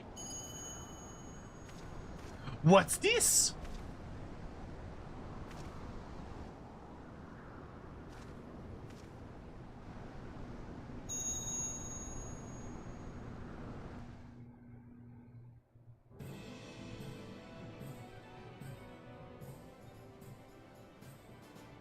Oh, the Ashians are gonna be pissed.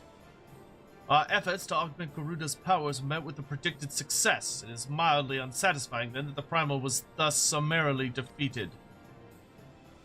Against the Bringer of Light, it appears a heavier hand is required, now that the focus has been discovered. It is of no consequence. Even should they understand the significance of its presence, they have no means to prevent the summonings. And the Beastmen continue to crave ever more powerful avatars every time their gods fall. With each linked forged in this chain of ambition, the shackles of chaos are bound ever tighter. It is not for us to entertain such speculation. We are bid only to convey what we have witnessed. Let us be gone from here.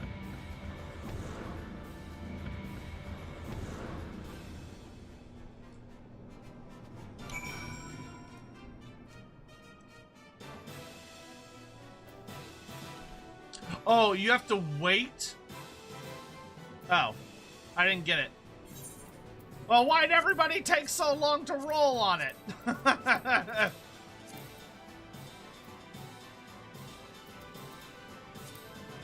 I blame all of you.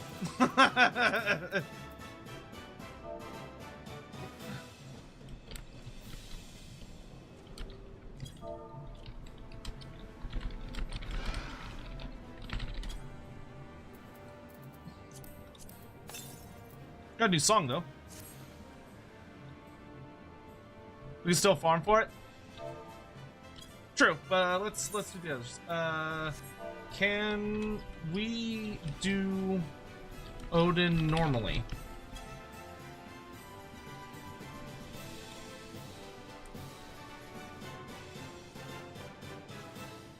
Yes, we can do Odin normally. Okay, I would like to do Odin next. Is that Earth's font? Yes.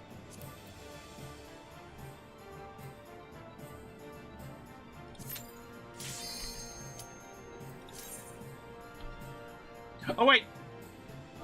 Wait, I forgot to unsync. Or resync.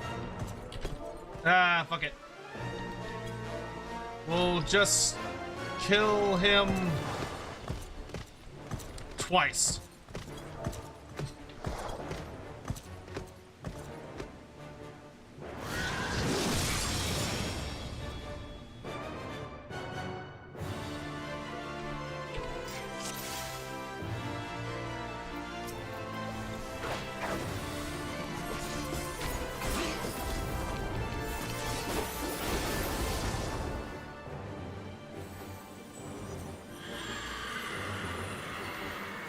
We'll deal with that later.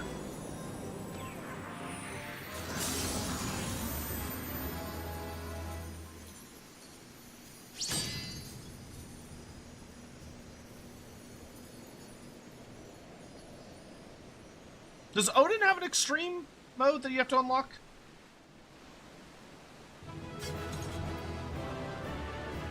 Holy shit, I just realized, like, all of my gear is fucking, like, spirit bonded.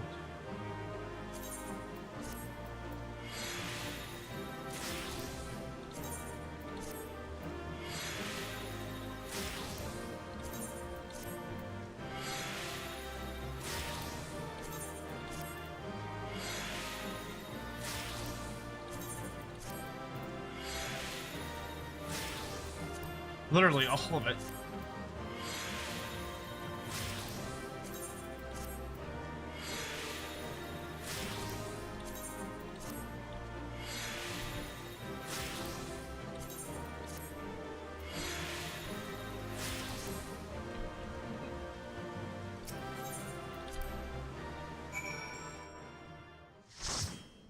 Okay, worry about that later.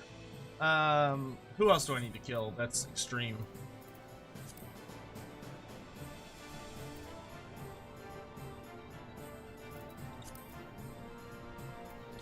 I need to speak with Waksha.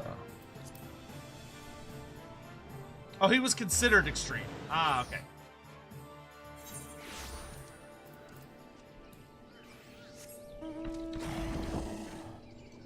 Let me go do this so I can activate Odin.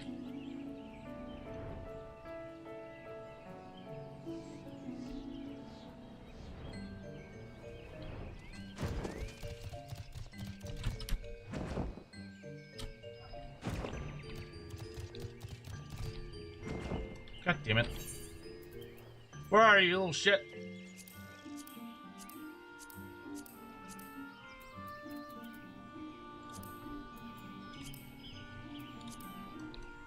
There you are.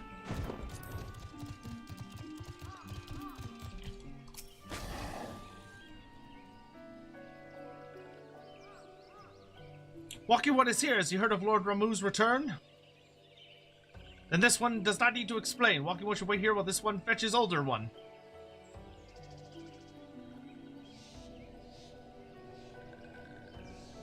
Walking One is most welcome in these one's homes. The gentle sighs of winds and trees and brooks told this one of Walking One's peaceful words with Lord Ramuh. These ones also heard that Thunderous One challenged Walking One to battle. This one is certain that Lord Ramuh was pleased with Walking One's strength. And such strength Walking One has. Arrow-shooting ones often tell grand tales of Walking One, and these ones are glad to call Walking One friend. But this one must warn Walking One. Touched ones have summoned Lord Ramuh once more, this time with an offering of many, many more crystals. This one does not think Thunderous One means to bring judgment to Gridania. After all, Lord Ramuh made a special promise to Walking One. It is the intentions of the Touched Ones that concern this one. Touched Ones yet act in fear and in hate. Even should Lord Ramuh ignore Touched One's destructive witches, his presence alone drains the land of Etha. It is not just Gridania, but the entire realm that Thunderous One threatens. Life will seep from the soil, crops will wither and die. Then, though Lord Ramuh will will it otherwise, Walking Ones will go to war with what remains. This one begs brave and courageous one to fight again.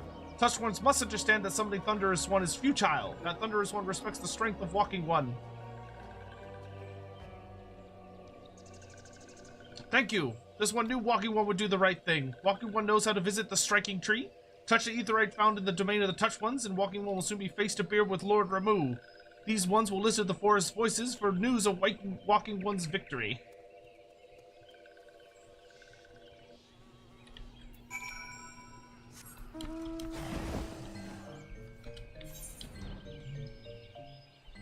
Stay in the middle.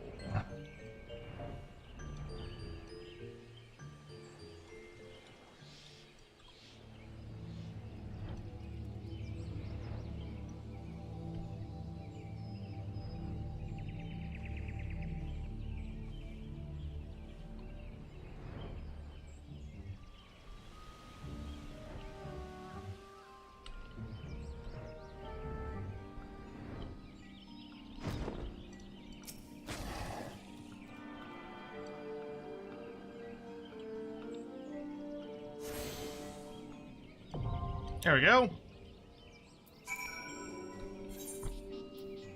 striking tree.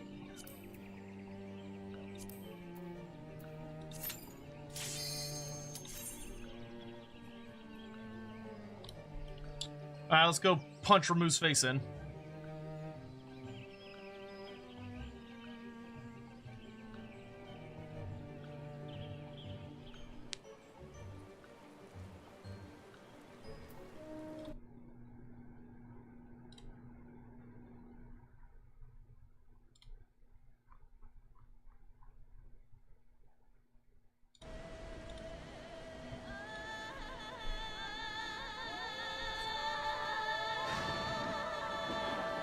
Ramu's awesome.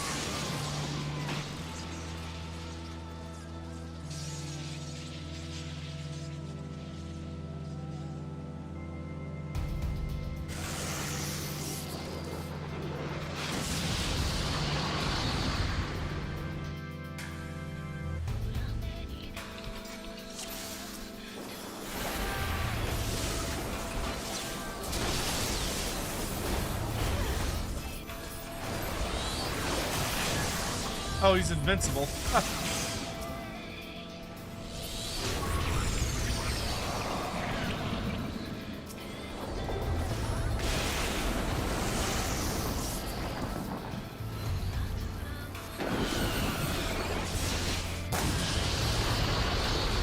Good absolute fucking grief. He's just covering the map in effects.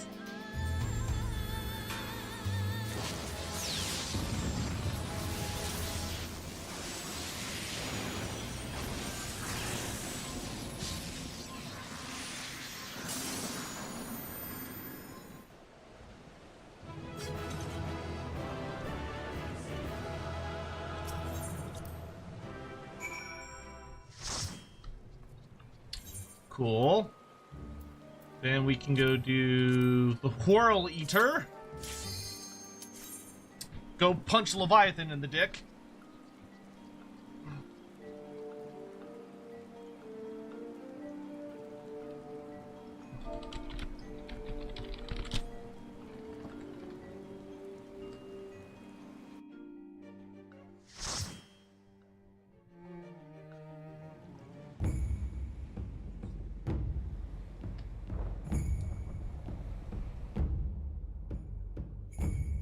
This time maybe you'll get a pony. I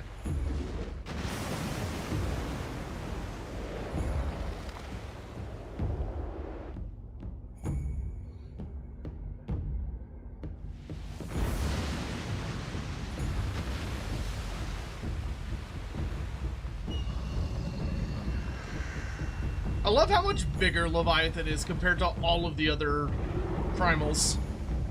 Dude's fucking gigantic.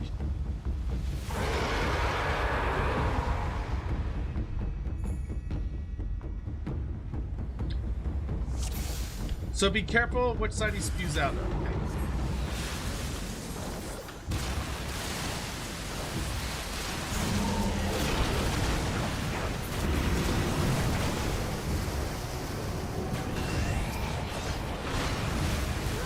Nope, he's invulnerable.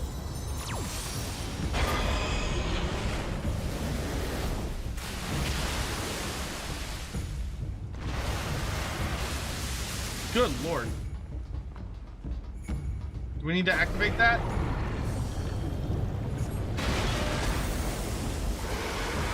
Oh, the railings have been destroyed.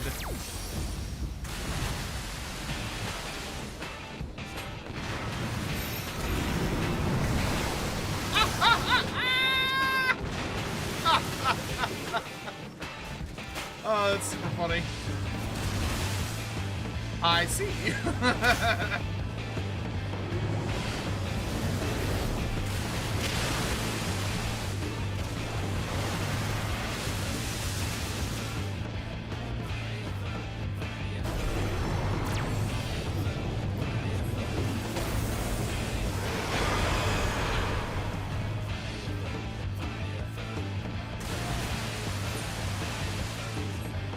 I quarrels for breakfast.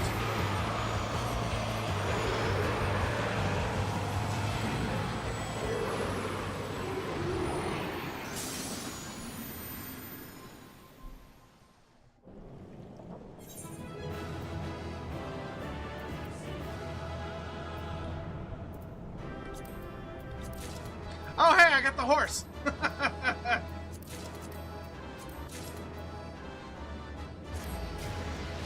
Yay!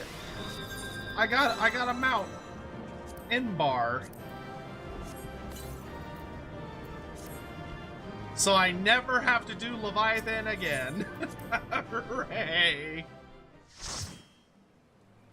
Oh, I want to see this.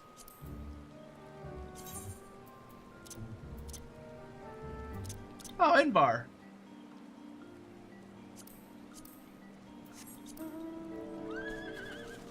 Oh, cool, it's a water horse. Noise.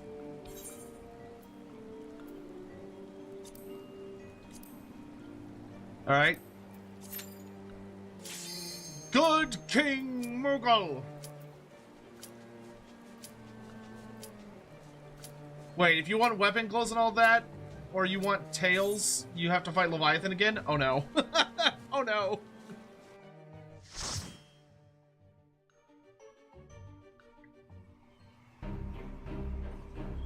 Good King Mughal Mog. I forget which one he is.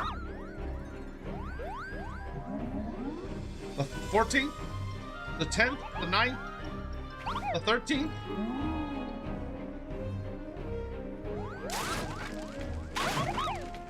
He's bigger, he's better, he's divine.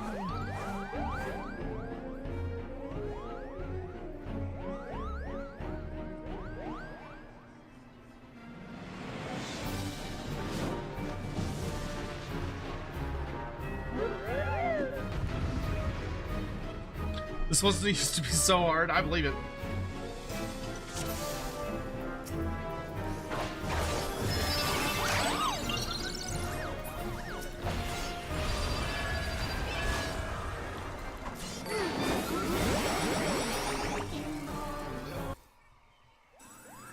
And he's gone, jump.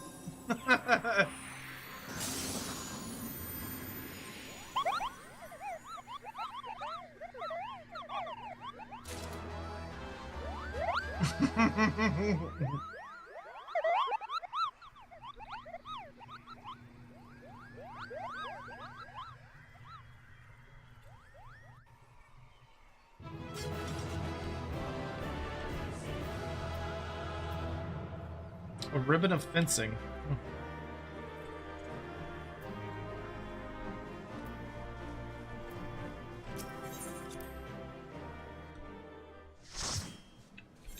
Okay, is that all of them? Oh, are y'all able to do minstrel's ballad with me? Ultima's Bane. Yeah, easy? Okay, cool.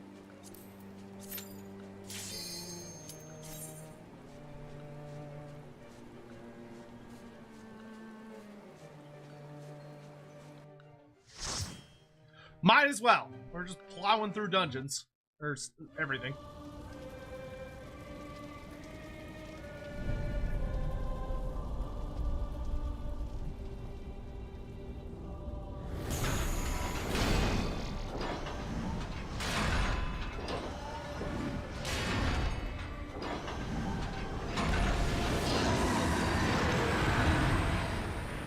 I love the way they explain how this fight works.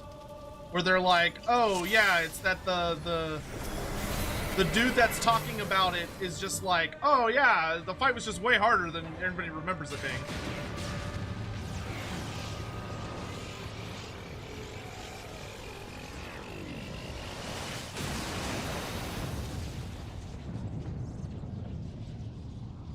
Kaboom.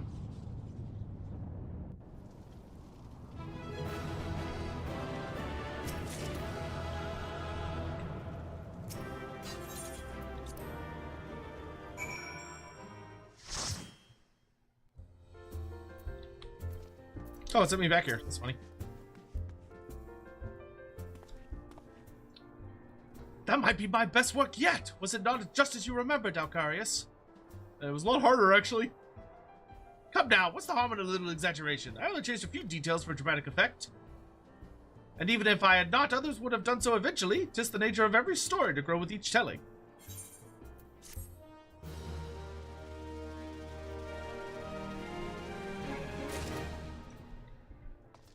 Nice. Alright, I guess we can go... Give me 1 second to BRB. Let me pull out my goggles. How are we doing here?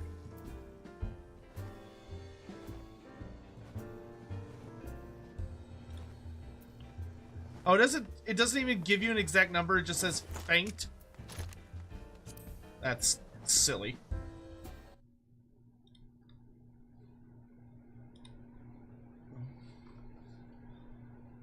Let's see.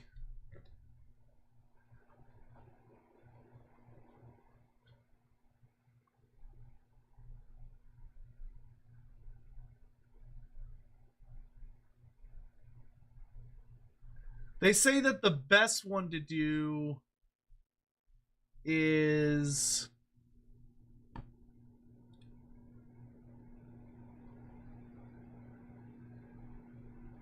What was the...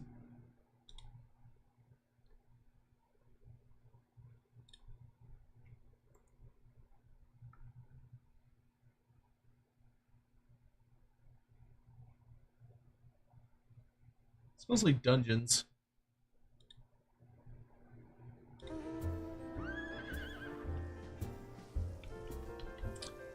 Oh, is Arum Veil the one that people do? Arum Veil's not even brilliant. Oh, wait, no, it is. Oh, yeah, Arum Veil. Yeah. But you only have to do it, like, you don't have to do it that many times. Because Brilliant is 96 points. So it's almost 100 points, and you just gotta get to 2,000.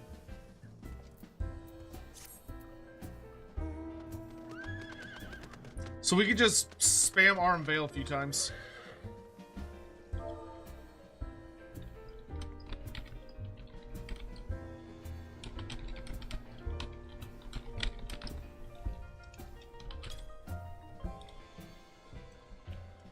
Oh, that horse looks sick. Which boss steed is that?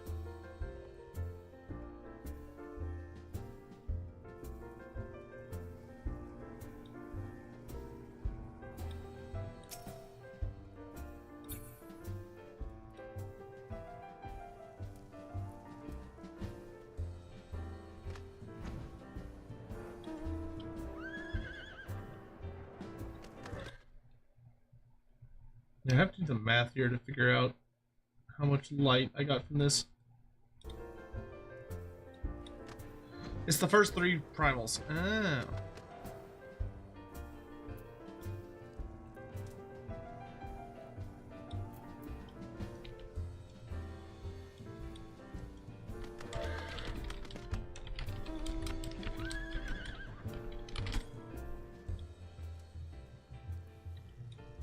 Oh, hello. Sing me another song. Well, it'll be Dalcarius. I know, if you have a second, a certain patron of mine's been itching to have a word with you. Our friend the Bard here. He says he needs inspiration that only an adventurer's tale could provide. Plain lacking imagination, if you ask me, but he's not a bad sport. Wondering or not, he never tries to play a song when he owes copper.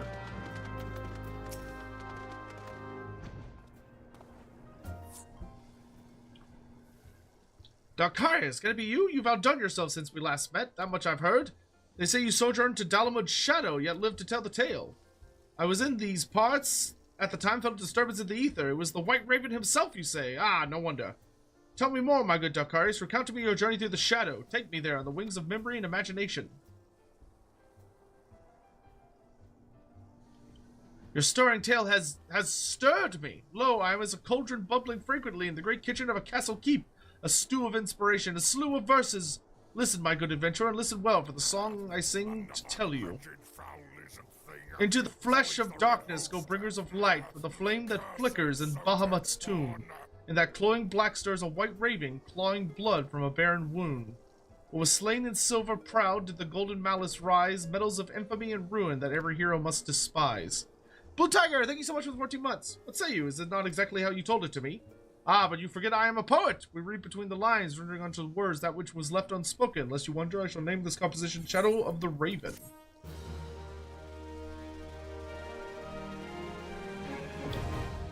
The second coil of Bahamut Savage?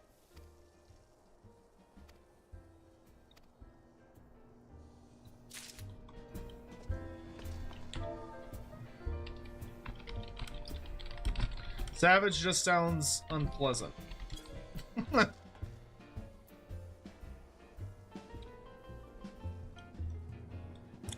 You clear for achievements and titles? Ah. I mean, I do like titles, but I don't feel like doing that this evening. Let's see, it's about 9 o'clock. I've got a little bit more energy in me. Down to either spam a few Arums.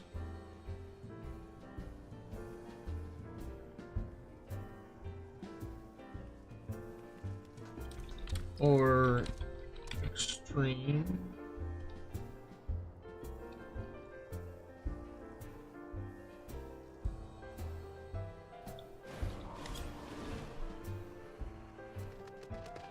Oh, Kakuro, you're all good. I mean, we only need like 1 or 2 of these guys to just murder the shit out of stuff. Like, good lord, they're so hilariously overpowered.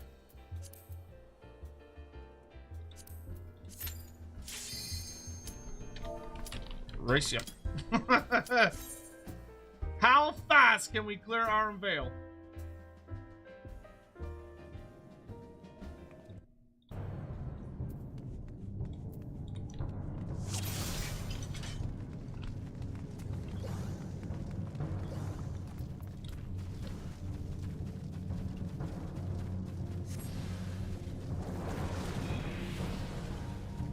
I can't kill him, thing is the only sad part.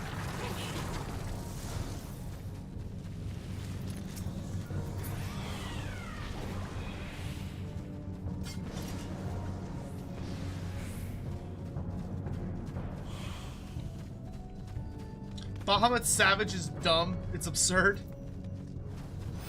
It'll be on my eventual to-do list, but definitely not right now.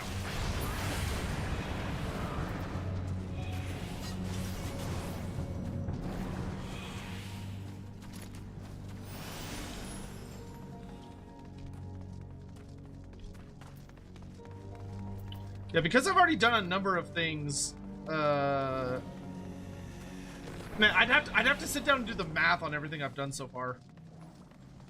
Oh, except even that might not necessarily be helpful because there's a chance that the dungeons I was doing were giving me bonus light, so.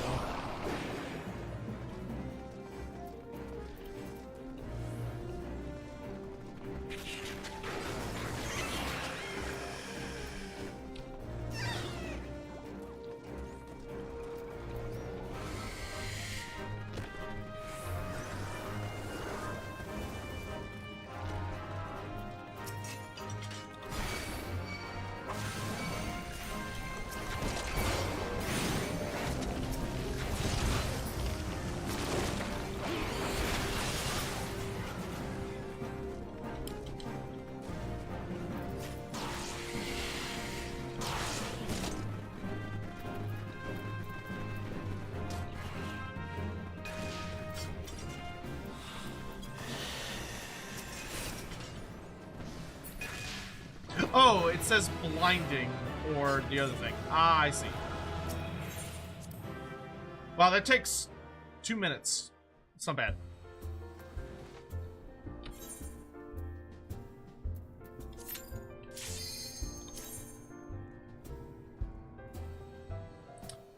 I've asked the reverse before, but now, well, do you think the Warhammer Fantasy characters fit into Final Fantasy XIV? Overall, I think they'd fit just fine. Welcome to the grind. Shouldn't need that many more. But we don't have to do it all tonight. We can just do it until we're like, ah, okay, fuck this. But it's like, if each run takes 2 minutes, then at maximum, it would take you let's see. If you went into Aram Vale at 0 and you get 96 per, let's assume you don't get lucky. So you only get 96 per. It would take you 20...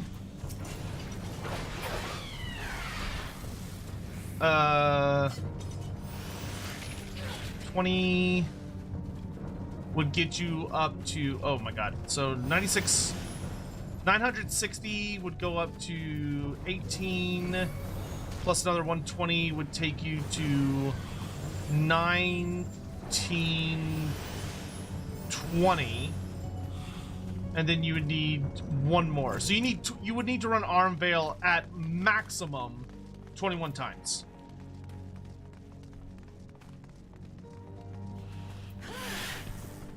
But yeah, I think the vast majority of Warhammer Fantasy characters would do absolutely just fine in the Final Fantasy universe. They would fit in smooth as butter.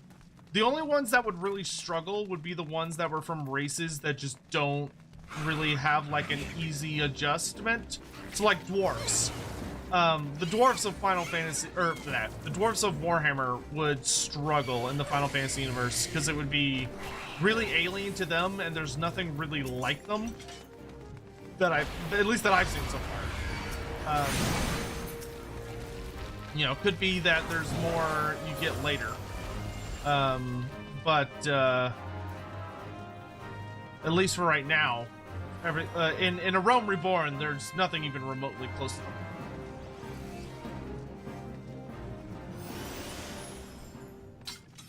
Or no, it wouldn't be 41 runs, it'd be 21 runs. Right? Because you get 96 per. So 96 10 times is 960.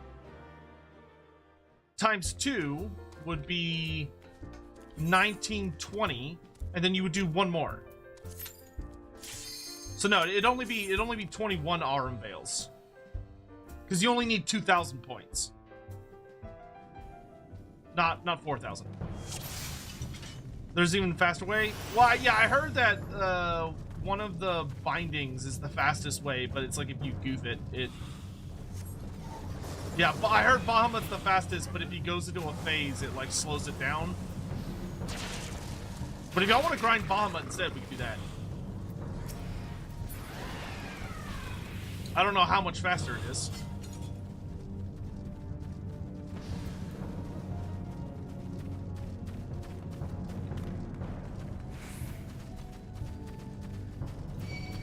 Want to try it? Yeah, sure, I'm down to try it.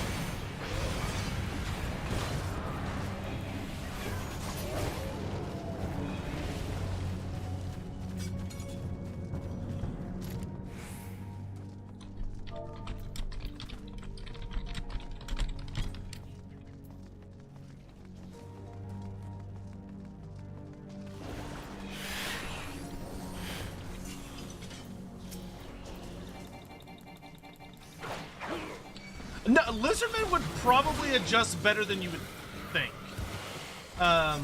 Lizardmen, for all, like, because here's the thing, for the Lizardmen in order to end up in a place like that in the first place, it would mean that there would have to be something in the Great Plan that specifically mentions it. Like, they would, funny enough, like, for it to happen, it would be mentioned in the Great Plan.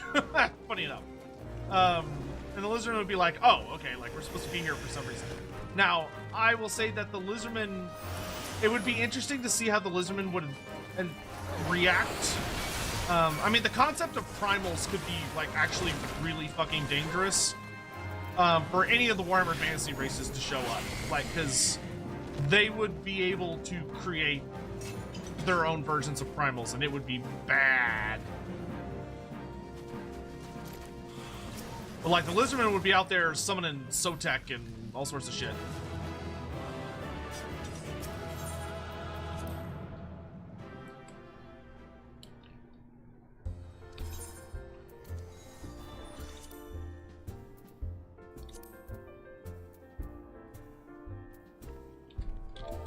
So, is it final oil?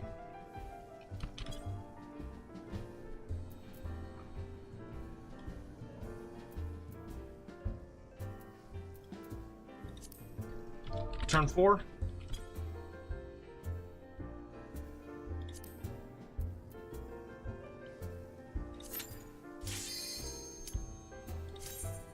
Alright, let's see if he can actually do this in 15 seconds. I'll be very impressed. It's apparently supposed to be really fucking difficult to do this that fast.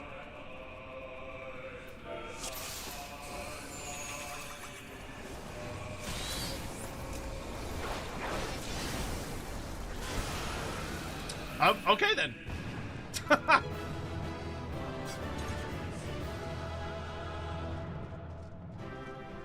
9 seconds. That's wow. Impressive. And yeah, that's a lot faster than Arum Vale. 9 seconds to kill Bahamut. Just them. Yeah, bright light's great.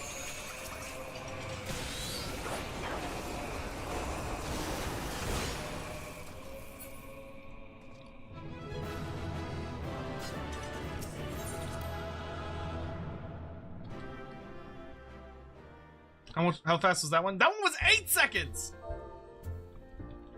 Oh my god! That's so fast!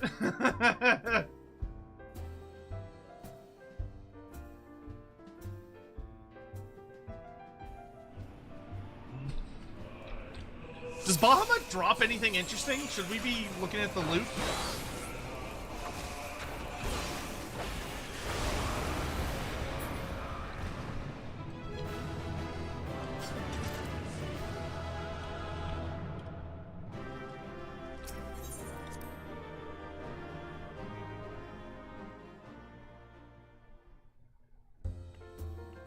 Wait, so how much?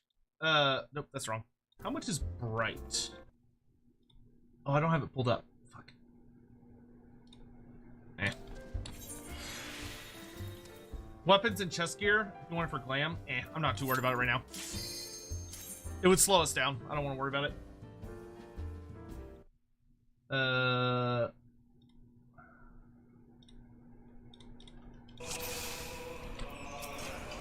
I do wish I could get his soundtrack. His soundtrack is fucking amazing.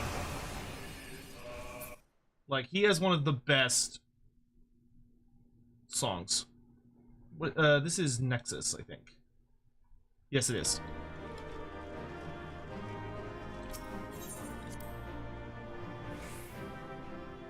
Oh, okay. Okay, this tells me the whole thing. Okay.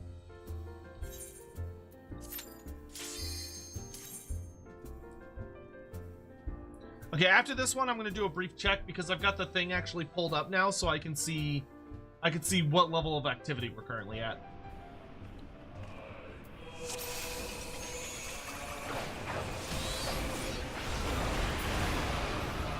Six seconds! New record!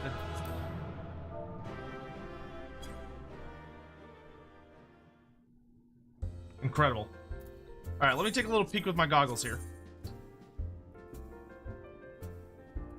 Modest etheric activity. Okay, I'm actually almost halfway done.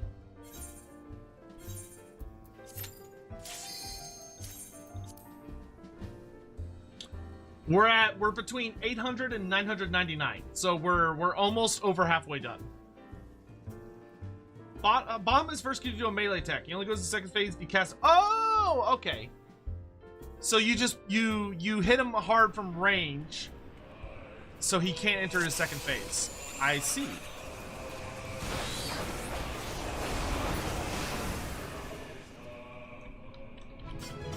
Yeah, 6 seconds is ludicrously fast.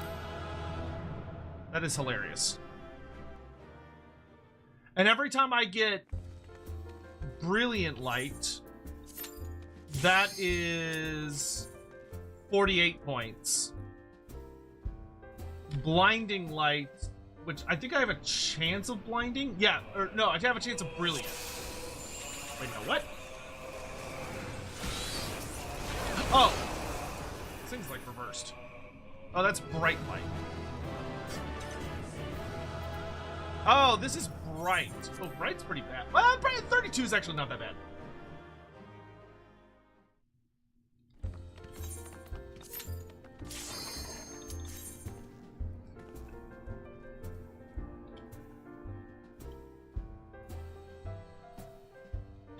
Because Arum gives you...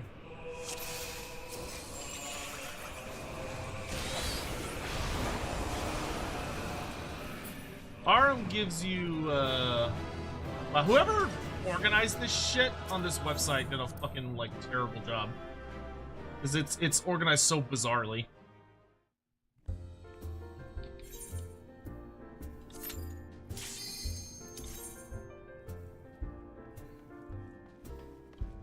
Yeah, it's definitely...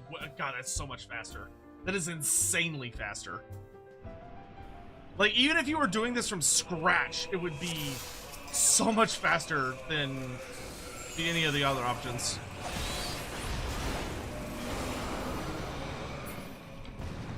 Out of a bind.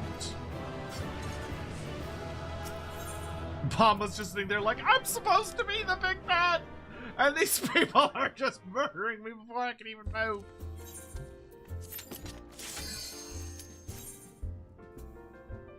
What a massacre. I appreciate y'all taking the time to help me out, by the way. It's very, very kind of you. I find it dumb that Savage only counts as bright. Oh, 5 seconds! New record!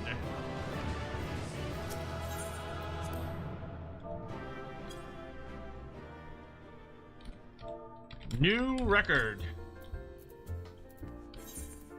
That is a third faster than the website says you could do it. The website's like, if you're lucky, you could do it in 15 seconds. And these fucking goobers are here doing it. We're down a party member, and these goobers are doing it in a fraction of that. If we had a full party, we could probably do this in like 2 or 3. That is bonkers. All right, let's do like 3 more, and I'll check my thingy.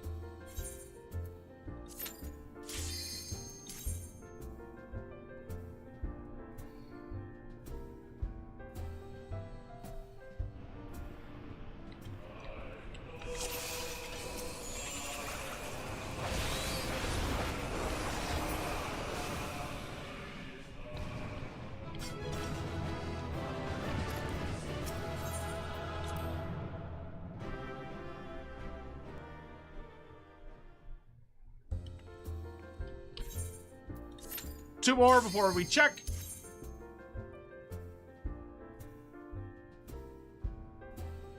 I think, if I remember right, I think this is the last really grindy step. Maybe? It's either the last or the second to last really grindy step.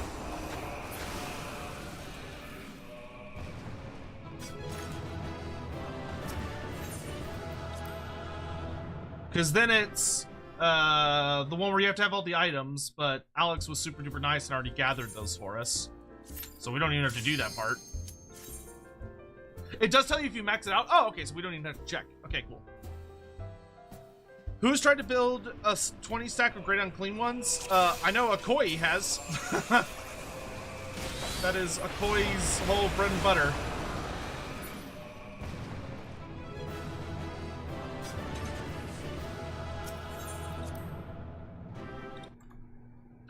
Yeah, because the next step is Zodiac Braves. I clicked on the wrong thing.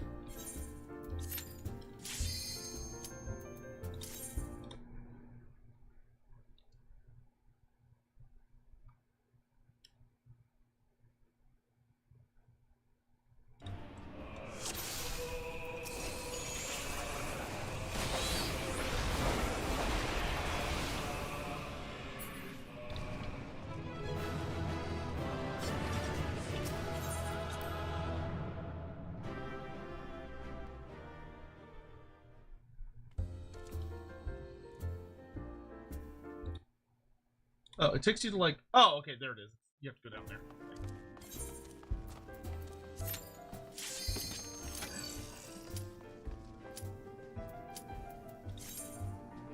Yeah, we have... Okay, we have to get the Bombard Cores and the Sacred Spring Waters. Okay, some of these we have to get ourselves, but they're not hard to get.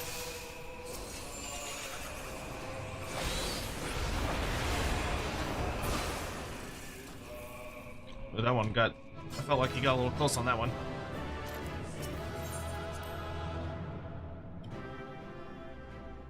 Oh, you also have to get dungeon items. Okay, never mind. Okay, there's definitely some stuff we have to do for the next one. It's not super fast. We have a notable chunk of it done, but you have to run through pretty much every hard dungeon. You have to redo every level 50 dungeon. And then you have to purchase some items, though those should be relatively easy for me to buy. Because it's company seals and elegant tombstones and then just money, but I have all that.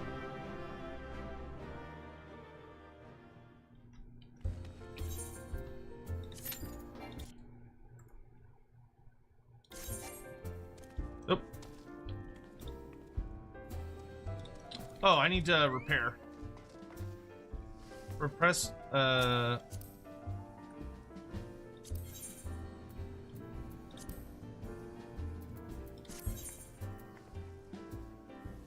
Oh, my gear's falling apart. Thank you. Let's see, and after that, you do Zodiac this thing.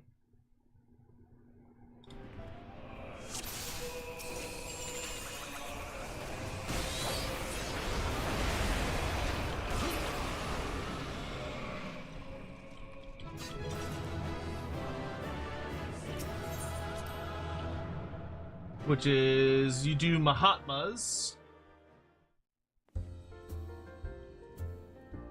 And Mahatmas, I think, is pretty much the same as this stage.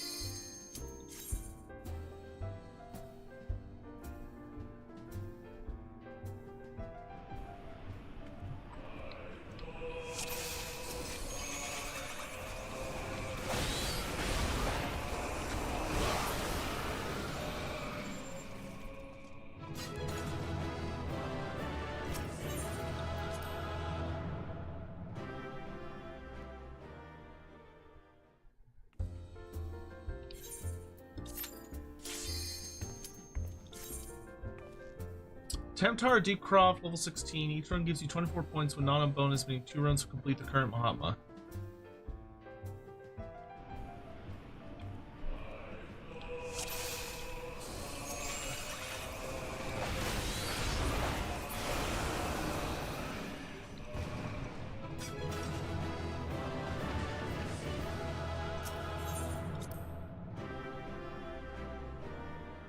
Oh, okay, so the Mahatmas are the same, but you need significantly less. You only need 40 points for each Mahatma, and there's 12 Mahatmas. So that's actually, like, way less. You only need, like, 440 instead of 2,000. That's interesting that such a late stage is, like, way faster.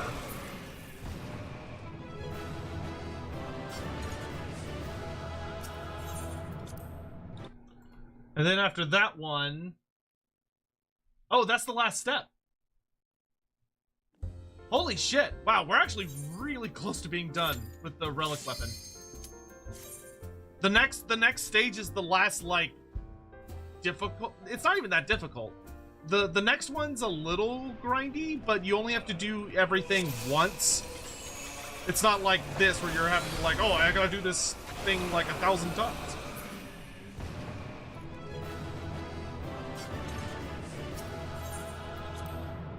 Yeah, the next stage is actually pretty easy. The last step is stupid easy. Yeah, the base Zodiac. But yeah, the upgraded Zodiac weapon, like the final one, the Zodiac Zeta, is like so easy, it's just silly. It's like, oh yeah, you can run a basic bitch, you can run a level 16 dungeon by yourself twice for each of them. Like, even if you were grinding by yourself, it would be hilariously fast.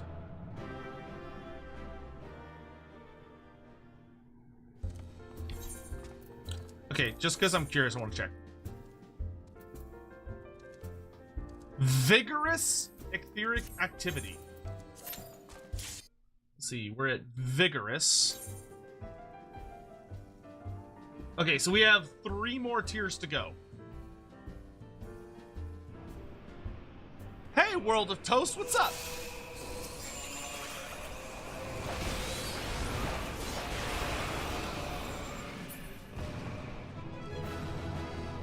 Bright light.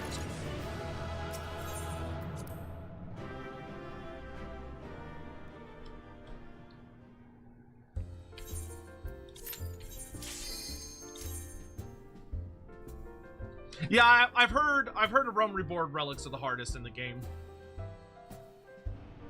Well, hardest is a matter of perspective, but I still genuinely believe that Atmas were the worst tier. Like, Atmas were genuinely torture. Having to just constantly do fates and hoping for, like, a really low percentage chance, like, good lord, Atmas is fucking agony. You've done 2 A Realm Reborn relics? Holy fuck, dude. Alex has all of them? Wow, so Alex is just a masochist. Alright. You did this process for every single one of the Realm Reborn bugs?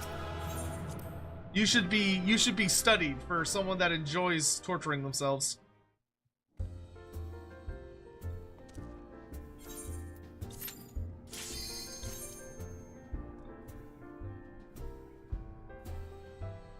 Stormblood is technically harder, but its grind is consistently the same general content and it's fun. Oh, that's good.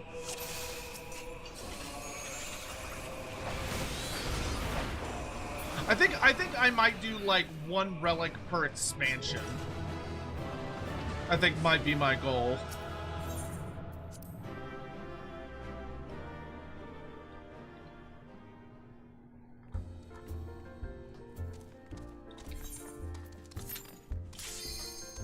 Nearly there, lads.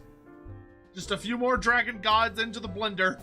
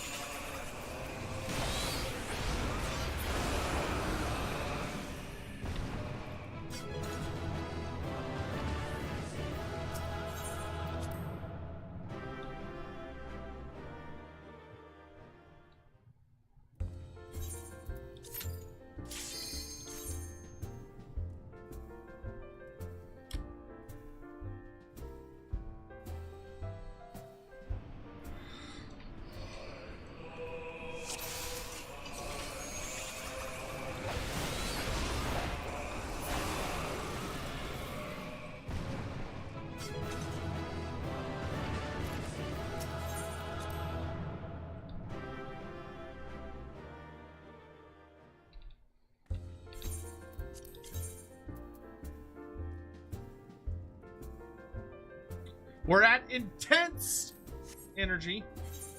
2 more stages.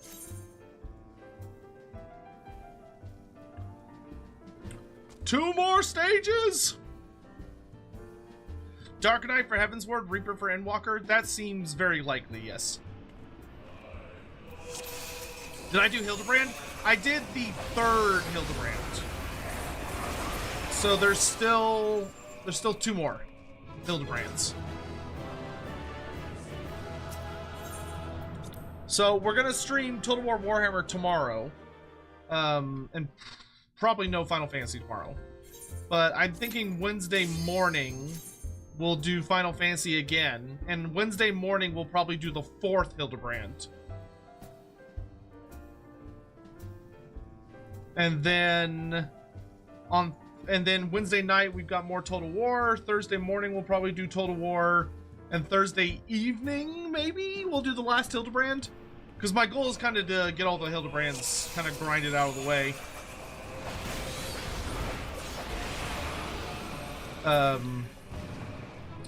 Because once all of the Hildebrands are done, then I can, with extreme confidence, finish the main story quest and not have anyone bitching at me about it.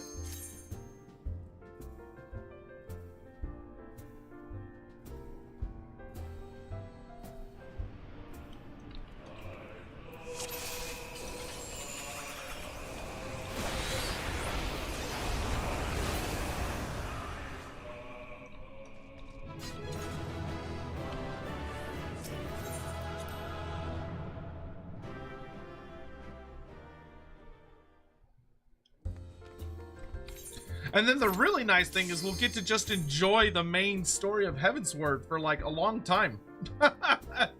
There's actually not a lot of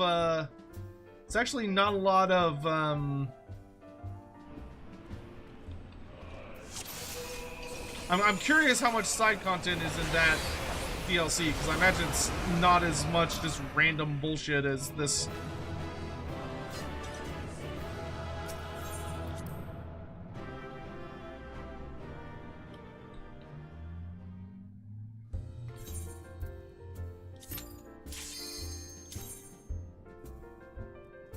Does Epidemius as a lower demon have to obey what Kugat tells him to do? No. No, demons don't work like that as a hierarchy. They are individuals that are often up to their own things and doing their own things and accomplishing their own goals and missions. They don't just do, like, a greater demon is not able to lord over a lesser demon with impunity. Their relationship is a lot more complex.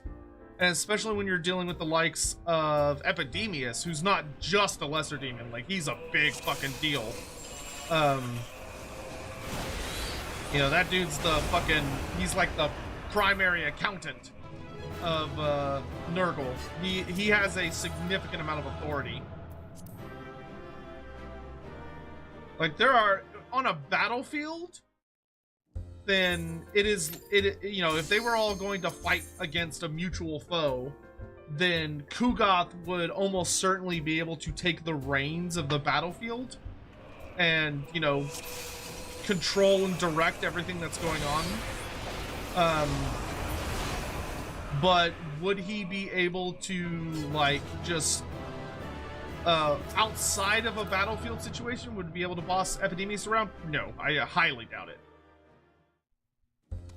He would have to request the aid of Epidemius, and like bargain with him. Now, there are quite a few heralds and other lesser demons that Kugoth could absolutely bully around, but Epidemius is not one of them. Soul attunement complete!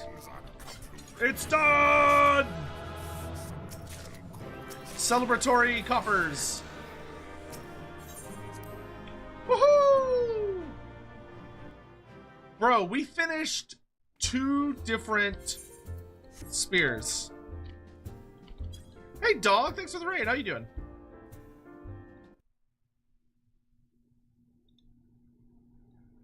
Nope, that's not right. This is the one I want.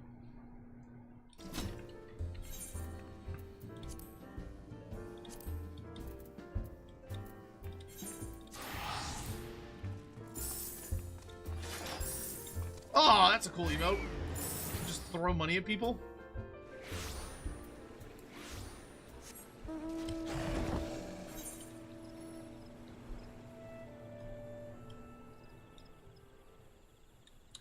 Well, good. That was the last truly grindy step.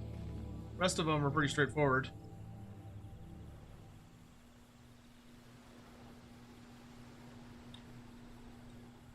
It's pretty funny, for all the loot we could have got, we got the spear. Indeed. Is that a rare spear? the Bahamut spear?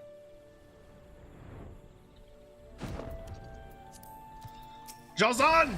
It is time. Relic weapon Nexus modification. Oh wait, I have to take it off. Ha, I'm wearing it. Okay. Oh yeah, the Dreadworm spear. Wait, the Dreadworm spear is better than that other spear I had. That's actually really funny. Oh, it's really cool looking too. It's like a nice little draconic spear. That's a nice spear. That's actually really funny. You wish to alter the properties of your relic as granted by material. Oh, no, this is the wrong step. Which one do I want? Oh, that's modification. Novus enhancement? Once the soul energy within your relic is attuned, present it to me. I shall remove its coating of soul glaze, and that its newfound power might be unleashed. Gebolg Novus. Ah, yes, the telltale humming of power yearning to be set free. I scarcely require a zodiac glass to see that your weapon's soul energy is now fully attuned. The soul glaze coating has served its purpose. The time is ripe for it to come off. This will take but a moment. Oh, look at it! It is done! Your weapon has awakened its latent potential. Take it up once more and feel its newfound power course through you. Oh!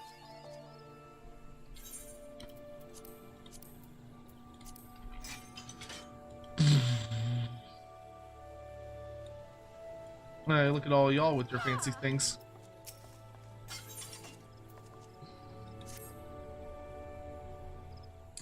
That was actually the final step for Gebolg. The next step won't give us a Gebolg upgrade, it'll give us a new weapon.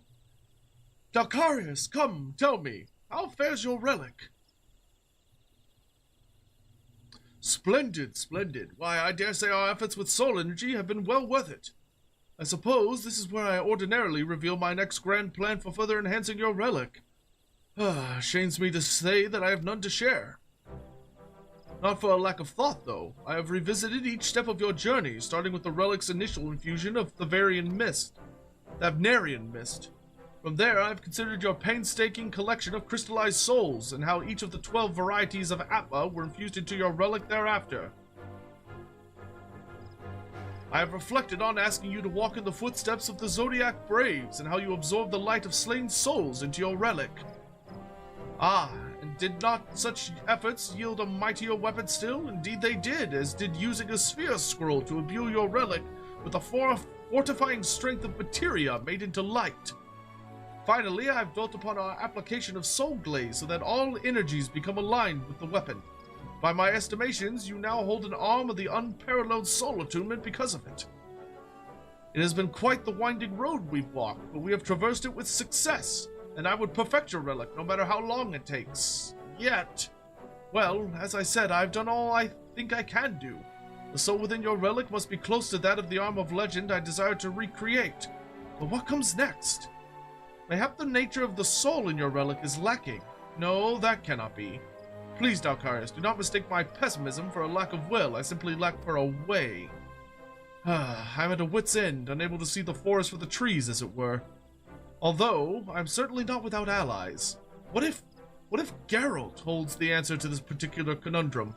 I can't say I relish the notion, but it would be thoughtless to dismiss the man's curious expertise. Could I ask you to approach him in my stead, Dalkarius?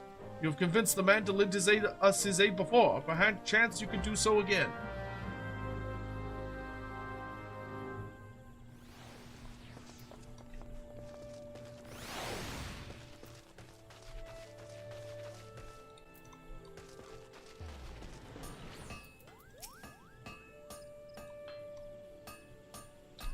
If you're here for your kettle egg, ready. Takes time to get the texture just right. You in? Oh, for the love of the gods, it's you! Just your yearning for punishment, no bounds. Or is it just that you're on your old coop can't get enough of my sparkling personality? So you're both still foundering over that relic of yours. Well, I do owe Giles an adept for that wine. I have a mind to help. Who knows, might be as there's another bottle or 3 of that fiery liquor in for me if I do.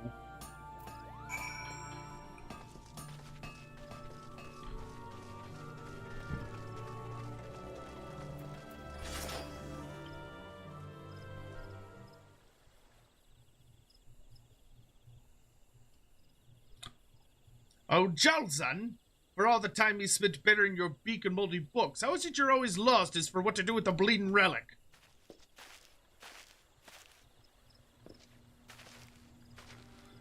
Aye, well, never fear. I'm here to bail you out of your predicament. The way I see it, you're trying to better a weapon what can't be improved anymore.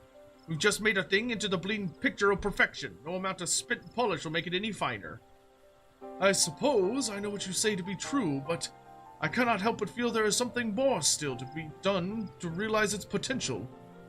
I wish there were, seeing as restoring the bleed relic is some of the finest work I've ever done. But if you mean to remake a legendary arm like what the Zodiac Braves wield, well, you can't do it with this. The weapons are just different down to the very smithing. But if this relic can never become... Has my work been for naught? I must return to my research then. Mayhap I will find a clue on some forgotten page. A clue, you say? A clue what unlocks a forgotten way to forge steel. 7 hells, old man, that sounds bleeding interesting. Here, let me take a look at that book or two. Can't very well call myself the best smithy in the land if there's a technique beneath the sun I don't know, can I? Your skill is not in doubt, Geralt, but precious few descriptions of the arms of legends' appearances remain, and accounts of their fashioning are fewer still. Even this, my most comprehensive tome, holds but snippets. It would take a genius to understand it. You can't remember who you're talking to, old man. If the greatest weaponsmith in all the realm can't figure it out, no one can. Let's give it a read. Well, blow me down. This is some brilliant smithing what's written here. My finest kettlework pales in comparison. Gods, I've a mind to try me hand at this. But, you're welcome to try the techniques, but what of the materials? I dare say you cannot find the catalyst the ancients used for soul infusion in this age. Simply put, we cannot just recreate a legendary arm. Might be as you've a point there. Given the right stuff in a picture, I could fashion a fair likeness of a Zodiac Brave's arm, but I'm well buggered as to how you might infuse it with soul. I doubt that Narian mist could do the job. The relic's infused with soul and fortified with atma and spiced with materia made light. 7 hells, I've got it! What? Break out your strongest liquor, old man. There is a way to recreate an arm of legend. See, the relic's got the right bleeding soul energy. We just need to get that to ascend to a legendary host. Ascend the soul into a new host? My friend, should you but prove yourself here, I will sing your praises not only as the greatest weaponsmith of the realm, but the greatest of our era. Oh, well, I'll have you singing like a canary by the time I'm through. But let's not forget about Geralt's payment, a bottle of 3-0 fiery liquor, eh? Good. Now first we have to assemble a few raw materials. Just because I've an inkling of how to forge an armor legend, don't mean I know what's supposed to look like. I'll need a tome what'll tell me about the original appearance. Seeing as you bartered for books by yourself in the past, I'll leave the finding no bleeding thing to ye. No mind to be pecked by harpies round Revenant's Toll. Next thing we'll need something to forge the host. You're about as like to find what they used eras ago as I am to find sobriety, so we'll just have to use the next best thing, whatever that is. Aye, what we're looking for is the most versatile of materials that could be forged into anything. I have a feeling something like that can't be bought for all the gil in Eorzea, so you'll want to talk to a bloke that's wise in the ways of crafting and gathering. Now, if you can lay your hands on for the new heist, then we need to deal with infusing it with soul energy. That means some mighty special form of materia. Might be as I've had an idea of where we can get our materia, so don't worry about that for now. Because I'm not certain that we're going to infuse it with the host, seeing as this new materia is 100 times more powerful than ordinary gobs of the stuff. Could we not channel the energy of this highly potent materia into another sphere scroll? It is a method that served us well in the past. Unless, of course, the materia is so powerful it would incinerate a standard sphere scroll. Is it even possible to contain such energy? I know little of sphere scrolls beyond that which you have shared with me. However, Master Mutamix and his disciples at the bonfire may have the answer. We will need a catalyst for the materia's transformation to light. I suspect, however, that no ordinary Alexandrite will suffice this time. You would do best to seek a strange fellow styling himself a treasure hunter. I've heard he found an exotic stone, and I'm certain the man, and those close to him, cannot be difficult to find. You're to come straight back here when you gather all the bits and bobs together, and as much as I thought I'd had enough of ye, I know I can stand a little more. If it means seeing a real armor legend come together, the soul in your relic can ascend.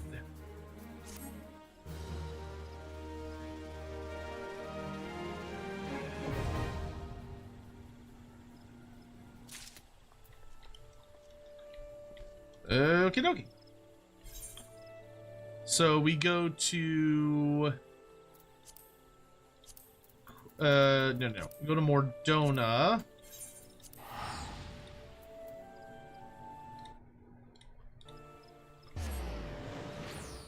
So we talk to Ariana, and we need to buy Sacred Spring Water.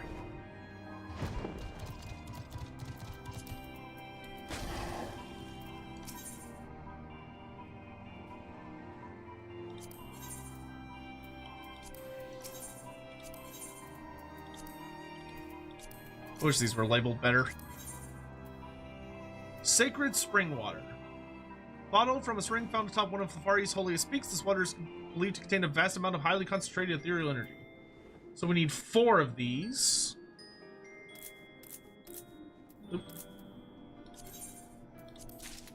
Alright. Then we need to go talk to our boss in New Gridania.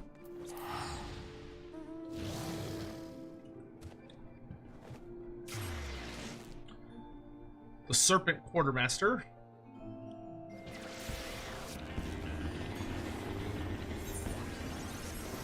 And he's busy here today. There's a lot of people online.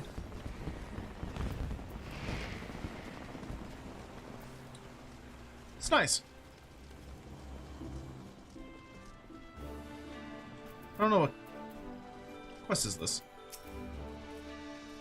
Oh, Garuda. Once more, Garuda has fallen to your might. You have our gratitude, Lieutenant Adracia. We are blessed to count such heroes among our allies. What's this? Some memento of the battle, mayhap. Vortex ritual focus. A gruesome ritual tool fashioned from the bones of an Ixchel. Ugh, what an uncanny arrangement of bone. I've never seen its like. I could not guess for what foul ritual this object would be used. Let there be some connection to the primal, considering the place in which it was found. I must ask that you take this grisly trophy to the Waking Sands and consult with Urianger. Perhaps you could provide some insight. Yes, boss. Okay, from you I need bombard cores.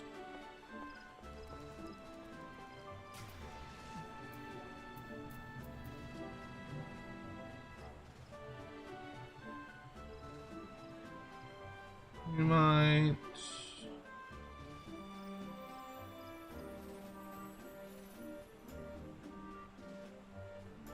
I don't see it.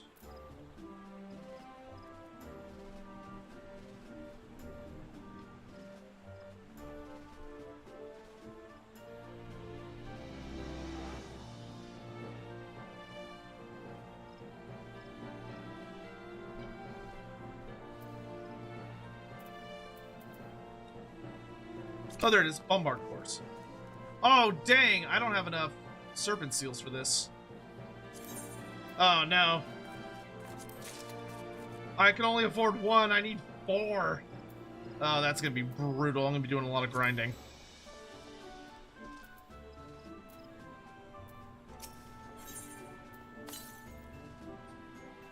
Isn't there someone I can trade shit for in exchange for seals?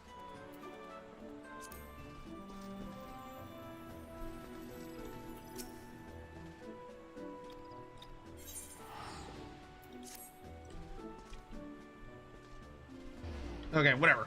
We're not gonna rush that. Let's go grab the other stuff we need. We need to go to Forgotten Springs in southern Thanalan.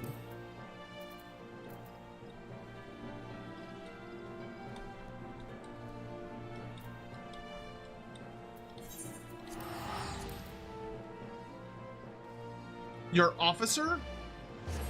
The personnel officer? One next to the vendor. Oh, okay.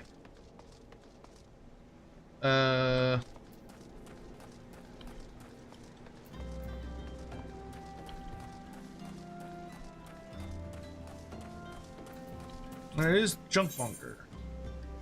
I need...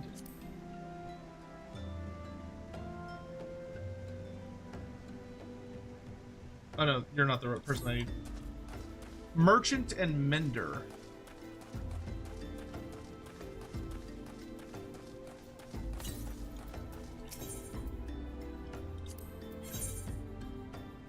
And I require Allegan resin. And I only need 1 of these. Yes. Okay, next up is Upper Lenosha.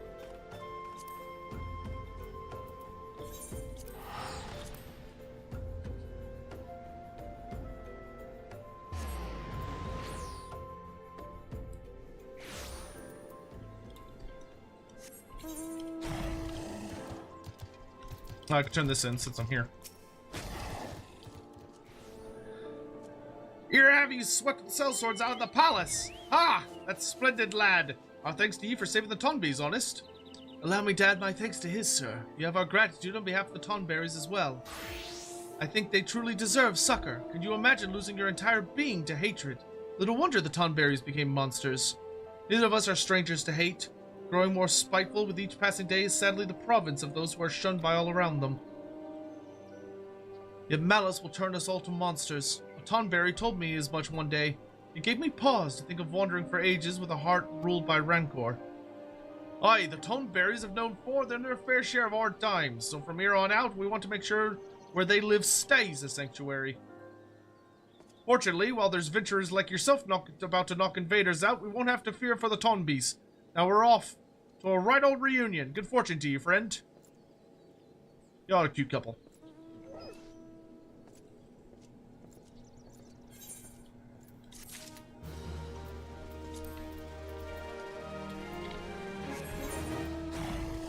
This is Camp Bronze Lake. Oh, he's down there. Jijaroon's trading post.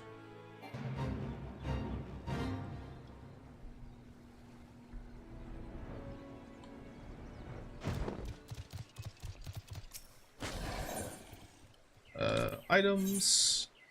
I need a Bronze Lake crystal. Okay.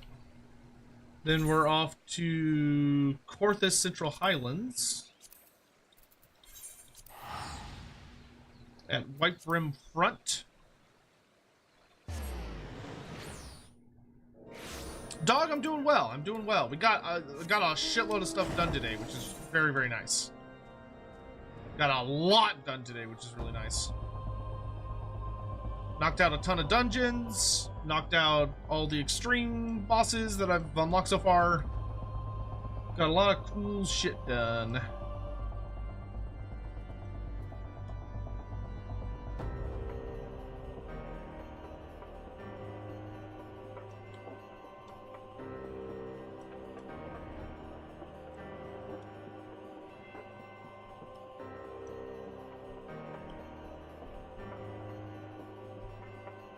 Turn this in while we're in the area. I just realized I'm an idiot. I'm doing something I'm not supposed to be doing right now. There. Lord Drummond. Dalcarius, I'm glad to see you have safely returned. By the grace of the Fury and the aid you have given us, we have taken back what is ours. Yet surely you saw what the Dravanians left in their wake. A ruin. A blood-crusted eye in need of much psychicking, physicking actually, before it can resume watch over the dragons. It will be long and hard work to rebuild the stone vigil, long and hard. One battle ends, another begins. Our war is a holy one, and there is no rest for the pious, except for the arms of the Fury herself. Never shall be depleted the ranks of Ishgard's glorious dead. Never shall the prayers of the righteous be in vain. The dragons will perish. This I swear by swords whole and broken. Yeah, boss.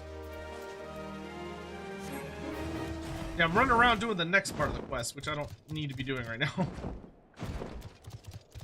Let's see. Who am I looking for here? Well, since I'm here, who am I looking for? The Merchant and Mender. Over here.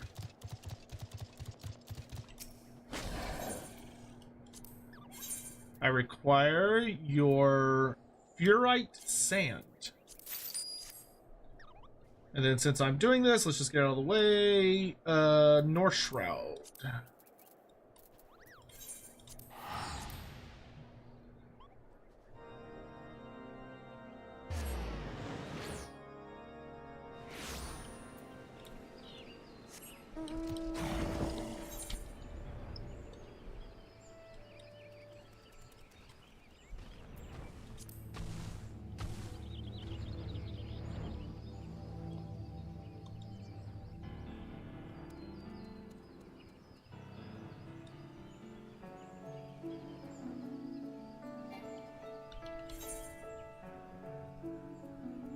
It's from the tool supplier in Mender.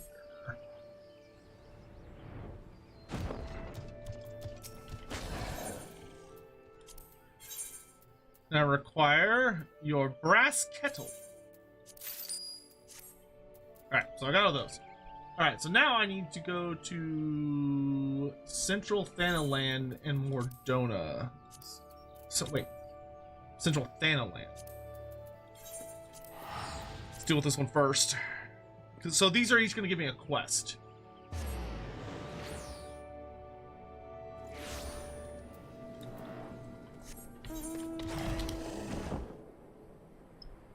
Yep. His method is malice.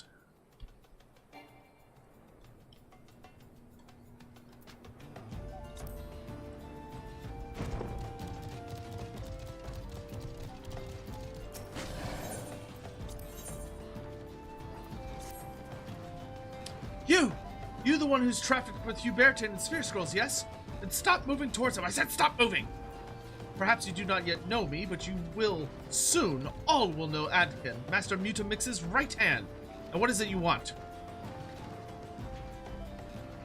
A Sphere Scroll? I knew it! You came to sup up Hildebrand's knowledge without paying me any heed. Tut-tut, sir. No more, I say. Hildebrand has milked your dealings enough. Today, I shall fashion the scroll you seek and gain Master Mutamix's respect in doing so. Now hush, I must think. Channeling materia of power beyond comparing to an empty host. Tricky. Only an ink with an unholy level of ethereal conductivity would suffice. Ha!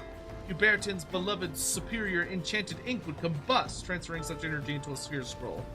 What was it Hildebrand's note said? Something along the lines of, kill the 4 kings, disfigured, imprisoned, unchained, and forgotten? Well, why? Oh, that's right, for their blood. The answer, sir, is an ink distilled from blood. Yes, the blood of these so-called kings, which you will be harvesting. Now, your first target is the King Disfigured. I believe it can be found in the Wanderer's Palace. I'm unsure what it actually is, so I say slay anything that moves. Yes, the palace was once sacred ground, but neither the long dead of Nim nor myself care. Now go do your grisly task, and do not return without the blood. Oh, okay, so these seem like they are involved. Okay, let's go pick up the other 3 in Mordona.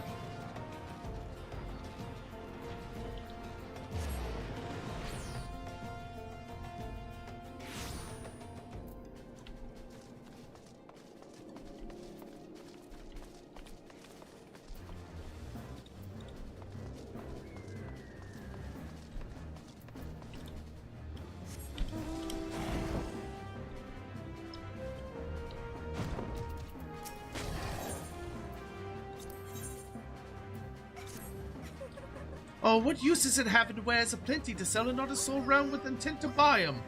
But I suppose griping about those won't change things none, nor do aught for Giussiana. Oh? And where did a strapping lad like yourself spring from? If you've mind to barter for tomes, then there's no need to speak with yon pretty lass. Nay, Papagnano'll deal with ye instead. Now don't think ill of me as some filter of others' custom. Nay, though I may be the wandering sort at heart, I'm here because Giussiana is my dearest friend from years back. I hadn't thought to meet her again in a place like this, though. Just the cruelest of faith that keeps me friend here upon books, adventurer. Aye, Giussiana's fallen into a fearsome debt with that harpy, Rowena. Selling tomes is as dull as the day is long, but even that's a boon for the lass. Well, Papa now's nothing if not loyal, so I'll march myself up to Rowena and wheedle myself work peddling tomes. What wages I don't need to eat, I'll use them to pay down Giussiana's debts. Now, adventurer, were you not just telling me why you've come yourself? A book about ancient heroes and the weapons they wield today? Well, there's a chance I laid eyes on such a tome just a few days ago, so there is. Tell you what, how about we make a fair trade of it? The book you want for a bombard core and a bottle of sacred spring water and a bronze lake crystal. Aye, that's an equitable deal if I do say so myself. Why, it shouldn't be but the work of a moment for a adventurer like your fine self. But I'll give you a hint anyway. Grab a bit with the merchants round Camp of Bronze Lake and you might just get a shiny bit of rock. Well, seeing as you're back to Prate, I take it you found the stuff I asked for. Indeed. Now hold on a moment. Are you trying to cheat me out of a book with these? The bombard cord is missing a bit, and there's a hair in the sacred spring water. And 'tain't don't upstanding head hair neither. Now, I'm not blaming you, but you must see that trading a rare and precious book for trinkets ain't fair. But I believe in second chances, and I'm willing to settle for something else. Something like a horn of a great beast what prowls dismal Darkhold. Aye, that and a god machine bankplate from Greyflox's Longstump will do nicely. Now, tain't as if either grows on trees, the truth of it, as he would have more luck finding, well, a god machine bankplate on a tree. Of course, that's why muddy dilettantes will pay a small fortune for 2 such rare pieces. If you bring them to me, you'll get your book and a kiss, so you will. Okay, so these assholes basically are like, hey, go do this thing, go do this thing, go do this thing.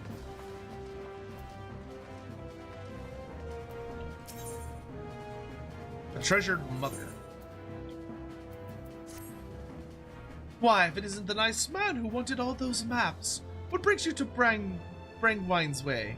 Alexandrite. Oh, that bit of crystal my son brought home. I've been using it to brighten up my garden, but if it means so much to you, I suppose I could part with it. Well, in exchange for a few things, anyway. It's just a few items that I've wanted for of late, and certainly nothing an adventurer like yourself couldn't have any trouble with. Do we have a deal? Good. Well, the first thing I would let you do is bring me a bombard core. I just have to drop it into the bath, and presto, boiling water to soak my bones in. Next, I should like some sacred spring water. My neighbor swears by it for getting stains out of dirty clothing. And lastly, I need a new teapot, a proper brass one.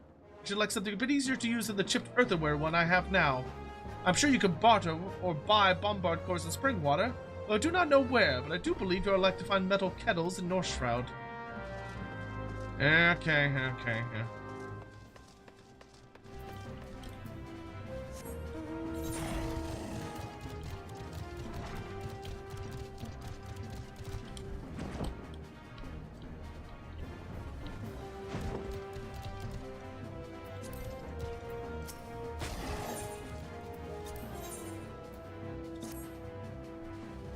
Ah, my kindred spirit! Have you come for more of Talon's cookbooks, or do you have another purpose here this day? Eh? You need a versatile material with which to fashion anew the legendary arm of a Zodiac Brave. By our God's beard, that's no small thing. I dare say some form of dark matter would best serve your purpose, but you won't find anything suitable in Eorzea's markets, which means you're going to have to improvise. A truly unique material is called for. Well, you certainly know how to pique a craftsman's interest. Will I aid you in this enterprise? I will aid you in this enterprise, adventurer. To begin, we must scour every elm of the realm for materials with the requisite properties. Our search may outlast our lives, may have our children's lives too, but we shall be vindicated in death, even if it takes 500 years. Not one for jest, I take it. Ha! Even my passion is not so boundless. The materials I have in mind are hard to come by, it is true, but not so hard as all that. Allagan resin should serve as a base for our compound. Here, some traders found a few lumps of the stuff amongst the Allagan ruins in southern Thanaland. If you browse the markets over there, you're surely to find one sooner or later. The journey will be long, of course, but not so arduous as searching every ilm of Eorzea, eh? So you've returned, adventurer. You found our base material, Allagan resin, a multi-purpose etherochemical concoction devised by the Allagans and used for many of their creations. Ah, the fabled resin of Allag. An odd substance, I grant you. None alive know the true extent of its powers, no less their source. I believe, however, that any attempt to recreate the arm of a Zodiac Brave will founder without a base material as mutable as ether. This resin is one such substance. We'll readily take out the qualities of whatever we choose to add to it. Which brings us on to the question of what exactly to add. Plainly, the compound must needs be endurant at heart, lest it break during battle. Yet supple enough that no blow will make it shatter. A veil bubo of the kind, sometimes found within the Arum Veil, will provide ample rigidity. Born of brimstone and mithril, it is no more unyielding than an ore. As for suppleness, a piece of void weave would seem the ideal choice. If rumors are to be believed, it is a cloth bound together by magic from the Dark Realm. I cannot speak for the truth of such claims, but I do know the fabric has only ever been found in areas where void scent roam great numbers. I fear that acquiring these materials will require no small amount of effort on your part, but we can ill afford to compromise on quality of your dream. Building a legendary arm has become a reality. Okay, so these are like, hey, go do this dungeon. Hey, go do this dungeon. Hey, go do this dungeon. Alright, I'm gonna turn in these quests I have kicking around. Because these are just go run through these various dungeons.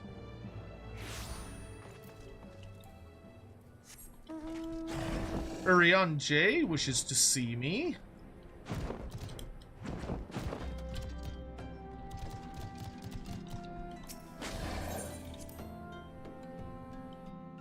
he's a nerd and is the only person still down here. Well, that's not true. There are other people down here, but I don't care about these people.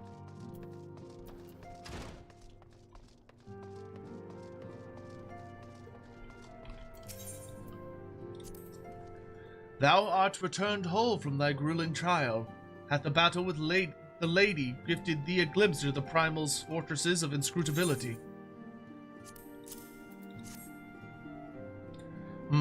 A ritual focus of Ixali bone, home to what tainted powers I cannot say. Pray leave this curiosity with me, that I might dwell further on its nature. Garuda's unseemly strength was not fueled by crystal caches and tempered worship alone. Nay, I fear some new rite of summoning was employed. The rigid culture of the Ixal rarely spawneth such anomaly. Methinks agents more deeply versed in primal lore have meddled here. The Asians, for a certainty. If those servants of darkness are afoot, they will not stop at a single tribe. Such revelations do much to explain my recent communications. Art thou prepared to struggle once more against a beastman god? Oh nice, that gave me serpent seals. Greetings, Dalcarius. Though I would not discourage the company, few cross the threshold of the waking sands on a mere whim. Dost thou require mine aid in some matter? The Lord of Levin was returned unto the forest. The sylphs challenged the Sahagin with the swiftness of their summoning.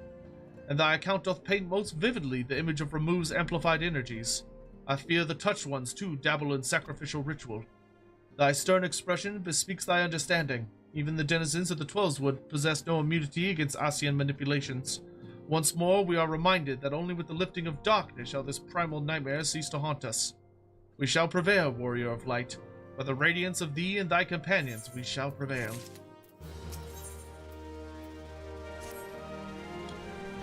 The Maelstrom has sent word of a mountain-shaking tremor felt by every man and beast in the northern half of Hildebrand. Aye, the kobolds have awakened the Lord of Crags, and this shuddering arrival doth echo with the heightened strength shown by his sister Primal. Seek thee out High Storm Commander Rashakariki at Maelstrom Command in Limsa Lomensa. Thy path leads once more to the stony feet of Titan. Great! Oh, nope, that's the main story quest. Let's see, it's definitely... Let's turn in, it's definitely pirates.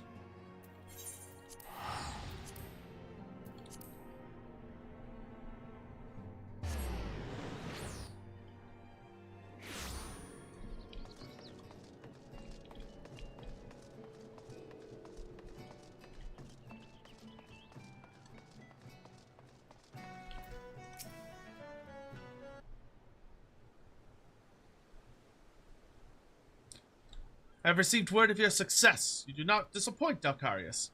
Sir, a body has arrived for inspection. It's the big man himself. This thing used to be a man. Gods be good, how did this happen? A sight to turn the stomach. 'Tis well I haven't eaten.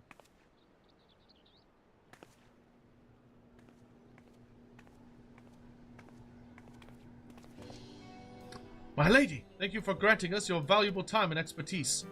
Commodore, allow me to introduce Miss Siana, foremost amongst the celebrated Professor Lambertain's students.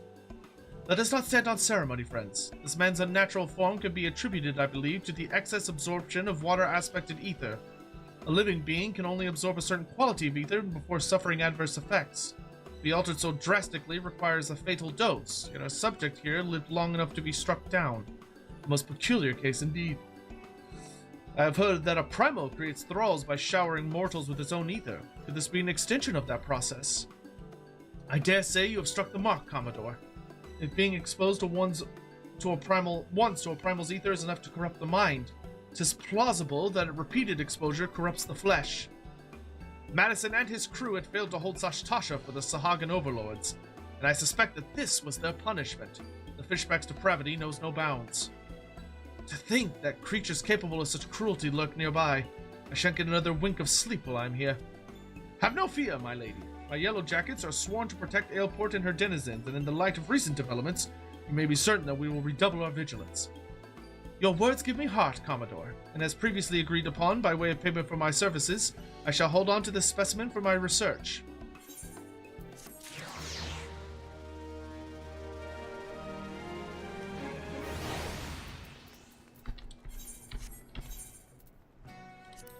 The Wrath of Karn.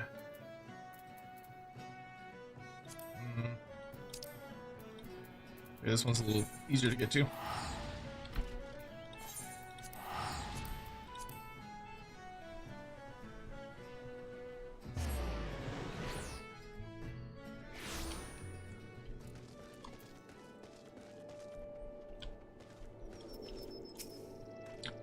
I'm glad to see you unharmed, my friend. By Maxine's report, the people of the Twelves would owe you a great many thanks for vanquishing the Void-Sent Lord. Yet its death does leave a question. Who summoned the fiends, if not the Lambs of Dalamud? My friend, saw you off within those sinister walls that might provide the answer. Not another living soul, you say? How curious. Could it be that the summoner quit the keep, then? Yes, unless... In your last venture inside, you came upon cultists attempting to summon Void-Sent. This time, did you perchance see their remains upon the ground? Ha! Then I know the truth of it. It was no living soul who brought the Void-Sent upon us. No, it was the blood of the Lambs of Dalamud, the very same that stained its grounds. The dark sigils drawn by the cultists must have been finished but for a sacrifice. How ironic that their own blood should bring the rites to completion. It was a mere coincidence and nothing more. No sinister forces here conspired. No mortals eagerly beckoned Void-Sent into our realm. We may put this matter to rest. Save for the Void-Sent Lord at the heart of the keep. I'd assumed it was an unthinking brute, but from what you said of its mana, mayhap it had cunning aplenty. Indeed, this fiend could have beguiled the lands of Dalamud into all of this. The dark forces are able to so lead mortals, then grim days lie ahead of us. But such ill musings do not suit your victory. I shall enjoy this respite from danger as I hope you shall. Go well, and rest assured that Adrin Senna will learn of your valor this day.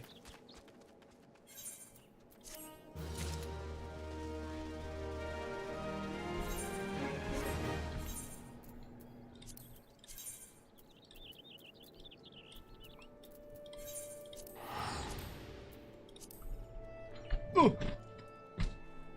Oh.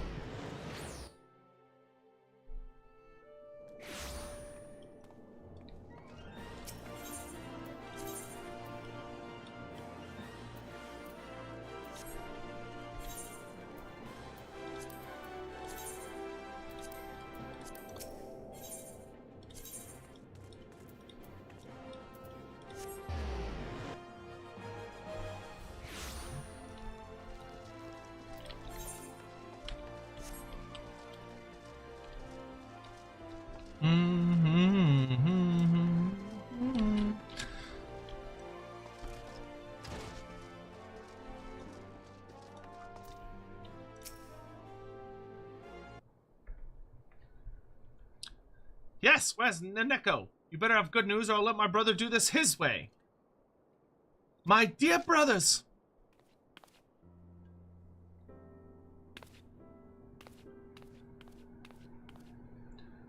I've worried you, haven't I? I am sorry. But as you can see, there's nothing to be concerned about.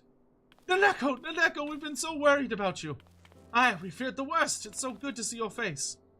I must thank you again, good adventurer. After we parted ways, I sent for a search party and we were able to rescue the survivors. Naneko, from now on, I'm going to accompany you on all expeditions. Those Baladians were real bastards about booby traps. It's not safe for you alone. Brother, she won't be alone because I'm going with her. Brothers, you forget your duty. Your place is with the concern. You're right that the temple is dangerous, but I can make it safe. All you need is to believe. We must look at the causes, the twin causes, of today's events. The people's belief that within lie magical relics and that the ruins are now safe to traverse. Those temple raiders are already telling tales of deadly ancient traps in every tavern. But we'll let it be known that it's no ordinary danger that awaits. The Order of Nadthal has agreed to vehemently deny that the temple's relics are cursed. The tales of looters found horribly dead afterwards are baseless. That should give instant credence to the opposite and end the looting. For a while at least. Neko, you're brilliant! I may be the strongest one, but you've got the good upstairs. Right you are about our sister, puny brother, and I'm not going to stoop to stating the obvious. They say history is the gristle of the past, but in these ruins, the past is fleshed out again. This is what I love about this work. I won't let the raiders despoil the place. The ruins are not a mine to be dug and blasted for gil. They want gold or gems, let them join the Miners' Guild and toil for them.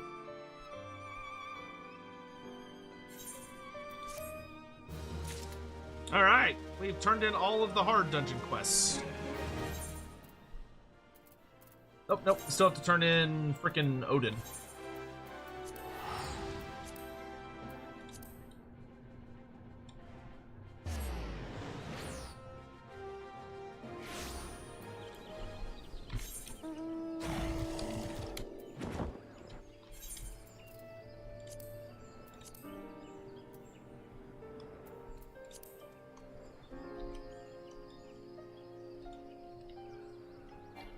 I also had one for...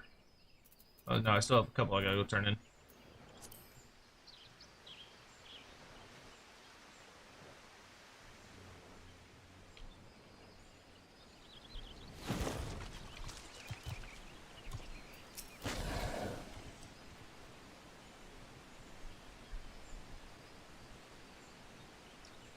Your bravery before the dark divinity was commendable, adventurer.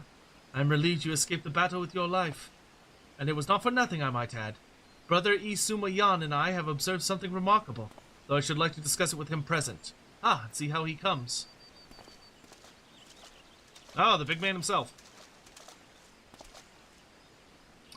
Adventurer, I would offer you thanks for all you have done today. I am Isumayan, master of the Conjurers Guild. Ah, but no doubt you are keen to learn more of the dark divinity. Very well. I shall share with you what I have gleaned in observing your battle. To begin, felling a primal allows the ether of their physical manifestation to return to the land. This much you know, yes? Odin seems to be subject to the selfsame laws, yet his sword, the Zantetsuken, remains even after his body vanishes. Thus we thought to examine the blade, and in doing so, found that its etheric density is unimaginably high.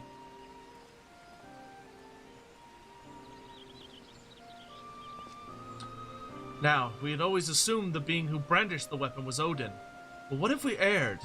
What if the sword Zantetsuken was, in and of itself, the dark divinity? An unforeseen conclusion, yes, but one that clarifies much of the primal. Indeed, that would explain why Odin has never truly fallen. No one has thought to destroy the blade. And if Zantetsuken is the primal, could it not conjure itself a new wielder? Yet, just as Ifrits tempered or Leviathans drowned, Odin must needs have his sundered to offer crystals in his name, unless he drinks of the Shroud's ether. Such a weak source of power could be why it takes time for the dark divinity to manifest again. You see, adventurer, our theory accounts quite nicely for two of the mysteries that for so long surrounded the primal. And yet, as Oapetsi hits, a third mystery remains. If there are no sundered, how does Odin sustain himself? I cannot imagine the wishes of those who first summoned him were so strong as to echo throughout the centuries. Brother, I do not think our theory is flawed. No, this discovery makes clear the holes in which we have so long believed of the primals. We must revisit the beings with a keener eye. I will inform Master Urianger about what we have gleaned here. Adventurer, I urge you to do the same should something else of Odin occur to you. But today is a victory, all the same. We have the Zantetsuken and the mysteries that remain pale and import to the act of locking the primal away. With any luck, we can seal the sword and end the dark divinity's ride. Brothers, something terrible has happened. The Zantetsuken is gone. One of my own men has stolen away with the blade and left nary a trace to track his flight. I never dreamt he would do such a thing, and I stayed my hand too long to stop him. What?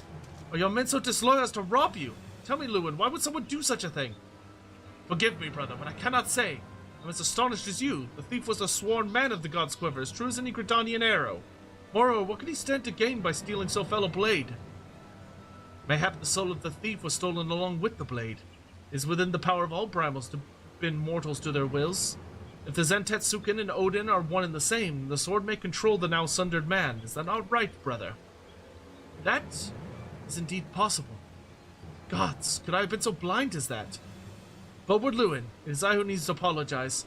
Had I been more wary, I would have foreseen this. Instead, I have accosted us dearly and placed you and your men in great danger. Let us not cry over our lost swords. Lord Lewin, send forth the God's Quiver and wood whalers to scour the shroud. Brother Oapesi and I will devote ourselves to devising a way to fell Odin after the Zantetsuken is ours again. Yes, brother. Indeed, it would be a poor thing to have the blade in our grasp and no way to destroy it nor dull its bite. Adventurer, I'll call upon you again when we have something to show for our efforts. Until then, go in peace.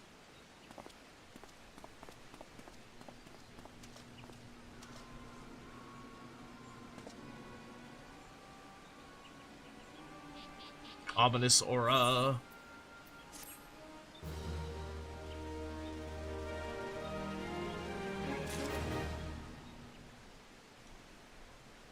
So, they say talk to Urianger. Does Urianger give you, like, another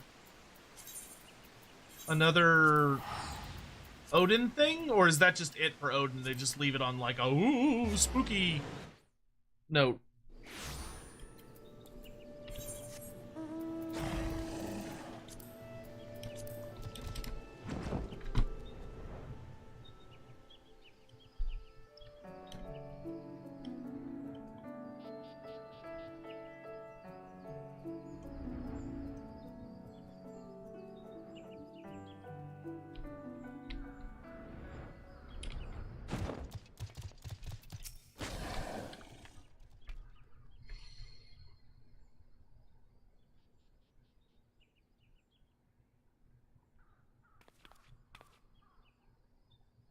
It's finally over. Would that it could have been different, but what choice did we have?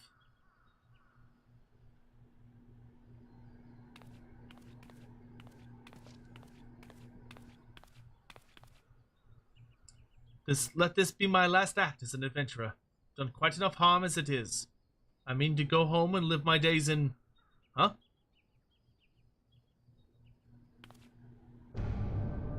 Oh, shit. That's terrifying. No, it can't be.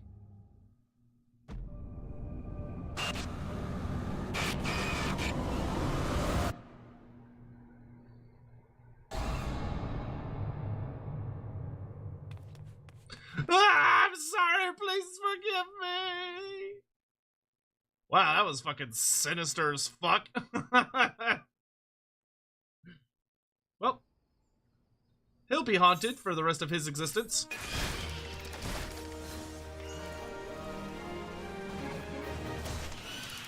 Poor guy. Jesus. Oh, look at all the cute little sprouts. You a sprout? You don't look like a sprout. Alright. So I think we've turned in everything.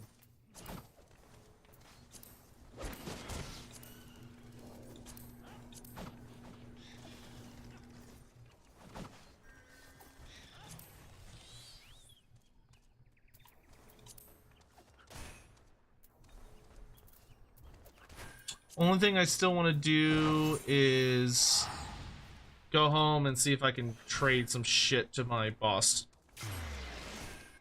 What tries will we be focused on once the Exali are done? Once the Exali are done, the Amalja. I think I want to do the Amalja. Definitely Amalja. On, like, 100%. Because I want to get that salamander pet, or mount. The other one will probably be... I don't know. I'll have to think about it.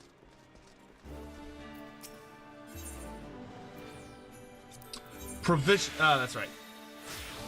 You want a bronze hatchet? Yeah, I can give you that. Wait, am I using that?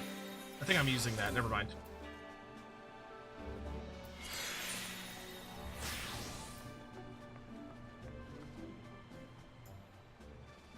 Wyvern skin. Oh, that takes 125. Holy shit.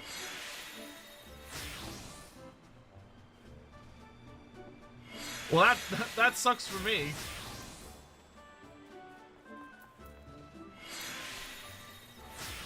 Oh, expert delivery is where you give him stuff. Oh, that's cool.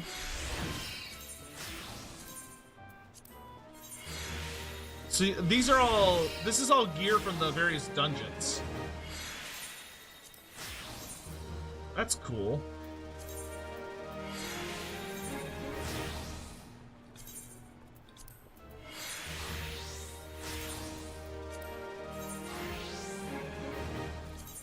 I'm having to give him all the, like, rings.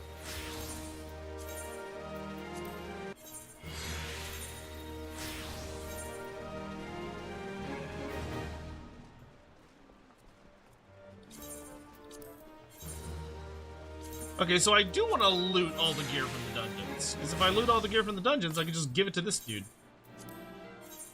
I feel dumb that I haven't been doing that the entire time. Oh, I don't think I sold them all for money. I feel so dumb.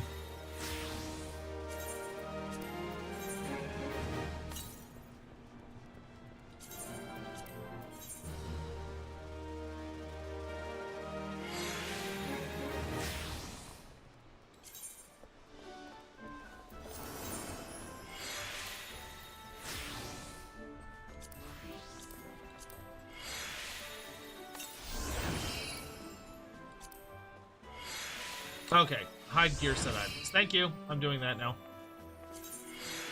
I don't need any halberds.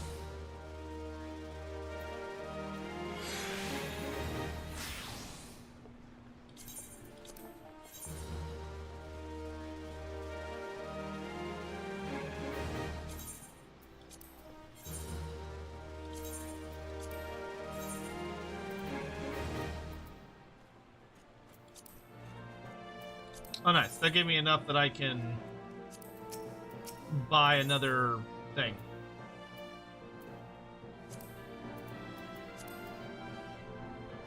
Bombard core. Nice.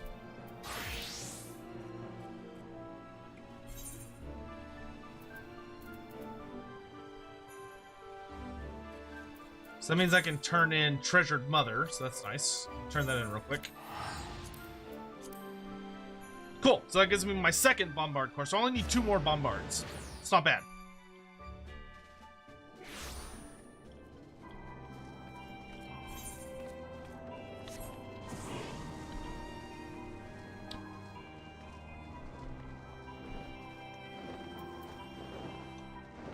There you go, bring wine.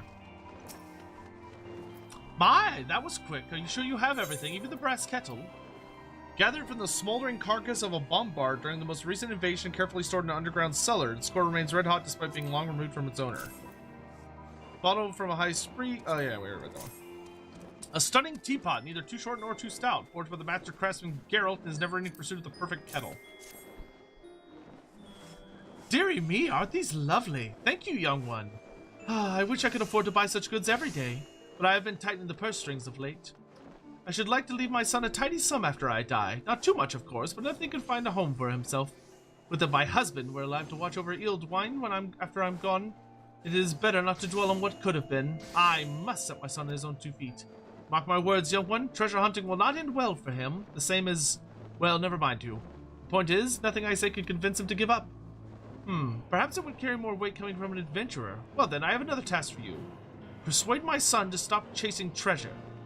He is somewhere in western Lenosha, I believe. You can make him see the folly of his ways, and that crystal is yours. Really?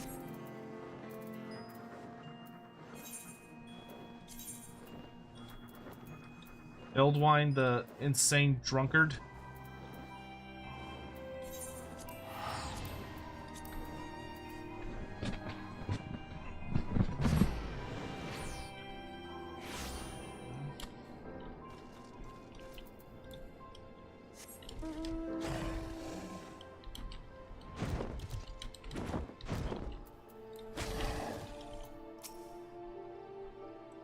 Day in and day out, I hunts and I hunts.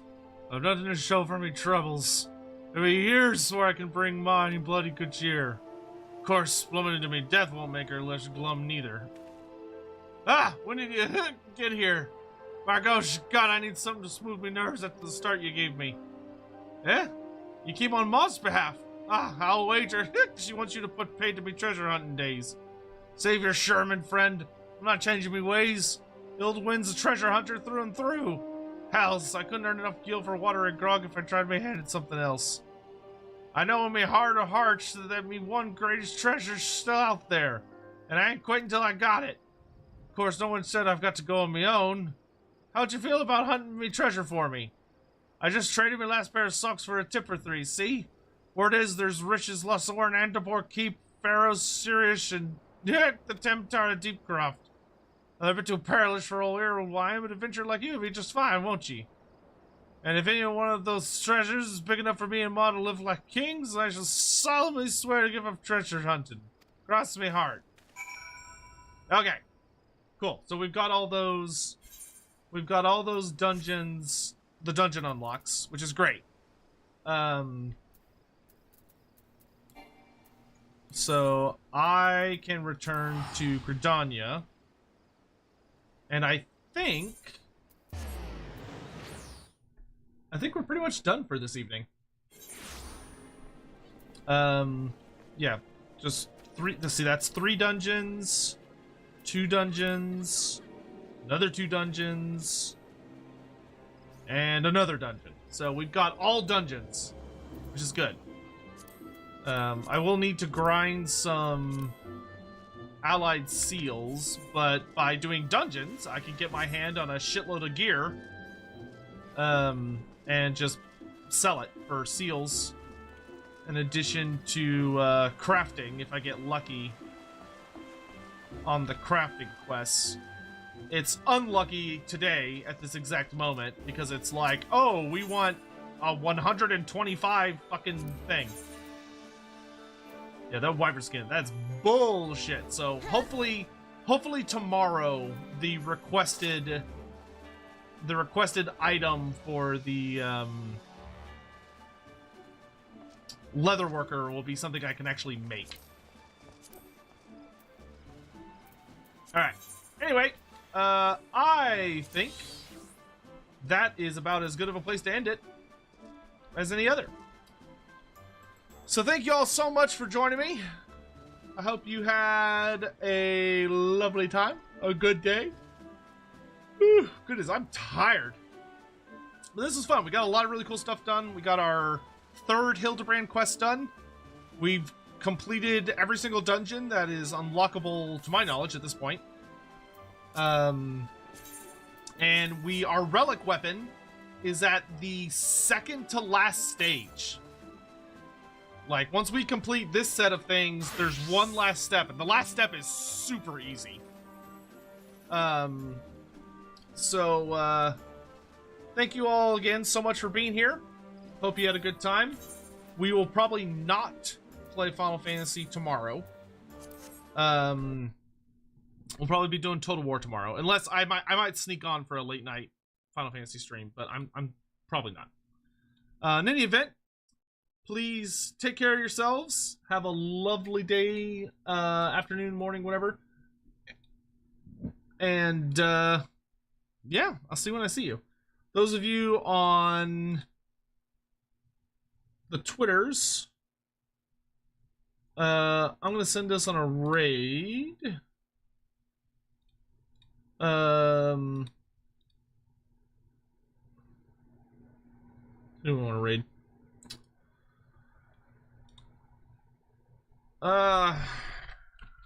Grimmy's good. Grimmy works. I do adore me Grimmy. Oh, you know what though? Grimmy's got like a ton of people. Let's go somewhere. Let's go somewhere a little smaller. Let's raid Cindy. We haven't raided Cindy in forever because she was on vacation for a good while. Oh my god, we streamed for 10 hours today. Fuck me. Okay, anyway, hope you all have a great day. I'll see you all soon. Please take care of yourselves. Stay safe, stay cool, all that jazz. Have a lovely evening. Good night.